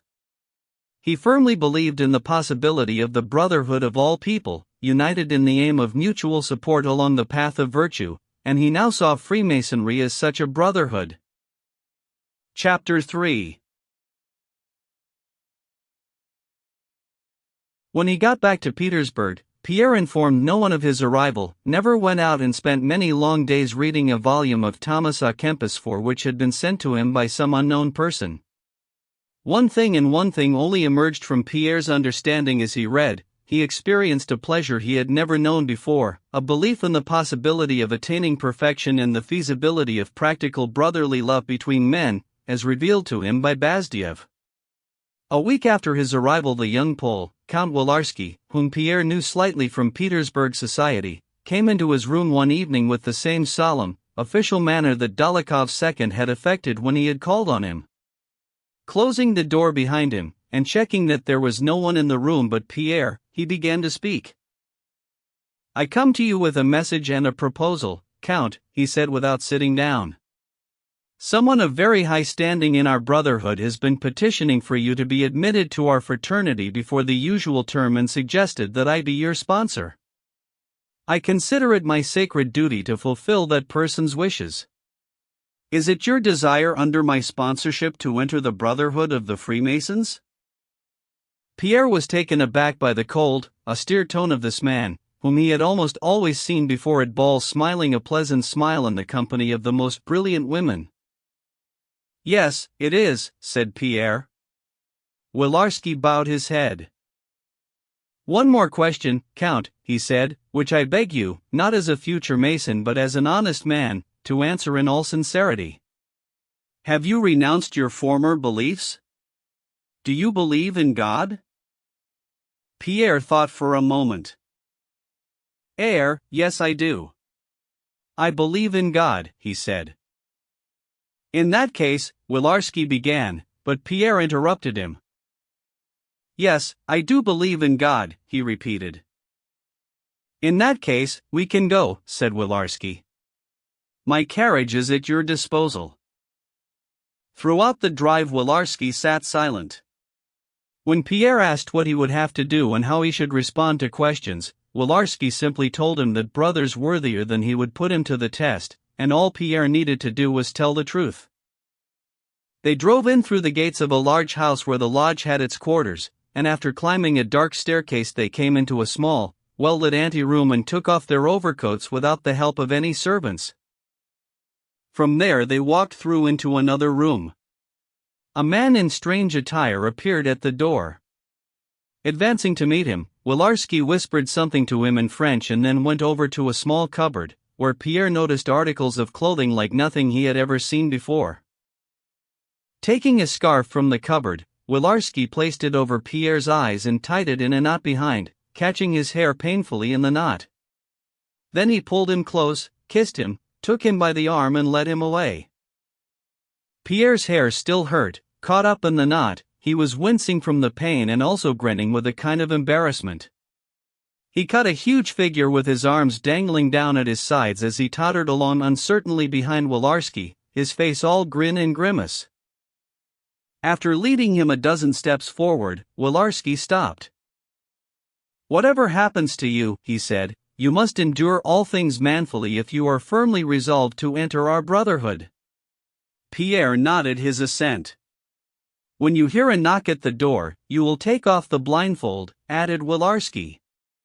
I wish you courage and success. With that, Wilarski squeezed Pierre's arm and walked away.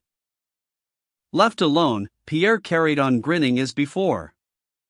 Once or twice he shrugged and lifted a hand towards the scarf, as if wanting to take it off, but then put it down again. He spent 5 minutes with his eyes blindfolded, but they seemed like an hour. His arms felt numb, his legs were wobbling, and he seemed to be very tired. He was a prey to mixed feelings of the most complex kind. He was afraid of what was going to happen to him, but even more afraid of showing his fear. He wondered what was coming next, what would be revealed to him, but most of all he felt delighted that at long last the moment had come for him to step out along the path of regeneration towards a life of practical goodness, all those things he had been dreaming about since his meeting with Bazdiev. There were several loud knocks at the door. Pierre removed the blindfold and looked around. The room was in pitch-black darkness except for one place where a little lamp was burning in a white container. Pierre went over and saw that the little lamp stood on a black table where there was an open book. It was the Gospel, and the white container was a human skull with its gaping eye sockets and teeth. After reading the opening words of the Gospel, "In the beginning was the Word, and the Word was with God," Pierre walked round the table, and there before him was a large open box with some things in it. It was a coffin full of bones. He wasn't in the least taken aback by what he saw. Hoping to enter on a completely new life, totally different from the old one, he was prepared for anything extraordinary, more extraordinary than what he was now seeing. The skull, the coffin, the gospel, he seemed to have been expecting all of this and more. In an attempt to work up some emotion, he looked all round. God, death, love, the brotherhood of man, he kept saying to himself, and with these words came an associated wave of vague but joyful thoughts. The door opened and someone came in. In the faint light, which Pierre had by now become accustomed to, a small person entered the room. Blinded for a moment by coming from light into darkness, this person stopped, then picked his way cautiously towards the table, on which he then placed both of his small, leather-gloved hands. This short person was wearing a white leather apron that covered his chest and upper legs. Around his neck he wore a kind of necklace, with a tall white ruffle standing out from it, framing his equine face, lighted from below. "For what purpose have you come to this place?" The newcomer's words were directed at Pierre, who had stirred with a slight rustling noise. "For what purpose have you, who believe not in the truth of the light and who cannot see the light, for what have you come here? What do you seek from us? Wisdom, virtue, enlightenment? The moment the door had opened and the unknown person had come in, Pierre had experienced a sensation of awe and reverence the like of which he used to feel at confession in childhood. Here he was face to face with a man who, according to the circumstances of everyday life, was a complete stranger, yet he was also a close neighbor through the brotherhood of men. Pierre's heart was beating so fast that he could hardly breathe as he turned to the Tyler, a Masonic term for a brother who prepares a seeker for entry into the fraternity.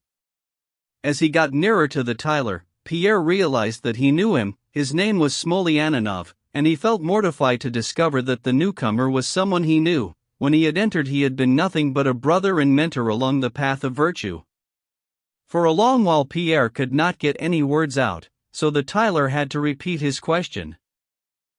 Yes. I seek regeneration. Pierre was forcing the words out. Very good, said Smolyanov, and went on at once. Do you have any concept of the means by which our sacred order will assist you in achieving your goal? Asked the Tyler calmly but rapidly. I hope for guidance, help, in regeneration, Pierre stammered, his voice quavering partly from emotion but also from not being accustomed to using Russian for abstract subjects. What concept do you have of Freemasonry? I presume that Freemasonry means fraternity and the equality of men with virtuous aims, said Pierre, embarrassed even as he spoke by the discrepancy between what he was saying and the solemnity of the occasion. I presume. Very good, said the Tyler hastily, evidently happy with this response.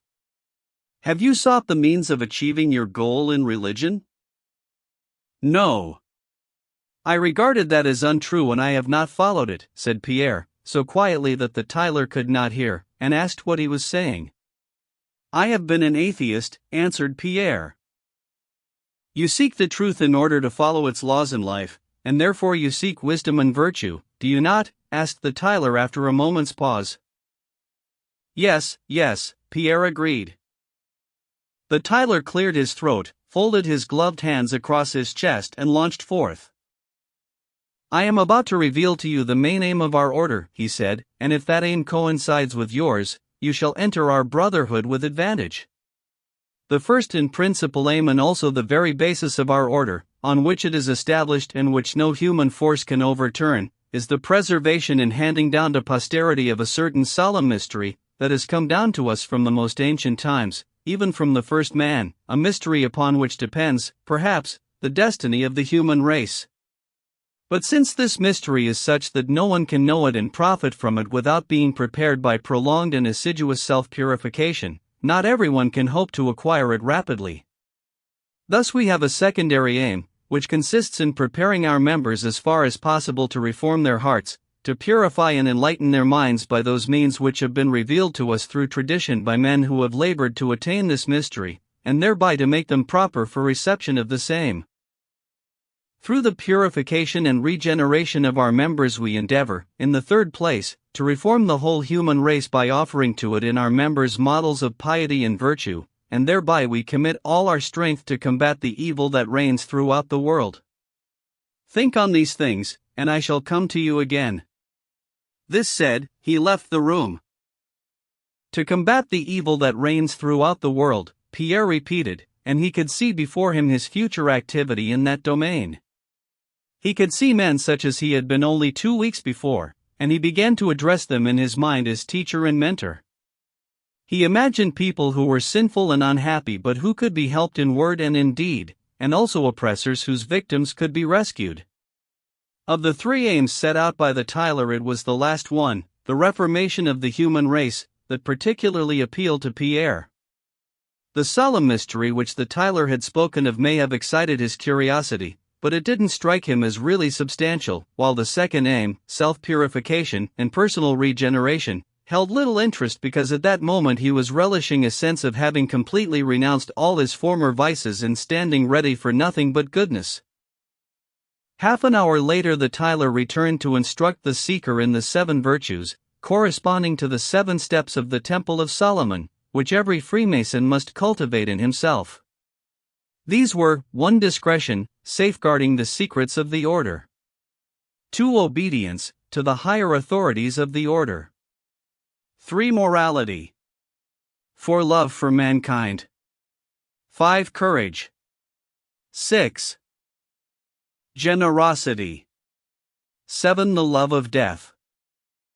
And in the 7th place, strive, said the Tyler, through constant contemplation of death to bring yourself to think of it not as a dreaded enemy but as a friend, who delivers the soul grown weary in the labors of virtue from this life of torment and leads it to a place of recompense and peace. Yes, that's as it should be, thought Pierre as the Tyler spoke these words and once again left him alone for contemplation.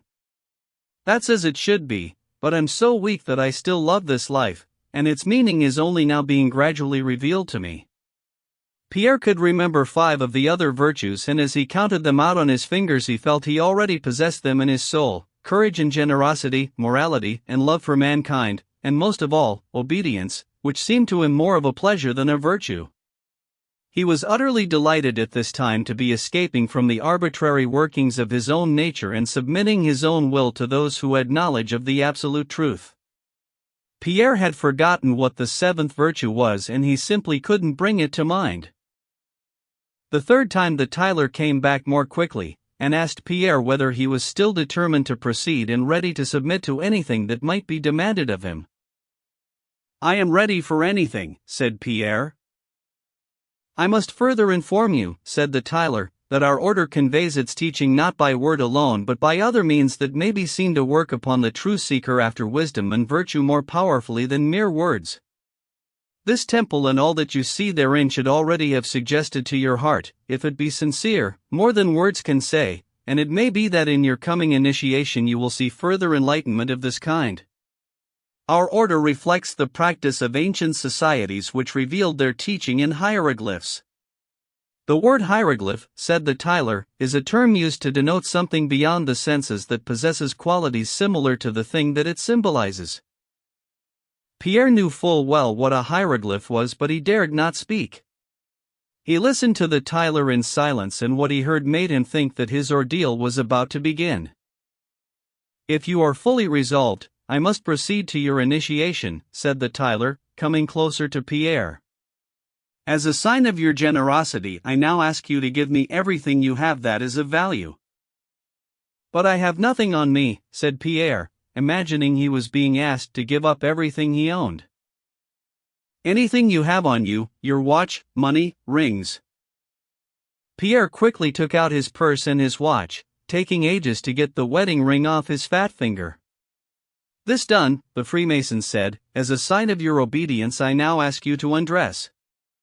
Pierre took off his coat, waistcoat, and left boot as instructed by the Tyler. The Mason pulled Pierre's shirt open over his left breast and pulled his left trouser leg up above the knee.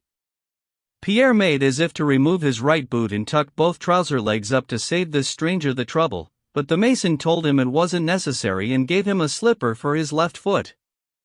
With a childlike grin of embarrassment tinged with doubt and self-mockery spreading over his face in spite of himself, Pierre stood there with his legs wide apart and his arms dangling down, facing the Tyler and waiting for further instructions. "And finally, as a sign of your sincerity, I ask you to reveal to me your chief temptation," he said. "Temptation? I used to have so many," said Pierre.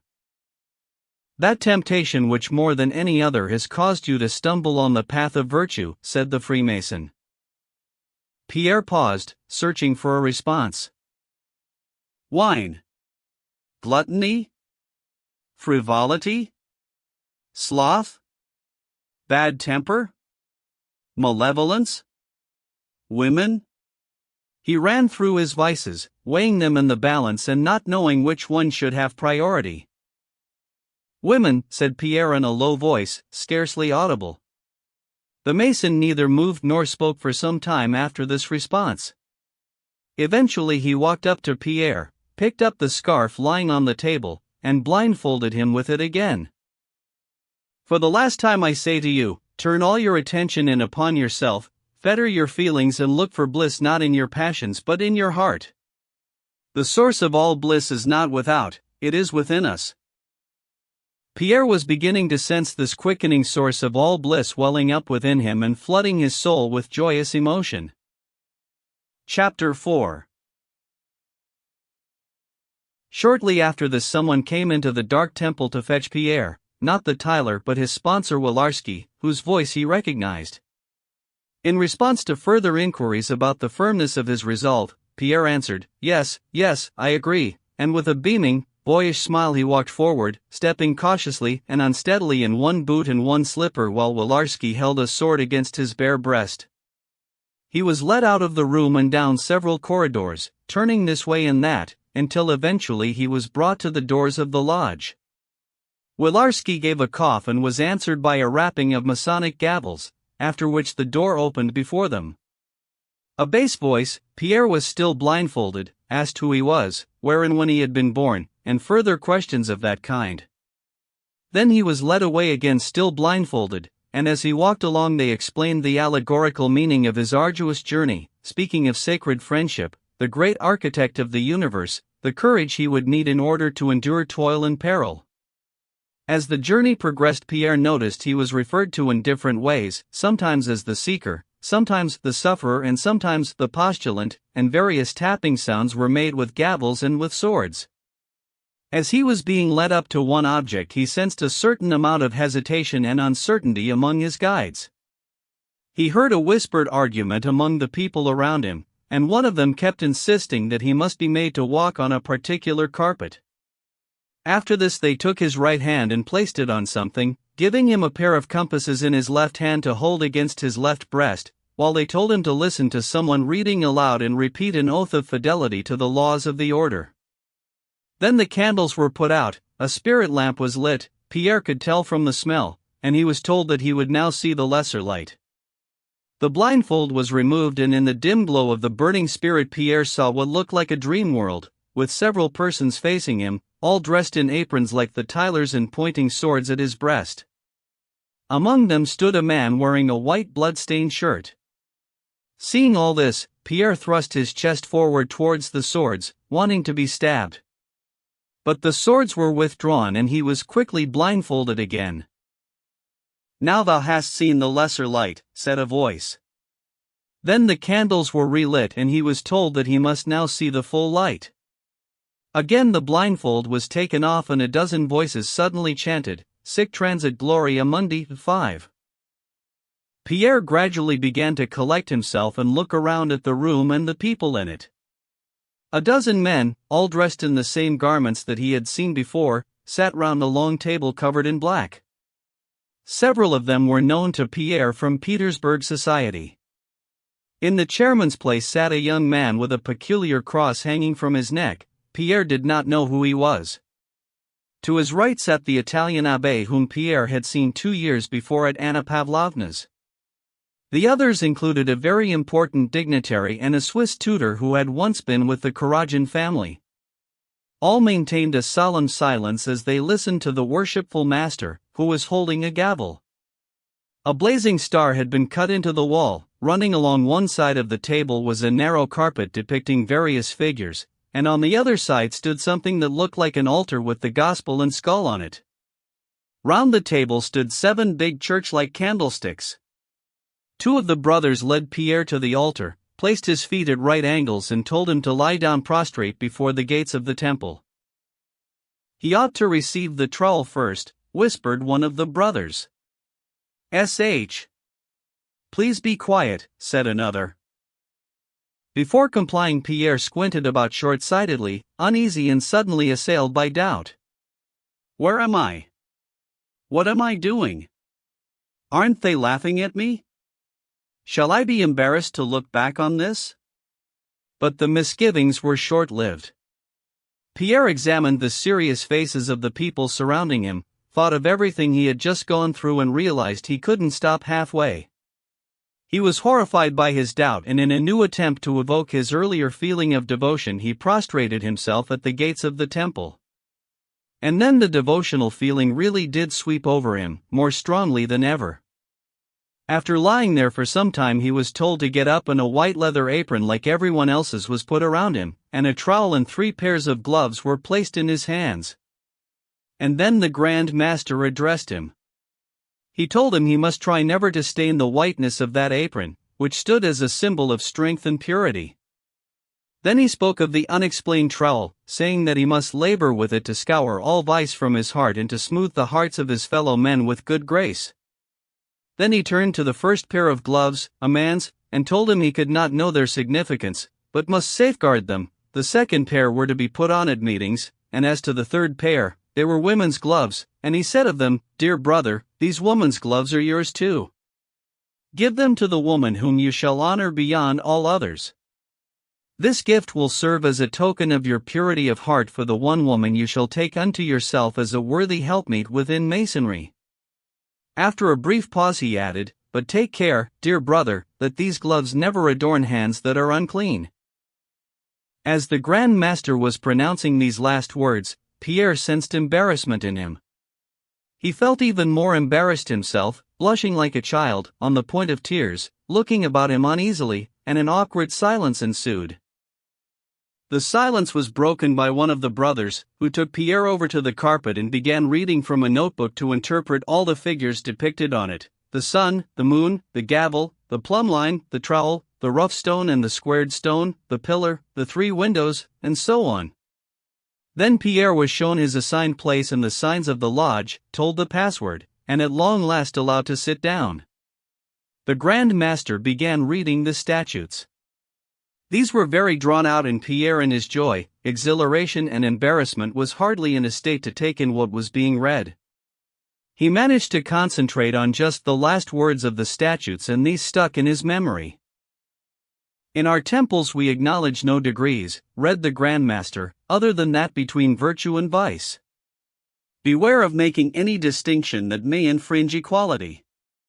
Fly to assist any brother whoever he may be, exhort him that goeth astray, raise him up that falleth, and foster no malice or hatred towards any brother. Be thou kindly and courteous. In all hearts kindle the fire of virtue. Share thy happiness with thy neighbor, and allow no envy to mar the purity of that bliss. Forgive thine enemy, seek not to avenge thyself on him, but by doing him good. By this fulfillment of the highest law thou shalt recover some traces of the ancient dignity thou hast lost." When he had finished, he rose, took Pierre in an embrace and kissed him. Pierre looked around with tears of joy in his eyes, not knowing how to respond to the congratulations and greetings coming from old acquaintances who now surrounded him. He recognized no one as an acquaintance. In all of these men he saw only brothers, and he burnt with impatience to start working with them. The Grand Master then rapped with his gavel, all of them sat down in their places, and one brother began reading an exhortation on the need for humility. The Grand Master proposed that the last duty be performed, and the important dignitary who bore the title Collector of Alms began to go round all the brotherhood. Pierre felt like signing away all the money he possessed, but he thought that might look like pride, so he subscribed the same amount as everyone else. The session was over, and Pierre, when he got back home, had a sense of returning from a long journey which had lasted dozens of years. He was a different man, who had renounced his old habits and his former way of life. Chapter 5.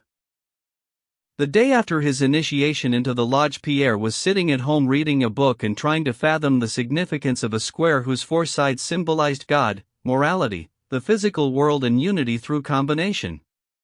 Now and again he turned away from the book and the symbolic square to work out a new life plan in his imagination. The previous day he had been told at the lodge that word of his duel had reached the emperor's ears, and it would be more sensible for him to leave Petersburg for a while. Pierre was thinking of going down to his southern estates and doing something for his serfs. He was dreaming blissfully of this new life when in walked Prince Vasily. "My dear fellow, what have you been up to in Moscow? What's all this falling out with Helene, dear boy?" "You've been getting it all wrong," said Prince Vasily, as he came into the room. "I've heard about it. I can assure you that Helene is as blameless towards you as Christ was before the Jews." Pierre was about to respond, but he went on. Now why didn't you just come and talk to me, treat me like a friend? I know all about it. I know what's going on, he said. You have behaved quite properly for a man of honor, a bit hastily perhaps, but we won't go into that. There's one thing you must think about, though. Where does this leave her and me in the eyes of society, and even the court, he added, lowering his voice. She's down in Moscow when you're up here. Things have gone far enough, dear boy. He drew him down by the arm. This is just a little misunderstanding, I'm sure you agree. Now why don't we sit down and write a letter, and she'll come up here, we can have things out and all the gossip will stop. Otherwise, my dear boy, to be quite candid, you might live to regret it. Prince Vasily gave Pierre a knowing look. I've learned from excellent sources that the Dowager Empress is taking a keen interest in this business. You know she is very graciously disposed towards Helene. Several times Pierre had been on the point of replying, but, for one thing, Prince Vasily kept interrupting and wouldn't let him, and in any case Pierre was worried about striking the wrong note of final refusal, determined as he was to deny his father-in-law. Beyond that, he couldn't get yesterday's Masonic precept out of his head, be thou kindly and courteous. He blinked and blushed, got to his feet and flopped down again, trying to force himself to do what he found hardest, say something unpleasant to a man's face, something he wasn't expecting, whoever he might be. He had become so used to complying with that offhand tone of authority which Prince Vasily affected that even now he felt he might not be able to resist it. But at the same time he sensed that his whole future would depend on what he said now, determining whether he would continue down the old path or start along the new one that the Masons had shown to be so attractive, and that he was convinced would lead him towards self-regeneration and a new life. Come on, dear boy, said Prince Vasily, full of good humor, just say yes, I'll do the writing, and then we'll kill the fatted calf. But before Prince Vasily could finish his little joke, Pierre's face lit up with a fury all too reminiscent of his father, and without looking him in the eye he breathed out in a soft whisper, Prince, I did not invite you here. Go away. Please go away. He leapt up and opened the door for him. Go away, he repeated, amazed at himself and much enjoying the embarrassment and dismay written all over Prince Vasily's face. What's wrong with you? Are you ill? Go away, came the quavering voice once more. And Prince Vasily had to go, without a word of explanation. A week later Pierre said goodbye to his new Masonic friends, leaving them large sums of money for alms, and set off for his estates. His new brethren had given him letters addressed to Masons in Kiev and Odessa, and they promised to write to him and guide him in his new way of life. Chapter 6. Pierre's duel with Dolokhov had been hushed up, and in spite of the Tsar's strong disapproval of dueling at that time no one paid a price for it, neither the duelists nor their seconds. Nevertheless the whole affair, confirmed by Pierre's break with his wife, was much talked of in society. As an illegitimate son Pierre had been looked on most patronizingly, as the most eligible bachelor in all Russia he had been cosseted and praised, but now after his marriage, when young ladies and their mothers had lost all hope in him, he had declined steeply in society's esteem, especially since he had neither the wit nor the will to curry public favor. He was blamed for the whole affair. Hadn't he been insanely jealous, given to the same fits of bloodthirsty rage as his father? And when Helene returned to Petersburg after Pierre's departure she was received on all sides not only warmly but with a touch of deference appropriate for someone in distress. Whenever the conversation touched upon her husband, Helene would assume a dignified expression which she had mastered with all her usual savoir-faire, though she had never quite worked out what it was supposed to mean. It seemed to imply that she was determined to survive her ordeal without a word of complaint, and her husband was a cross sent by God for her to bear. Prince Vasily was more open on the subject. He would shrug when the conversation came round to Pierre, point to his forehead and say, a bit touched, I've said it all along. Yes, I said it was coming, Anna Pavlovna would say about Pierre. I said it at the time, and I was the first to do so. She had to insist on being the first. I said he was a young madman ruined by the depravity of our times. I said it when everyone else was in ecstasies over him, and he'd only just come home from abroad. Don't you remember? At one of my soirees he passed himself off as some kind of Marat, and look how it's ended. I was against that marriage all along. I predicted everything that has happened. When she was free to do so, Anna Pavlovna was still giving her soirees that only she could arrange, soirees which brought together what she described as the real cream of good society, the flower of Petersburg's intellectual elite.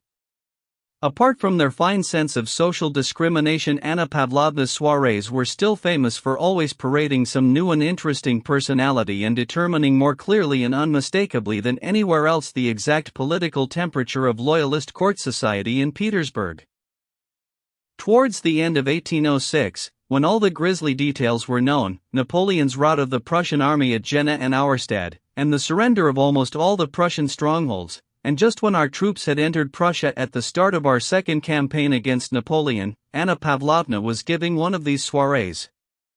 Tonight the real cream of good society consisted of the enchanting if unhappy Helene, deserted by her husband, Mortemart, the fascinating Prince Hippolyte, just back from Vienna, 2 diplomats, the same old aunt, one young man described in that drawing room as a man of much merit, one newly appointed maid of honor and her mother, and several other persons of lesser standing. Tonight's novelty, Anna Pavlovna's new offering to her guests for their delectation this evening, was Boris Drubetskoy, who had just arrived as a special messenger from the Prussian army, and it was in that same Prussian army that he served as adjutant to a personage of very high rank. The political temperature taken at that soiree indicated the following: whatever the European rulers and commanders may do by way of pandering to Bonaparte with the object of causing me, and us in general, maximum annoyance and mortification, our opinion in regard to Bonaparte cannot be changed. We shall never stop voicing our true opinion on this matter in the clearest terms, and all we have to say to the King of Prussia and everybody else is, hard luck. You got what you wanted, George Dandin 7, and that's all we have to say. This is what was shown by the political temperature taken at Anna Pavlovna's soiree. When Boris, soon to be served up to the guests, entered the drawing room, almost everyone who mattered was there, and the conversation had been steered by Anna Pavlovna towards our diplomatic relations with Austria and the prospects of an alliance with her. Boris cut a dashing figure in his adjutant's elegant uniform as he strolled into the drawing room, fresh-faced and rosy-cheeked but now fully matured as a man. He was duly led across to pay his respects to the aunt before joining the general circle. Anna Pavlovna offered him a desiccated hand to kiss and then introduced him to a number of people he didn't know, adding a whispered description of them one by one. Prince Hippolyte Karajan was a young man of great charm, M. Krug, charged affairs from Copenhagen, a serious intellectual, and the simplest description of all was applied to M. Shitov, a man of much merit who was always referred to thus. Thanks to a combination of his mother's exertions, his own tastes and the peculiarities of his canny nature, Boris had by this time succeeded in obtaining a very advantageous position in the service. In his capacity as an adjutant in the entourage of a high-ranking officer, he had been given a very important assignment in Prussia, from where he had just returned as a special messenger. He had mastered the unwritten code that had pleased him so much at Olmütz, which allows for a junior officer to outrank a general and says that what you need to succeed in the service is not effort, hard work, gallantry or perseverance, but simply the art of getting on well with people who have promotion and awards in their gift. He often marveled at his own rapid advancement, and the fact that other people couldn't see how it was done. This discovery had altered everything beyond recognition, his whole manner of life, his relationships with old friends, all his plans for the future. Though not well off, he would spend his last kopeck to look better turned out than anyone else. He would have deprived himself of many a pleasure sooner than permit himself to drive in an inferior carriage or be seen on the streets of Petersburg in an old uniform. He sought out and cultivated only people in higher positions who might be of use to him. He loved Petersburg and despised Moscow. The Rostov household and his childish passion for Natasha were now unpleasant memories, and he had never been back to their house since joining the army. once admitted to Anna Pavlovna's drawing room, a development which he saw as an important step up in the service. He knew immediately how to act and let Anna Pavlovna reap the benefits of any interest he might be able to offer, which left him free to observe every face in detail and take stock of any advantages or possibilities of intimacy with anyone there. He sat down in the place indicated, next to the lovely Helene, and opened his ears to the general run of conversation, which was conducted in French. The Danish charge d'affaires was holding forth. Vienna considers the bases of the proposed treaty so unattainable, he said, that they could not be secured even by a succession of the most brilliant victories, and she doubts whether we have any means at all of securing them. These are the actual words of the Vienna cabinet. The doubt is flattering, put in the serious intellectual with a subtle smile. We must make a distinction between the Vienna cabinet and the Emperor of Austria, said Mortemart. The Emperor of Austria can never have thought up anything like this. It is the cabinet talking. Alas, my dear Vicomte, said Anna Pavlovna, Europe will never be a sincere ally of ours. She slightly mispronounced the first syllable of the French word Europe as if it were a nicety of pronunciation that she could allow herself to use in the presence of a native speaker. Then Anna Pavlovna steered the conversation round to the courage and determination of the Prussian king, so that Boris could be brought into action. Boris was listening carefully to each speaker, but as he waited for his turn he managed to get in a few glances at the lovely Helene, who more than once smiled back into the handsome young adjutant's eyes. It was perfectly natural when speaking of the Prussian situation for Anna Pavlovna to invite Boris to describe his journey to Głogow, and the situation of the Prussian army as seen by him. Boris took his time, using his immaculate French to recount many a fascinating detail about the armies and the court, and studiously keeping any personal opinion out of the facts he was narrating. Boris held their interest for quite some time, which allowed Anna Pavlovna to feel that her novelty item had gone down very well with the guests. Keenest of all to show interest in Boris's account was Helene. She asked him a number of detailed questions about his trip and seemed particularly fascinated by the situation of the Prussian army. The moment he had finished she turned to him with her usual smile. You really must come and see me, she said in a tone that implied that this was absolutely essential, for reasons he couldn't begin to understand. Tuesday, between 8 and 9. It will give me great pleasure. Boris promised that he would, and was about to plunge into further conversation with her when Anna Pavlovna took him aside on the pretext that her aunt wished to hear him. You know her husband, don't you? Said Anna Pavlovna, closing her eyes and nodding lugubriously in the direction of Helene.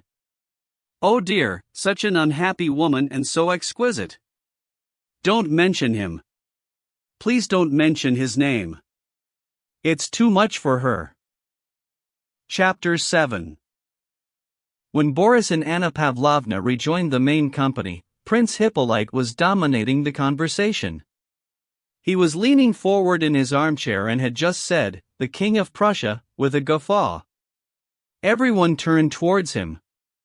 "The King of Prussia?" he asked with another laugh before settling back, relaxed and serious-looking, into the depths of his armchair.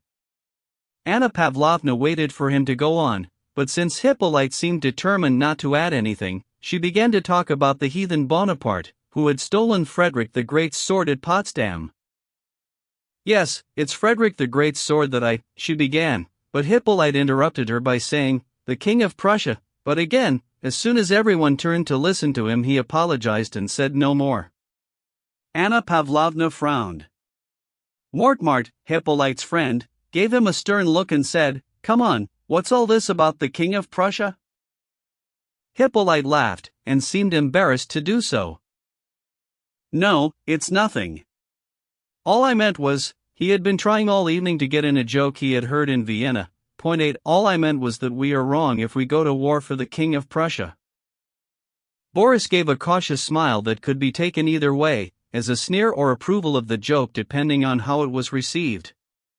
Everyone laughed. "Your joke is a very bad one." "Very clever but unfair," said Anna Pavlovna, wagging a tiny wrinkled finger at him. We are going to war for sound principles, not for the King of Prussia. Oh, this Prince Hippolyte, he's such a naughty boy, she said. The conversation, mainly about politics and the latest news, went on all evening without flagging. Later on it took an even livelier turn when a new subject came up: rewards bestowed by the Tsar. Listen, only last year what's-his-name was given a snuff-box with a portrait on it, said this serious intellectual. Why shouldn't so-and-so get the same? Excuse me, a snuff-box with the emperor's portrait on it is a reward, not a distinction, said a diplomat. More like a present. There are precedents for this. I would cite Schwarzenberg. It's impossible, someone else retorted. Do you want to bet? Now, the grand ribbon, that's something different. When everyone stood up to go, Helene, who had had little to say all evening, turned to Boris and with a tender, knowing look exhorted him again to come and see her on Tuesday. It means a lot to me, she said with a smile, looking round at Anna Pavlovna, and Anna Pavlovna, smiling her own lugubrious smile, the one she reserved for references to her royal patroness, spoke in support of Helene's wishes. Something that Boris had said that evening about the Prussian army seemed to have inspired Helene with a need to see him again. There was an implied promise that when he came on Tuesday she would explain what the need was. When Tuesday evening came and Boris entered Helene's magnificent salon, however, he was not given any clear explanation of the necessity for his visit. There were other people present and the Countess did not have a lot to say to him. It was only as he was saying goodbye and kissing her hand that she looked at him with a strangely unsmiling face and surprised him by whispering, "Come to dinner tomorrow." "Tomorrow evening, please, you must." During that stay in Petersburg, Boris became an intimate in the house of Countess Bezukov. Chapter 8. The conflict was flaring up and the theater of war was moving closer to the boundaries of Russia. On all sides people could be heard cursing that enemy of the human race, Bonaparte. Militiamen and recruits were being called up from the villages and all sorts of news emerged from the theater of war, all of it false as usual and therefore variously interpreted. The lives of old Prince Bolkonsky, Prince Andrei, and Princess Maria had changed a good deal since 1805. In 1806 the old prince had been appointed one of the 8 commanders-in-chief then appointed to direct recruitment all over Russia. Despite his age and infirmity, which had become more apparent during the period when he thought his son had been killed, the old prince felt he had no right to refuse a post to which he had been appointed by the emperor himself, and this new field of activity gave him fresh energy and strength. He was continually away from home touring the 3 provinces under his command. Punctilious to the last degree in the performance of his duties, strict to the point of cruelty with his subordinates, he went into every last detail of his work. Princess Maria had stopped studying mathematics with her father, and now when she went into her father's room in the morning if he happened to be at home she was accompanied by the wet nurse and little Prince Nikolai, as his grandfather called him. Baby Nikolai lived with his wet nurse and the old nurse Savishna in the little princess's rooms, and Princess Maria spent most of her time in the nursery doing her best to be a mother to her little nephew. Mademoiselle Bourienne appeared equally devoted to the child, and Princess Maria often deprived herself to let her friend enjoy cuddling their little angel, as she called the baby, and playing with him. In a little side chapel near to the altar of the church at Bald Hills stood the tomb of the little princess, and there they had set up a marble monument ordered from Italy which depicted an angel with wings outspread ready to fly up to heaven. The angel's top lip curled up a little in a half-smile, and one day Prince Andrei and Princess Maria admitted to each other coming out of the chapel that the angel's face bore a curious resemblance to the face of the little princess. Even stranger, and this was something Prince Andrei did not admit to his sister, was the expression the sculptor had happened to put on the angel's face, because Prince Andrei could read in it the same words of gentle reproach that he had once read on the face of his dead wife: "Oh, why have you done this to me?"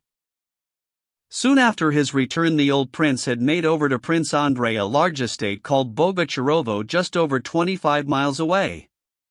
Partly to escape painful memories associated with Bald Hills, partly because Prince Andrei did not always feel like putting up with his father's eccentric behavior and partly out of a need for solitude, Prince Andrei made much use of Bogucharovo, where he set up home and began to spend most of his time. After the Austerlitz campaign, Prince Andrei had firmly resolved never to go back to the army, and when war broke out and everyone was obliged to serve, he avoided active involvement by working under his father in recruitment. Since the campaign of 1805, the old prince and his son had virtually exchanged roles. The old prince, spurred on by his new activity, was optimistic about the present campaign, whereas Prince Andrei, who was out of the war and secretly regretting it, looked on the black side. On the 26th of February, 1807, the old prince set off on a tour of the area. Prince Andrei was staying at Bald Hills, as he usually did when his father was away. Little Nikolai had been ill for the last 3 days. The coachman who had been driving the old prince returned with some papers and letters picked up in the town for Prince Andrei. The valet couldn't find the young prince in his study to give him the letters, so he went over to Princess Maria's apartment, but he wasn't there either. They told him the prince had gone to the nursery.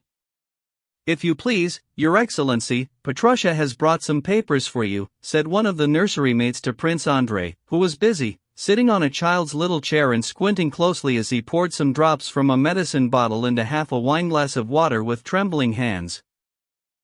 "What is it?" he said angrily, and his hand shook so much that he accidentally poured too many drops from the bottle into the glass. He tipped the medicine out onto the floor and asked for more water. The maid gave him some. The furniture consisted of a couple of armchairs, a baby's cot, 2 chests, 2 tables, one for a small child, and the tiny chair that Prince Andrei was sitting on. The curtains were drawn, and a single candle was burning on the table, screened by a bound musical score which shielded the cot from the light. "My dear," said Princess Maria, turning to her brother from the side of the cot, "let's wait a bit, do it later on." "Oh, please.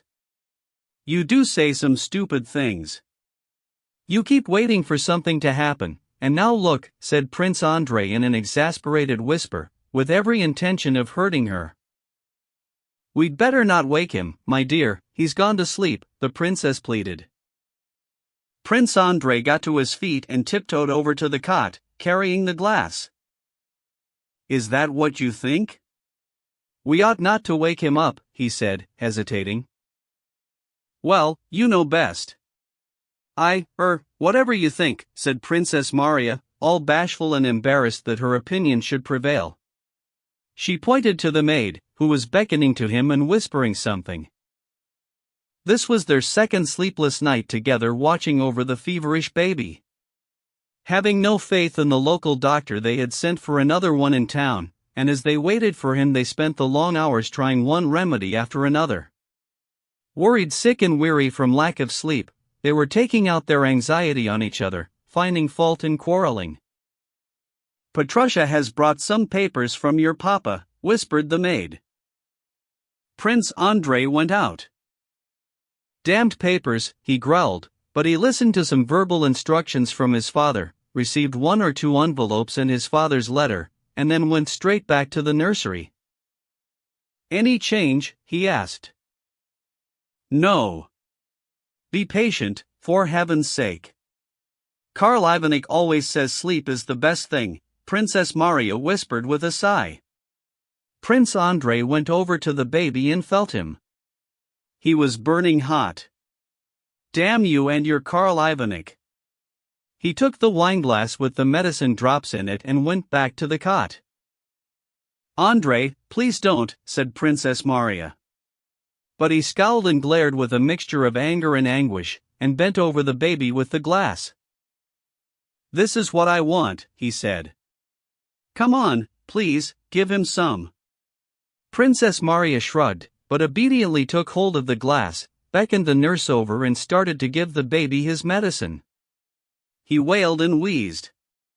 Prince Andrei winced, clutched at his head and went out of the room to sit down on a sofa in the next one. He was still holding the letters. He opened them automatically and began to read. The old prince wrote as follows on blue paper in his large, looping hand, with the odd abbreviation here and there. Have this moment received by special messenger most joyful news? If can be trusted, Bennigsen gained evidently complete victory over Bonaparte near Preussisch Eylau. In Petersburg all jubilant and rewards galore sent to army. He's German, but must congratulate him. Commander in Korchevo, man called Kandrikov, can't make out what he's doing, reinforcements and stores not yet provided. Get over there at once and tell him I'll have his head off if it's not all here within the week. Have also had letter from Petya about Preussisch Eylau battle in which he took part, it's all true. If people don't stick their nose in where it's not wanted, even a German has the beating of Napoleon Bonaparte. He's off, so they say, tail between legs. Get yourself over to Korchevo and carry out instructions, now. Prince Andrei sighed and broke open the seal on the next letter. It was from Bilibin, 2 closely written pages. He folded it up without reading it, and reread his father's letter with the final injunction, get yourself over to Korchevo and carry out instructions, now. Oh no, I'm sorry, I'm not going anywhere until the baby's better, he thought as he went over to the door and glanced into the nursery.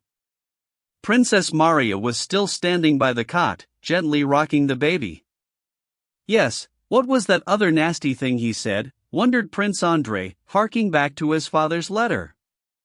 Oh yes. Our troops have won a victory over Bonaparte, and I wasn't there. Yes, he likes his little joke at my expense. Oh well, let him, and he began to read Bilibin's letter, which was written in French. He read it through without taking half of it in, just to distract himself for a while from dwelling on certain obsessive and tormenting thoughts that had too long lingered in his mind. Chapter 9. Bilibin was now on the diplomatic staff at military headquarters, and though he wrote in French, using little French witticisms and French turns of speech, he described the whole campaign with peculiarly Russian objectivity, which means not without self-criticism and self-mockery. Bilibin wrote that the need for tact and diplomacy was a torment to him, and he was happy to have in Prince Andrei a reliable correspondent to whom he could vent all the spleen that had been building up in him at the sight of what was going on in the army. It was an old letter, written in French and dating back to before the Battle of Preussisch Eylau. Since our great successes at Austerlitz, my dear Prince, wrote Bilibin, as you know, I have not left headquarters. I have acquired a real taste for warfare and I am much taken with it. What I have seen in these 3 months beggars belief. I begin above. The enemy of the human race, as you know, is attacking the Prussians. The Prussians are our faithful allies, who have let us down no more than 3 times in 3 years. We take up the cause on their behalf. But as it turns out, the enemy of the human race ignores our fine speeches, and with his usual rudeness and savagery he hurls himself at the Prussians without giving them time to finish the parade that they have just started, and hey presto! He gives them a good thrashing and moves into the palace at Potsdam. It is my most earnest wish, writes the King of Prussia to Bonaparte, that your Majesty be received and treated in my palace in a manner congenial to you, and I have lost no time in taking every measure to that end which circumstances have permitted. If only I may be said to have succeeded. The Prussian generals pride themselves on being polite to the French, and surrender at the first call. The garrison commander at Glogo, in charge of 10,000 men, asks the King of Prussia what to do if he is called on to surrender. This we know for a fact. In short, hoping to impress by nothing more than a little military posturing, we find ourselves at war in all seriousness, on our own frontiers to boot, with and for the King of Prussia. We have everything in abundance except for one little thing, a commander-in-chief. Since it turns out that the successes at Austerlitz might have been more decisive if the commander-in-chief had not been so young, the octogenarians have been put on parade and the choice between Prozorovsky and Kamensky goes in favor of the latter. This general turns up in a covered wagon a la Suvorov and is greeted with acclamations of joy and triumph. 4th INST. First post from Petersburg. The mails are taken to the field marshal's room. He likes to do everything himself. I am summoned to help sort the letters and take any intended for us. The marshal watches us at work and waits for any packets addressed to him. We search, there aren't any. The marshal loses patience, gets down to business himself and discovers some letters from the emperor to Count so-and-so, Prince what's his name, and others. Then he flies into one of his rages. Thunderbolts in every direction. He grabs hold of the letters, opens them and reads those from the emperor to other people. So that's how they treat me. No confidence in me. Oh yes, ordered to keep an eye on me. All right then, get out, the lot of you. That's when he writes his famous order of the day to General Bennigsen. I am wounded, cannot ride, and cannot therefore command the army. You have brought your defeated corps d'armée to Pultusk. Here it stands exposed, no fuel, no provisions, in need of support, so, as reported by you to Count Buxhowden 9 yesterday, you must consider withdrawing to our frontier, and this must be done today. To the Emperor he writes. Too many journeys on horseback have made me saddle sore, which now, on top of all my other dressings, quite prevents me from riding and commanding an army on such a wide front, and I have therefore transferred the said command to the general next in seniority to me, Count Buxhowden, having dispatched to him all my staff and appurtenances of the same, advising him, if bread runs out, to withdraw even further into Prussia, seeing that there is only 1 day's bread left and some regiments have none at all, as reported by regimental commanders Osterman and Sedmoretsky, and any taken from the peasantry has been consumed, whilst I shall myself remain in hospital at Ostrolenka until I recover. In respect of which I most humbly beg further to report that if the army remains another 15 days encamped as at present, by springtime not a man will be left in good health.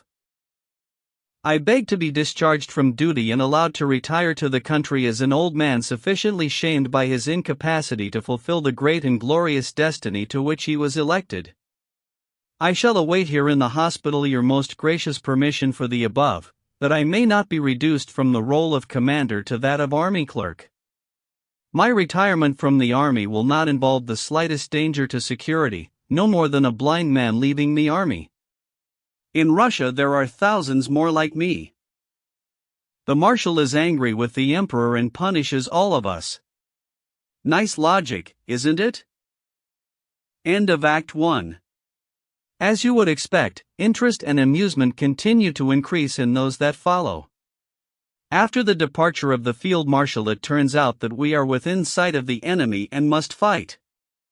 Buxhowden is commanding officer by seniority, but General Bennigsen thinks differently, especially since he and his corps are the ones facing the enemy, and he wants a chance to fight a battle on his own hand, as the Germans put it.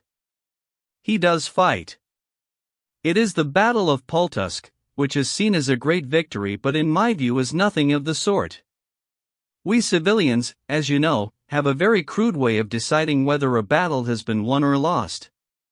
The side that does the retreating after the battle has lost, according to us, and by that token we lost the Battle of Pultusk. To cut a long story short, we retreat after the battle, but we send a courier off to Petersburg with news of a victory, and the general does not transfer command to Buxhowden because he is hoping to receive from Petersburg the title of Commander-in-Chief in acknowledgement of his triumph. During the interregnum we embark on maneuvers of an extremely fascinating and original kind.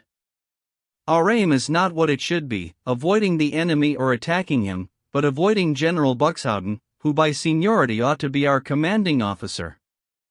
We pursue this goal with such vigor that even when we cross a river that cannot be forded we burn the bridges down in order to separate ourselves from the enemy, who for the time being is not Bonaparte but Buxhowden. General Buxhowden just missed being attacked and captured by superior enemy forces as a result of one of our splendid maneuvers which saved us from him. Buxhowden comes after us, we scuttle. The moment he crosses to our side of the river we cross back again. At last the enemy, Buxhowden, catches up with us and attacks. The two generals have a row. There is even a challenge from Buxhowden and an epileptic fit from Bennigsen. But at the critical moment, the courier who took the news of our Pultusk victory to Petersburg brings back news of our man's appointment as commander-in-chief, and with enemy number 1, Buxhoudan, disposed of, we are able to turn our attention to enemy number 2, Bonaparte. But lo and behold! At this juncture up rises enemy number 3, the soldiers of Russian Orthodoxy, clamoring for bread, meat, biscuits, hay, and I don't know what else. Nothing in the shops, roads impassable. Russian Orthodoxy goes on a looting spree the like of which you couldn't get a glimmering of from the last campaign. Half the regiments have turned themselves into gangs of free men rampaging through the countryside with fire and sword. Local inhabitants completely ruined, hospitals overflowing with sick people, famine everywhere. On 2 occasions headquarters have been attacked by marauding gangs and the commander-in-chief has had to put in a personal request for a battalion to drive them off. In one of these attacks my empty trunk and dressing gown were stolen. The Emperor wants to authorize divisional commanders to shoot marauders, but I very much fear this will oblige one half of the army to shoot the other. Prince Andrei began by skimming the letter, but unconsciously he became more and more absorbed in its contents, though he knew how far Bilibin could be believed. At this point he screwed up the letter and threw it away. It wasn't so much the contents of the letter that annoyed him, he was annoyed by the simple fact that that faraway life, now so alien to him, could bother him at all. He closed his eyes and wiped his forehead with one hand, as if to rid himself of any involvement in what he had been reading, and then listened again to what was going on in the nursery. Suddenly he thought he heard a strange sound coming through the door. He panicked, afraid that something might have gone wrong with the baby while he'd been reading the letter. He tiptoed back to the nursery door and opened it. As he was going in he saw the nurse hiding something from him with a scared face. Princess Maria was no longer there beside the cot. "My dear." He heard Princess Maria's voice behind him whispering in what he took to be despair. As often happens after prolonged sleeplessness and great worry, he had panicked for no good reason and jumped to the conclusion that the baby was dead. Everything he saw and heard seemed to confirm his worst fears. "It's all over," he thought, and a cold sweat broke out on his forehead. He walked over to the cot in great distress, knowing he would find it empty. The nurse had been hiding the dead baby. He pulled the curtains aside, and for quite some time his worried eyes darted about without finding the baby. Then he saw him. The red-cheeked child was lying crosswise with his head lower than the pillow, smacking his lips in his sleep and breathing evenly. Prince Andrei was overjoyed to see the child, having thought he had lost him. He bent down and touched the baby with his lips to check whether he was feverish, as his sister had shown him. The soft forehead was damp. He touched the head with his hand, even the hair was wet. The child was soaked with sweat. But he wasn't dead, no, the crisis was clearly over and he was getting better. Prince Andrei wanted to grab him, crush him, press the little helpless creature to his heart, but he didn't dare. He stood over him, gazing down at his head and his little arms and legs sticking up under the blanket. He heard a rustling sound at his elbow, and a shadow seemed to spread across under the canopy of the cot. He did not look round. He was still gazing at the baby's face and listening to his regular breathing. The dark shadow was Princess Maria, who had come over to the cot without making a sound, lifted the curtain and let it fall again behind her. Prince Andrei knew who it was without looking round and he held out his hand to her. She gave it a squeeze. "He's covered in sweat," said Prince Andrei. "I was on my way to tell you." The baby stirred slightly in its sleep, gave a smile and rubbed its forehead against the pillow. Prince Andrei looked at his sister. In the hazy half-light under the cot hangings, Princess Maria's luminous eyes shone brighter than ever with tears of happiness. She bent forward and kissed her brother, catching herself in the hangings. They shushed, wagging their fingers at each other, and lingered there in the half-light under the canopy, as if reluctant to leave the seclusion with the three of them, all alone, cut off from the rest of the world. Prince Andrei was the first to move away, catching his hair in the muslin hangings. Yes, it's all I have left, he said with a sigh. Chapter 10. Shortly after his initiation into the Masonic Brotherhood, Pierre set off for the Kiev province where most of his peasants lived, having written down for his own guidance a complete plan of action for the reform of his estates. Once in Kiev, Pierre summoned all his stewards to a meeting in his main office, where he outlined his wishes and intentions. He told them that measures would soon be put in hand for the complete liberation of his peasants from serf rule, and meanwhile his peasants were not to be overworked, women with children were not to be sent out to work, assistance was to be given to the peasants, corporal punishment was to be replaced by admonishment, and every estate must be furnished with hospitals, almshouses, and schools. Several of the stewards, including some overseers who were barely literate, listened in dismay, assuming the young count's remarks to imply that he was dissatisfied with the way they were running things and embezzling his money. Others soon got over the first shock of alarm and couldn't help laughing at Pierre's lisping speech and the newfangled words that he used. There were also some who were happy just to be hearing the sound of their master's voice. But one or two of them, including the head steward, listened to what he was saying and quickly worked out how to deal with the master and get what they wanted.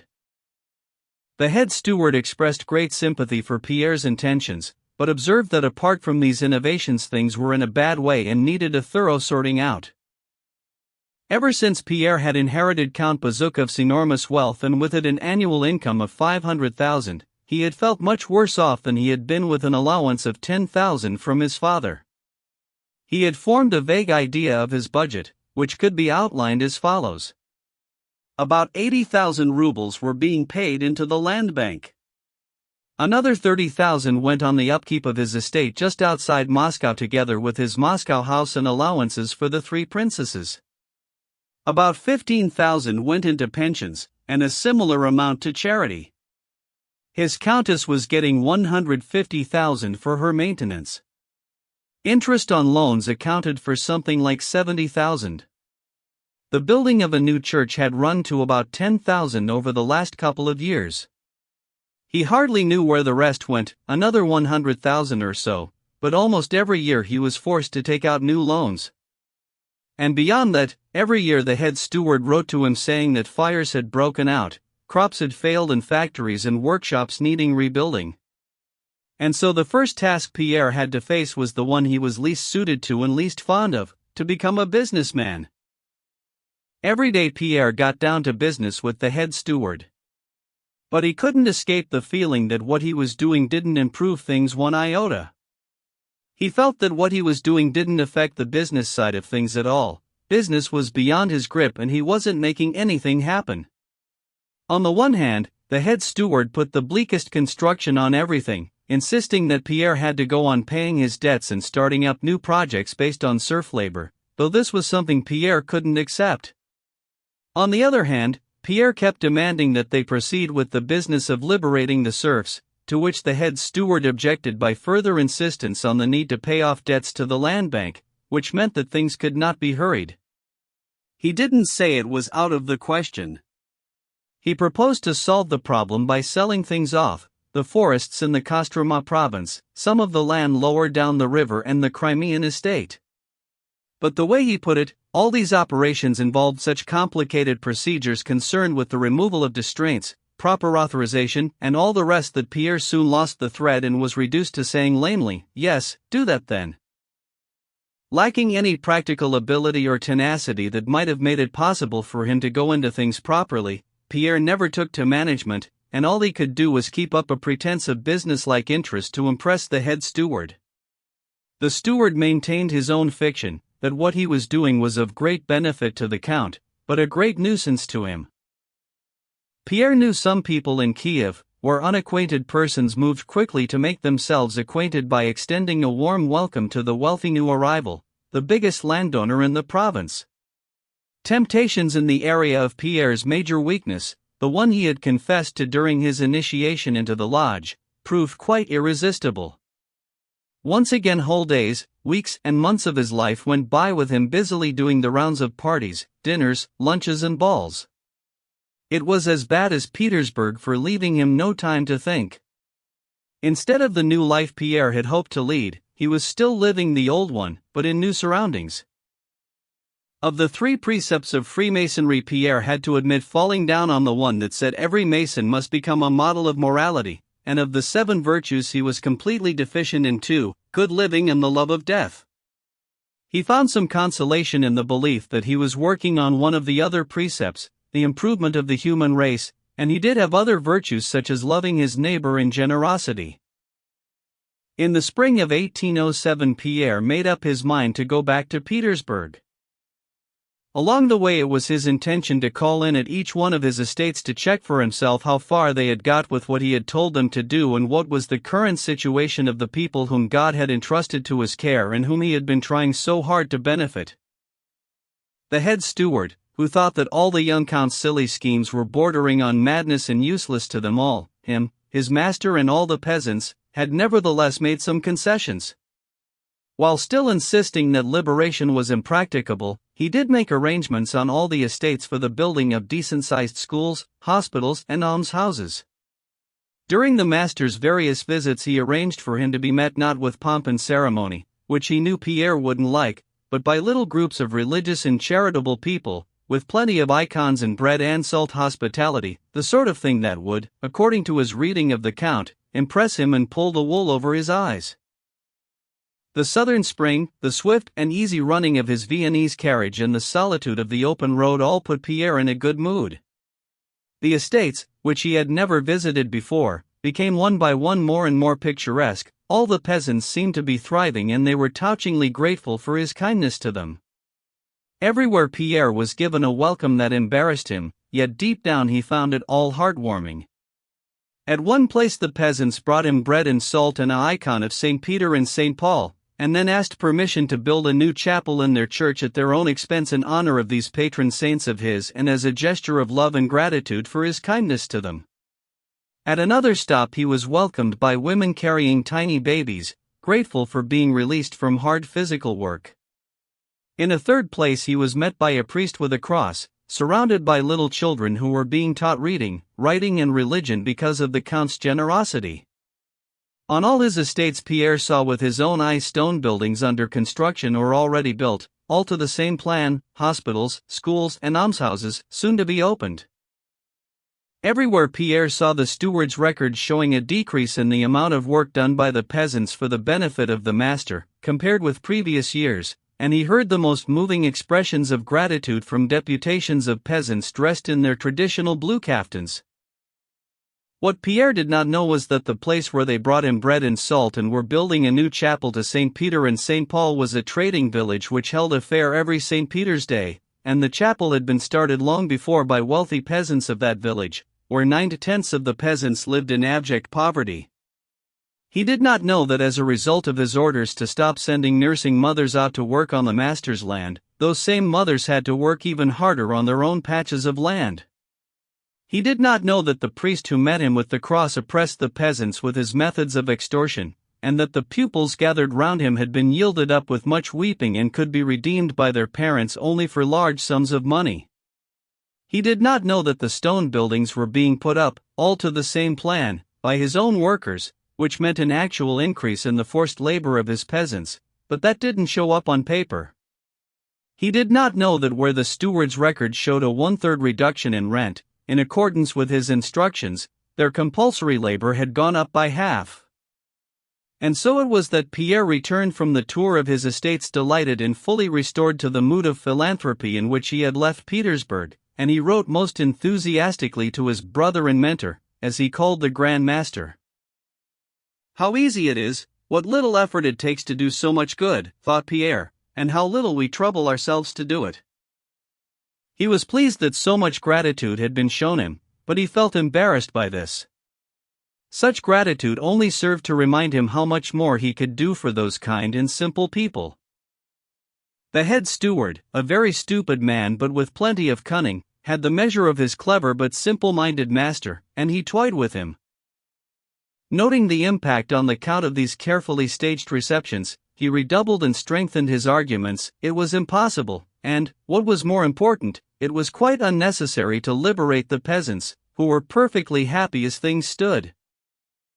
Deep down, Pierre had to agree with the steward that it would be difficult to imagine the people being any happier, and there was no telling what their future might be in freedom. However, not without reluctance, he continued to stick to what he thought was right.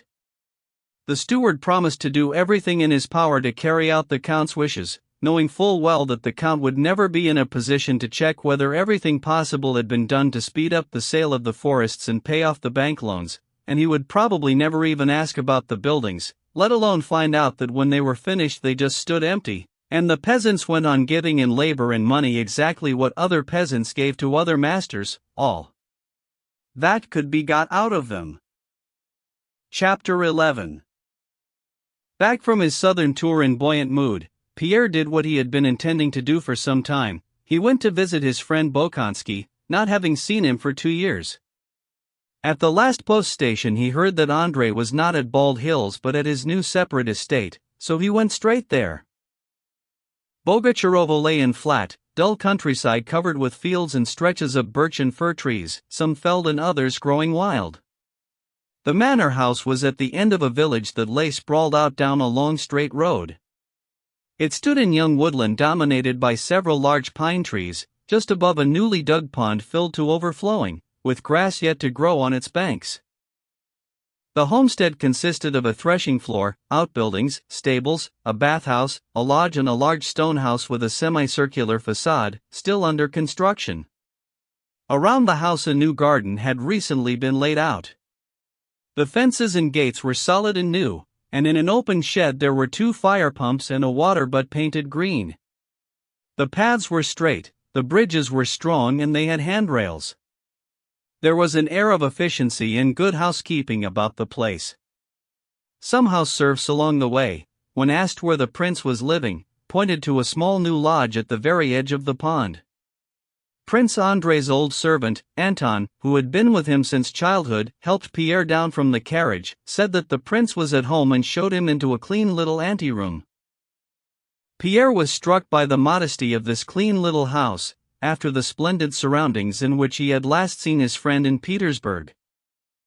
He walked quickly through into a little parlor, finished but not yet plastered and smelling of pine wood, and he would have gone on, but Anton tiptoed ahead and knocked at the door. "What is it?" came a rough, unpleasant voice. "A visitor," answered Anton. "Ask him to wait." A chair was heard being scraped back. Pierre hurried up to the door and suddenly found himself face to face with Prince Andrei, who was on his way out with a scowl on his face, looking older. Pierre hugged him, lifted his spectacles, kissed him on the cheeks and gave him a close scrutiny. "Well, look who's here." "I'm so pleased to see you," said Prince Andrei. Pierre said nothing. He was looking at his friend in some surprise and couldn't take his eyes off him. He was struck by how much Prince Andrei had changed. His words were welcoming enough, his face and his lips seemed to smile, but the lackluster eyes had a dead look about them, and despite his best efforts Prince Andrei seemed unable to make them shine with joy and happiness. It wasn't just that his friend looked thinner and paler, as well as being more mature. Pierre was shocked by Andrei's subdued look and his furrowed brow, both of which suggested obsessive worrying about something, and he was put off for a moment until he got used to it. It always happens that when friends come together after a long separation the conversation jumps from one topic to another. Quick questions were met with short answers as they touched on things which they knew ought to be discussed at length. At last the conversation began to settle down, gradually returning to points that had been skimpily treated before, inquiries about how things had been going, any future plans, Pierre's travels and what he had been up to, the war and much more besides. The crestfallen look of worry which Pierre had noticed in Prince Andrei's eyes was even more noticeable in his smile as he listened, especially when Pierre spoke with joy and enthusiasm about the past and the future. The impression was that Prince Andrei wanted to involve himself in what Pierre was saying but couldn't manage to do so. Pierre began to feel it was somehow wrong to be talking to Prince Andrei so eagerly about his dreams and all his hopes of happiness and goodness.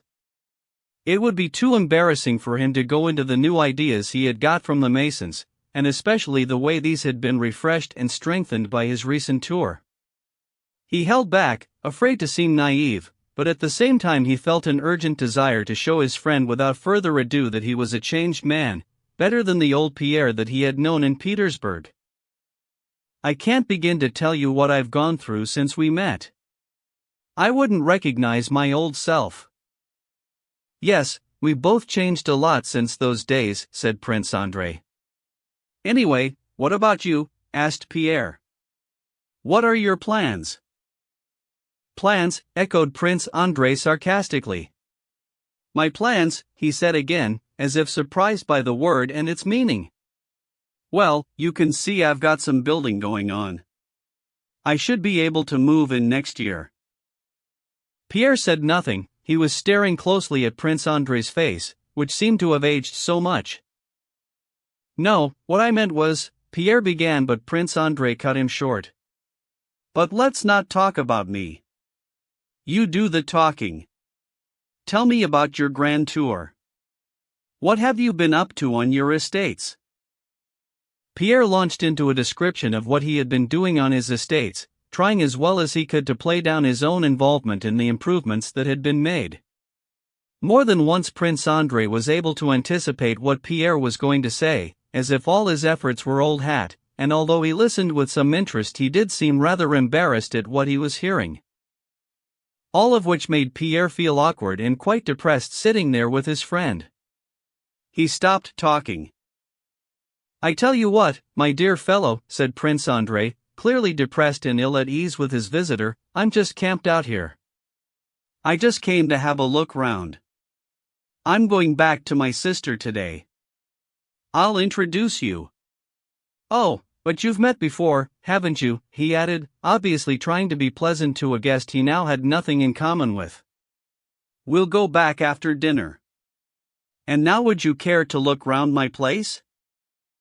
They went out and went for a good walk until dinner time, talking politics and mentioning mutual acquaintances, like two people who were rather distant from each other. The only things that sparked any animation or interest in Prince Andrei were the new homestead and the building work, but even on this subject, when they were up on the scaffolding and Prince Andrei was describing the plan of the house, he suddenly stopped in mid-conversation. "Oh, but this isn't very interesting," he said. "Let's have our dinner and get going." At dinner the conversation turned to Pierre's marriage. "I was really surprised when I heard," said Prince Andrei. Pierre blushed as he always did when this subject came up, and he said hastily, "I'll tell you the whole story one day." "But you do know it's all finished, don't you?" "Forever," said Prince Andrei. "Nothing's forever." "But do you know what happened in the end? Have you heard about the duel?" "Yes, you had to go through all that, didn't you?" "The one thing I thank God for is that I didn't kill that man," said Pierre.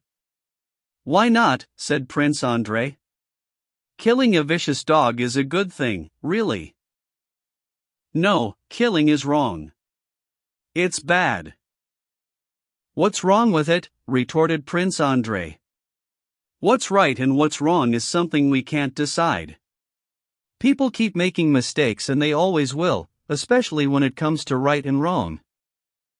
"Anything that harms someone else is wrong," said Pierre, noticing with pleasure that for the first time since his arrival Prince Andrei was getting worked up about something and starting to speak out. He even seemed ready to make a clean breast of everything that had turned him into what he now was. "And how do you know what's bad for somebody else?" he asked. "Bad. Bad," said Pierre. "We all know what's bad for us." "Yes, you're right, but just because I know something is bad for me, it doesn't mean I can do the same harm to somebody else," said Prince Andrei, getting more and more excited, and now evidently eager to let Pierre know all about his new attitude. He was speaking in French. "I only know two really harmful things in life, remorse and illness.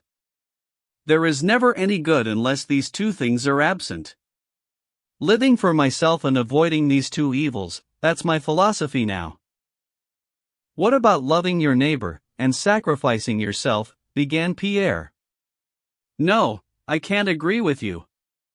Living your life with the sole object of avoiding evil just so you won't regret anything afterwards, it's not enough. I used to live like that. I used to live for myself, and I ruined my life. And it's only now, when I'm living, or trying to live, modesty called for this adjustment, for other people, it's only now that I've come to know any happiness in life. No, I just don't agree. And I don't think you believe what you're saying. Prince Andrei looked at Pierre with a sardonic smile and said nothing. Well, you'll soon see my sister, Marie. You two will get on together, he said at last. You may be right as far as you're concerned, he added, after a brief pause, but everyone's different. You used to live for yourself, and you tell me it almost ruined your life, and you've only found any happiness since you started living for other people. Well, my experience has been the other way round. I used to live for glory. And what is glory? It's the same love for other people, wanting to do something for them, wanting praise from them. In that kind of way I used to live for other people, and I did ruin my life, not almost, completely. And I've only found any peace of mind since I started living for myself. But how can you think of living for yourself, said Pierre, all worked up. What about your son, your sister, your father? Yes, but they're the same as me. They're not other people, said Prince Andrei. Other people, your neighbors, as you and Marie call them, they're the source of all error and harm. Who are your neighbors? Your peasants down in Kiev that you want to do so much good for. And he mocked Pierre with a challenging look, deliberately provoking him. You can't be serious, said Pierre, more excited than ever. What error and harm can there be in my wanting to, well, I've not done much and I've done it very badly, but still, wanting to do good, and getting a little bit done? Where's the harm of miserable people like our peasants, and they are people like you and me, people living and dying with no idea of God and what truth is beyond icons and ridiculous prayers, now get some education and console themselves by believing in an afterlife where there is retribution, reward and consolation. When nobody looks after people dying of disease while it's so easy to give them some real practical help, what harm and error can there be in my providing doctors, and a hospital and a home for old people? And isn't there tangible, incontestable good when a peasant with his wife and child have no rest day or night, and I give them some leisure and rest, said Pierre, lisping as he gabbled. And I've done that, not very well, I admit, and not enough, but I have done something in that direction, and you're not going to persuade me I haven't done something good, and you're also not going to persuade me that you really believe what you're saying. And the main thing is this, Pierre continued, I know for an absolute certainty, that the pleasure of doing good like this is the only real happiness in life. Oh well, if you put it like that, it's different, said Prince Andrei. I'm building a house and garden, you're building hospitals. Either way it passes the time. But what's right and what's good, that'll have to be decided by somebody who knows everything. We can't decide. So, if it's an argument you want, he added, you've got one. They got up from the table and sat out on the steps, because there was no veranda. Come on, then, said Prince Andrei. You talk about schools, he went on, bending one finger back. Education and all that. In other words, you want to bring him, he pointed to a passing peasant who was doffing his cap, out of his animal condition and give him spiritual needs. Well, as I see it, the only form of happiness is animal happiness, and you want to take that away from him. I envy him, while you're trying to turn him into me, but without giving him my mind, my feelings, and my money. Then you talk about giving him less work. But to my mind, he needs his physical labor, it's a condition of his existence, every bit as much as you and I need our intellectual work. You can't help thinking. I go to bed at nearly 3 a.m, thoughts keep coming into my mind and I can't get to sleep. I toss and turn and I stay awake till morning because I'm thinking, and I can't help thinking, just as he can't help plowing and mowing. If he stops he won't be able to go for a drink and he might fall ill. Just as I couldn't stand his terrible physical labor, it would kill me in a week, my idleness would be too much for him, he would grow fat and die. Then the third thing, what was the other thing you said? Prince Andrei had bent back his third finger. Oh yes, I know. Hospitals, medicine. He has a stroke and he's dying, but no, you have him bled and he gets better. Now he's going to be an invalid for the next 10 years, a burden to everybody. Let him die, it's a lot simpler and it's easier on him. Lots more like him are being born all the time, there's no shortage of them. I wouldn't mind if you were worried about losing a laborer, that's how I see him, but you want to cure him out of brotherly love. Well, he doesn't need it. And besides, who said medicine ever cured anybody? Killed lots of people, oh yes, he said, scowling and turning away from Pierre. Prince Andrei put his arguments so precisely that he had obviously gone through them many times before in his mind. And he was gabbling away like a man who has not spoken for a long time. His eyes shone brighter as his reasoning became more and more despondent. Oh, this is awful, awful, said Pierre. I can't see how you can go on living with ideas like these. I used to have my moments when I thought like that, not all that long ago in Moscow or out on the road, but when it happens I feel so low and I'm not really living at all, everything seems vile. To me most of all. When it happens I can't eat and I don't wash, what's it like with you? Oh, you ought to wash. It's unclean, said Prince Andrei. It's the other way round. You have to try and make your life as enjoyable as you can. Here I am alive, and it's not my fault, so I have to try and get by as best I can without hurting anybody until death takes over. But how do you live on with ideas like that? You could just sit there without moving, not taking part in anything. Well, life won't leave you in peace, will it? I'd be glad to do nothing at all, but for one thing the local nobility have done me the honor of electing me marshal. I only just managed to wriggle out of it. They couldn't understand that I haven't got what it takes. I don't have the good-natured, fussy vulgarity that you must have for that sort of thing. Then there's this house. It had to be built so I could have a corner of my own to be quiet in. And now there's this recruiting. Why aren't you in the army? What, after Austerlitz, said Prince Andrei darkly. No, thank you. I swore I'd never serve in the Russian army again. And I won't. If Napoleon was right here outside Smolensk threatening Bald Hills, I wouldn't serve in the Russian army, Prince Andrei went on, pulling himself together. Anyway, as I was saying, there's this recruitment. My father's commander-in-chief of the 3rd District, and the only way I can get out of active service is to serve under him. So you are in the service, then? Yes. He paused. May I ask why? I'll tell you why. My father is one of the most remarkable men of his time. But he's getting old now, and he's not exactly cruel, but he's too forceful. He's too fierce. He's got used to having unlimited power, and now he has this new authority from the emperor as a commander-in-chief of the recruiting.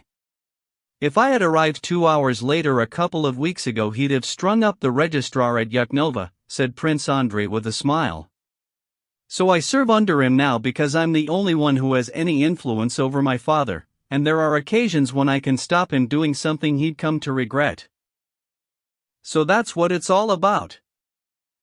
Well, it's not quite what you think, Prince Andrei went on. It's not that I wished him any good, that registrar, or do now.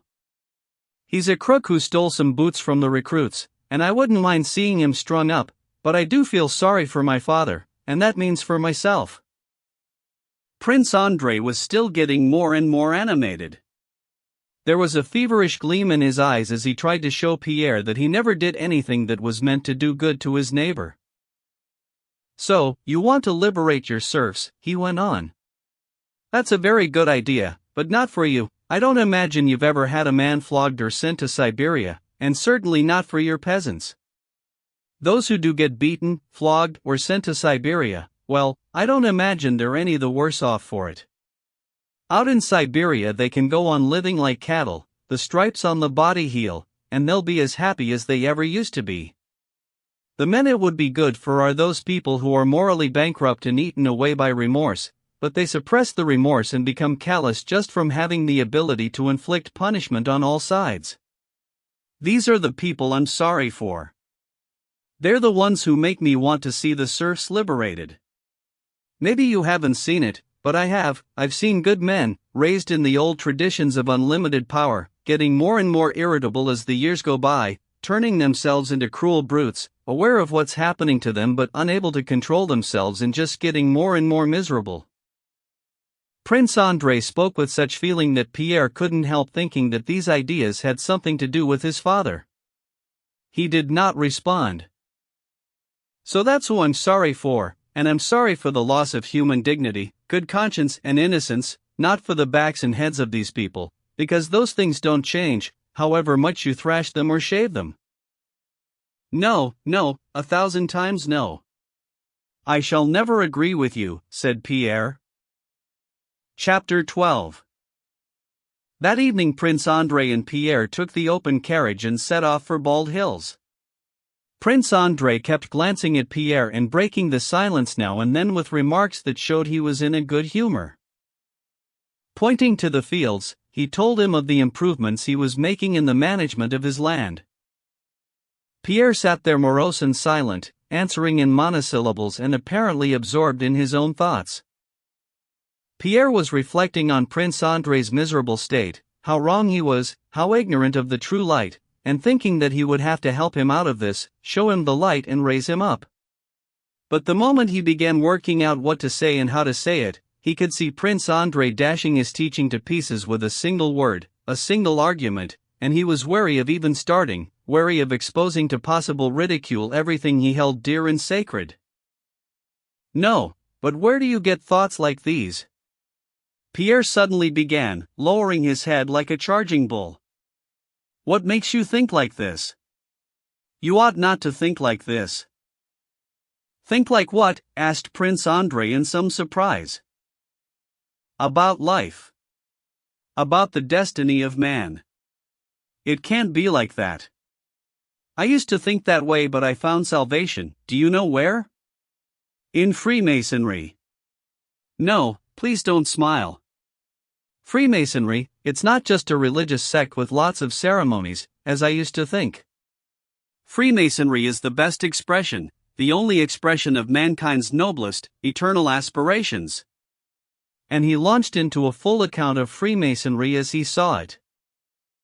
Freemasonry, he claimed, was Christian doctrine freed from the bonds of politics and organized religion, the doctrine of equality, fraternity, and love. Our holy brotherhood is the only thing that gives a true meaning to life. Everything else is a dream, said Pierre. You must understand, my dear fellow, that outside this fraternity it's all lies and deceit, and I agree there's nothing left for an intelligent and kind man like you to do but go through the motions of living and try not to hurt anybody. But, accept our basic beliefs, enter into our brotherhood, give yourself to us, let us guide you, and straightaway you'll feel what I did, that you are part of a vast, unseen chain which starts in heaven, said Pierre. Prince Andrei listened to Pierre in silence, looking ahead. Once or twice he missed something because of the rumbling wheels and asked Pierre to repeat what he had said.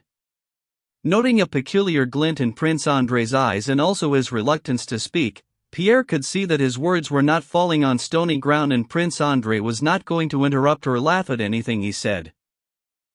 They came to a river that had burst its banks, making it necessary for them to cross by ferry.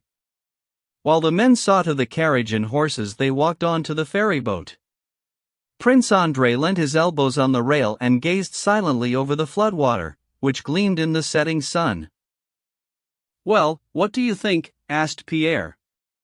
Why don't you say something? What do I think? I have been listening. What you say is all right, said Prince Andrei. But you say, come into our brotherhood and we'll show you the meaning of life and the destiny of man, and the laws that govern the universe. But who are we? Just people. How do you come to know it all? Why am I the only one who can't see what you see? You see the earth as a kingdom of goodness and truth. I don't. Pierre interrupted him. Do you believe in the afterlife? He asked. Oh, the afterlife, repeated Prince Andrei. But Pierre gave him no time for a proper answer, taking his response as a negative, especially in view of Prince Andrei's atheistic views, which he knew from the past. You say you can't see the earth as a kingdom of goodness and truth. Neither can I. Nobody can, not if you see our life as the end of everything. Here on earth, this earth here, Pierre pointed to the open country, there is no righteousness, it's all false and wicked. But in the universe, the whole vast universe, there is a kingdom of truth, and we are two things, children of earth here and now, and children of the universe in eternity. Don't I feel in my soul that I'm a part of that vast, harmonious whole? Don't I feel that I represent one link, one step on the ladder that runs from lower forms of existence to higher ones in that vast creative infinity which gives token of a Godhead, a higher power, call it what you will. If I can see, clearly see, a ladder rising from plants to men, why should I assume that this ladder, with its bottom end invisible, lost in the plant world, breaks off with me and doesn't keep on going up until it reaches higher forms of existence? I feel I can never disappear because nothing disappears in the whole universe, and more than that, I always shall be and always have been in existence. I feel that other spirits exist, far above me, and it's in their world that you will find truth. Yes, this is Herder's doctrine, 11 said Prince Andrei. But I'm not convinced by it, my dear fellow. I'm convinced by life and death. I'm convinced by seeing a creature dear to me, bound up with me, that I've treated badly, and just when I'm hoping to make it up to her, his voice shook and he turned away, suddenly she's in pain, she goes through agony and she ceases to be. Why? There must be an answer. And I believe there is one. That's what I find convincing. It convinced me, said Prince Andrei. Yes, of course, said Pierre, isn't that just what I'm saying? No. My point is, you might be persuaded there is an afterlife not by arguments, but by going through life hand in hand with somebody, and all at once that somebody vanishes there, into nowhere, and you are left standing over the abyss, staring down into it. And I have stared down into it. Well, that's it then. You know there is a there and there is a somebody. There is the afterlife. That somebody is God. Prince Andrei didn't answer. The coach and horses had long been taken over to the other bank and harnessed up again, the sun had half set and the evening frost was sprinkling the pools near the ferry with stars, but, to the astonishment of the servants, coachmen and ferry hands, Pierre and Andrei were still on the boat, talking. If there is a God and an afterlife, then there is truth and there is goodness, and man's greatest happiness lies in struggling to achieve them. We must live, love and believe, said Pierre, believe that our life is not only here and now on this little patch of earth, but we have lived before and shall live forever out there in the wholeness of things. He pointed up to the sky.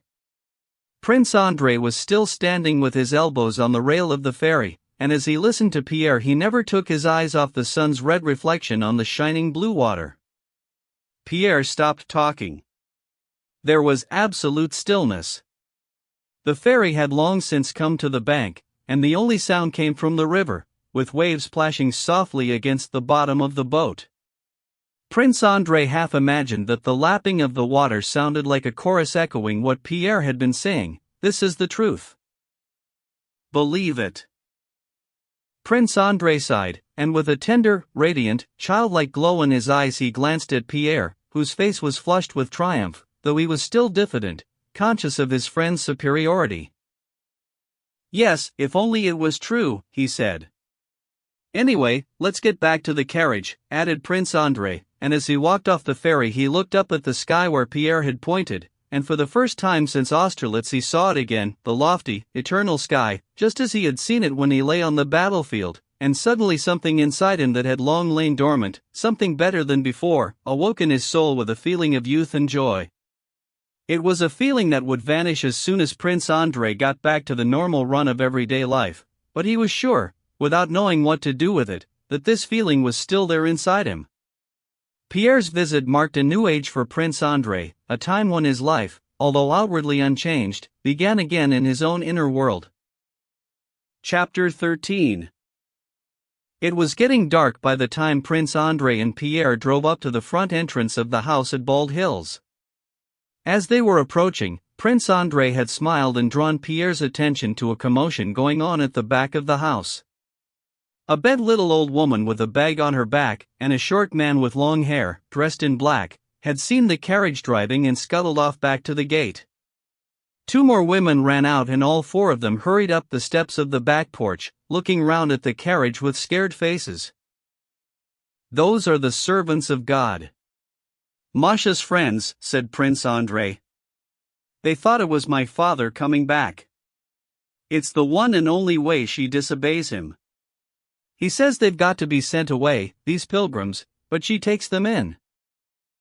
"What do you mean, servants of God?" asked Pierre. Prince Andrei had no time to answer. The house servants had come out to meet them, and he asked where the old prince was and whether he would be home soon. He was still in town, but expected back any minute. Prince Andrei took Pierre to his own rooms, which were always waiting nicely prepared for him in his father's house, and then went off to the nursery. "Let's go and see my sister," he said to Pierre when he returned. "I haven't seen her yet, she's hiding away, tucked up with her servants of God." "Serve her right. She's going to be really embarrassed, but you'll see her servants of God. I'm telling you, it's something worth seeing." "Who are these servants of God?" asked Pierre. "You'll see."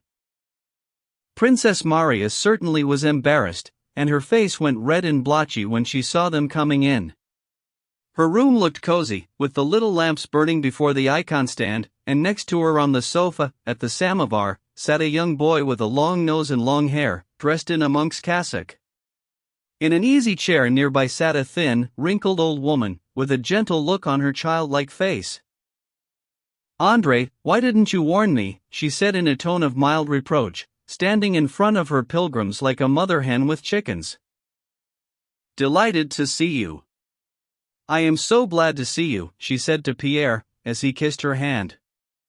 She had known him as a child, and now his friendship with Andrei, his unhappy marriage and most of all his kindly, simple face, won her over.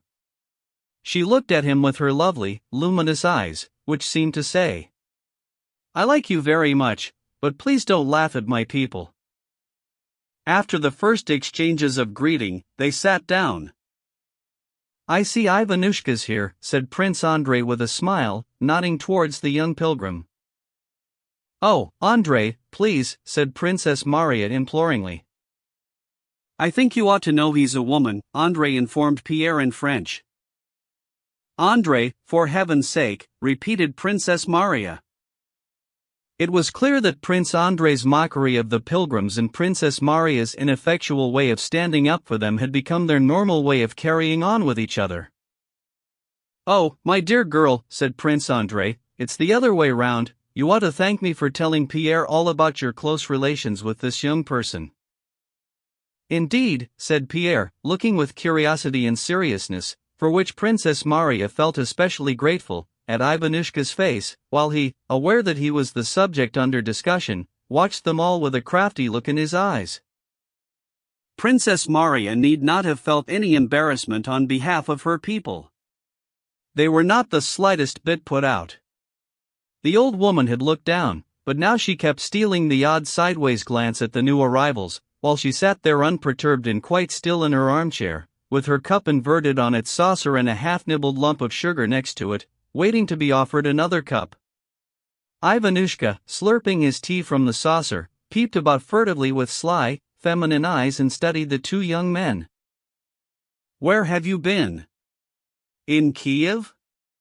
Prince Andrei asked the old woman. "Oh yes, good sir," answered the old woman, and once started she prattled on.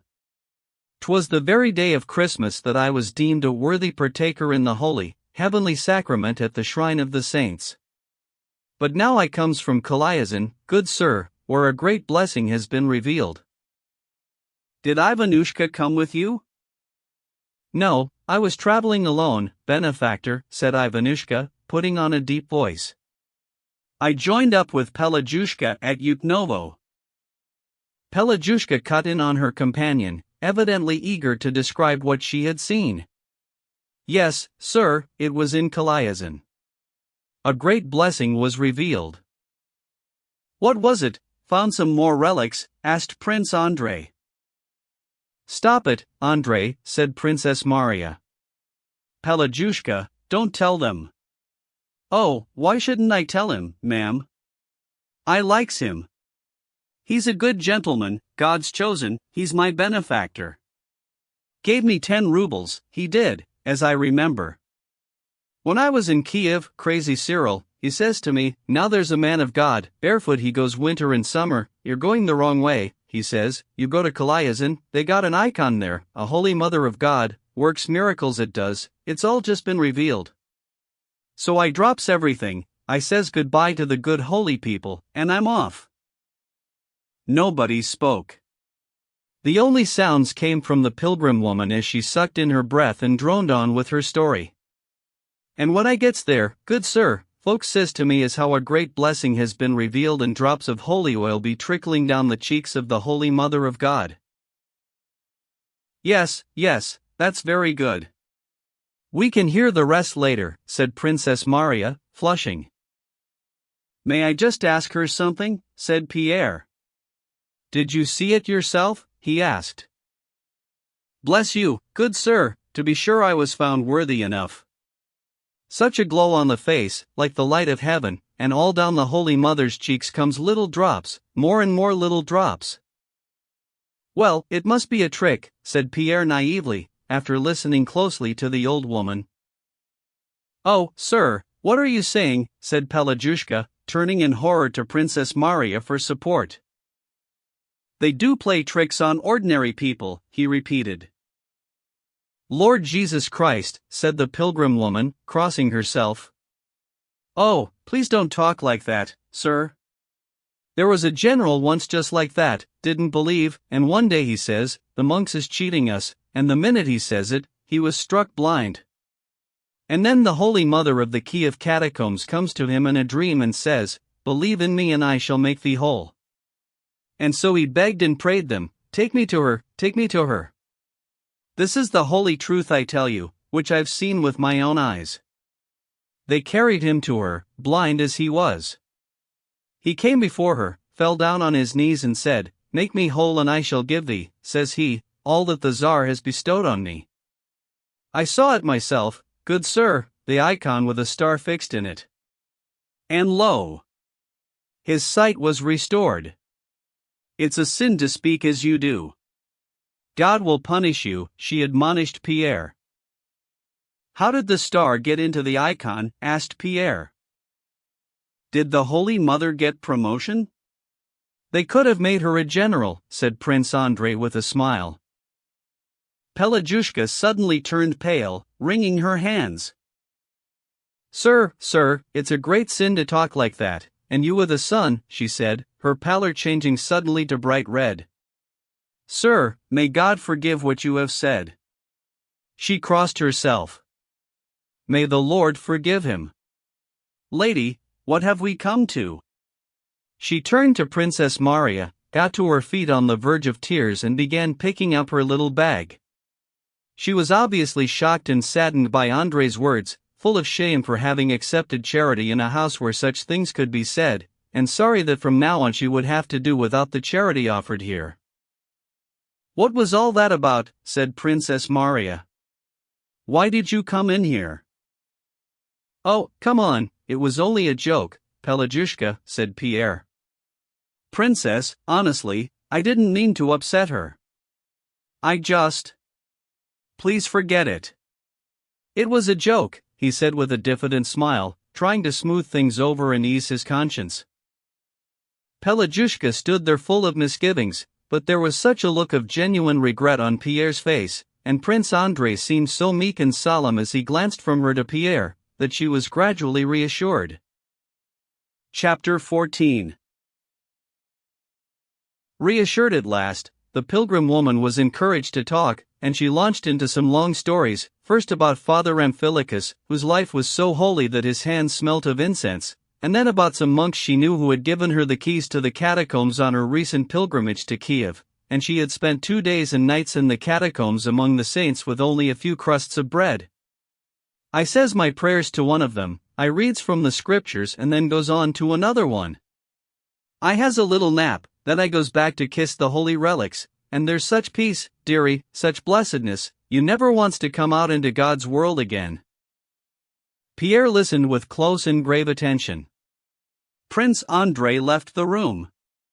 And then Princess Maria followed him out and took Pierre to the drawing room, leaving the servants of God to finish their tea. "You're so kind," she said to him. "Oh, I really didn't mean to hurt her feelings. I know those feelings, and I value them highly." Princess Maria looked at him, saying nothing but smiling with affection. "I've known you such a long time, haven't I? And I love you like a brother," she said. "How does Andrei strike you?" she followed on quickly, leaving him no time for a response to her warm words. "He worries me.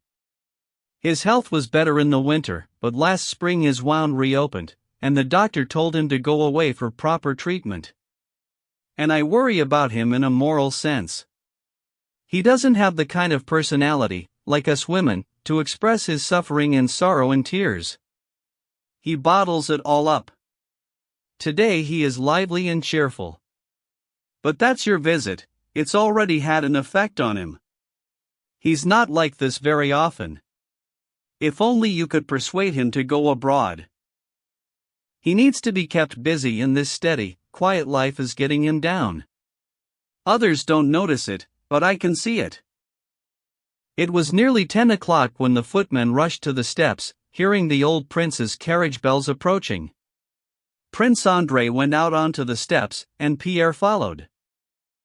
"Who's this?" asked the old prince, as he got out of the carriage and caught sight of Pierre. "Ah! Pleased to see you.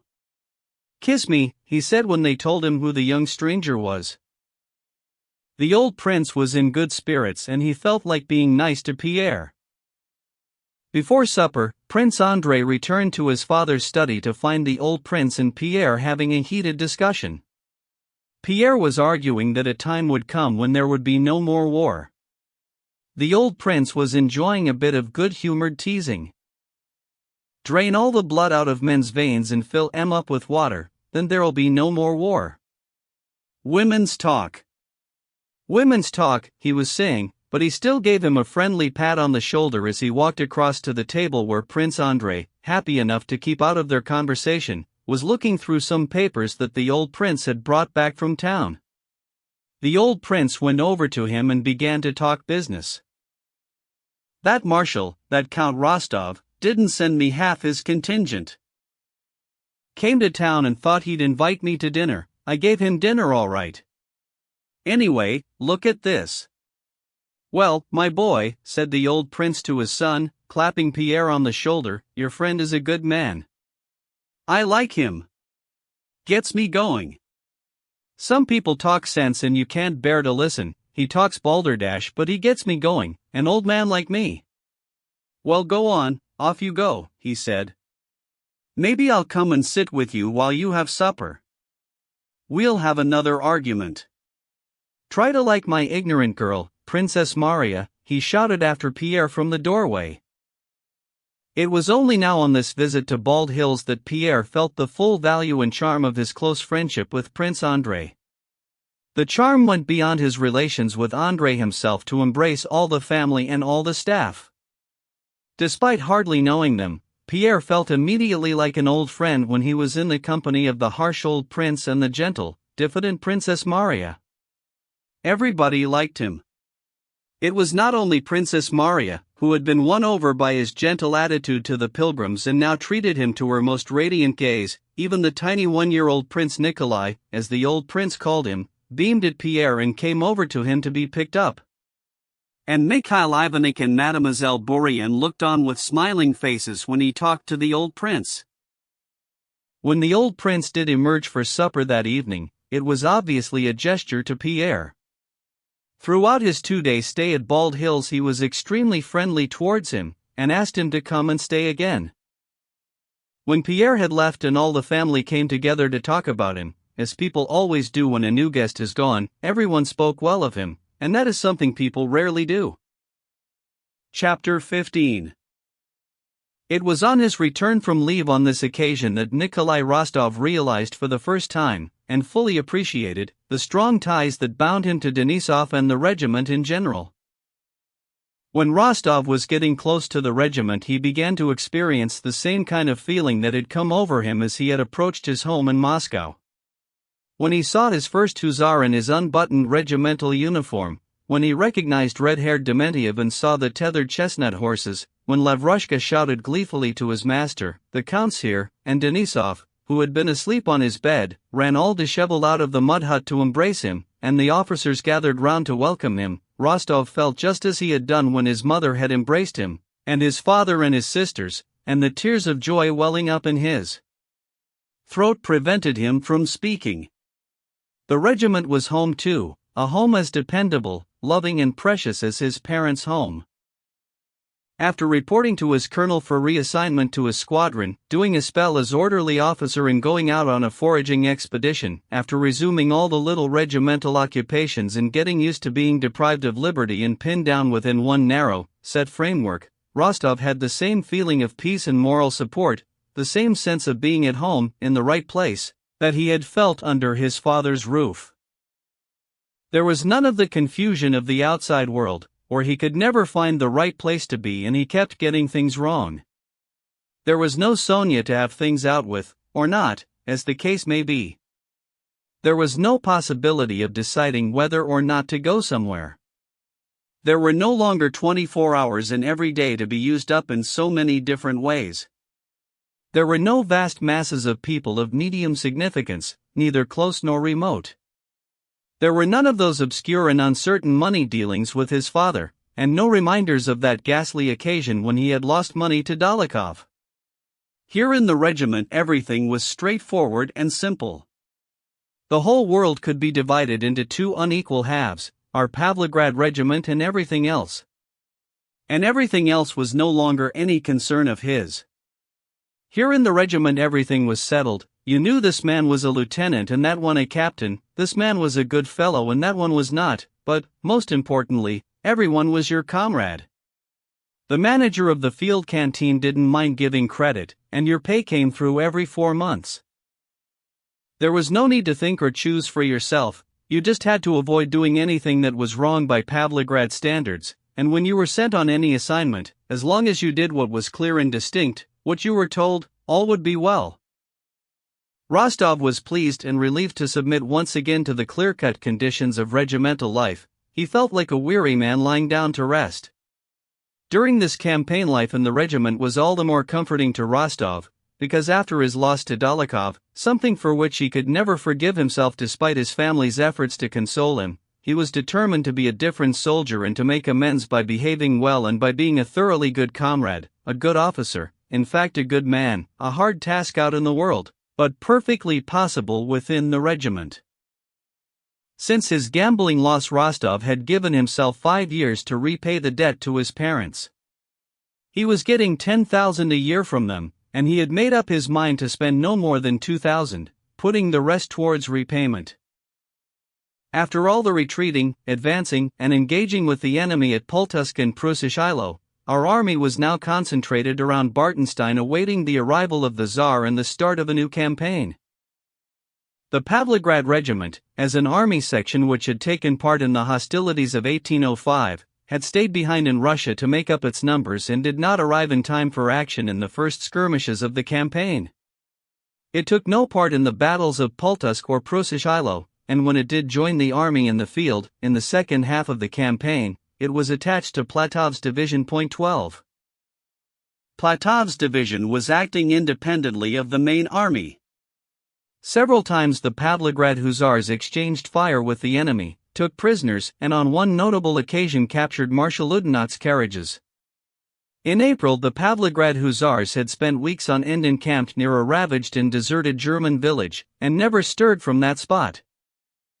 It was thawing, muddy and cold, the ice had broken up on the river, the roads were impassable, and for some days there had been no provisions, nothing for the horses or the men.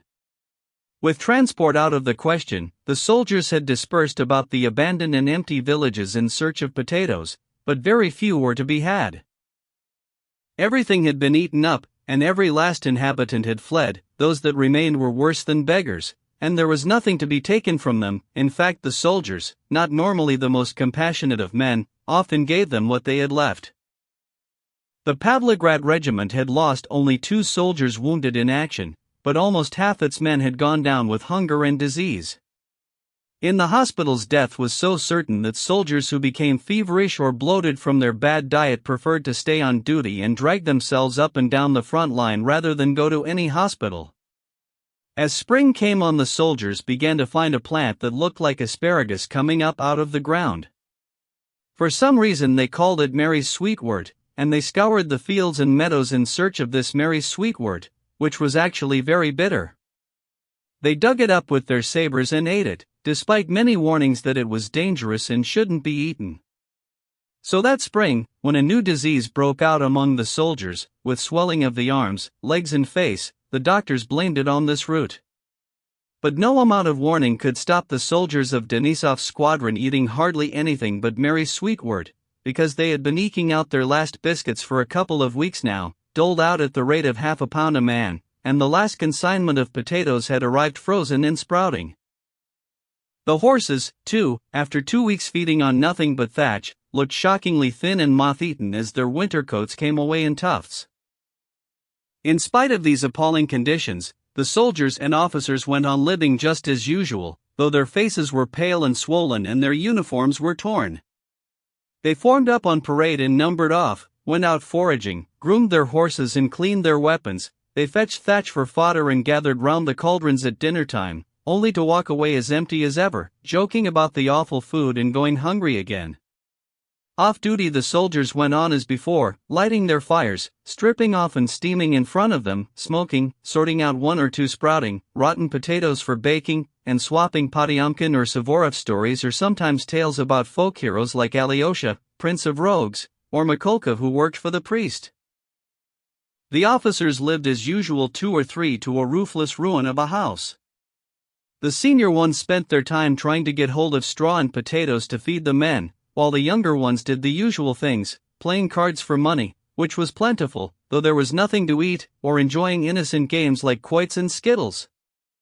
Nobody had much to say about the general run of the campaign, partly because nothing very positive was known, partly because of a vague idea that things were not going too well.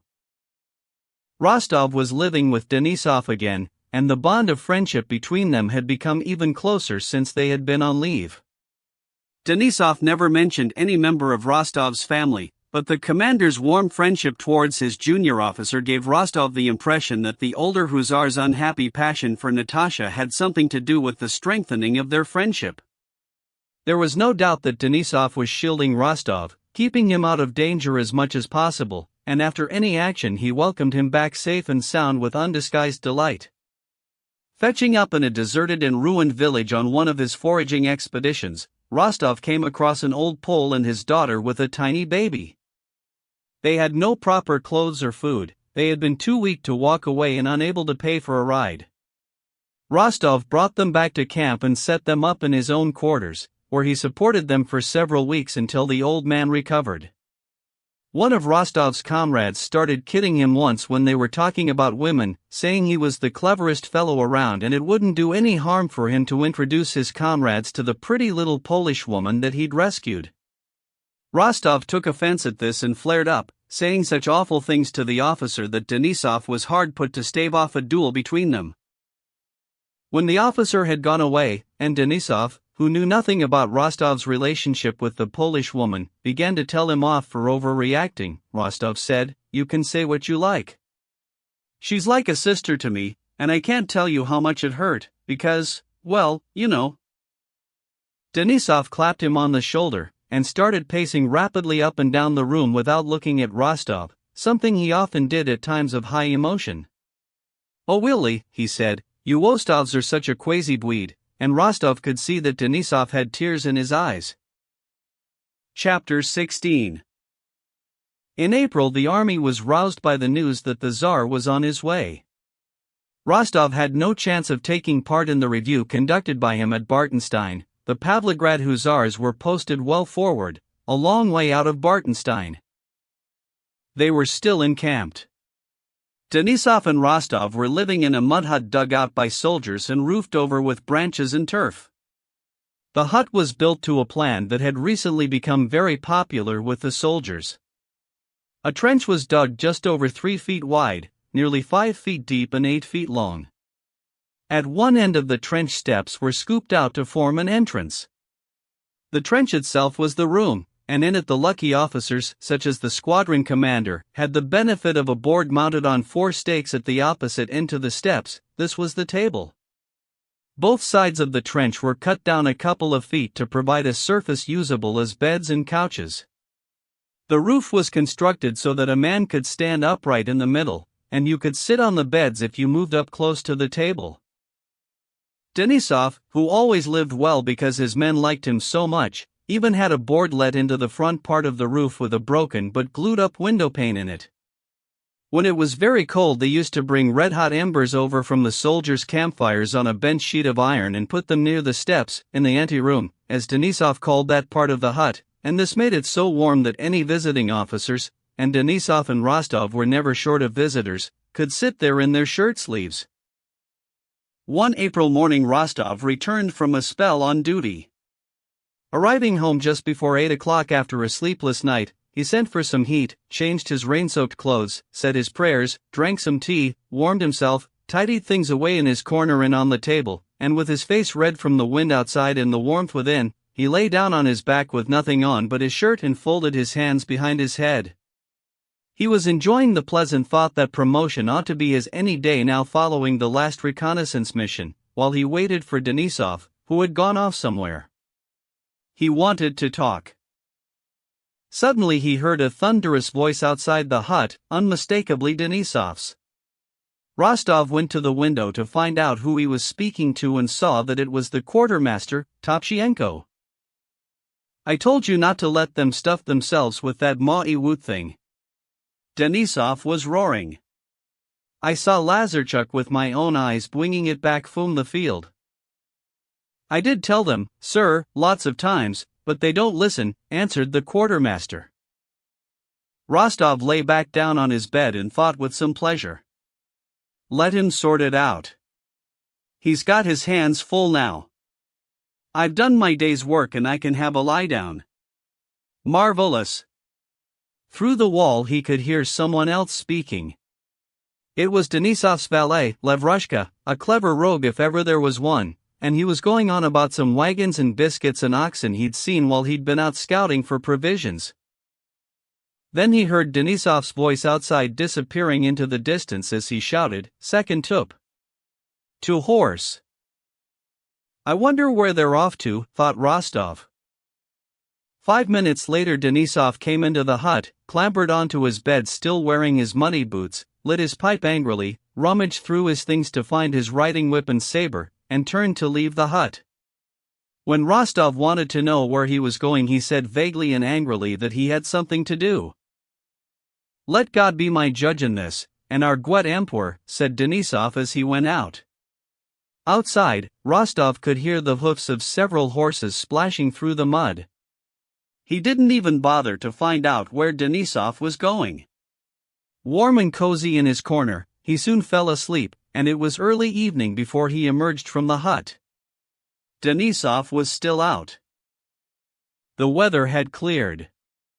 Near the next hut 2 officers and a cadet were playing a form of quoits, with much laughter as they drove big radishes for pegs into the soft muddy ground. Rostov joined in. In the middle of a game the officers suddenly saw some wagons driving up, followed by more than a dozen hussars riding their skinny horses. The wagons trundled up with their hussar escort and stopped at the tethering rails, where they were immediately surrounded by more hussars. "Hey, look! Denisov needn't have worried, said Rostov. Fodder at last. I'll say, said the officers. The boys are going to like this. Just behind the hussars came Denisov, still on horseback and accompanied by 2 infantry officers, all of them busy talking. Rostov went forward to meet Denisov. I'm warning you, Captain, one of the officers was saying, a thin little man, visibly angry. Well, I've told you, I'm not giving them up, answered Denisov. You'll answer for this, Captain. It's outrageous, stealing vehicles from your own side. Our men haven't eaten for 2 days. Mine haven't eaten for 2 weeks, countered Denisov. It's daylight robbery.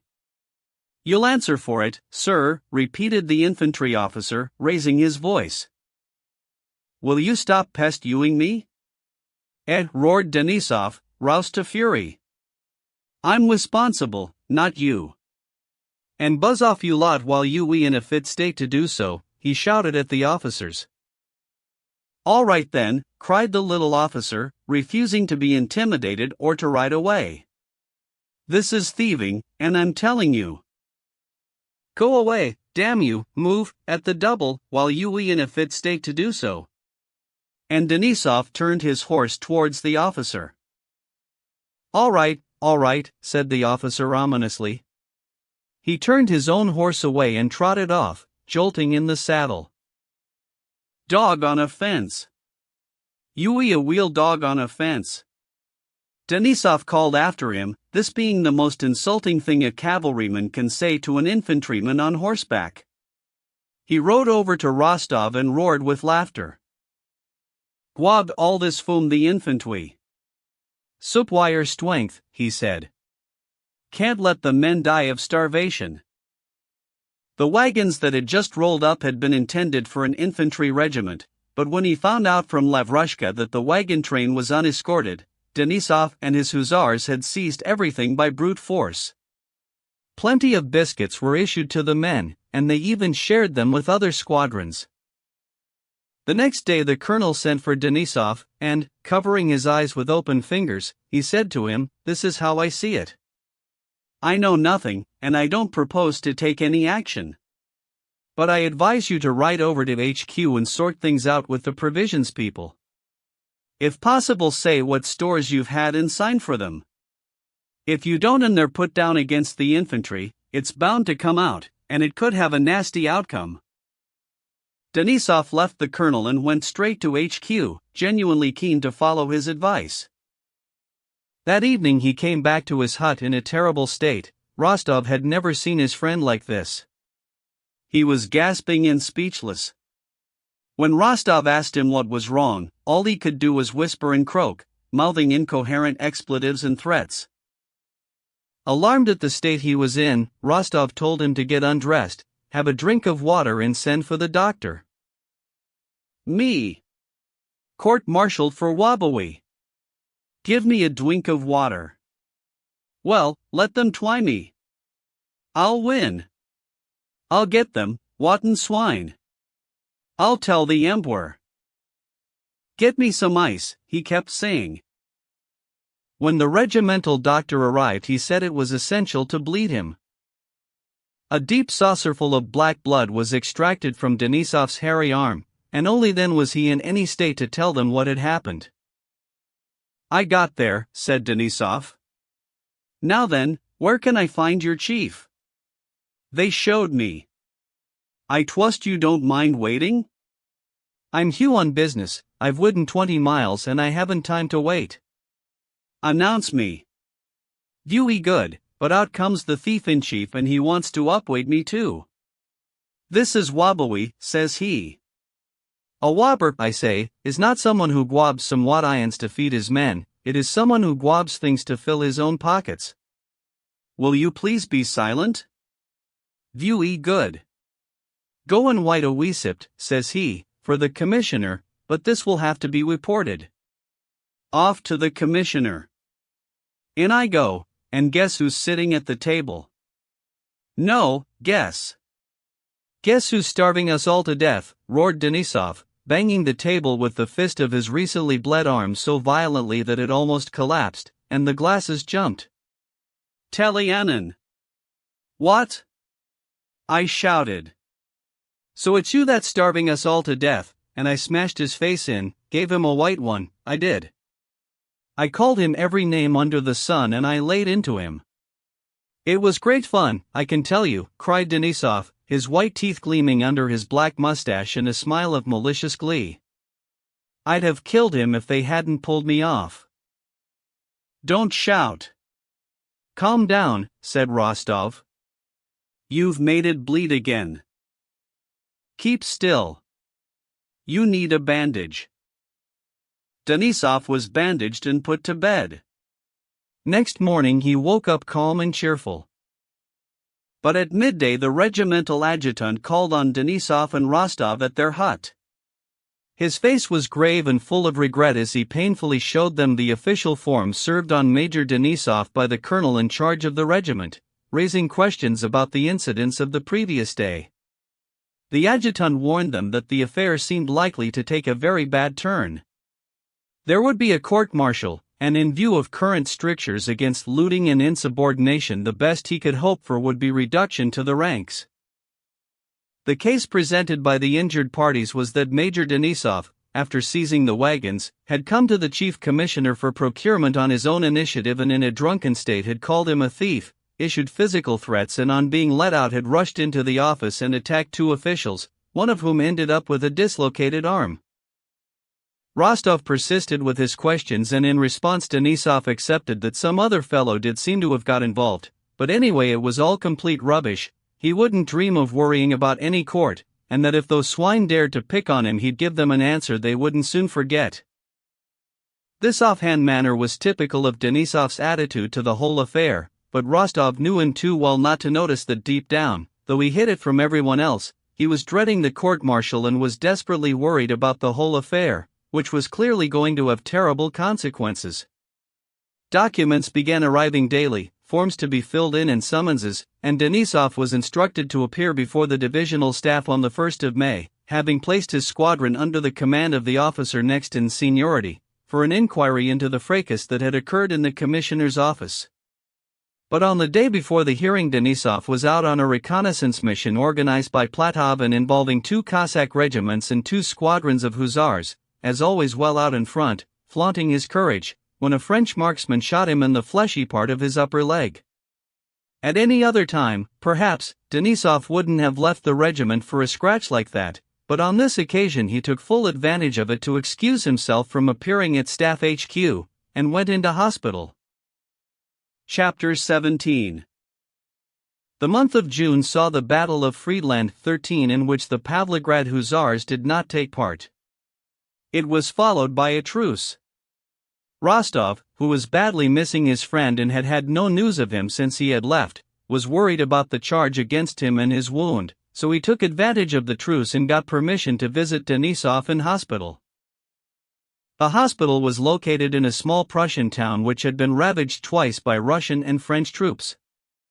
With the countryside around looking so pleasant in the early summer weather, this little place looked particularly dismal, nothing but shattered roofs and fences, filthy streets and ragged inhabitants, and sick and drunken soldiers wandering about everywhere. The hospital itself consisted of a stone house with bits of old fencing all over the yard, and many shattered window frames and broken panes. Several soldiers swathed in bandages, with faces pale and swollen, were walking about or sitting around in the yard enjoying the sunshine. The moment Rostov walked through the door he was assailed by the stench of hospital disinfectant and putrefying flesh. On the stairs he met a Russian army doctor with a cigar in his mouth. He was followed by a Russian medical assistant. "I can't be everywhere at once," the doctor was saying. "Come and see me tonight. I'll be at Makar Alexeika's." The assistant wanted to ask more questions. "Oh, just do the best you can. What difference will it make?" The doctor caught sight of Rostov coming up the stairs. "What are you doing here, sir?" asked the doctor. "What are you doing here?" If you've missed all the bullets, why would you want to catch typhus? This, sir, is a leper colony. What do you mean? Asked Rostov. Typhus, sir. Go in there and you're a dead man. There's only the two of us still on our feet, Makiev and me. He pointed to the assistant. 5 or 6 of us doctors have gone down. A new one comes in, give him a week and he's had it, said the doctor with evident satisfaction. We've sent for some Prussian doctors, but our allies don't seem too keen to come. Rostov explained that he wanted to see one of the patients, Major Denisov of the Hussars. I can't help you, my good sir. I don't know who's who. Listen, I'm on my own, looking after 3 hospitals, well over 400 patients. It's a good job the Prussian charitable ladies send us a couple of pounds of coffee and some lint every month or we'd be lost. He laughed. 400, sir, and new ones every day. It is 400, isn't it? He turned to the assistant. The assistant looked worn out. It was all too obvious that he was squirming with irritation, just wanting the garrulous doctor to go away. Major Denisov, repeated Rostov. He was wounded at Moliton. Oh, I think he's dead. That's right, isn't it, Makiev? The doctor asked casually. But the assistant did not confirm what the doctor had said. Long sort of fellow. Red-haired, suggested the doctor. Rostov described Denisov's appearance. Yes, there was someone like that, the doctor declared with some delight. Must be dead by now, but I'll have a look.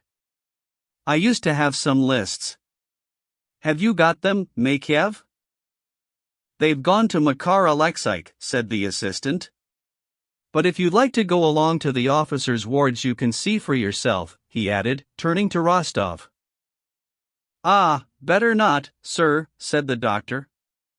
You might end up staying here yourself. But Rostov said goodbye to the doctor with a polite bow and asked the assistant to show him the way. Don't blame me, the doctor shouted up the stairwell. Rostov and the assistant turned into a dark corridor. The hospital stench was so strong there that Rostov held his nose and had to stop and pull himself together before going on. A door opened on the right, and out came a sallow, emaciated man limping along on crutches, dressed in his underclothes and with nothing on his feet. He leant against the door jamb and watched them as they approached, his eyes gleaming with envy. Rostov glanced in through the door and saw sick and wounded men lying about everywhere on the floor, on straw and greatcoats. What's in here? Asked Rostov. It's the private's ward, said the assistant. What can I do? He added almost apologetically. Can I go in and have a look round? Asked Rostov. What is there to look at? Said the assistant. But the assistant's obvious desire to keep him out made Rostov all the more determined to go in, and he did so. Out in the corridor he had just about got used to the stench, but it was even stronger in here. It was different, more pungent, and you could tell that this was where it was coming from. In the long room, which was brilliantly lit by sunshine streaming in through big windows, lay 2 rows of sick and wounded men with their heads to the wall, leaving an aisle down the middle. Most of them were unconscious, oblivious to the arrival of any outsiders. The conscious ones perked up, or at least lifted their sallow, emaciated faces, and every one of them stared closely at Rostov, all with the same expression, a silent and hopeful call for help mingled with resentment and envy of another man's health. Rostov went in as far as the middle of the room and then walked out, only to glance in through the open doors of the next 2 rooms, where he saw the same thing on both sides. He stood still, looking around. It was beyond words. He had never expected to see anything like this. Right in front of him, sprawling across the empty central aisle on the bare floor, was a sick man, probably a Cossack, to judge by the cut of his hair. He lay on his back, with his huge arms and legs outstretched. His face was a purply red, his eyes had rolled up leaving only the whites visible, and on his bare legs and arms, which were still red, the veins stood out like cords. He was banging his head on the floor, trying to say something in a hoarse whisper and repeating it over and over again. Rostov listened hard and at last he made out the one word that was being repeated. That word was, drink. Drink. Rostov looked round for anyone who might be able to move this sick man back into his place and give him water. Who looks after the patients in here? He asked the assistant. At that moment a commissariat soldier working in the hospital as an orderly came in from the adjoining room, marched up, stamped and came to attention. Good day to you, sir, bawled the soldier, goggling at Rostov and obviously mistaking him for some medical authority. Move that man. Give him some water, said Rostov, pointing to the Cossack. Sir, the soldier replied most obligingly, goggling harder than ever, still standing rigidly at attention and not offering to move away. No, nothing can be done here, thought Rostov, looking down, and he was just about to walk away when he became aware of someone to his right giving him a special kind of look and he turned to see who it was. An old veteran sat there on a greatcoat, almost hidden in the corner, his harsh face all yellow, emaciated and cadaverous, his gray beard unshaven. He was staring closely at Rostov. The man next to him was whispering something and pointing to Rostov. Rostov could see that the old man wanted to ask him something. He went up closer and saw that the old veteran had only one leg bent under him, the other having been cut off above the knee. On the other side of the old man, a short distance away, lay a young private with his head thrown back, a waxen pallor on his snub-nosed, freckled face and his eyes rolled up under their lids. Rostov looked at the snub-nosed soldier and a chill ran down his spine. Hey, that one seems to be, he said to the assistant. We've begged and begged, Your Honor, said the old soldier with a trembling jaw. He died early this morning. We're men, too, we're not dogs. I'll see to it immediately. He'll be taken away, yes, taken away, said the assistant hurriedly. This way, sir. Come on, let's go, said Rostov hastily, looking down, shrinking into himself and trying to pass unnoticed down the lines of those resentful and envious eyes which remained glued on him as he walked out of the room. Chapter 18. The assistant walked down the corridor and led Rostov to the officers' wards, 3 rooms with doors opening between them. These rooms contained beds, and the sick or wounded officers were sitting or lying on them. Some were walking from one room to another in hospital dressing gowns. The first person to meet Rostov in the officer's ward was a thin little man who had lost an arm. He was sucking on a stumpy pipe as he walked about the first room wearing a hospital dressing gown and a nightcap. Rostov looked at him closely, trying to remember where he had seen him before. We meet again, by God's will, and what a place, said the little man. Tushin. You remember. I gave you a lift after Skongraburn? Look, I've had a bit chopped off, he said with a broad grin, showing the empty sleeve of his dressing gown. Oh, you're looking for Vasily Denisov, are you? He's one of our roommates, he said, when he heard who Rostov wanted.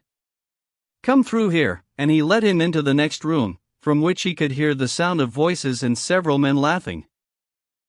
How can they even live in this place, never mind laugh, thought Rostov, with that stench of dead flesh from the private's ward still in his nose. He had not yet escaped from those envious eyes following him on both sides, and the face of that young soldier with the eyes rolled upwards. Denisov was asleep on his bed, with a quilt pulled up over his head, even though it was nearly midday. Hello, Wostov. How are you, called the old familiar voice. But Rostov noticed with great sadness that behind this habitual show of breeziness lurked a new, secret and sinister feeling, just discernible in what Denisov said, the way he said it and the look on his face. His wound was nothing much, but 6 weeks after the incident it still hadn't healed. His face was puffy and pallid like all the other hospital faces. But Rostov was struck by something else. Denisov didn't seem pleased to see him, and his smile was forced. He asked not a single question about the regiment or how the war was going, and when Rostov talked about these things Denisov wasn't listening. Rostov even noticed that Denisov looked uncomfortable whenever he was reminded of the regiment, or of that other life of freedom outside the hospital. He seemed to be trying to forget the old life, as if he wanted to concentrate solely on his dealings with the commissariat officials. When Rostov asked how things were going in this direction, Denisov felt under his pillow and quickly pulled out a document which had recently come from the commission, and a first draft of his response to it. He got more and more excited as he read through his reply, and he was particularly keen to emphasize for Rostov's benefit one or two clever barbs launched against his adversaries.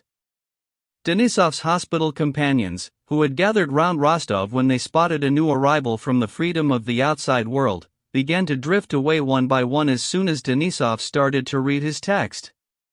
Rostov guessed from the looks on their faces that all these gentlemen had heard the story many times before and they were getting bored with it. The only exceptions were his nearest neighbor, a fat Yulin, who sat there on his bunk scowling darkly and smoking his pipe, and little one-armed Tushin, who never stopped listening, though he showed disapproval by shaking his head. The Yulin interrupted Denisov in mid-flow.